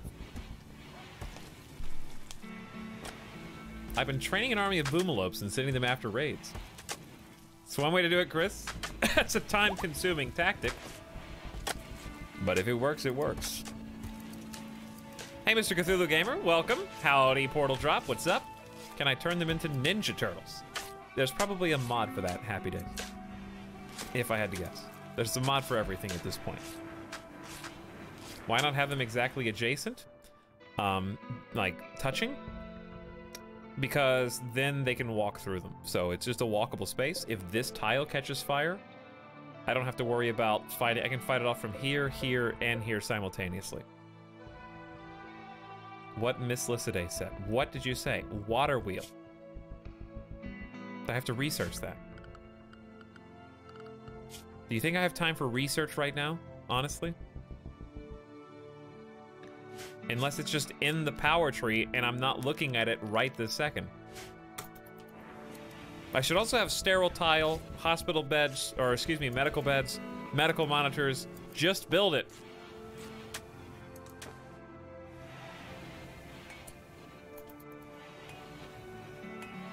Can't do that, I'm so sorry. I would love to if I could. Anywho, where were we? We're going to forbid 2 of these. And the conduit, for now. These 2 are just playing games, having a grand old time while we freeze to death. We'll get there. Okay, there you go. Continue work. Now, Buka Mihai, Focus on other tasks. Cannot merge. No, I don't want you to merge. I want you to build the chair. You can't do it. Okay, who is mining right now? Anyone? Maudius is sleeping. Ah, that makes sense. Okay. Anyone else that can mine? We also need to hunt, which Elazar is doing as we speak. Look at all that wood just lying around. Chunks of spacecraft impact nearby. You can harvest them for parts. We'll look at that eventually. Not presently. That's a lot of blood for a Muffalo. How about we just don't hunt anymore right now? In fact, there aren't any more to hunt. The Muffalos have kind of roamed off the map as it happens. And we've got, like, enough food for well over 800 meals. Like, 700 to 800 meals. Wait, no, excuse me. 700 to 800 raw food, which, divided by 10, is like 70 or 80 meals. Is what I meant to say. You killed them all? Incorrect. There was a herd of, a list all the way up to here. I only killed maybe 4 Muffalo. 3 Muffalo. There was a much larger list than this.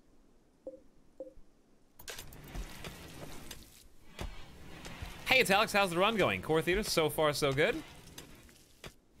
We're just trying to prepare for the inevitable tundra winter.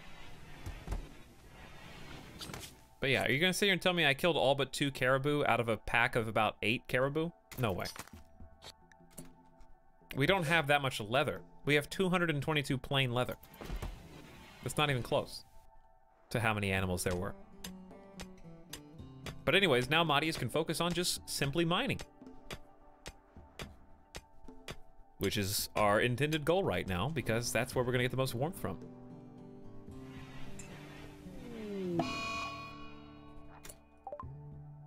One of the moons of this planet has orbited in front of the sun. An eclipse has begun. Have we finally... I love that we've hit that magic hour, I can tell. How are there the same amount of viewers in chat? I feel like everybody just went to sleep. We've hit that... It's like right now at midnight EST. I can just look over and be like, oh, the chat is exactly where it was like 3 minutes ago, 4 minutes ago. Shh, I'm sleeping. Box of Fury, how dare you? Everyone's just turned into Super Lurk. But it slows down to like a crawl at midnight. Because it was so fast I couldn't keep up for the first like 4 hours. I would look over and be like, where am I? What day is it? That's a large caravan. Speaking of tamed boom rats to attack with, there you go. They've got a tame warg as well. Going for a light walk.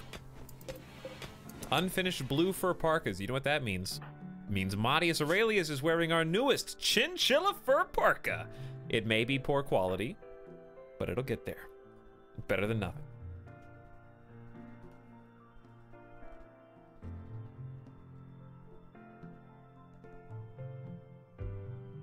I'm sleepy, but still awake. Luckily, it's the weekend. Everybody can sleep in, or if you have to go to work, thanks for being here anyways.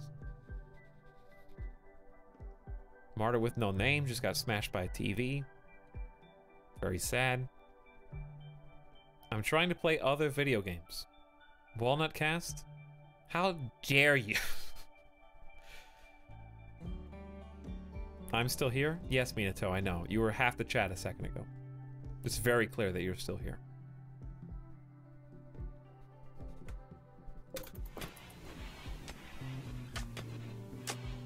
Local streamer demands attention. I like it. I need 100%. Another. Undivided.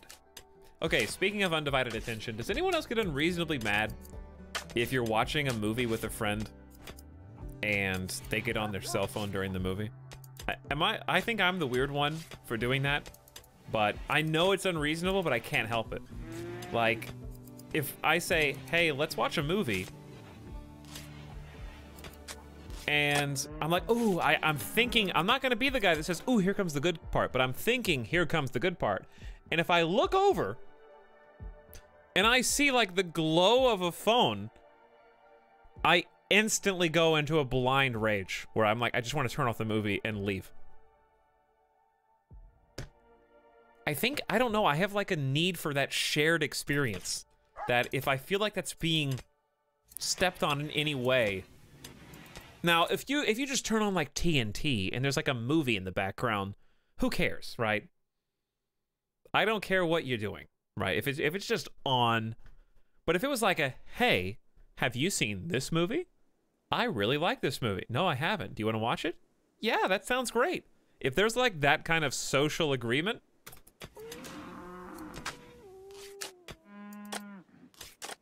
then I feel slighted somehow, as if to say, oh, that movie that you wanted to watch, it's not interesting enough.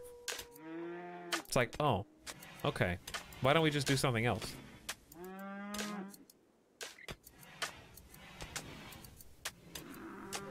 Keep your eyes glued to the TV at all times. That's right. But I'm the type of person, okay, here's that same person though, who doesn't really care as much about the thing that you care about as you do, which is fine. That's understandable. That's why I said unreasonably angry. But aren't they the same person who, if you're in the middle of a movie, okay. No, you guys are so obsessed. No, I'm not talking about anybody. You realize I have more than one friend, right? And also that I've only been in physical rooms with Germa twice. So obviously, no, I'm not talking about Germa. I'm talking about my other real-life friends. But that same person is the exact person who will do this. We're an hour into the movie. Okay, 1 hour in. I gotta go to the bathroom. Hang on. I'm gonna pause it for you. No, don't pause it. Like, just let it keep going. What do you mean, don't pause it? Do you even care what happens when you're in the bathroom? Does that ever happen to anybody else? Where they just get up and go in the kitchen and like make dinner? And it's like, I'll pause it for you. I'll wait, no problem. No, don't pause it. Okay. I guess I won't pause it then, but I'm watching this to watch it with you. Not because I want to watch it by myself. Yeah, if you've seen the movie a bunch, that's different. If it's like a new movie, like you just got this new movie digitally. Local streamer offended at lack of pause buttons.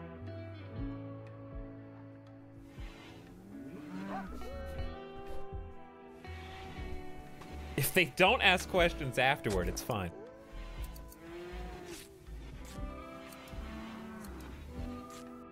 Like, just, hey, you can go do whatever you want. Just don't ask me what happened. Anyways, some of you understand me. Some of you get me. Some of you don't. Yeah, I pause it anyways, too. That's exactly what I do, I'm fired. I just pause it anyway. No, don't pause it. No, I will. Every time. Hang on. I don't want to sell them my herbal medicine. I want to buy.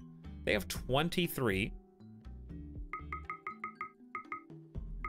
I think it is worth buying, let's say 14. Maybe even more.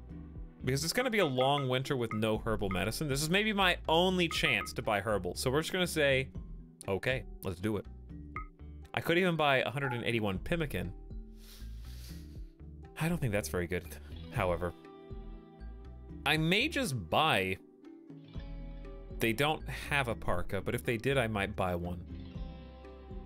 They don't have any guns. This is just a tribe. How many people are watching movies with friends? I get the joke. I get the joke. I don't watch movies with people I don't have a say. I don't watch movies at all. Well, okay then. This is so realistic. I'm glad you understand. Artichoke.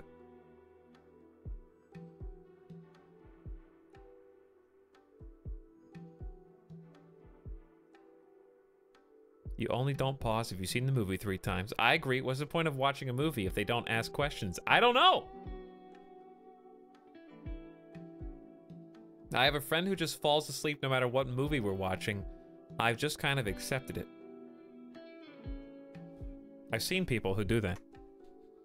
Who fall asleep and then pretend like they weren't asleep. That's worse. It's like, hey, you good over there? Oh, yeah, I'm fine. You sleepy? You want us to, like, you want to stop and we can watch it later? No, I got it. I've been following along. I picked up on what's happening. No, really, like, I don't mind. We can just do it tomorrow. You can go to sleep, do whatever, no big deal. No, just keep watching it. And then instantly falls asleep after you turn it back on, and you're just like, well, you've already called them out on sleeping once, so like you can't do it again now. Now you just have to sit there and watch it in silence while they sleep and finish the movie.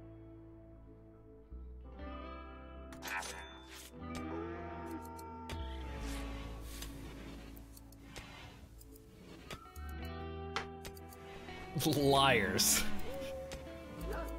I was just resting my eyes, Soup. No big deal. I was just resting my eyes a little bit. No problem. Why? Okay, hauling needs to be a #1 for somebody. It just has to be.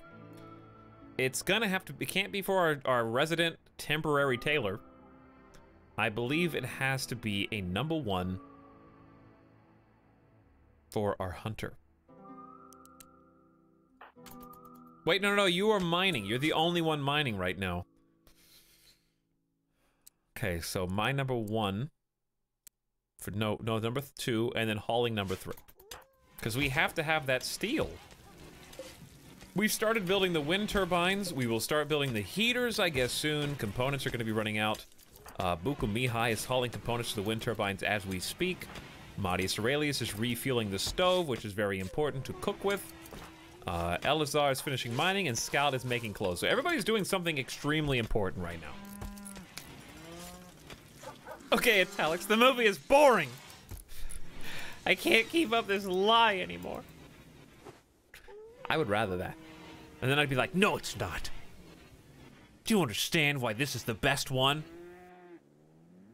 Do you know why The Desolation of Smaug is the best Hobbit movie? Okay, let me tell you. I can't believe you fell asleep during the extended edition, you fiend.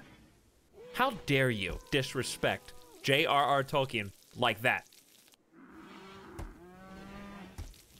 Look, I don't care if Guillermo del Toro was supposed to make these movies. At the last second, they had to get Peter Jackson to come fill in with only a year of preparation time? Are you joking me? You know he was planning the Lord of the Rings movies for 5+ years before he started even filming the Lord of the Rings, and he only got 1 year of preparation for The Hobbit? Okay, it's not his fault. That's the studio. You can't fall asleep during that.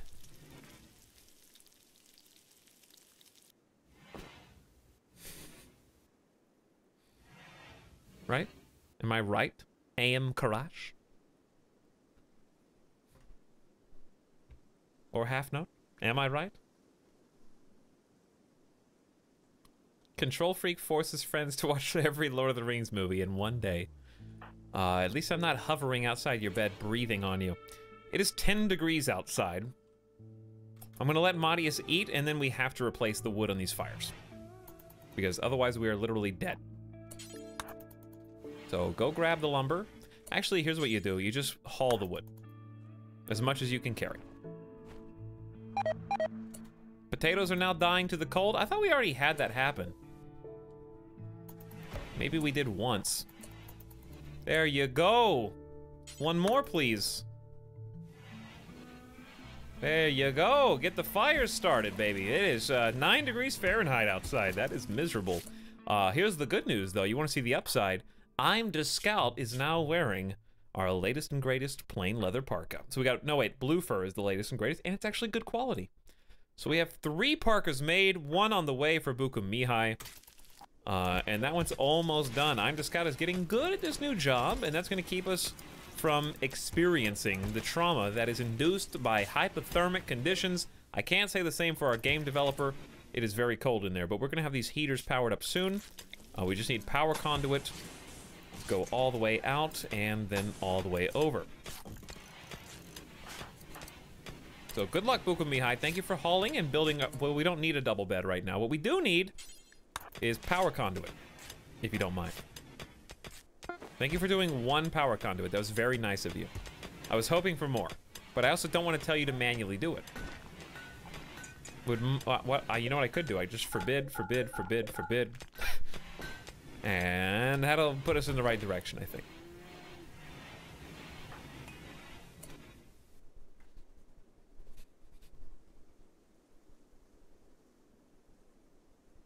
You are correct.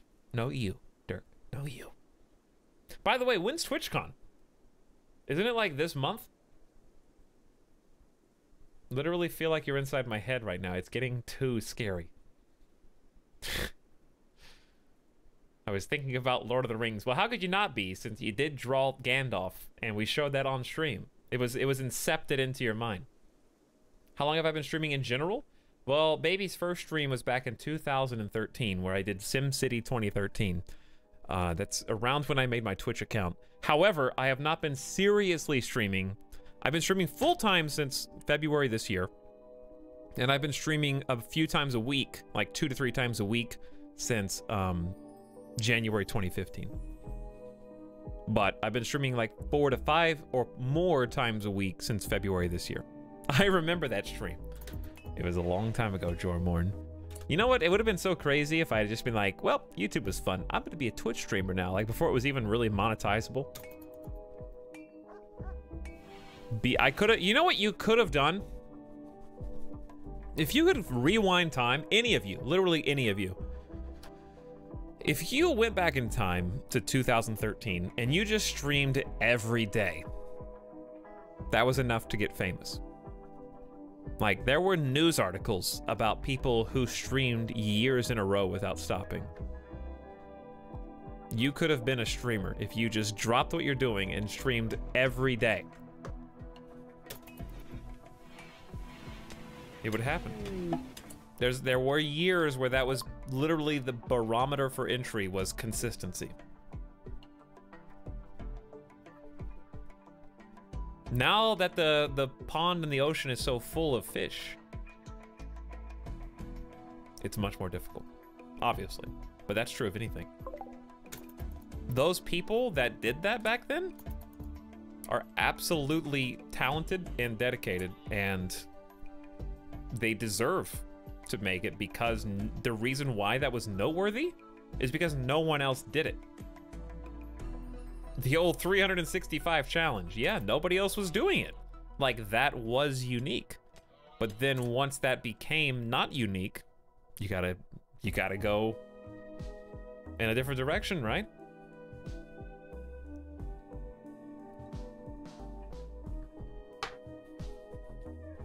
Could I stream me doing push-ups? You could. You could. I had a Twitch account for 5 years, but I only started streaming over a month ago. Good luck. It's hard to do, but yeah. Anybody who asks me for tips? Etalyx, what's your first advice to somebody who's new to streaming? Don't do it for money. That's my #1 tip. Because if you do, you're bound for failure. Now, if you hit a point at which you can stream for money, good for you. But no one should ever start streaming for money.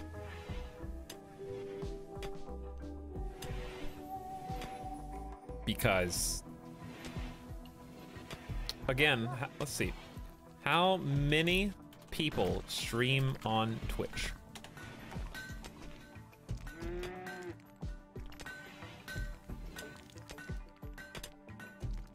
Oh, they have a website for statistics? That's pretty cool. Okay, Twitch has 140 million monthly unique viewers. There are roughly 2.2 million monthly broadcasters. All right.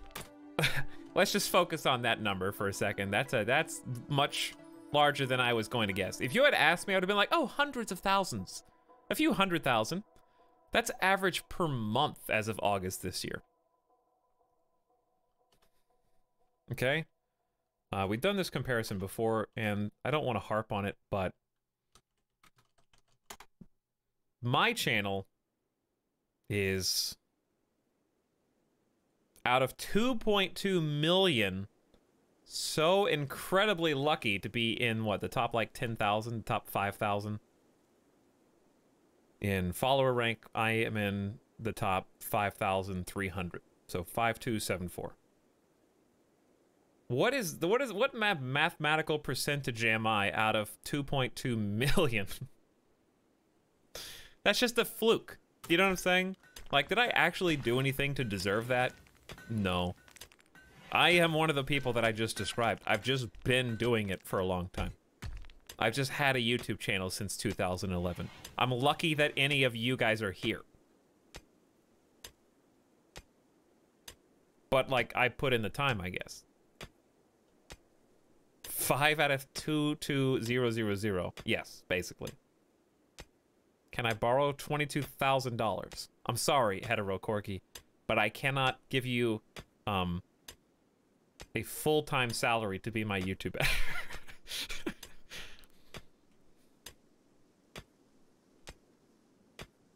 It's the same when I see someone asking how to make a Minecraft server. Yeah, similar principle. You just kind of do. It just happens. You get it or you don't.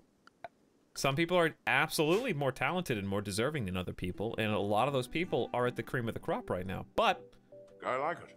I know, it's great, right? There's some other factors that always go into that, you know?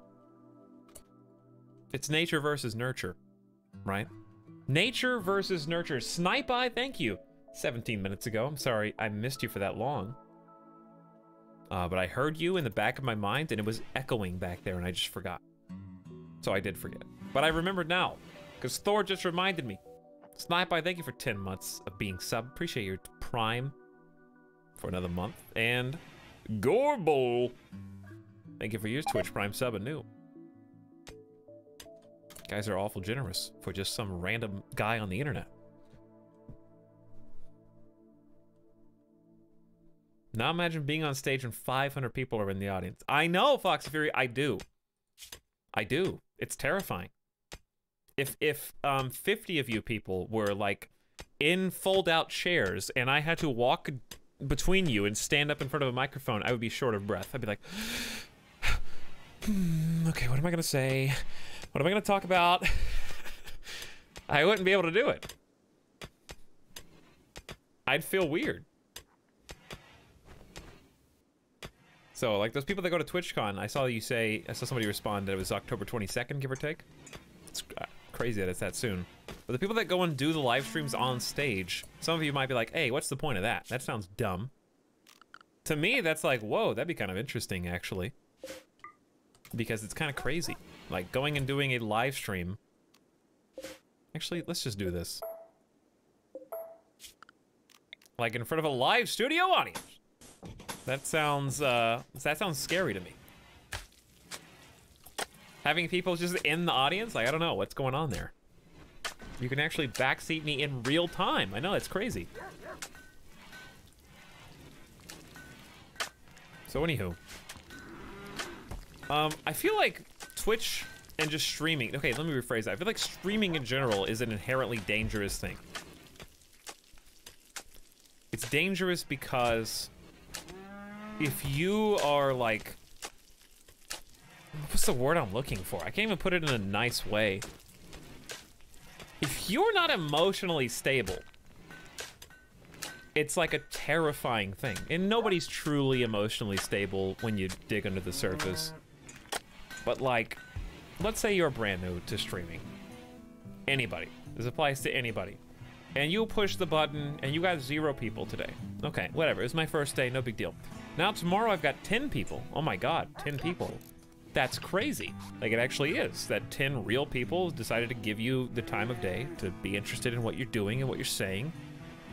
Now tomorrow you've got 5 people. Now tomorrow you've got 2 people. What I'm describing is like the first 2 years on YouTube.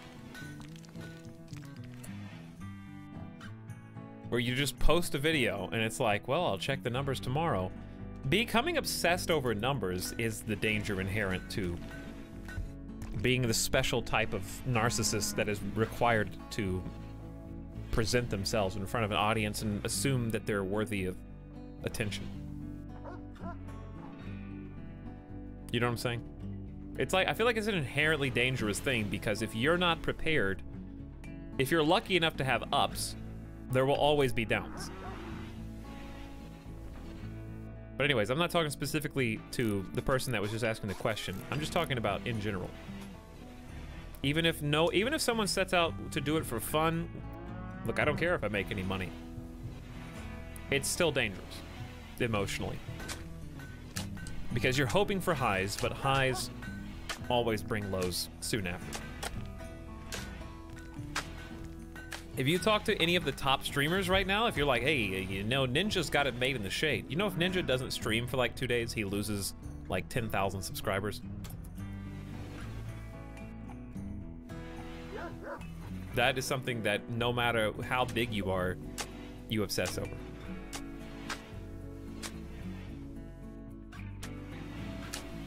So like basically what I'm trying to say is it's almost like you can't win. Because you always set the bar higher for yourself, no matter what you do. It's really a lot like gambling. Content creation just is a gamble in the first place. You're gambling your time away. And you think, if this happens, then I'll be happy. If I go play some blackjack, I'll start with a $100 buy-in. If I make it to $150, I'll be happy. I'll leave with that. Then you get there. $150. Yeah, that's great. I'm up $50. Gonna keep going. I'm gonna see this through to the end. Uh-oh. Now you're down 25. But it's okay, you just got up to 200. Well, now I need to start increasing my bet. Now I gotta bet double to scratch that itch.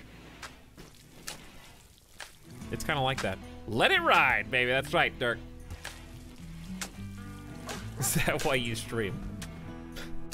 No, I don't know. I don't know. I just like it. Well, I like video games, and I like socializing while playing video games. And I try to be good at them, even if I fail sometimes, you know? But you're certainly not here necessarily for skill, but sometimes, so some PogChamp-worthy things that happen in the chat, right? I feel like we've heard this before. You might have.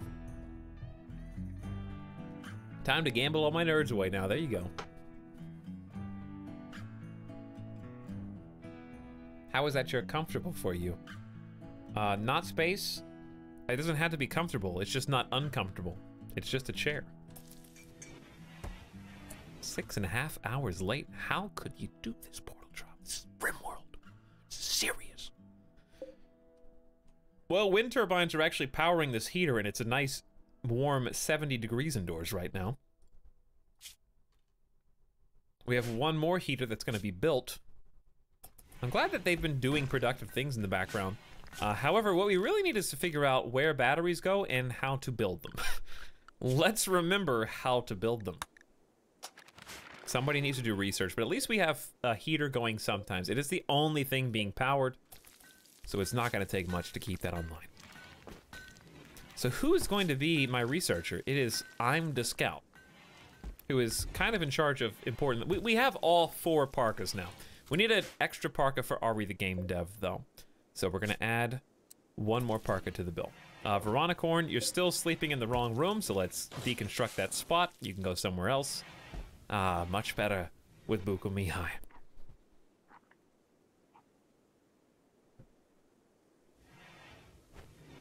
I should say sorry for mentioning streaming. Nah, I wouldn't worry about it. It's just something to talk about, you know? Hopefully I haven't said anything that discourages you in the future, because I feel like I don't want to discourage anybody, but I also want people to have realistic expectations, because it is something that I would relate to sports, right? Like I played baseball, I played basketball when I was a kid. It's important to just set realistic expectations so that you can continue doing the best that you can do. And not get overtaken by maybe visions of grandeur, which I feel like is inherent to everybody, even me. If you ask a Twitch streamer how much do they care about how many people are watching, if they tell you they don't care at all, they're lying. They just are. I would not believe that from anyone for a second. From a lot of big streamers, I see that all the time. Not that they say that, but rather, you know, uh-oh, gonna be gone for a week at E3, you know, panicking about my sub numbers when I get back. The stream got very deep. I don't feel like it's that deep. It feels pretty surface level to me. But it's just a discussion. It's something fun to talk about for me. Because I enjoy kind of dissecting it.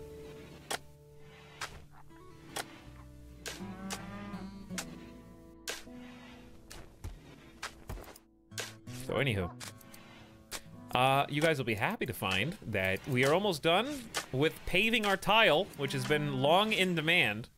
And then we can either focus on replacing all this wood or, you know, doing whatever else we need to do. We've got both wind turbines. We're gonna do some research here in a moment. I don't see any idle colonists, so everybody's active and busy and finishing some important builds. We're getting that final vent. We're gonna do a heater. Looking sharp, looking clean. Can we donate to Etalyx's Maserati fund? I'm just gonna take one from somebody in Vegas. Just gonna hop in one. Yes, yes, excuse me. Well, you want this parked? I'll just need your keys, sir. Yes, $50 tip? You shouldn't have. Thank you. Yeah, I'll absolutely be your valet. See you later, sucker. I'm out of here. Let's move to a different country.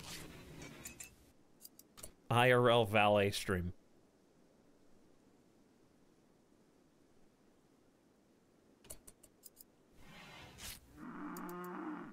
I found you from RT Game, and you didn't kind of know what I got myself into, just trying to enjoy myself with games. That's definitely the way to do it.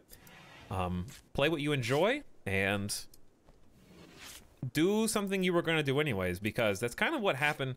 A lot of people are here right now just to see RimWorld, and that's fine. You have a favorite game. I like this game a lot. It's fantastic. But eventually, like around February, I finally got to the point where I was like, I don't want to play this anymore, even if that's what a group of people expects from me. You just have to start, you have to do things for yourself, and if it works out, it works out, and if it doesn't, then it doesn't. But that's why we took like a 6-month break from this game, so that I didn't go mentally insane. You should stream the trip to Vegas. Weebro, first of all, that's how you get your channel banned. If you stream like while in control of a vehicle or in an airport or something like that, like you're gonna have a bad time.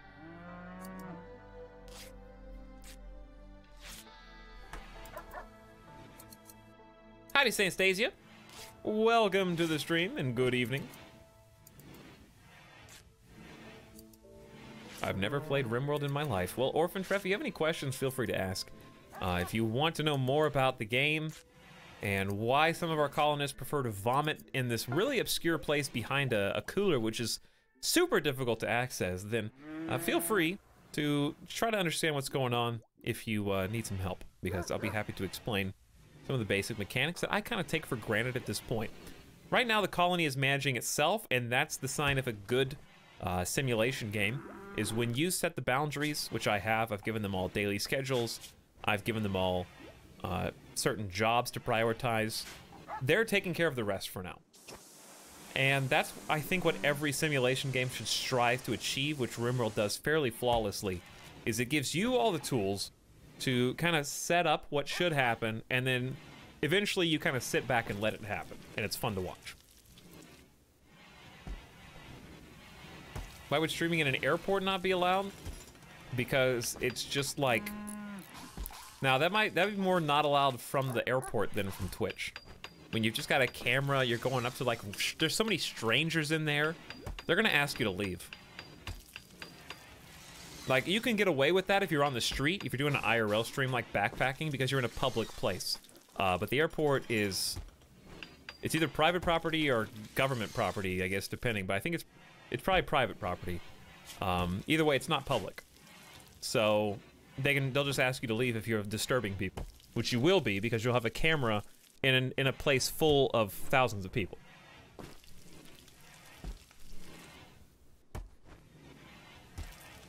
Behind the cooler where the hot air flows out, carrying that stink. Yes, indeed.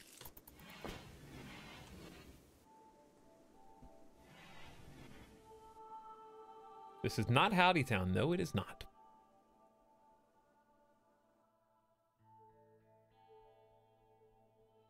Buy the airport. Yeah, guys, I just own the airport. I decided to use my Twitch income, and I've obtained an airport. And I could, you know, you wouldn't be able to stream anymore. If you owned an airport, do you know how much responsibility that would be?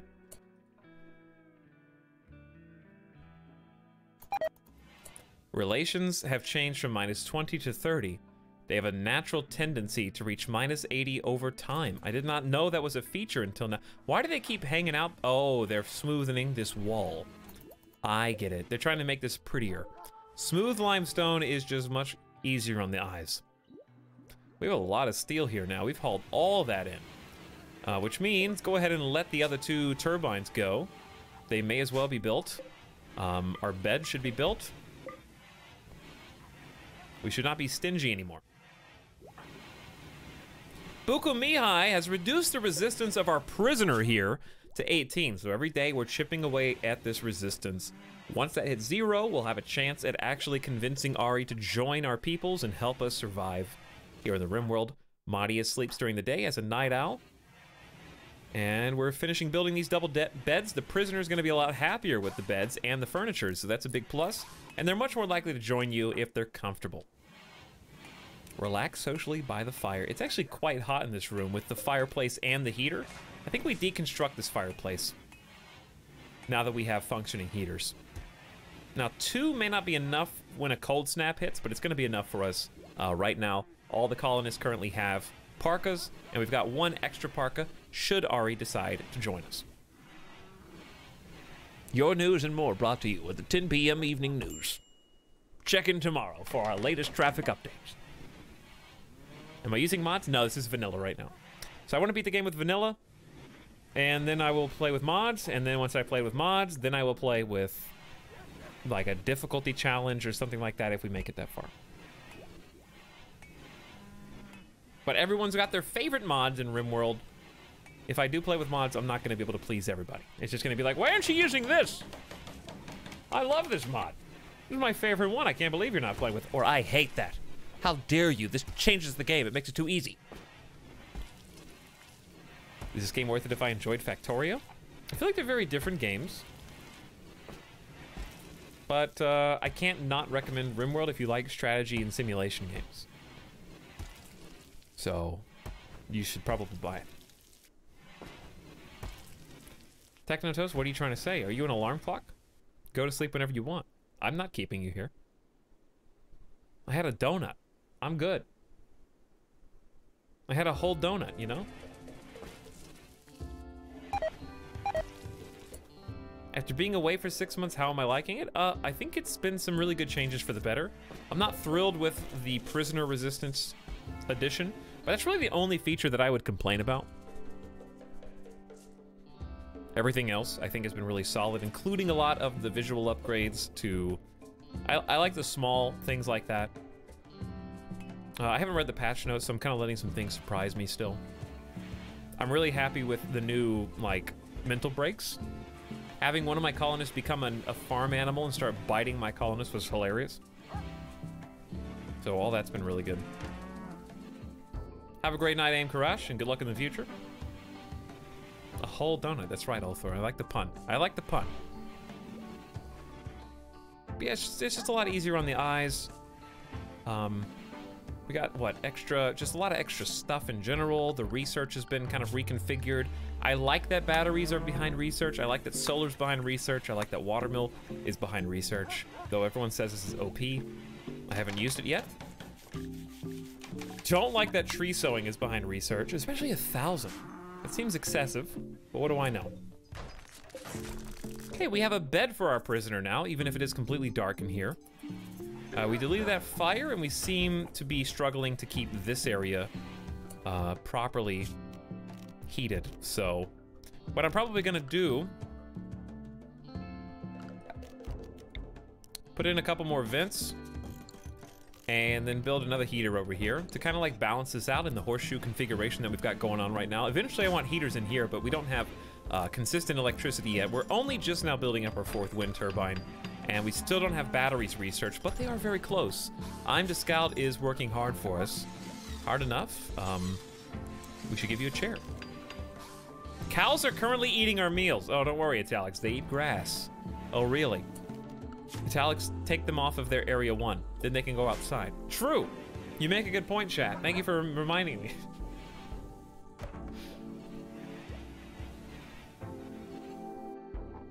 Streamer is keeping us up. Help. This community is super friendly. It is Portal Drop. And it only gets friendlier. Just wait until we play Factorio, eventually. Then the real creatures come out.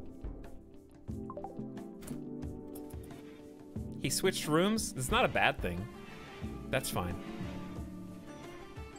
That's why I'm never streaming Factorio again.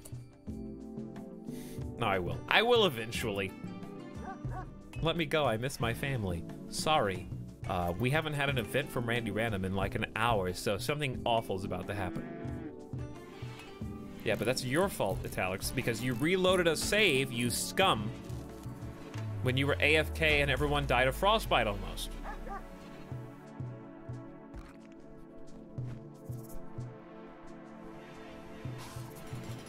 There's a blueprint thing in Factorio now. I'll have to check that out eventually, Joe.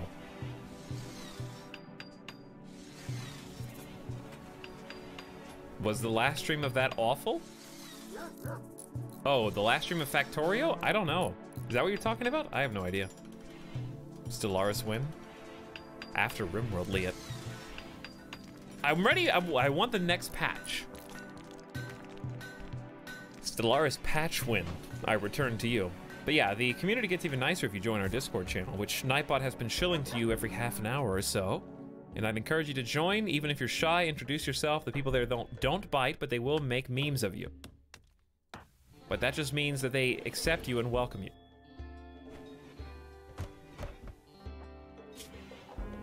That's kind of your rite of passage. I'm posting a lot of art in the Discord right now. You do you, Alfred. Keep it up. Everyone remembers what happened last time you didn't reload the save. Yes, a raccoon killed the colony. That was the straw that broke the camel's back. Anyways, we do have a Discord command that Artichuka has used. I encourage you guys to join it. I hang out in there too, but you should not come there for me because I'm honestly not worth it. Instead, you should go there and just have some nice people to talk to during the day. I've really appreciated Discord over the last few months or so. It's just really cool. It just brings me back to the AOL like chat room days. Just talking about random things, having like game news, or obviously memes didn't exist back then, but they do now, so that's better. Clive will draw like a crane leg of you or something. Right, Clive?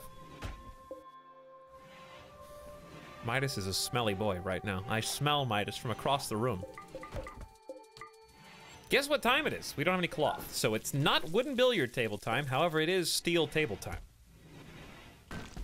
It's so cold in here. Oh, there's no heat for the heater. That makes a lot of sense. Should I go around? I mean, why not make it redundant? Well, we'll just do that for now because it saves a little bit of time. But the heater's already been built. Now it's -2 outside. That's getting pretty bad. I don't even need to Actually, hold on. Can you do power conduit? Yes, you can. If you smoothen rocks, you can build power conduit. That is awesome. However, here's what we actually do. Everyone's least favorite thing in the world. It is, in fact, time to replace the walls. so that they don't eventually burn down, which is inevitability, as you should know. New people in the Discord. Ugh. What size river is that? There's a chest-deep moving water patch here. There's shallow water here. But if you were talking about on the overworld, allow me to show you as I float around.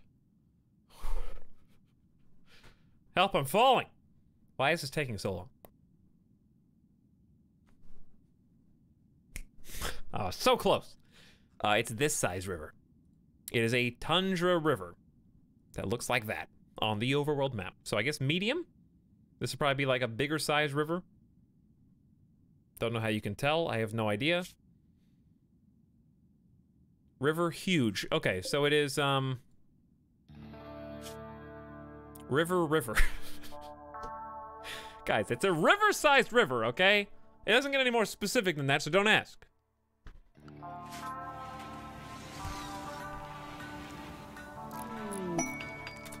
What do you want? What do you want? A caravan from the Southwest Lonbia Moral Covenant is approaching. They are exotic goods traders with giant boom rats. Boomalopes, to be more specific.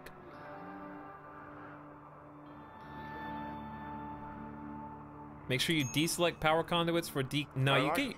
I know, it's great, right? Another. You don't have to. It automatically defaults to the wall if indeed there is a wall there, which is pretty nice. And we replace that with slate, of course.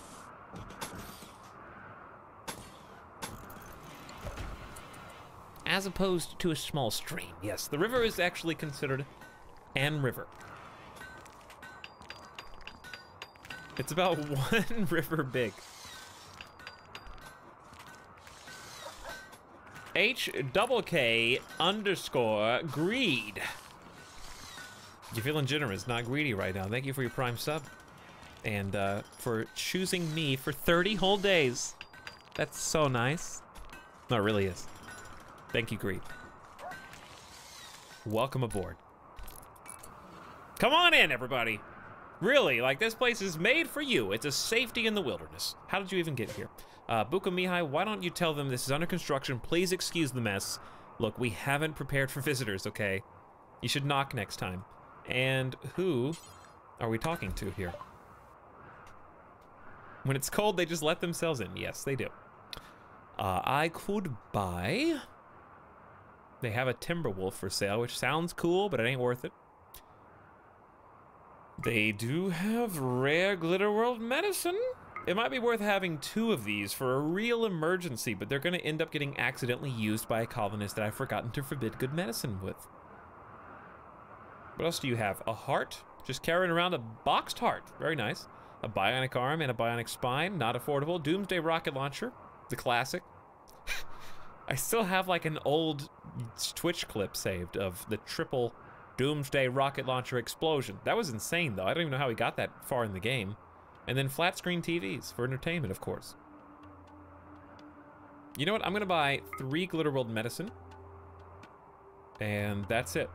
You can't go wrong with buying medicine. Now, here's the trick, though. Every single colonist has to be double-checked because of this. Do not use best quality medicine. Use our 24. When did I get 24 herbal meds? I guess I bought them. So literally everyone has to be told off. And if you want to know how to cycle colonists like this, it is the comma and the period, aka the left arrow and the right arrow, and it is really fast, and it's much easier than doing this. Especially when you get a colony of like 12 people.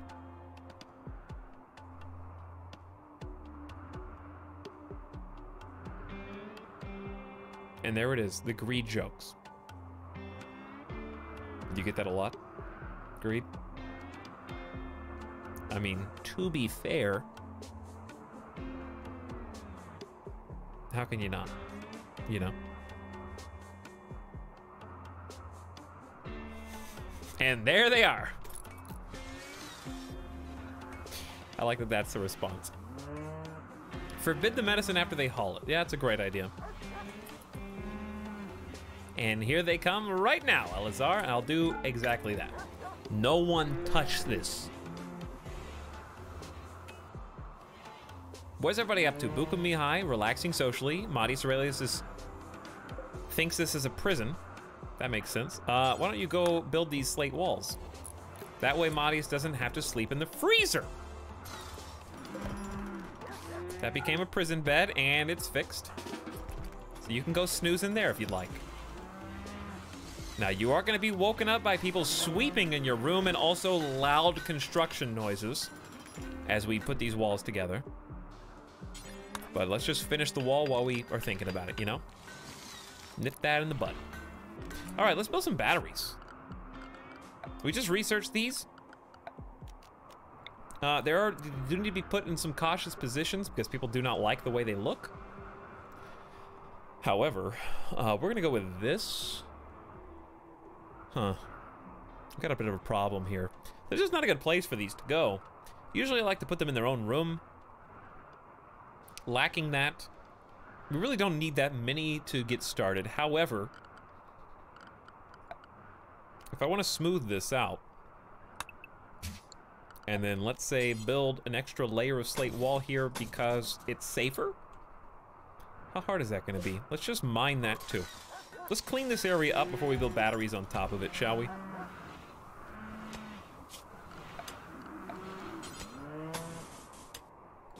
There you go, replace the slate wall that we just got done with. And I think we do that too. Okay. Smooth that out if you don't mind. Buku Mihai, you're so fast. You have nothing better to do? Just do that one while you're there. What are you doing? That way you save yourself a walk. These guys are all gonna freeze to death outside, but I guess that's not on me anymore. Etalyx, make the default herbal medicine? Yeah. And you do that. Isn't that a mod? No, it's not. Is it? You can do it on this tab, but I don't know. How do you make that the default? I've done it with a mod in the past. I know you can do it from this tab nice and easily.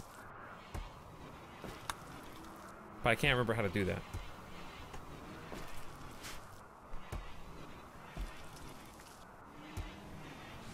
Queen bed prison cells, absolutely. They love queen beds. However, I've got them in the regular ones right now. So we'll make that for you, Ari, should you choose to join us. It is nice and warm in here now. We're gonna give you guys some more furniture. They like having beautiful rooms. They're like, look at this lavishness. You telling me you're gonna give me a dresser if I join you guys? No way. But I give them a steel dresser, that seems a bit much. We basically bribe them into join us. Yeah. Sergeant Smuggle Buns, luckily, we're going to replace this whole freezer with better slate walls. So the Glitter World medicine's only worth 180 silver anyways. It's not that huge a deal if we lose it. Those turbines, the turbines are doing pretty good. Which reminds me, if I put battery here and here, will they be able to reach the walls over the batteries? Can they walk? Can colonists walk over batteries? I don't remember. Whoops. Try that again. What did I just forbid? I think I forbid the batteries, but I clicked on something else. Anywho, we're gonna put a power switch on the ground, and then the power conduit is just going to go from here into the wall. And there's a reason for doing that. And that reason is having the switch allows you to flip it if you want to. I could even put a switch in, well, putting a switch in front of all three wouldn't make any difference. But if I ever get extra batteries, I can turn this power switch on and off, and the switches are good for, it's so complicated to explain. Basically, your batteries can explode. Turning the switch off keeps them from exploding. That's all you need to know. But also prevents the electricity from flowing. You can change the default care in the colonist medical tab. Where is that? Oh, hang on. I know what you're saying. There we go. They kind of hide that one away. There it is. All done. You're right. I wish that it was also just in your assignment. Like, you should be able to click this and also do that same window. It's kind of hidden away. But thank you, Sandwich. And anybody else who helped. Like KBS Milk, and I just didn't see it. Mr. Cthulhu, what was your question 12 minutes ago? Says, hey, can you calm me down? I feel like I'm being stalked in my own room.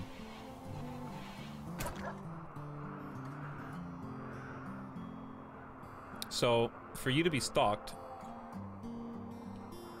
here's what you do. Here's how you calm down, Mr. Cthulhu Gamer. You take your webcam, cover it with duct tape, okay?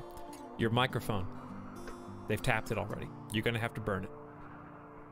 Your dog is bugged. You're not gonna be able to find it because the vet's in on it. I'm just kidding. Don't have a panic attack, please.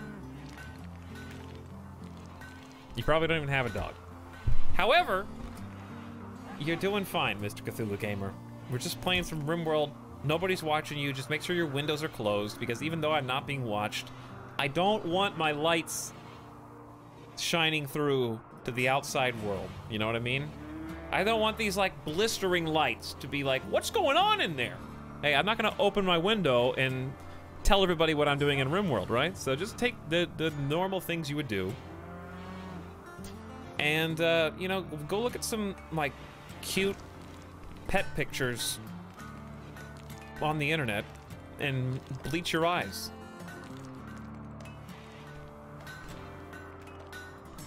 What lighting do I use? Really bad close lighting. That's why my face is so shiny. I am touching one of my lights right now. But yeah, if you're actually feeling kind of watched, Mr. Cthulhu Gamer, don't worry, because you're the one stalking me. See, I'm on your screen, whatever size that screen is, and you're actually following my every move right now. You're looking right at me. I can see you. So really, I should be the one who feels stalked. Just pass that over to me.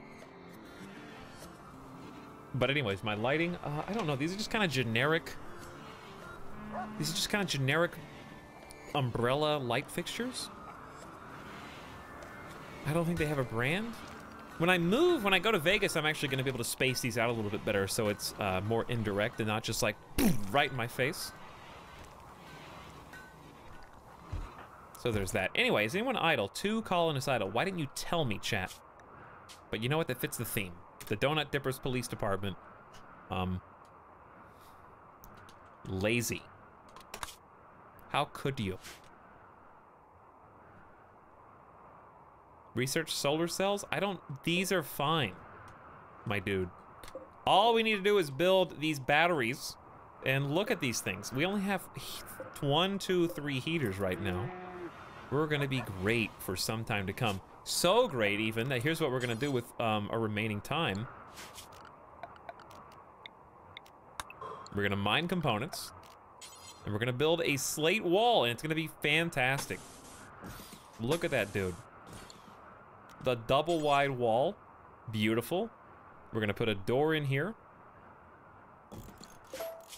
And then we're gonna put a little bit of this action.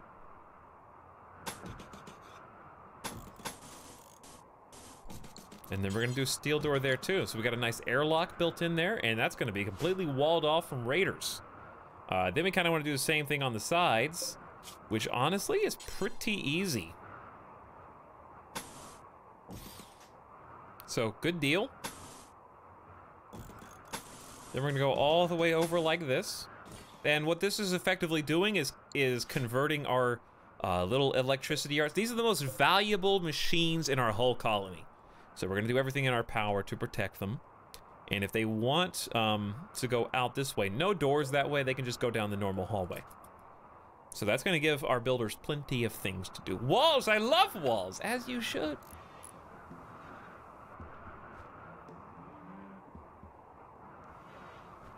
I am stone sober, but in about 15 to 20 minutes. Clive? Enjoy yourself, you know?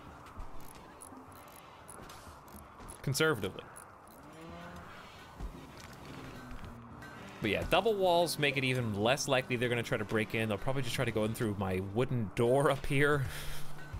That's the most likely. So Buku Mihai, you got your work cut out for you. Marius is still cooking food, and you know what? Now that we have Ooh, this freezer, by the way, needs to be set down to a much more temperate 20-ish degrees Fahrenheit. We can actually cook more meals. So we're gonna do meals till we have 50 now. That's a lot. And we're gonna pause when satisfied until we're down to 30, and then we're gonna cook more. So always gonna have 30 meals in our back pocket no matter what. Now, with that in mind, we only have 173 meat left. So that's a problem, but there's a bunch of elk and wildlife, so we're actually just gonna go hunting. Now you can actually say that I'm gonna hunt all the animals because it's time. It is a hard snow and fall, it's going to be winter soon. Hunting's pretty important since we can't grow crops unless we build an indoor crop zone. So who's the hunter? Elazar the sheriff. You will take up that mantle tomorrow. Have a good night, Alyssa. Take it easy if you have to go to sleep. They have a long run to get to windmills? You're right. And that is why we're going to build a door down here. Out of steel. So we'll handle that. But good point.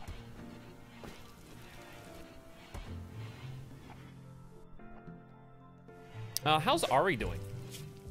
Still 11.9 resistance. That's a bit excessive. But what can you do?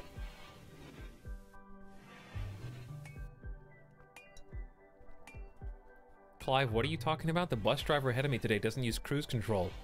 Driving 15 under the speed limit. I had to follow her 106 miles. So, okay, let's do the math on that. You were going 15 miles under the speed limit. You went 106 miles. So, you're going 15 miles every hour for 106 miles. 106 divided by 15. Wait, that's if you were going 15 miles an hour. It would take you 7 hours. Somebody else do the math. Late night math stream. I guess it depends on how fast you were going originally. Oh well. Do some math, Techno Toast. Help me out here, you know? Here's what you do when you're building a wall if you want to make things go a little bit easier for yourself. Disable the outermost layer, forbid it, and then they'll focus on the innermost layer, so that way you get one good clean wall. And then when they're done with that first layer, then you go back and double it up with the second layer. Yeah, it depends on how fast they're going. Math is bad. Rage face. Math is bad. Well, I'm glad we're doing some good clean hunting. I feel like we need to. We also nipped that in the bud before meals became an issue. I didn't realize we were as low on food as we are. Side note, check this out. Secret entrance. You know what I mean? Also, this heater is kind of going to nowhere again, so we have to do this. We have to do remove roof area, like right there, and that way the heat can vent. So we're gonna remove the roof, dig a little side path, put a little steel door there, and that way they don't have to walk all the way around on this bridge to get to our front door. It's a little bit outrageous. Into the puke hallway. Is that how it shall be known? I can't wait till winter is over and we can actually grow crops and try to build up for the following winter. The safe way and the normal way. Now, with 3 heaters, do we think that's actually not good enough, even with this campfire? We have, like, what, 150, 225 extra wood as backup, though? Unless I use it for something else? Well, at least everybody's nice and cozy. We haven't had a cold snap this time, so I feel like I cheated. Whatever. You know what, Randy? Screw you. Fall cold snap killed my crops. My crops died anyway.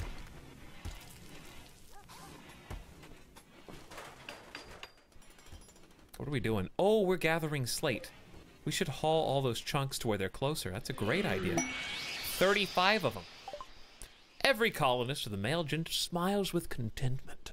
A distant engine of happiness stirs, projecting a powerful psychic drone over the entire region. This map is cool. It's interesting. It is. I knew we were going to get something soon. I knew it. Entertain me, Etalyx. Right to spawner? What? No, I can't do that, okay? Because let's be real. hiding behind a facade that you've been hiding behind for 5 years. Your mother and I noticed. Okay? Nothing anyone does can ever make you happy until you make yourself happy. See, you gotta learn to live for yourself. You gotta learn to wake up each day and put one foot down off the bed and get up on your own without your mom having to come in there and try to get you out after your alarm clock goes off 5 times, okay? I can't wake up for school every day. I don't have time. She's gotta help me tie my tie. When you learn to live for yourself, only then can you be entertained by others.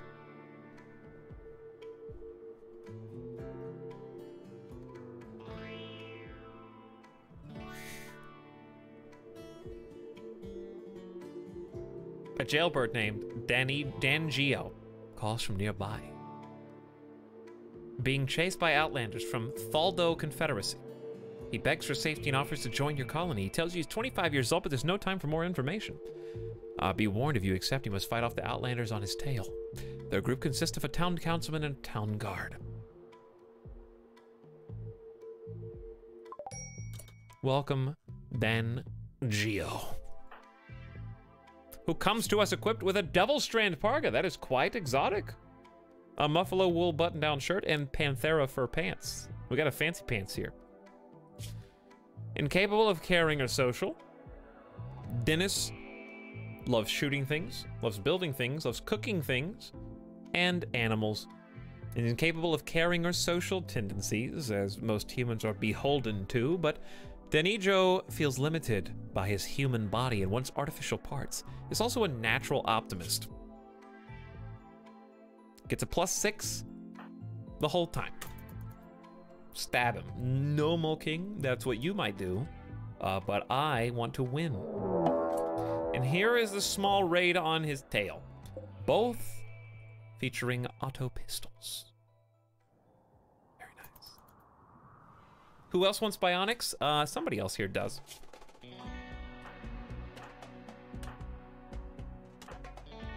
Maybe not. Maybe that was somebody else that hasn't joined the colony yet. Right? Okay, well there's the raid, so we get everybody together. Wait, whoa, where is that pistol, or that rifle? Marius, it's right next to you. How useful. So we have 2 scout rifles, that's really strong. And we're gonna meet you outside. The raiders are on your tail, so you better get in. You also like shooting things, you're gonna get an auto pistol when this fight is over, Danny, my boy. So Marius, you go around that side. Elazar's gonna go around this side. Ukamihai is not even armed. Ukamihai, go get your plasteel knife. What are you doing out here? And then Scout is gonna wait in the wings until they get closer. So here we go. Where are the raiders? There they are. Hot pursuit.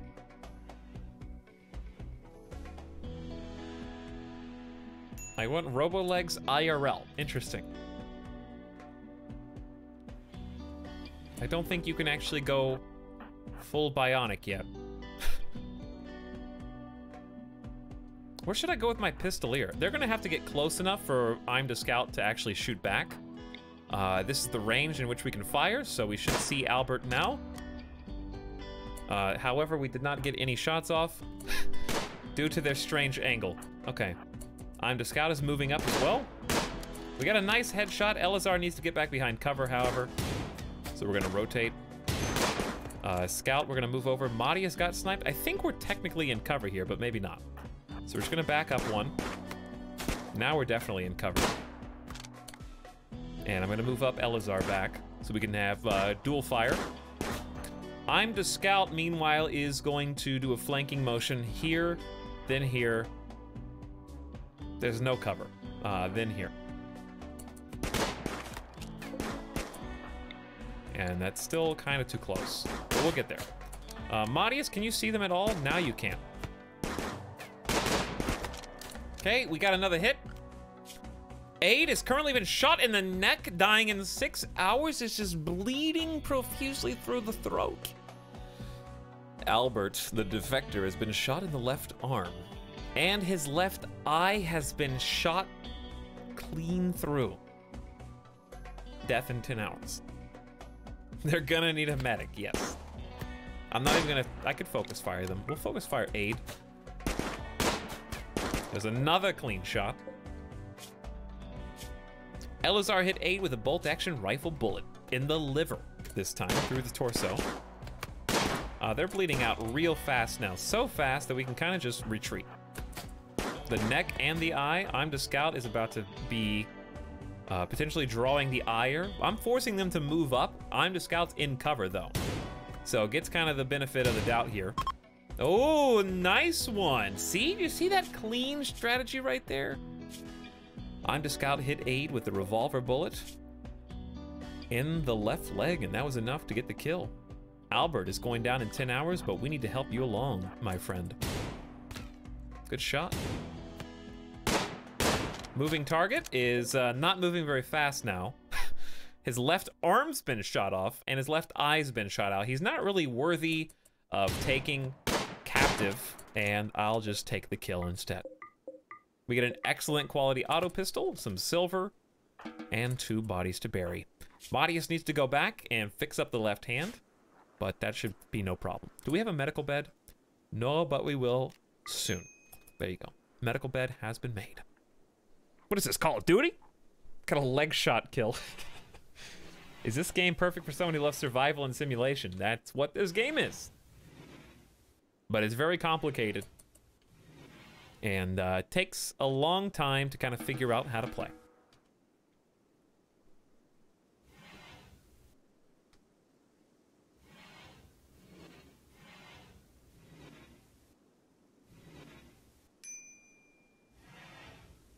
We're closer to cyborgs than anyone realizes.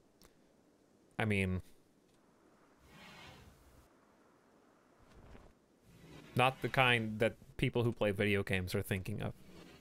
Not like Deus Ex, Mankind Divided. Look, okay. I did ask for this. So Minatos will say I did ask for this and be like, it wasn't worth it. Unforbid bed. We don't even need a second bed. We need that wood, actually, to keep rekindling the fire.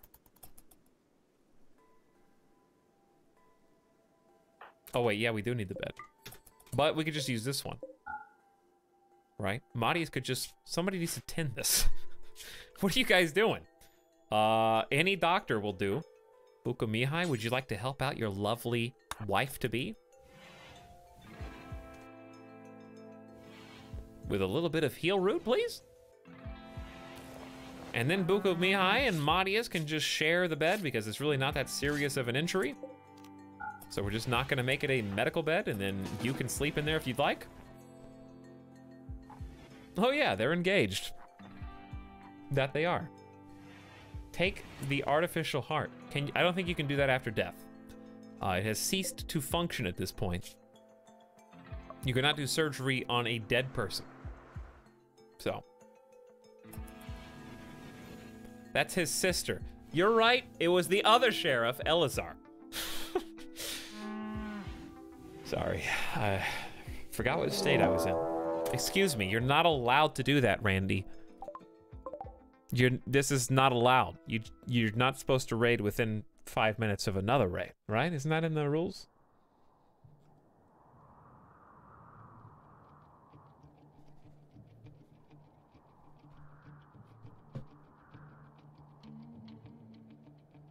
By the way, Rusty Lesh, I'm sorry you can't name a character, because I have to not do that because 25 other people have already done it today. And that's why we don't do wait lists, because if I did, you would be at the back of it. So you actually have a better chance of getting named a character if you say something in the chat. So here's what we're gonna do. I'm gonna go to the bathroom before this raid.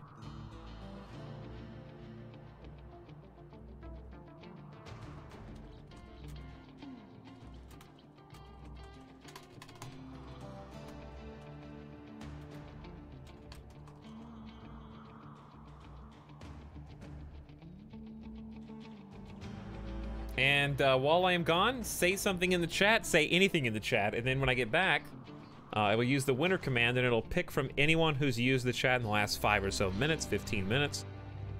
Doesn't matter what you say, and you will Nightbot will automatically recognize you as a participant who could be the next person in the game. Anything. You guys are a little too literal there.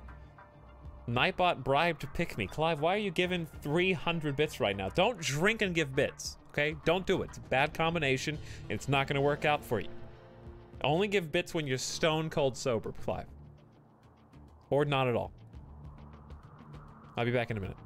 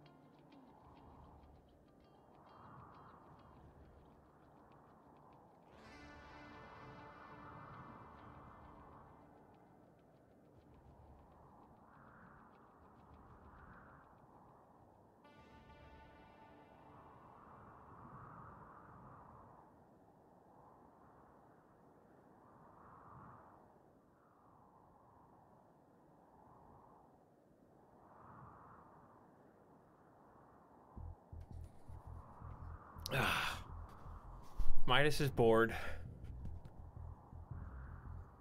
He's bored and lonely. Thank you. Thank you. So, he needs some attention. He needs some love. It's honestly, like, kinda, it would just suck, right? Whenever I choose to stream, you're just like a dog, and you're like, well, what am I gonna do? I guess I just wait. I guess I just sit here and wait. You done yet, Master? Can I... Don't lick the microphone screen. What are you doing? You know how much dust is on that? What are you thinking?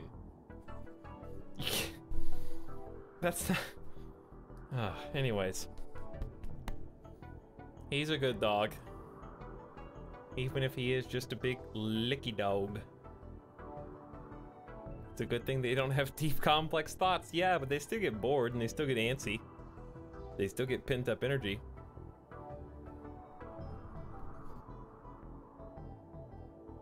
What do you think? Hmm? What do you think? He thinks he's just gonna lay here on my shoulder, I guess. Whew. Core Theater says puppy bits. Thank you for the two. Midas thanks you for your 200 bits. And Luke Nukem for your 100 bits as well. Thank you both, you guys. Too many cat streamers. Yes, we are a dog streamer. Gorilla dachshunds are the best. You're right. His little paws. You mean these little paws? That little paw right there? That big dog yawn? He's waving at you. He deserves treats. He's had 2 treats already during the stream. So he's not been wanting for treats, I'll tell you that.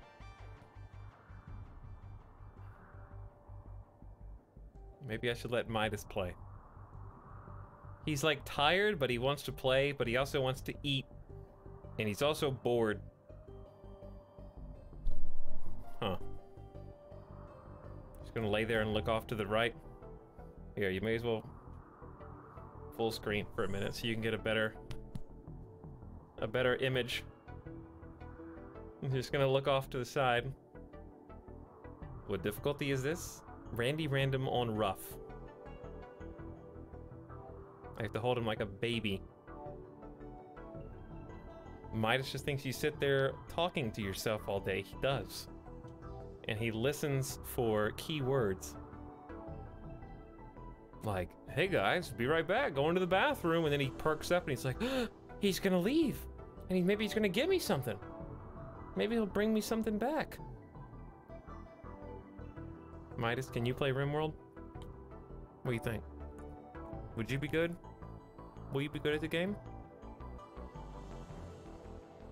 What do you think?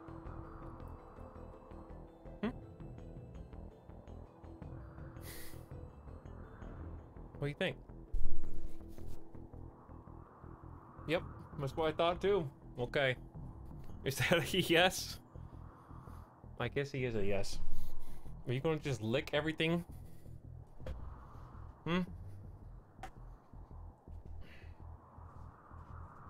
He's a big boy.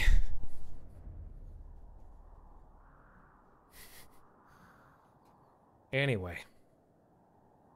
He needs to know that he still has attention sometimes. Ooh! Where were we? I just had a, like, pure... I have to share this with you. I don't care if it grosses you out or not. I just had a pure, unadulterated, exclusively donut burp.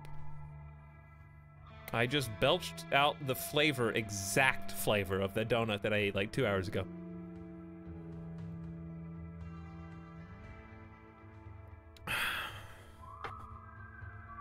Ew. Yeah, my thoughts exactly. You didn't need to tell us that, but I did.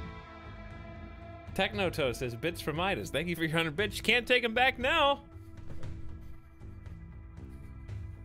Pure donut essence extract. It's so weird, isn't it?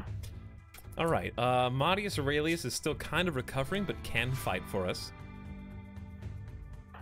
Where are the raiders again? And they're attacking immediately? Luckily, I didn't forget that we were being raided. I just don't remember where from. Are they attacking immediately? They're walking awful slowly, but now, yeah, they're absolutely stopped. I really thought they were making a beeline. Okay, well, we'll just sit right here because I don't want to miss when they decide to turn towards us and attack. They're faking us out, right? Who is shooting nearby? Really, Elazar? Now is not the time. You have to run away. Oh boy, Madius is on a food binge. They're getting too close. The P message is still up. I told you, he never plays RimWorld. That's what it says, doesn't it, Epi? Is it true or not? They're beginning their assault. Okay, well, there you go. Madius will not help us during this fight, which is not something we could have anticipated. To be fair.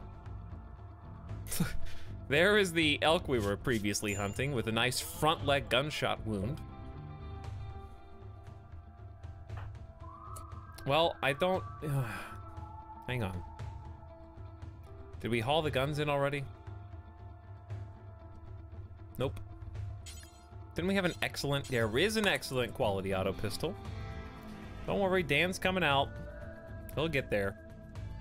Alright, so they have to cross the river, that much we know. So Elazar's gonna go on one side, Scout's gonna go on the other. It looks like this rock is just giving us the middle finger for some reason. Here comes Buko Mihai with a knife, and Danny, oh yeah, Danny, needs to be named. And the winner! Mulking is now in the game. What up, Mulking?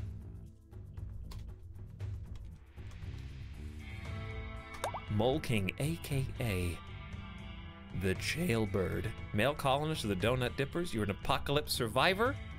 So you have a kinship of sorts with Lexi, Maudius Neal, who is also an apocalypse survivor.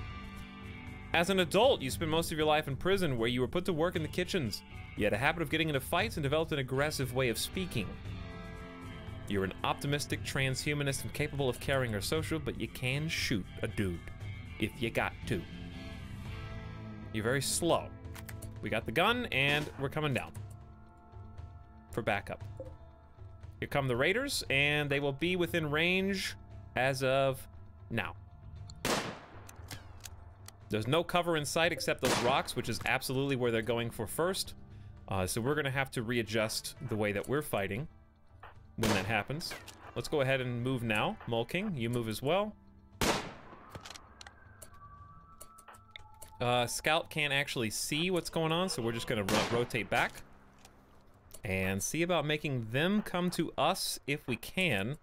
Elazar can just move up. Buko Mihai can move up here as well. So we got him out of cover first. Mulking is gonna go up top. Scout's gonna go behind, and we'll get a couple nice other shots in there, I think. Where's the other dude? Interesting. Equipped Molotov cocktails. Here's what's gonna happen. Buko Mihai is actually gonna run back into the house. Maybe even straight down would be fine, and just try to cut off that other guy. Just go here if you can. That's really the fastest way to go there right now. Uh-oh. We've made a huge mistake. I think you can just go inside and tear down that wall, and it would be faster. Meanwhile, over here, we finally landed a couple of hits. Elazar is about to assist. Ooh, that was fast. Neck, torso, ribcage, and leg shots equal ya dead. And honestly, we killed the best one because we get the bolt-action rifle, which is always awesome. I don't really care as much about getting to keep Molotov cocktails. That doesn't really bother me. So I could just tell Buko Mihai to go chase if I wanted to, but they're so close to the edge of the map, it's really not worth it. So we're just gonna let everybody go. The raider had no cover. Yeah, we had to lure him out into the open. I am ascendant. I'm reverse charging my 300 bits. You can't do that, Clive. You're gonna get banned on Twitch. Technoto said bits for Midas, 100 bits. They're mine now. They may have been for this dog before. Now they're mine. Careful, don't shoot Mulking. The elk is trying to blend in. Pretending to be a human. So we don't harm him. Nice shot, idiot. I stand corrected. I am so sorry. I did not mean to insult you, Elazar. You did not deserve it. Really showed me after one extra shot, didn't you?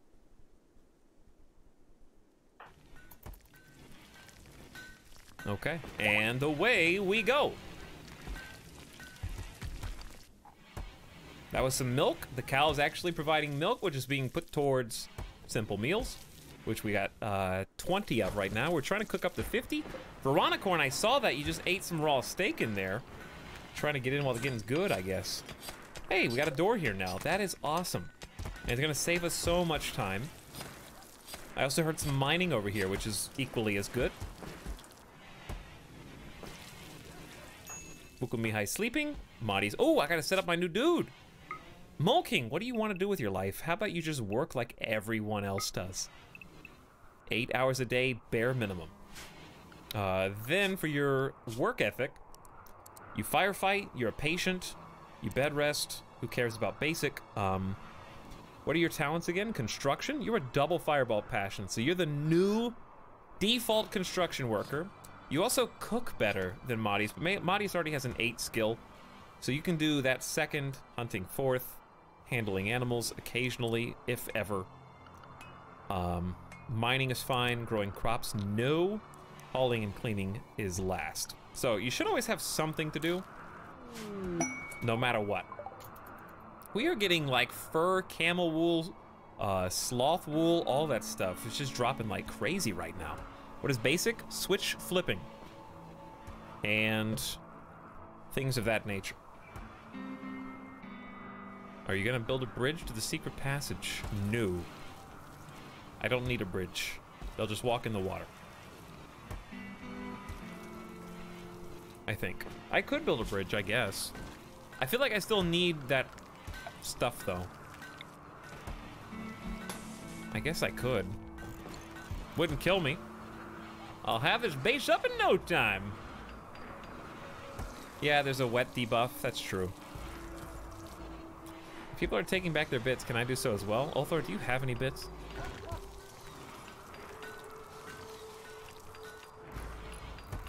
Eight hours is a waste of time. A 10-hour plus day is just as tiring. And you get an extra whole day off. What are you talking about? They can still keep working, because here's the thing. Since I have anything time set up, right? We have anything time here. They still enjoy, if they have a fireball passion, it doesn't just mean that they're good at what they do and that they learn how to do it faster. It also means that they get joy from doing it. So they will continue to work in their anything time because I only have them doing jobs for the most part that they like doing. So I don't even have to tell them to work because they'll do it on their own accord. Those are not bits, Ulthor, those are nerds. How do you not know the difference between those two things? After all this time. It's been like 2 years. Confuse the mods. Yeah, but you wagered all those nerds, and you died, Ulthorina. But you went down, well, you didn't die. You basically would have died because the raccoon would have killed you. But we just assume you're dead.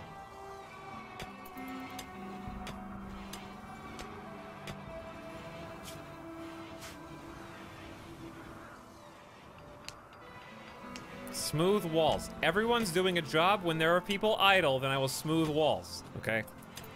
Literally everyone's working right now on more important things. Smooth walls is the new clean floors, which was the new turn off heaters.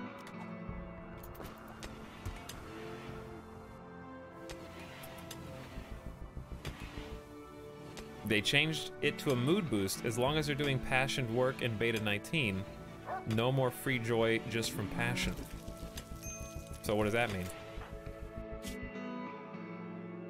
Minor passion from my work. I enjoy my work. They're getting a mood boost from working.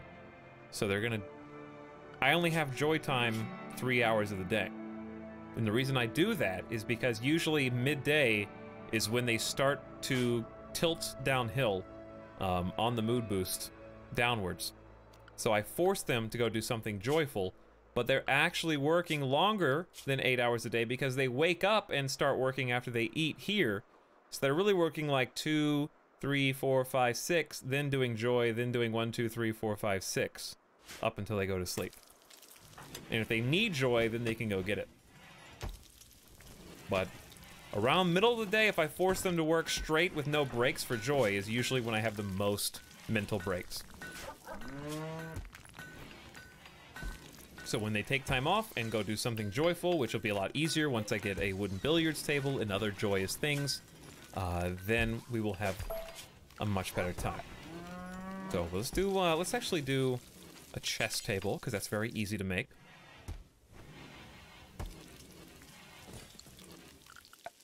I don't know what material to make it out of, though, because no matter what I do, I'm kind of screwed. We don't have any trees. We're also running out of steel.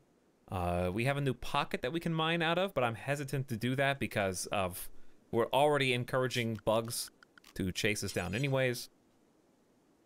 But I am going to build a steel door here. even still.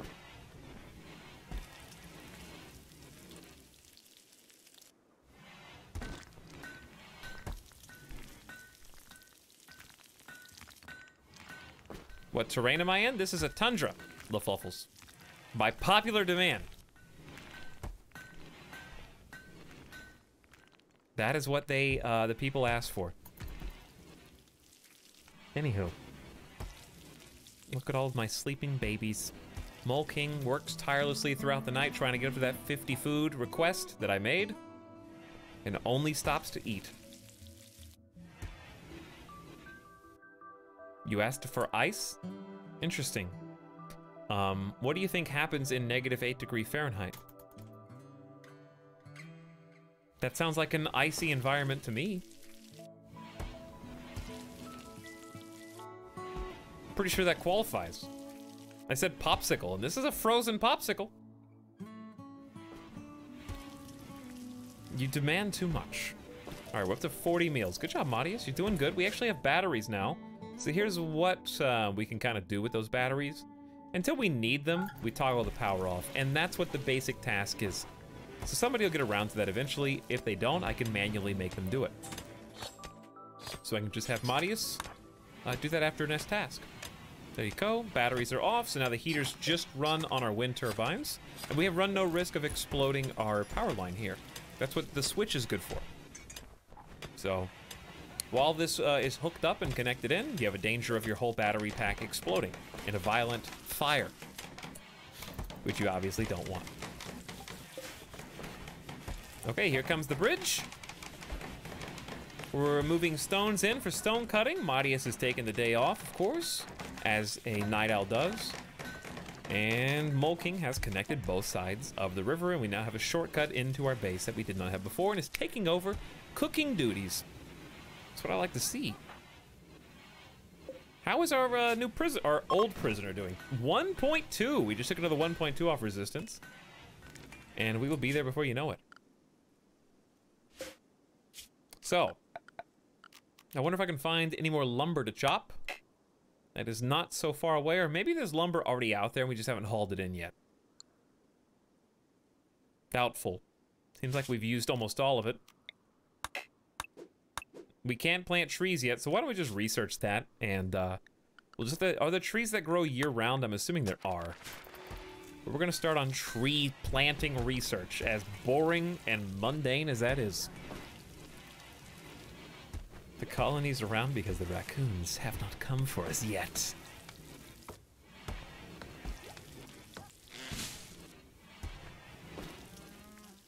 So, hands off. Game plays itself from now on. RimWorld, where the rivers never freeze. One day, maybe they will. I feel like that wouldn't be too difficult to add to the game. But, again, I'm not a developer, so who knows? Will my video ever stop buffering? Leah, aren't you using, like, a hotspot?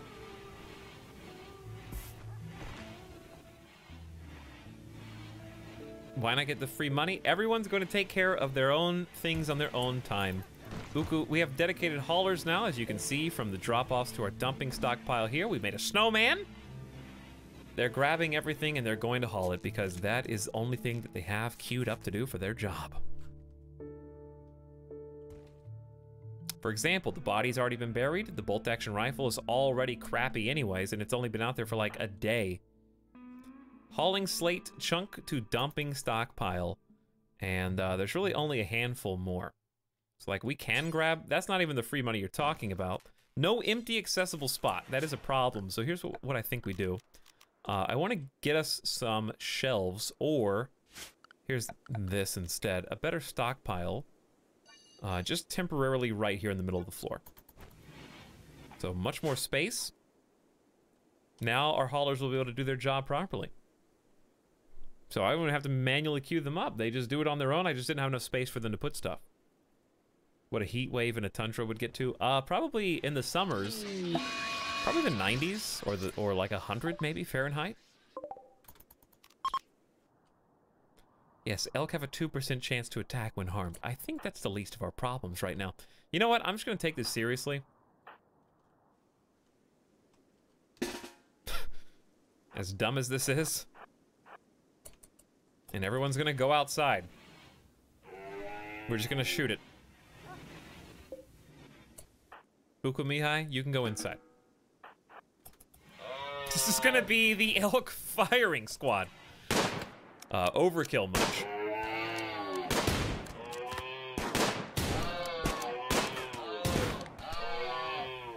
You all did fantastic. Moo all you want, elk. I will not spare you. Raids would be fun if they had a chance to fall through the ice. That's kind of crazy. I didn't think about that. That would be pretty cool, actually. Anyway, as you all were, that's just free food for us. Nice and convenient. Bukumiai, hauling bolt-action rifle. There you go, don't have to tell you. Hauling silver. Elazar is hauling components. So if they're down to hauling, it's really because I just have nothing for them to do. And what that means is, it is now time to build the outer layer of wall. So go ahead, my little builders, and build away. Looking good, Mole King. That extra help is pretty huge. Ari is going to be around to help us here in a moment, too. Down to no resistance. Do it. Do it, Bukumihai. Yeah. 62% chance. I will take those odds every day. Listen to that beautiful ASMR sound. Can you hear that? Heads or tails, chat? Hold on. Let's do it. Let's do it proper.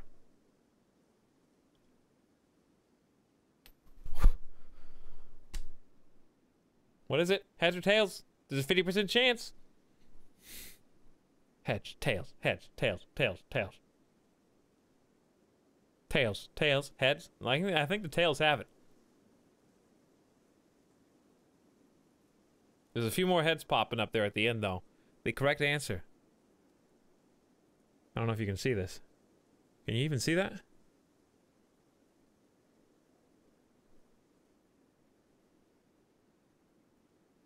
That's a head right there. It's an upside down head, but it is a head. Bukumihai successfully recruited Ari with a 62% chance. Now that you've all typed in chat, and we can snap in a new winner to instantly join the colony. Castanar, welcome aboard. You are now officially in the colony as Ari, the game dev. We got played. Yeah, that just made my job a little easier. Rigged. Still rigged. Unless your name is Castanar. Castanar comes to us as a sickly child turned VR designer and capable of dumb labor with a chemical fascination, immune to most psychic sensitivity, and is industrious. Plus 35% global work speed is kind of insane. This is actually a functioning real colony now. Another doctor? That's even better. Good at construction, art, and research. I think we have a new permanent researcher, to be honest. That's our new researcher, for sure. When you're not researching, you do construction, help with the crops, and let's say cut plants first. You know? There you are. Sitting down at the table, trying to teach us some new knowledge. Even though I've not designed any games yet, working on it. Hey, good luck in the future with whatever it is you make. That's what Castanar is good at. Hopefully that answers your question, Bachelor Trek. Bobbert Jobert, you can't redeem name a character. I'm sorry. We need to have like a Nightbot command for that. Delete nerds. It's what it should say. No, it's too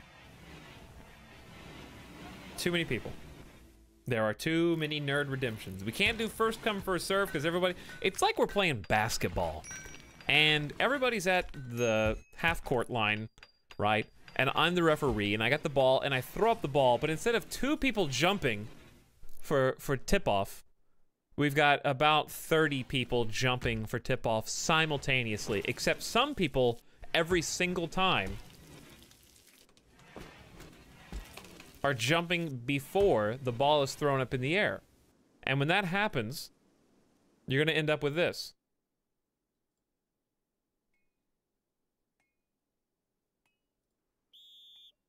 You hear that? That's me. I'm the ref. Stop. Stop jumping. You guys need to just wait your turn. I haven't even thrown the ball up yet.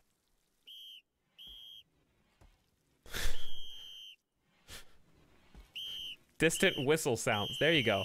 There's the whistle. Okay. Now I gotta do tip off again. That whistle is headphone user approved. Yeah, I had to turn the volume way down for you. I can't do it loud. Do you really want to whistle right in your ear? You don't. Just make redeem a character 5,000 nerds. I might have to. I have to increase the prices.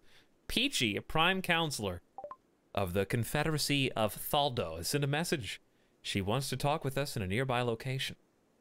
It would be a great opportunity to improve relations with their faction and receive gifts, but beware, a poor negotiator can cause more harm than good.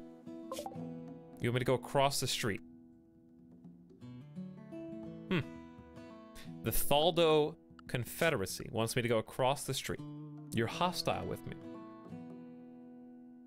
Huh. Interesting. That's a temptation, actually.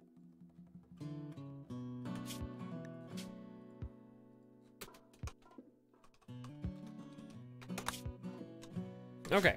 You know what? Let's do that. We have 6 colonists now. I vote yes.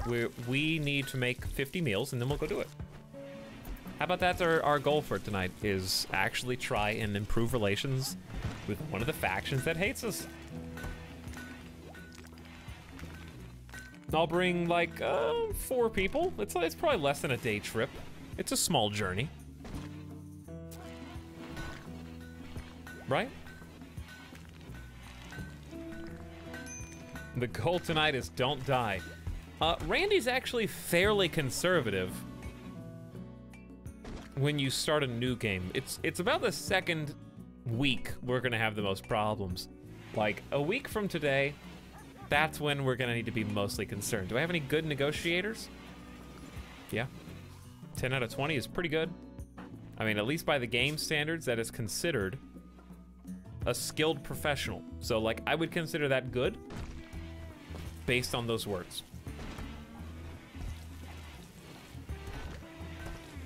Yeah, so that's what I'm saying, Golden Fishy. Like, day 2, that's always when it gets bad for some reason.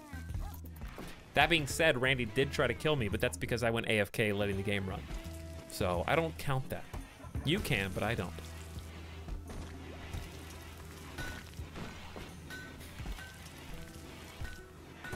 Okay. Sorry, I had to fix some tabs. That's why the game's flashing. Is it still winter? Yeah, we've got another 9 days of winter. Then it's going to start bleeding over into spring. Our hauling is nearly complete here. We've got plenty of rocks to be cut up into stone to build with. And more importantly, we have finished the double-layer stone barrier protecting our wind turbines. Our next goal is probably going to be to finish replacing the wood here. And then we can focus on expansion if we want to. Like, I could build another room here, which would line up neatly. And another room here, even if I wanted to, because this only goes back so far, you know? What a beautiful wall. It is a beautiful thing. It's more than we had last time, too. What's the most amount of colonists you can have? As many as you get. I don't think I've ever hit an upper limit. Indoor fun activity, you can only do chess tables right now, which we don't have steel for, we don't have wood for, and we don't have cloth for the tables. 50 on Randy. Can you really have 50? Yeah, it just... The more you get, the more CPU intensive the game gets. So, I would definitely not be able to get 50 colonists. That's for sure. My game would just crash. We would absolutely not be able to stream that.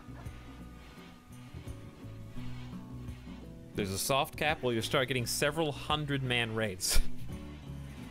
Yeah, I've never reached that point. But Valken, that sounds terrifying. I have in the past reached some like 30 to 50-man raids. But my next computer will have a 6-core, and that should be a little easier to handle if this is CPU bound, which I assume it is. That shortcut is really handy, isn't it? They don't have to go quite so far around this way. All right, what are we up to? We have 1 idle colonist only, which is honestly not bad. I'm the scout. What would you like to do with your life? You can't clean or haul, and that kind of limits your abilities. You could be a researcher. I guess so. We could just put researching down on Castanar, because Castanar is capable of construction, art, and plant cutting instead, right? And then for number 4 abilities, I think we stay where we're at. Yeah, that's fine. Has a dog been trained yet? No, that's actually a good idea. We can do hall training on Veronicorn. So Elazar the Sheriff. That is now going to be your number 2 job. We're gonna bump that down a little bit. Okay, that should help us with the idleness. There you go, swap jobs. Now Castanar can relax for a little bit. I'm the Scout picks up the research baton. We just fed milk to Veronicorn, and we got 100% hull training on that first of 7 steps. And then Veronicorn will be able to help us. And the allies of murder have returned. 8,700K? I don't know exactly what I'm gonna get. I mean, I have a dream PC, right? Everybody has a dream. What I've got right now on my wish list. Let me look for you.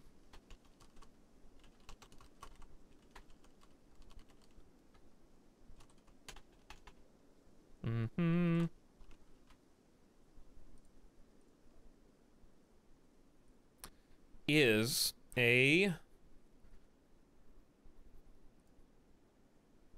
You guys, I don't want to be judged. Hold on, let me look. Can't find it.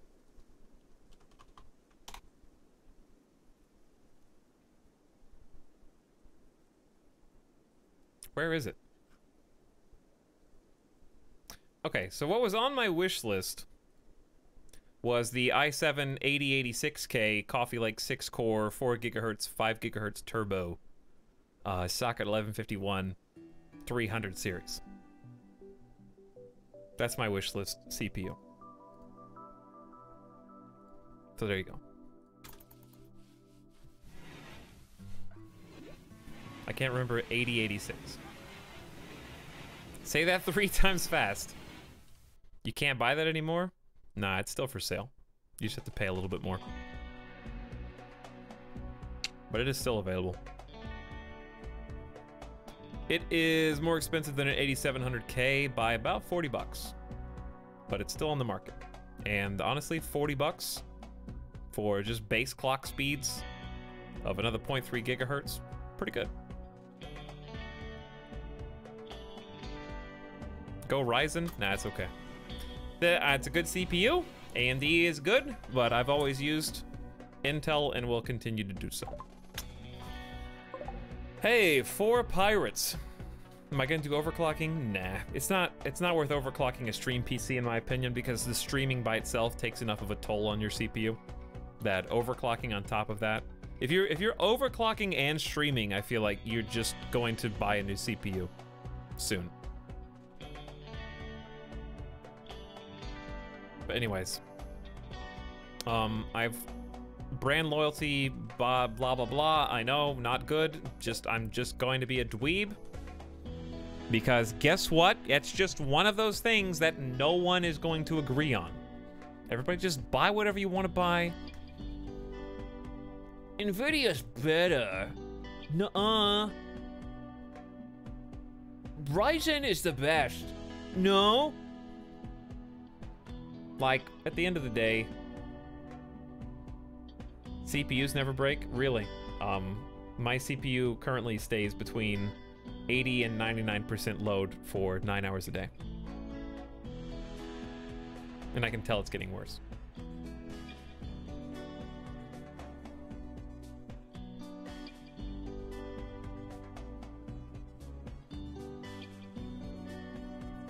I can get you an Intel 8080, but it won't play RimWorld. Well, that's because RimWorld is, you know, is CPU immune.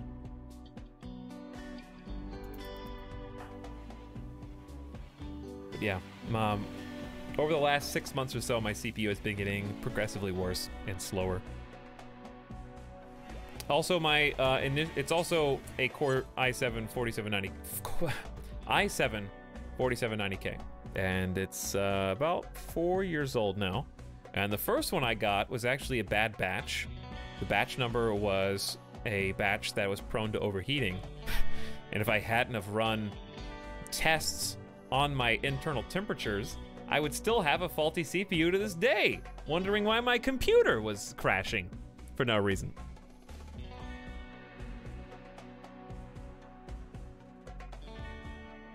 Bad batch, that can happen? Yeah, it can. They have batch numbers on their, like, close to where their barcode is.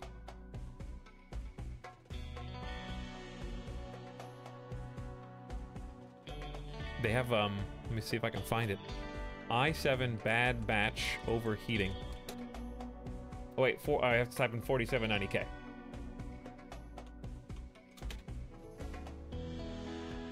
4790K is the first suggested result.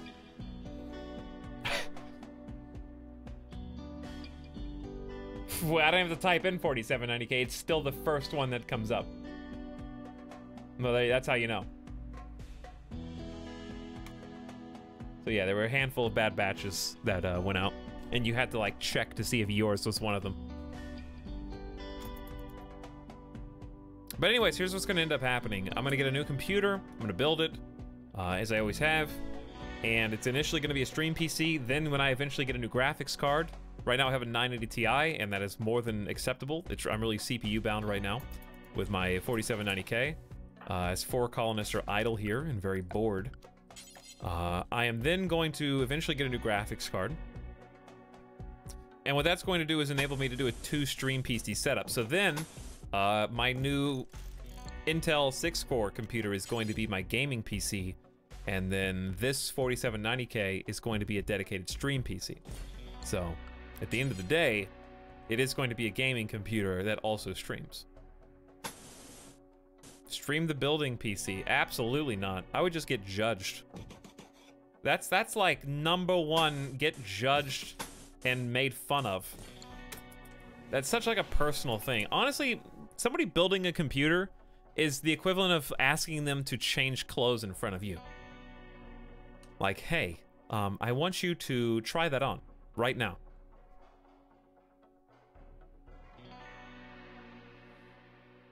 Because you're not gonna like the way that I build PCs. Because guess what? I don't have like a cool static-free mat that I put the motherboard on, and then I put my thermal paste dab, and then I put the CPU on, and then I put the heatsink on, and then I connect it to the power supply in the nude, and then turn it on and check my BIOS to make sure everything is working properly. I just, oh, what do I got? My motherboard? Okay, no problem. I'm just gonna screw it in right now, straight ahead. That looks perfect. All right, and then I'm gonna put in the CPU, and then I'm gonna put in, like, I build the whole computer and then push the power button. It's the most thrilling thing. I wouldn't trade it for the world. Like, having literally everything perfect and pushing the button and just, it's gonna all work. I don't need to build it separately and double check every component before I turn it on. I'm just gonna flip the switch. It's so fun to make sure to see like, oh yeah, it booted to BIOS. I don't even have to take it apart.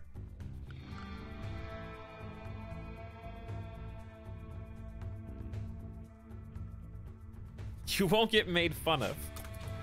Yeah, I saw the meme video. Where's the bad part? It's frowned upon Technototes to build the whole computer without testing the components first.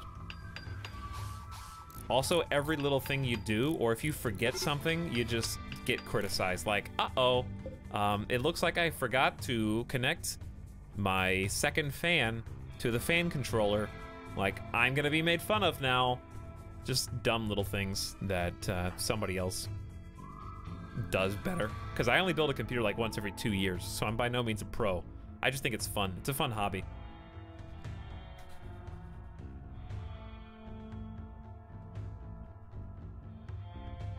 Don't forget that sweet, sweet wire management. That's true as well, FBYD. Everyone's just like, I can't believe you did that. That's how you're gonna patch those wires down? Do you even use zip ties? Excuse me, I need more zip ties. And if I see that cable... Anyways, what I might do, though, is just position my computer behind me if it's, like, in progress. It takes me, like, a full day to build a computer, and I'll just have it, like, on display behind me or something like that. What am I gonna do? This is kind of a nasty fight coming up. We got a machine pistol? Pump shotgun is gonna wreck my face again, and then the trio of dweebs. Dweeb, Ellie, and Sis. It's like Country Bumpkin Squadron coming up with a trio of revolvers to take me down. Why does it take you a day? Because, like, usually what happens is I go for, like, the unnecessary, complicated, showy things. Like, just build a computer, doesn't take much time at all. I have, like, a glass, like a tempered glass front. And now I have to, like, keep walking around and looking to make sure every cable is perfectly hidden. And I've got an LED strip, and getting that LED up there and then finding the cable extender to get that plugged in to the power supply where the, like, 3-prong extension is. Like, how am I gonna do that? Like, the actual building doesn't take very long. It's all the, like, extras and accessories that takes a long time. Because really just building a computer, you just... Like, if it was a closed casket funeral computer, then... Because it's so sad and dreary, that's why it's closed casket. If you're doing that, then yeah, all you do is you just plug in the motherboard, then you go straight into the thermal paste CPU, you've got the heatsink, you've got the memory, then you plug in the graphics card, or you can, you know, you can do the, what do you call them? The case connections for the power button and LEDs. And then you've got fans. GPU goes in when you can get your hands in there. You can do that in like an hour, right? But then cable management, making everything pretty and getting the LEDs like where they're supposed to go and routing those cables takes a long time for me. Good morning, Smudgeon. What's happening? These guys don't look friendly. They rarely do, and I have no way to fight them. I think this is not going to be a fight them outside moment. So here's what we're actually going to do. Elazar is going to go in here. Madius is going to go over here. Castanar has a 2 shooting skill, but you're going to get an auto pistol for that. Mole King has an 8, so you're going to switch to a bolt action. Buko Mihai is going inside. I know, that's great, right? Another! And I'm the Scout is also going inside. So what we're going to do is kind of split them up and divide and conquer.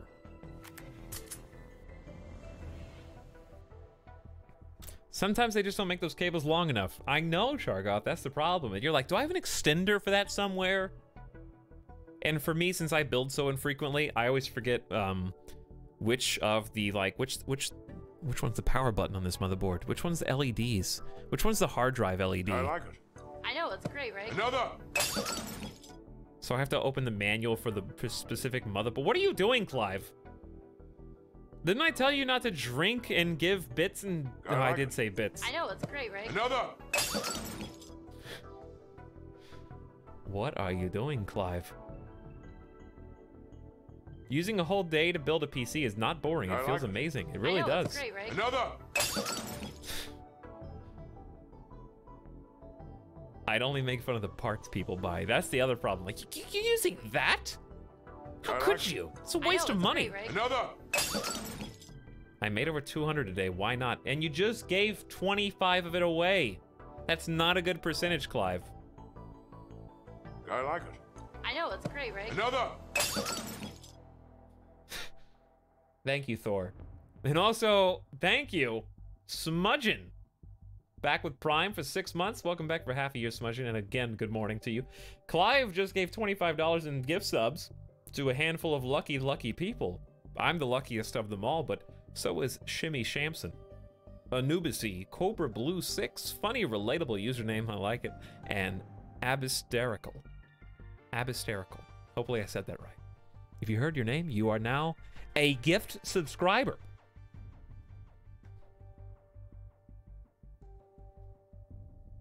Wait, 20 times 7 plus 30 times 3. I don't know what you're counting there, but good luck.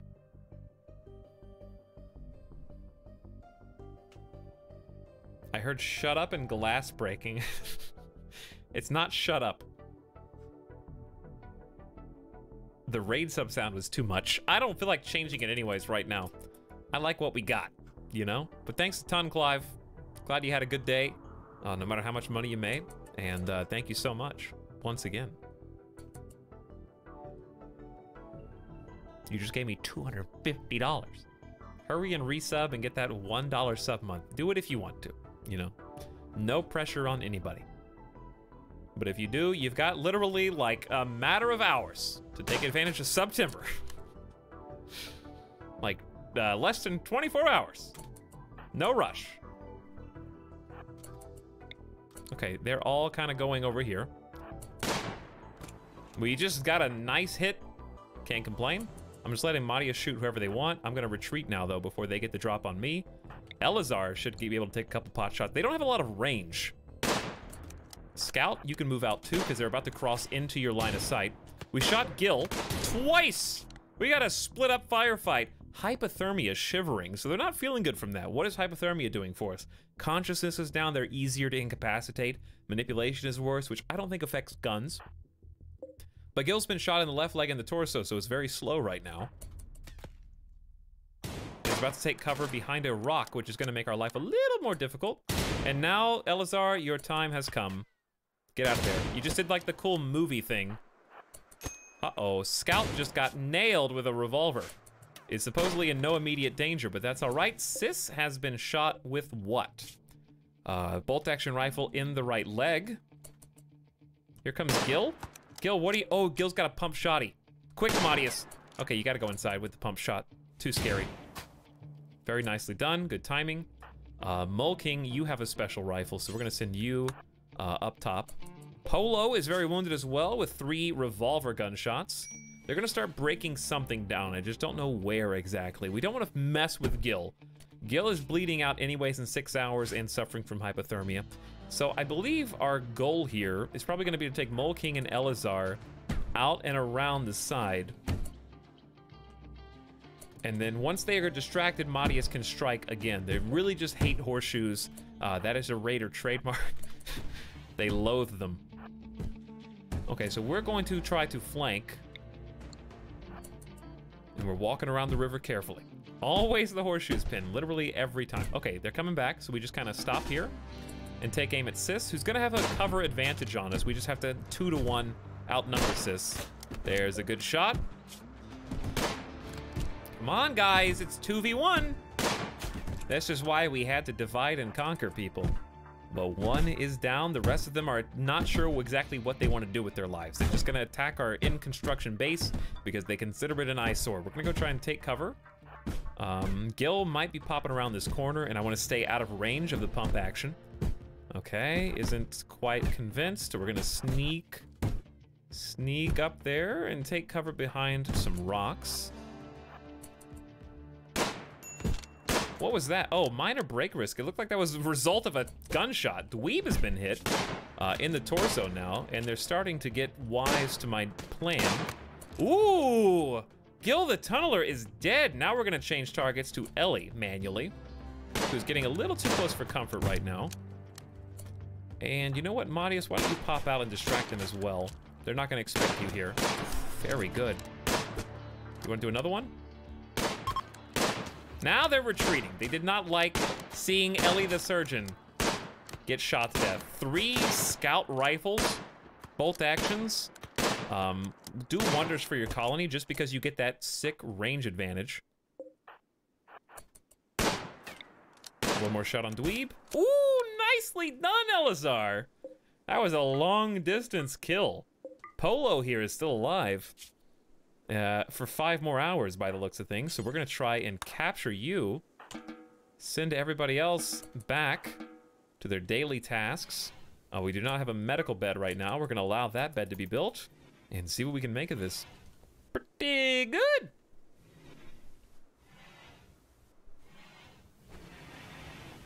What's up, Anthony? I have indeed. have indeed. Archmage Moleking, you asked a question a long time ago. Said, since my character is transhumanist, can we get him some bionic hair? How do you do that? Bionic hair. Was that guy breaking the horseshoe? That is correct.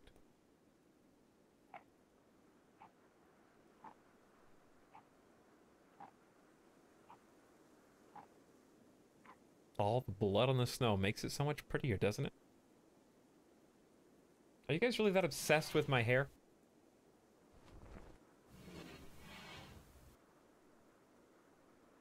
This is what you get. You happy now?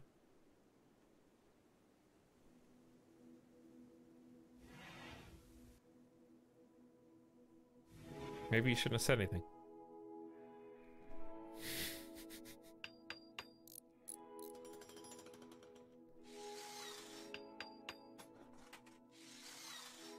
What a massacre, really? A little overreaction much?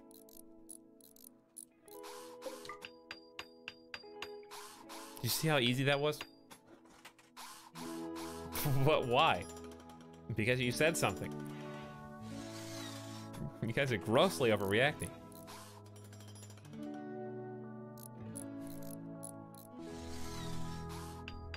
We just watched someone die on stream. I'm gonna go get like a comb. And you're all gonna regret saying anything. Someone died. Oh, I need to do the thing that I told you I was gonna do before. Hey, remember how much easier a wall can be if you just forbid everything? Yeah, remember you said that? Is our person getting patched up, Scout? No. Well, we will fix that. Why is our medicine so very far away? Because we need a medical room that has medicine close at hand that's easy to get to.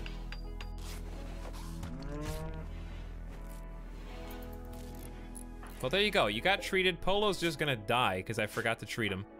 Kind of doesn't matter though, because I bet this is a hard to recruit character.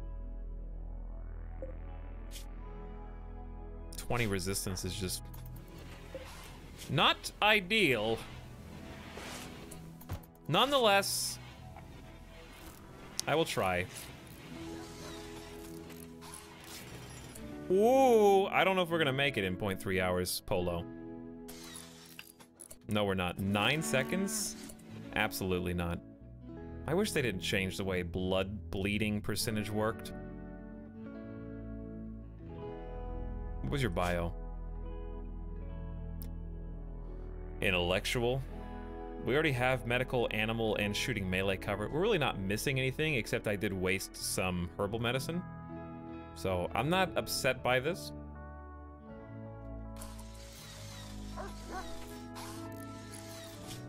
How are you not dead? Oh, now you're dead. Well, there you go. Not really upset.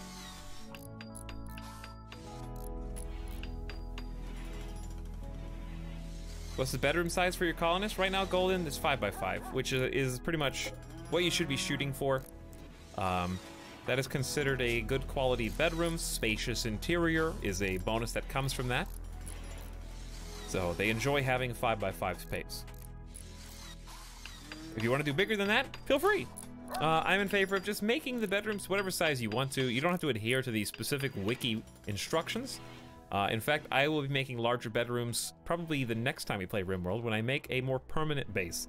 This is a very strong temporary base, though. It's going to get stronger when I can finally replace these wood walls, which I'm waiting to do until after we finish doing this interior here. Then we're going to roof this, and I can make this whatever I want. A better stockpile, a more permanent stockpile. We have a lot of options. I can put batteries in there.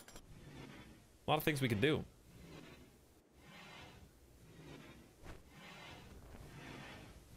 Do you know how you can avoid triggering infestations in the mountain? Probably by cheesing the game, if I had to guess. Hey guys, I'm new, coming from YouTube. What's up, Savage Simon? I still can't believe there are people coming in from the YouTube video even like a week later. That's awesome. Welcome aboard. Also, if you're here for RimWorld, you're here at a good time, but also a bad time, because I've been streaming for like 8.5 hours, and I can feel my strength fading away from me. But we did start a new game today, so you're here towards the beginning. We've only had we've had a lot of raids today, to be honest. The last one being the biggest one yet. Epi, stop lying. I'm going to ban you. Why not just expand this base? Here's why. Because the only place I can reasonably expand to is here. I could build across the river. Don't want to. Can't build down here because I've got this pretty much designated for my wind turbine electricity generation space. And I play RimWorld for one real reason, and that is to lock out my CPU at 100%. No, it is to build a base that I like the design of. I don't play to win. I don't care about getting to the spaceship and blasting off. I can do that whenever I want, okay? What I can't do is survive long enough with a team of 6 making something that I enjoy looking at. I don't enjoy looking at this at all. Winning RimWorld is boring. Anybody can do that. But while there are people out there who design cooler and more interesting bases than I can, I want to build something that I enjoy as an achievement of sorts. Etalyx doesn't play to win. The river's been good for defense? Right. I would be building over here, which would have a river from the south. So, it would kind of function the same way, but from the other side. Right?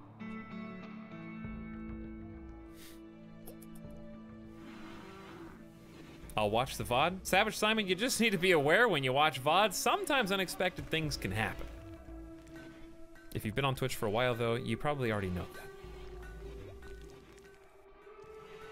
Like, for example, the first RimWorld stream didn't have a lot of RimWorld for the first 3 hours. What it did have was a lot of crazy people who wouldn't stop being so very lovely and generous. Or we might talk about Pokemon. That's right, but that's the joy of a stream. I've been here for 8.5 hours. I can talk about anything and everything. How do you win? Anthony, you go all the way down the research tree. You research how to build a spaceship, you put a very expensive spaceship together, and you blast off with as many colonists as you can take with you. And this stream, we had an art show in the middle of it, which was really fun. And we will do again, eventually. But there was some really good stuff here, you know? We've got Cowboy Etalyx. We've got a little baby guy. We got, uh-oh, that was not supposed to be there. That one's not either. Why are these the only ones that survived? Why is it 3 different versions of that? There's another one. There's another one. And another one. And another one. Look at all these. Look at that guy. Again. Look at that guy. Look at that guy. Look at that guy. That's some fast art right there. That is some fast art. But that's what streaming allows us to do.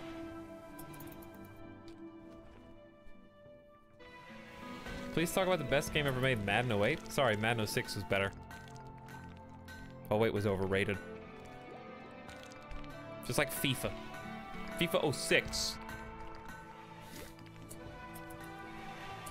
What do I do with this interior? It is -6 degrees Fahrenheit in there.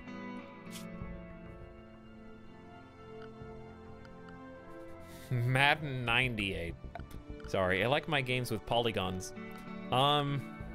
I like my sports games with polygons. What should I put in this room?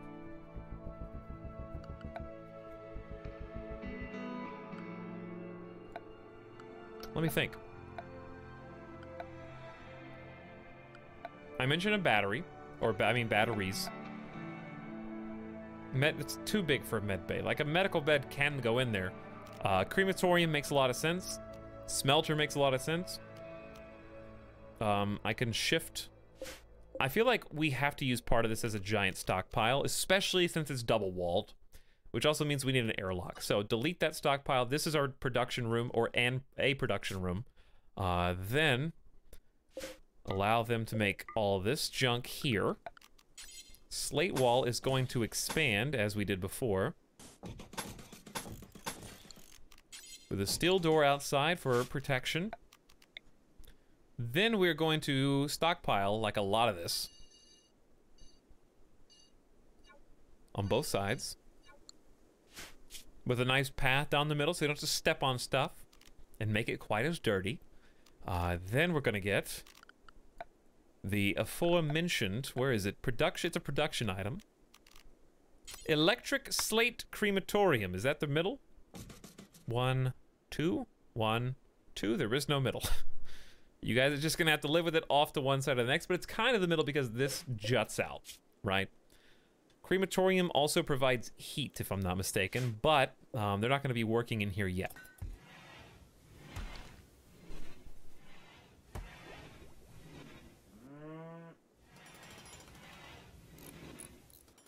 NBA 07? Yeah, NBA Live, you mean? Those are some good games. NFL Blitz? Oh man, taking me back to the Blitz right now. That's kind of crazy. I missed that. That was my favorite one. Oh, I love that. I loved Blitz and I loved NBA Street. I miss those games. What should we research next? I feel like we should go into everybody says water mill generator is so good. Why don't we research that? You know, if it's as good as everybody says it is, then I'll just go straight into that.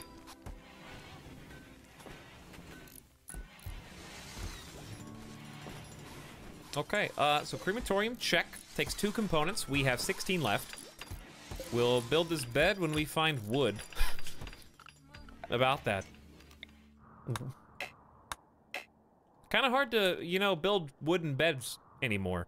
We might have to build steel. We have to go really far out there. But there you go. Like really far. No more wood beds. This is the last one. Just one more. There's no trees on this map, which reminds me, what type of tree will we plant? Didn't we research that? We have birch or pine. Are those the only 2 options? Growing time 20 days. Minimum growth temperature where? 32. Oh boy. What about pines? Minimum growth temperature 32. Really? Pines? Don't grow below 32. Is this tundra? It is. They wanted a challenge. Chat got to pick what we play. I guess we will plant those then. They're not going to start growing, but I guess we can plant them all. Someone's going to burn them down. Mark my words. You don't have to clip this. Just remember that I said it. We're going to go through all the effort of planting these trees. I can even plant more here. They're going to grow for like 15 of their 20 days. A raider's going to come. They're going to have Molotov cocktails. They're going to throw 1 Molotov cocktail, and they're all going to die.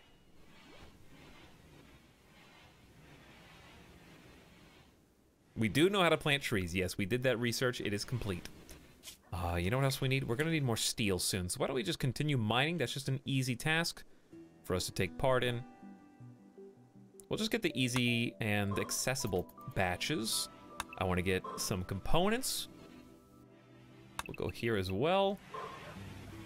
We kind of just need to take this whole thing out, to be honest. I know that's going to increase our likelihood of getting infestations, but if I put lights in there, doesn't that reduce the chance? Speaking of lights, let's say we go ahead and make some. I feel like that would give us just an easy mood boost. I'll put a standing lamp in this corner and in this corner so they can see while they research and see while they eat. Lamp here and there. Maybe a heater in here too if we're feeling generous, which I am. And it reaches my connector. Awesome. Now, if everybody had a light, I think it would have to go in this corner. Now, there's no chance of infestation since I built this, but they just want lights. They enjoy having them.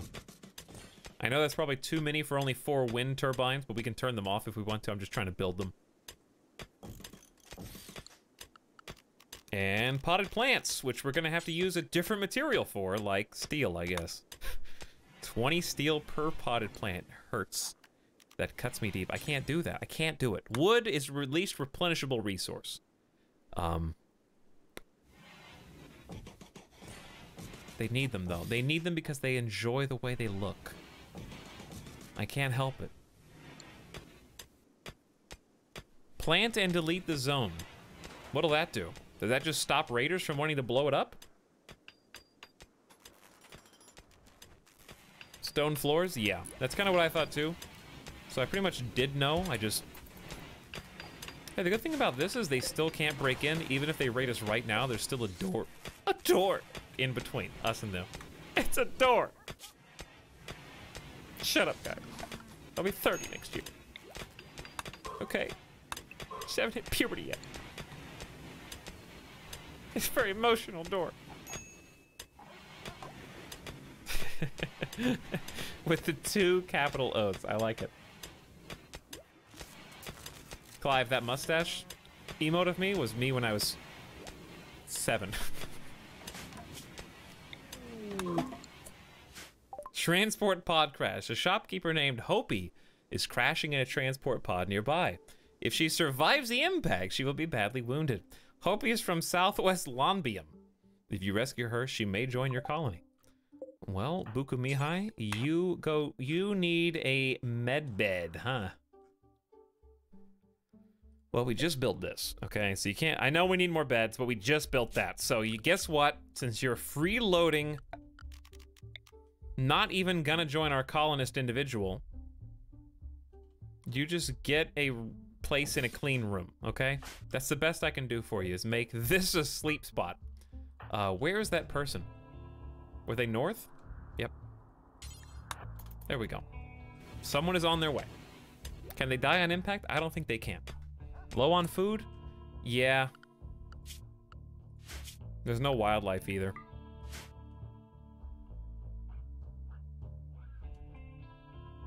Do we have a cow? Minato? We knew it was coming.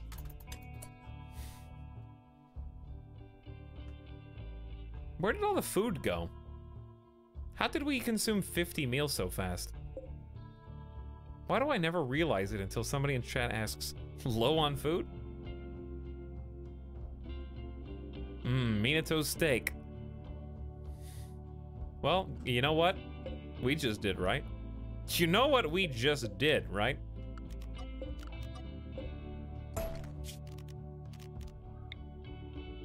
Oh, it's almost perfect, actually. We just made an indoor crop grow zone. So I know this looks bad right here, but it's also for the best to get all the way into the corner.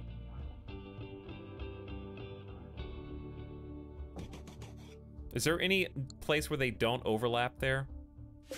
I don't know, these lights are so weird.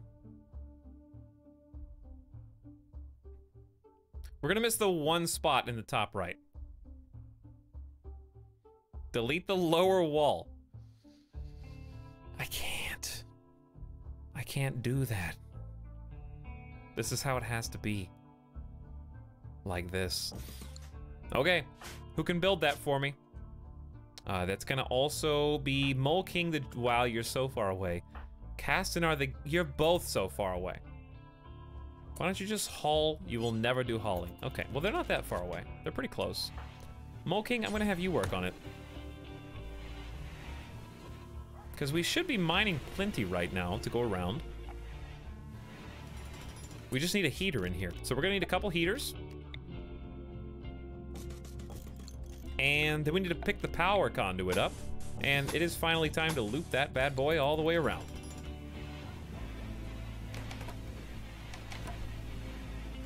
So it's at this stage where we say, hey, what were we researching before? Let's just make sure solar panels are... Actually, we're researching water mill, which is just a...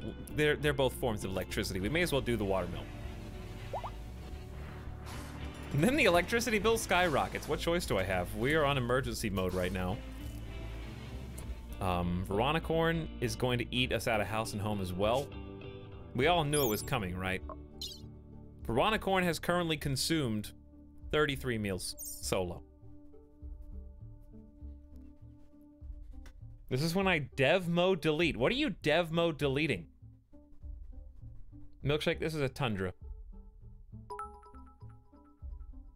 Clive says, please deconstruct lower wall. No, Clive. No. I'm not deleting the bottom wall. Oh, I see why, because it's uneven. Because it's 2 and then a third. Is that why you want me to delete it?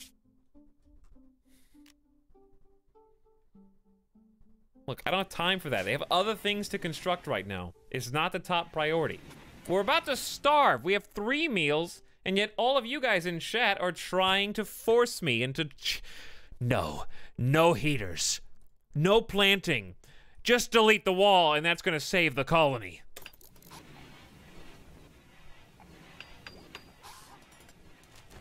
Look, patience, okay? Patience.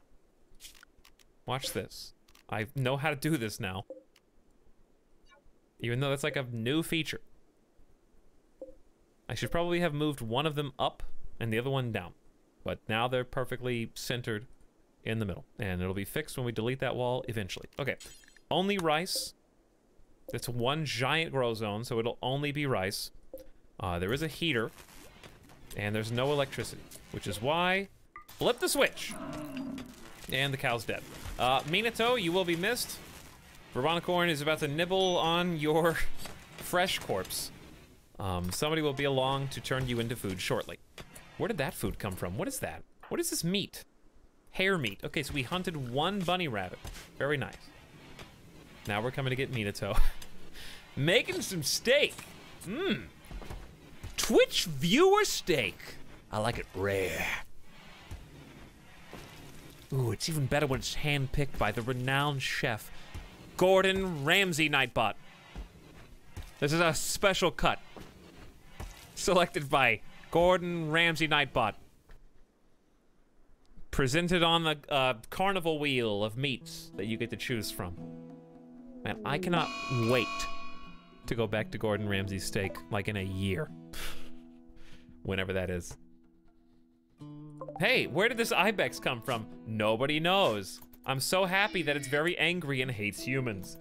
Food just appeared on the map and is literally, this is Uber Foods, Uber Eats. Just called in Ibex Donald's. And it's here. So, who wants to do the honors? It's probably gonna be you, Elazar, and Madius.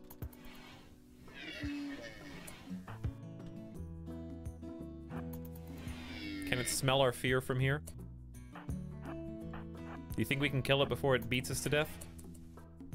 I think so. I think so. With 3 people shooting? Are you kidding me? No problem. This is a piece of cake. This is not the raccoon just...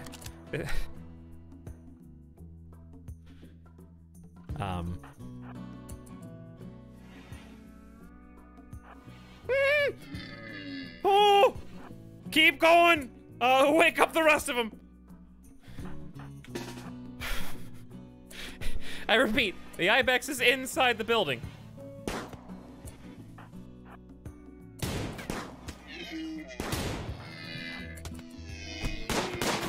Come on, guys! Okay, someone's gonna get friendly fired. It's almost a guarantee at this point. There you go. There you go. Hunt that thing. That was embarrassing. You should all be ashamed of yourselves. 6 trained fighters? You serious right now? This guy's gonna get back up and go on a tear again in a second. That was very bad. I'm disappointed with each one of your performances tonight. I guess we do it the other way around. Another.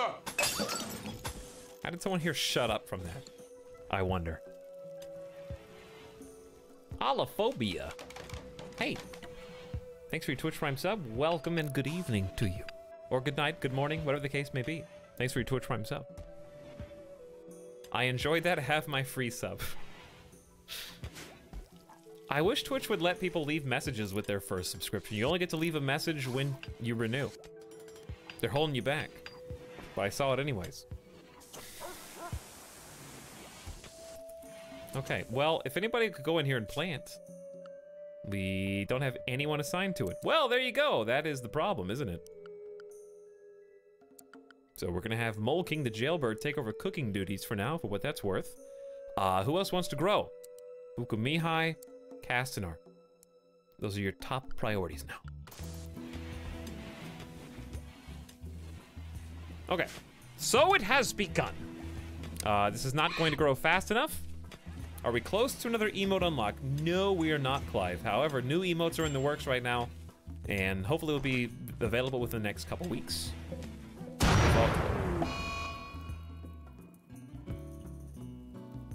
Unbelievable. A fault in electrical conduit has caused a short circuit. All your electricity connected to the batteries have been discharged. So, remember how I told you a while ago that I made this switch? And remember how I said as long as it's disconnected, we can't have batteries discharging in a fiery explosion? That was true. However, mere moments after releasing the power switch, literally less than 24 hours, in order to power the sun lamps, it explodes. Randy was just sitting there waiting, twiddling his thumbs. Not even 24 hours. Well, the good news is, right now we have really good wind power. Research is still being done on alternative power sources. Randy is so patient. And these sun lamps, hopefully, do not go out today, because we need them desperately to grow this rice. We have 10 meals and another 4.2 coming up. Well, there goes the power. So, all these lamps need to be toggled off, every single one, and that's where the basic tasks come in.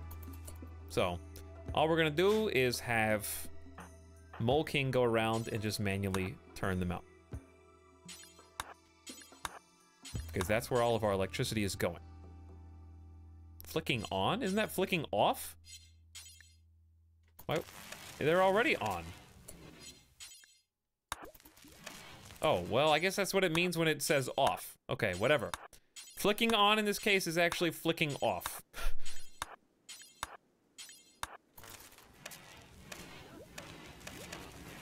They are just taking electricity that we simply do not have to spare right now. There you go. They're all off. So, no matter what happens from here, we still don't have enough power, but we are going to generate a lot of electricity overnight with just the wind turbines, and research is almost done on the other power. Flicking the switch that's on the lamp. That does not make any sense, but that's okay. Good night, Artichuka. Take it easy. What was that? Tree Sniper says, I got nerds to spin, baby. Fair enough. Spin those nerds. You got it.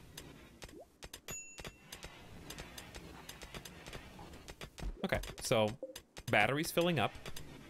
Research almost done. There it is. Now we're gonna go straight into additional power options. Solar panel research is next. But we have the opportunity to try out a water mill generator. Chad, I have never built this before, but if I was a betting man, this is what I would bet. What do you think? Is this exactly what you had in mind when we were looking at watermill spots? Baby's first watermill. Do you see where it takes 280 wood?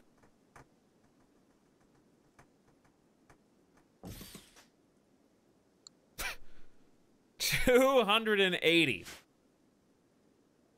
How much is over here, I wonder? 13.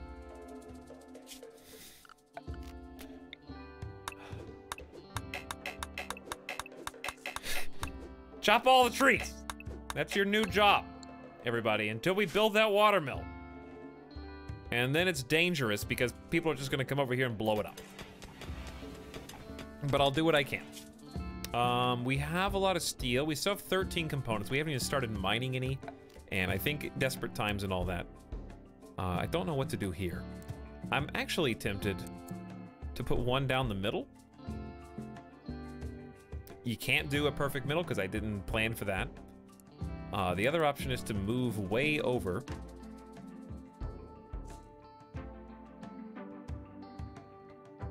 And I could go over here. And that actually fits pretty perfectly. So it's gonna be off center. But this is what this area is walled in for after all, right? It is literally walled in exclusively for wind turbines. So if that bothers you, well, you're just gonna have to live with it because that's a perfect place for it. It goes flush up against the wall. Who needs trees for oxygen? We don't. Not on this planet, not on this tile. Absolutely not.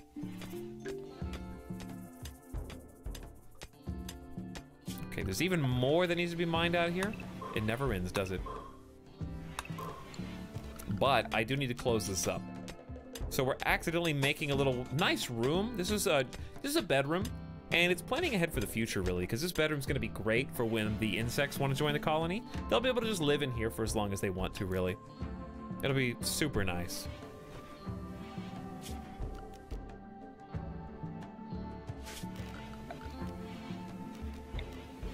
I just want to make sure they don't feel left out is all.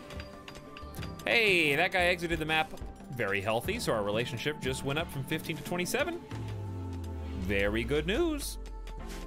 We're getting there, guys. Why is this dead guy here? We filled all the graves. I see. Well, have some more. This terrain cannot support this tile. By the way, somebody asked what mods I was using. This is all vanilla. All of it's vanilla. The resources you can get by clicking on the toggle categorize mode right here. And manual priorities can be checked here. So if you want it to look like this, I know, it's great, click right? that button. This is all vanilla.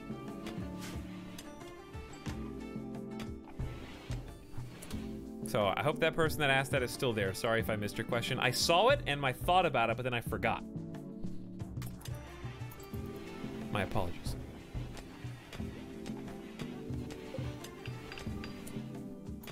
Are we building anything else? People are chopping trees, yay or nay? I don't know. We're gonna run out of power again here soon. Like real soon. It is draining rapidly. I could turn off some heaters, but we're not even keeping a consistent temperature in here. I can't believe my power got zapped. Ooh, looky there, 50% more wind juice. And we're going up. And we're going up. Back in the positive. We got 0 meals, ladies and gentlemen, but ooh, look what just arrived. A herd of elk. Saved. Absolutely saved.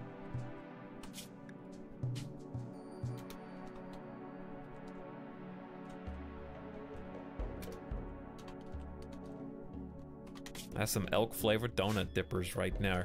More Uber foods have arrived. Thank you, Based Randy. What about the priority manual queue when you toggled lights? What you do for that, Golden, I think you were the person who asked that question first. What you do is hold Shift, and then you can right-click as many things as you want. So if I want him to manually start mining, which you'd never do, but you can just like hold Shift, right-click something else, hold Shift, right-click something else, and that sets up a priority queue. So hopefully that helps you. Anyways, Lyle and Toby, welcome on board our beautiful cruise line with your Twitch Prime sub. Here's the thing you didn't know. You were in the ocean. I tossed you a lifeline and I welcomed you aboard. And then I immediately said, that's gonna do it for tonight, guys. It's been 9 hours. I didn't know it had been 9 hours. I wasn't just like, what time is it? 9 hours? I actually just looked over and it's exactly 9 hours. My gamer sense went off. I promise you, I haven't looked to see how long it's been in like an hour and a half. But yes, thank you for subscribing, Lyle and Toby. It's been a good day. How did you not notice? I just knew that I was like, hey, I'm feeling kind of tired, and I probably shouldn't stream anymore because then people are gonna start getting super bored. So we saved our game, as you do, and this time we're not gonna quit the game because it's going to kill my upload speed. Instead, what we're gonna do is play a delicious ending song from our new WMD album. Is it this one? That's a good one. We're having too much fun. I was having fun because it was going well. But it always does. We'll play RimWorld again next Saturday, and as a reminder to you guys, abrupt ending. I gotta rip the Band-Aid off. What do you want me to do? Start yawning and like, whoo, oh, I'm getting tired for like an hour and a half, and then finally be like, okay, guys, I can't do it anymore. Stop while you're ahead. You know, when you're feeling good, when you still got energy. The album is available, owners. Yes, if you missed the news earlier, the stream album is available. You can do exclamation WMD as it says in the title. It'll take you to the link. You can acquire and buy the album for yourself. Just pay what you want. All the money goes to the artist, WMD, not to me. So I highly encourage you to check that out and do that. But, yes, I don't believe in yawning on stream. That's why it seems abrupt. Madman's still streaming. Asian Turtle, not for long, but you did miss the art show. Anyways, what were we talking about before then? I don't remember. Oh, yes! Next Saturday, next Sunday will be the last 2 streams before I am moving to Vegas for like the whole next week. So, to be clear, there's a stream Sunday. That's tomorrow, within 24 hours, within like 17 hours. We're gonna be I'm probably just gonna try Slay the Spire again because I have to win. I have to win 1. It's blood-curdling that I haven't won yet. And I have to. I'm a sore loser. But, no Monday stream. Then we'll be back probably Tuesday, Wednesday. And then Friday, Saturday, Sunday is the plan. And then the move. But that might change if I need an extra day to prepare. Because I gotta tear up all this equipment. Like on Monday, October... let me get the date right. Monday, October 8th is when I'm gonna be tearing up all this computer, monitor equipment, and getting it ready to go. And then I'll be moving like for like 5 days.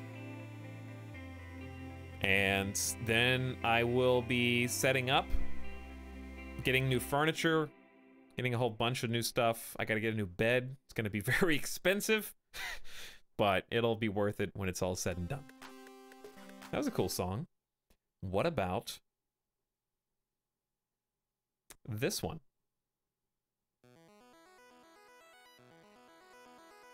Can you guys even hear that?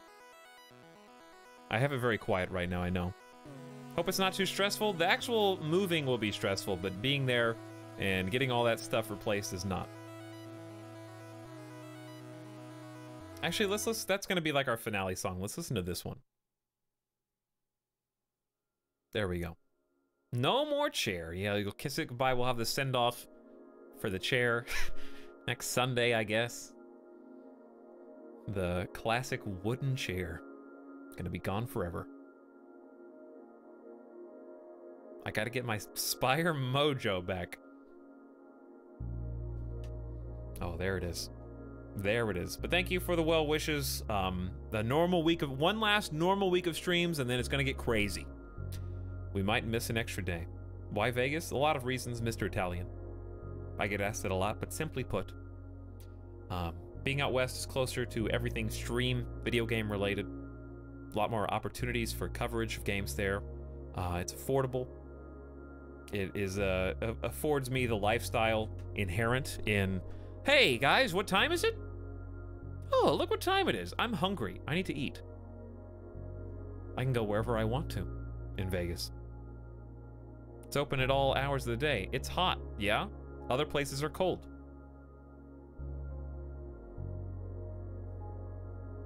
I don't mind heat. Doesn't bother me. I was there not long ago when it was like 90 to 100. I know it gets hotter than that, but I didn't drop a sweat. I liked it there a lot. Very nice place. So anywho, there's a lot of reasons, Mr. Italian. But it's just kind of a good place that accommodates my current schedule, my lifestyle. The ability to have the city shift around when I am and am not streaming is pretty huge. And I'm going to be living with friends. And that's going to be fun too. There's going to be another Black and Tan Dachshund in the house. Cute little Otto and Midas being able to socialize and play. So like my little doggy won't be as bored all the time. So that'll be good too. So anyways. Epi, I don't need, that's okay. I don't need anybody to help me move. It's definitely a personal responsibility. Anywho, thanks for hanging out tonight, guys. Hope you enjoyed the RimWorld, the art show, the new music drop. Speaking of Slay the Spire, why don't we just do a raid to finish us out here tonight? Hopefully I didn't miss anybody's sub or nerds questions, but thanks for all the support tonight, guys. And hopefully WMD is going to wake up to a nice big surprise. If you were able or willing to share some love with WMD for the new tunage. It's a fantastic album that I'm really happy with overall, and we're going to be using for some time to come. So why don't we just raid Simcopter again? Sounds like a good idea, right? Playing Slay the Spire as we speak. Maybe you guys can learn a thing or two, and then you can teach me tomorrow when I play. Sound good? So if you're still going to stay up, if you're a night owl or morning person, or you're just waking up, stick around and give them the old crab sword if you want.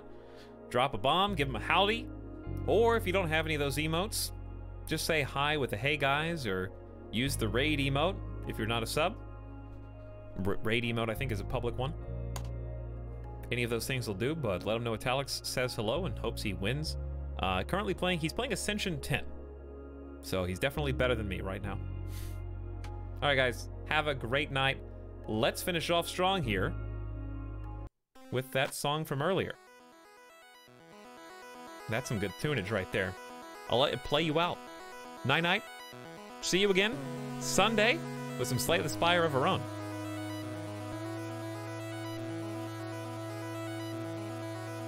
Boop.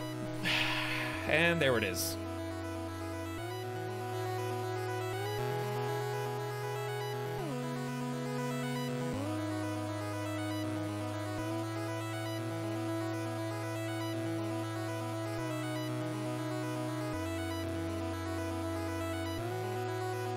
All you have to do is stay in the chat and the raid will take you automatically to the rated channel. So just hang tight, guys, and watch for the countdown.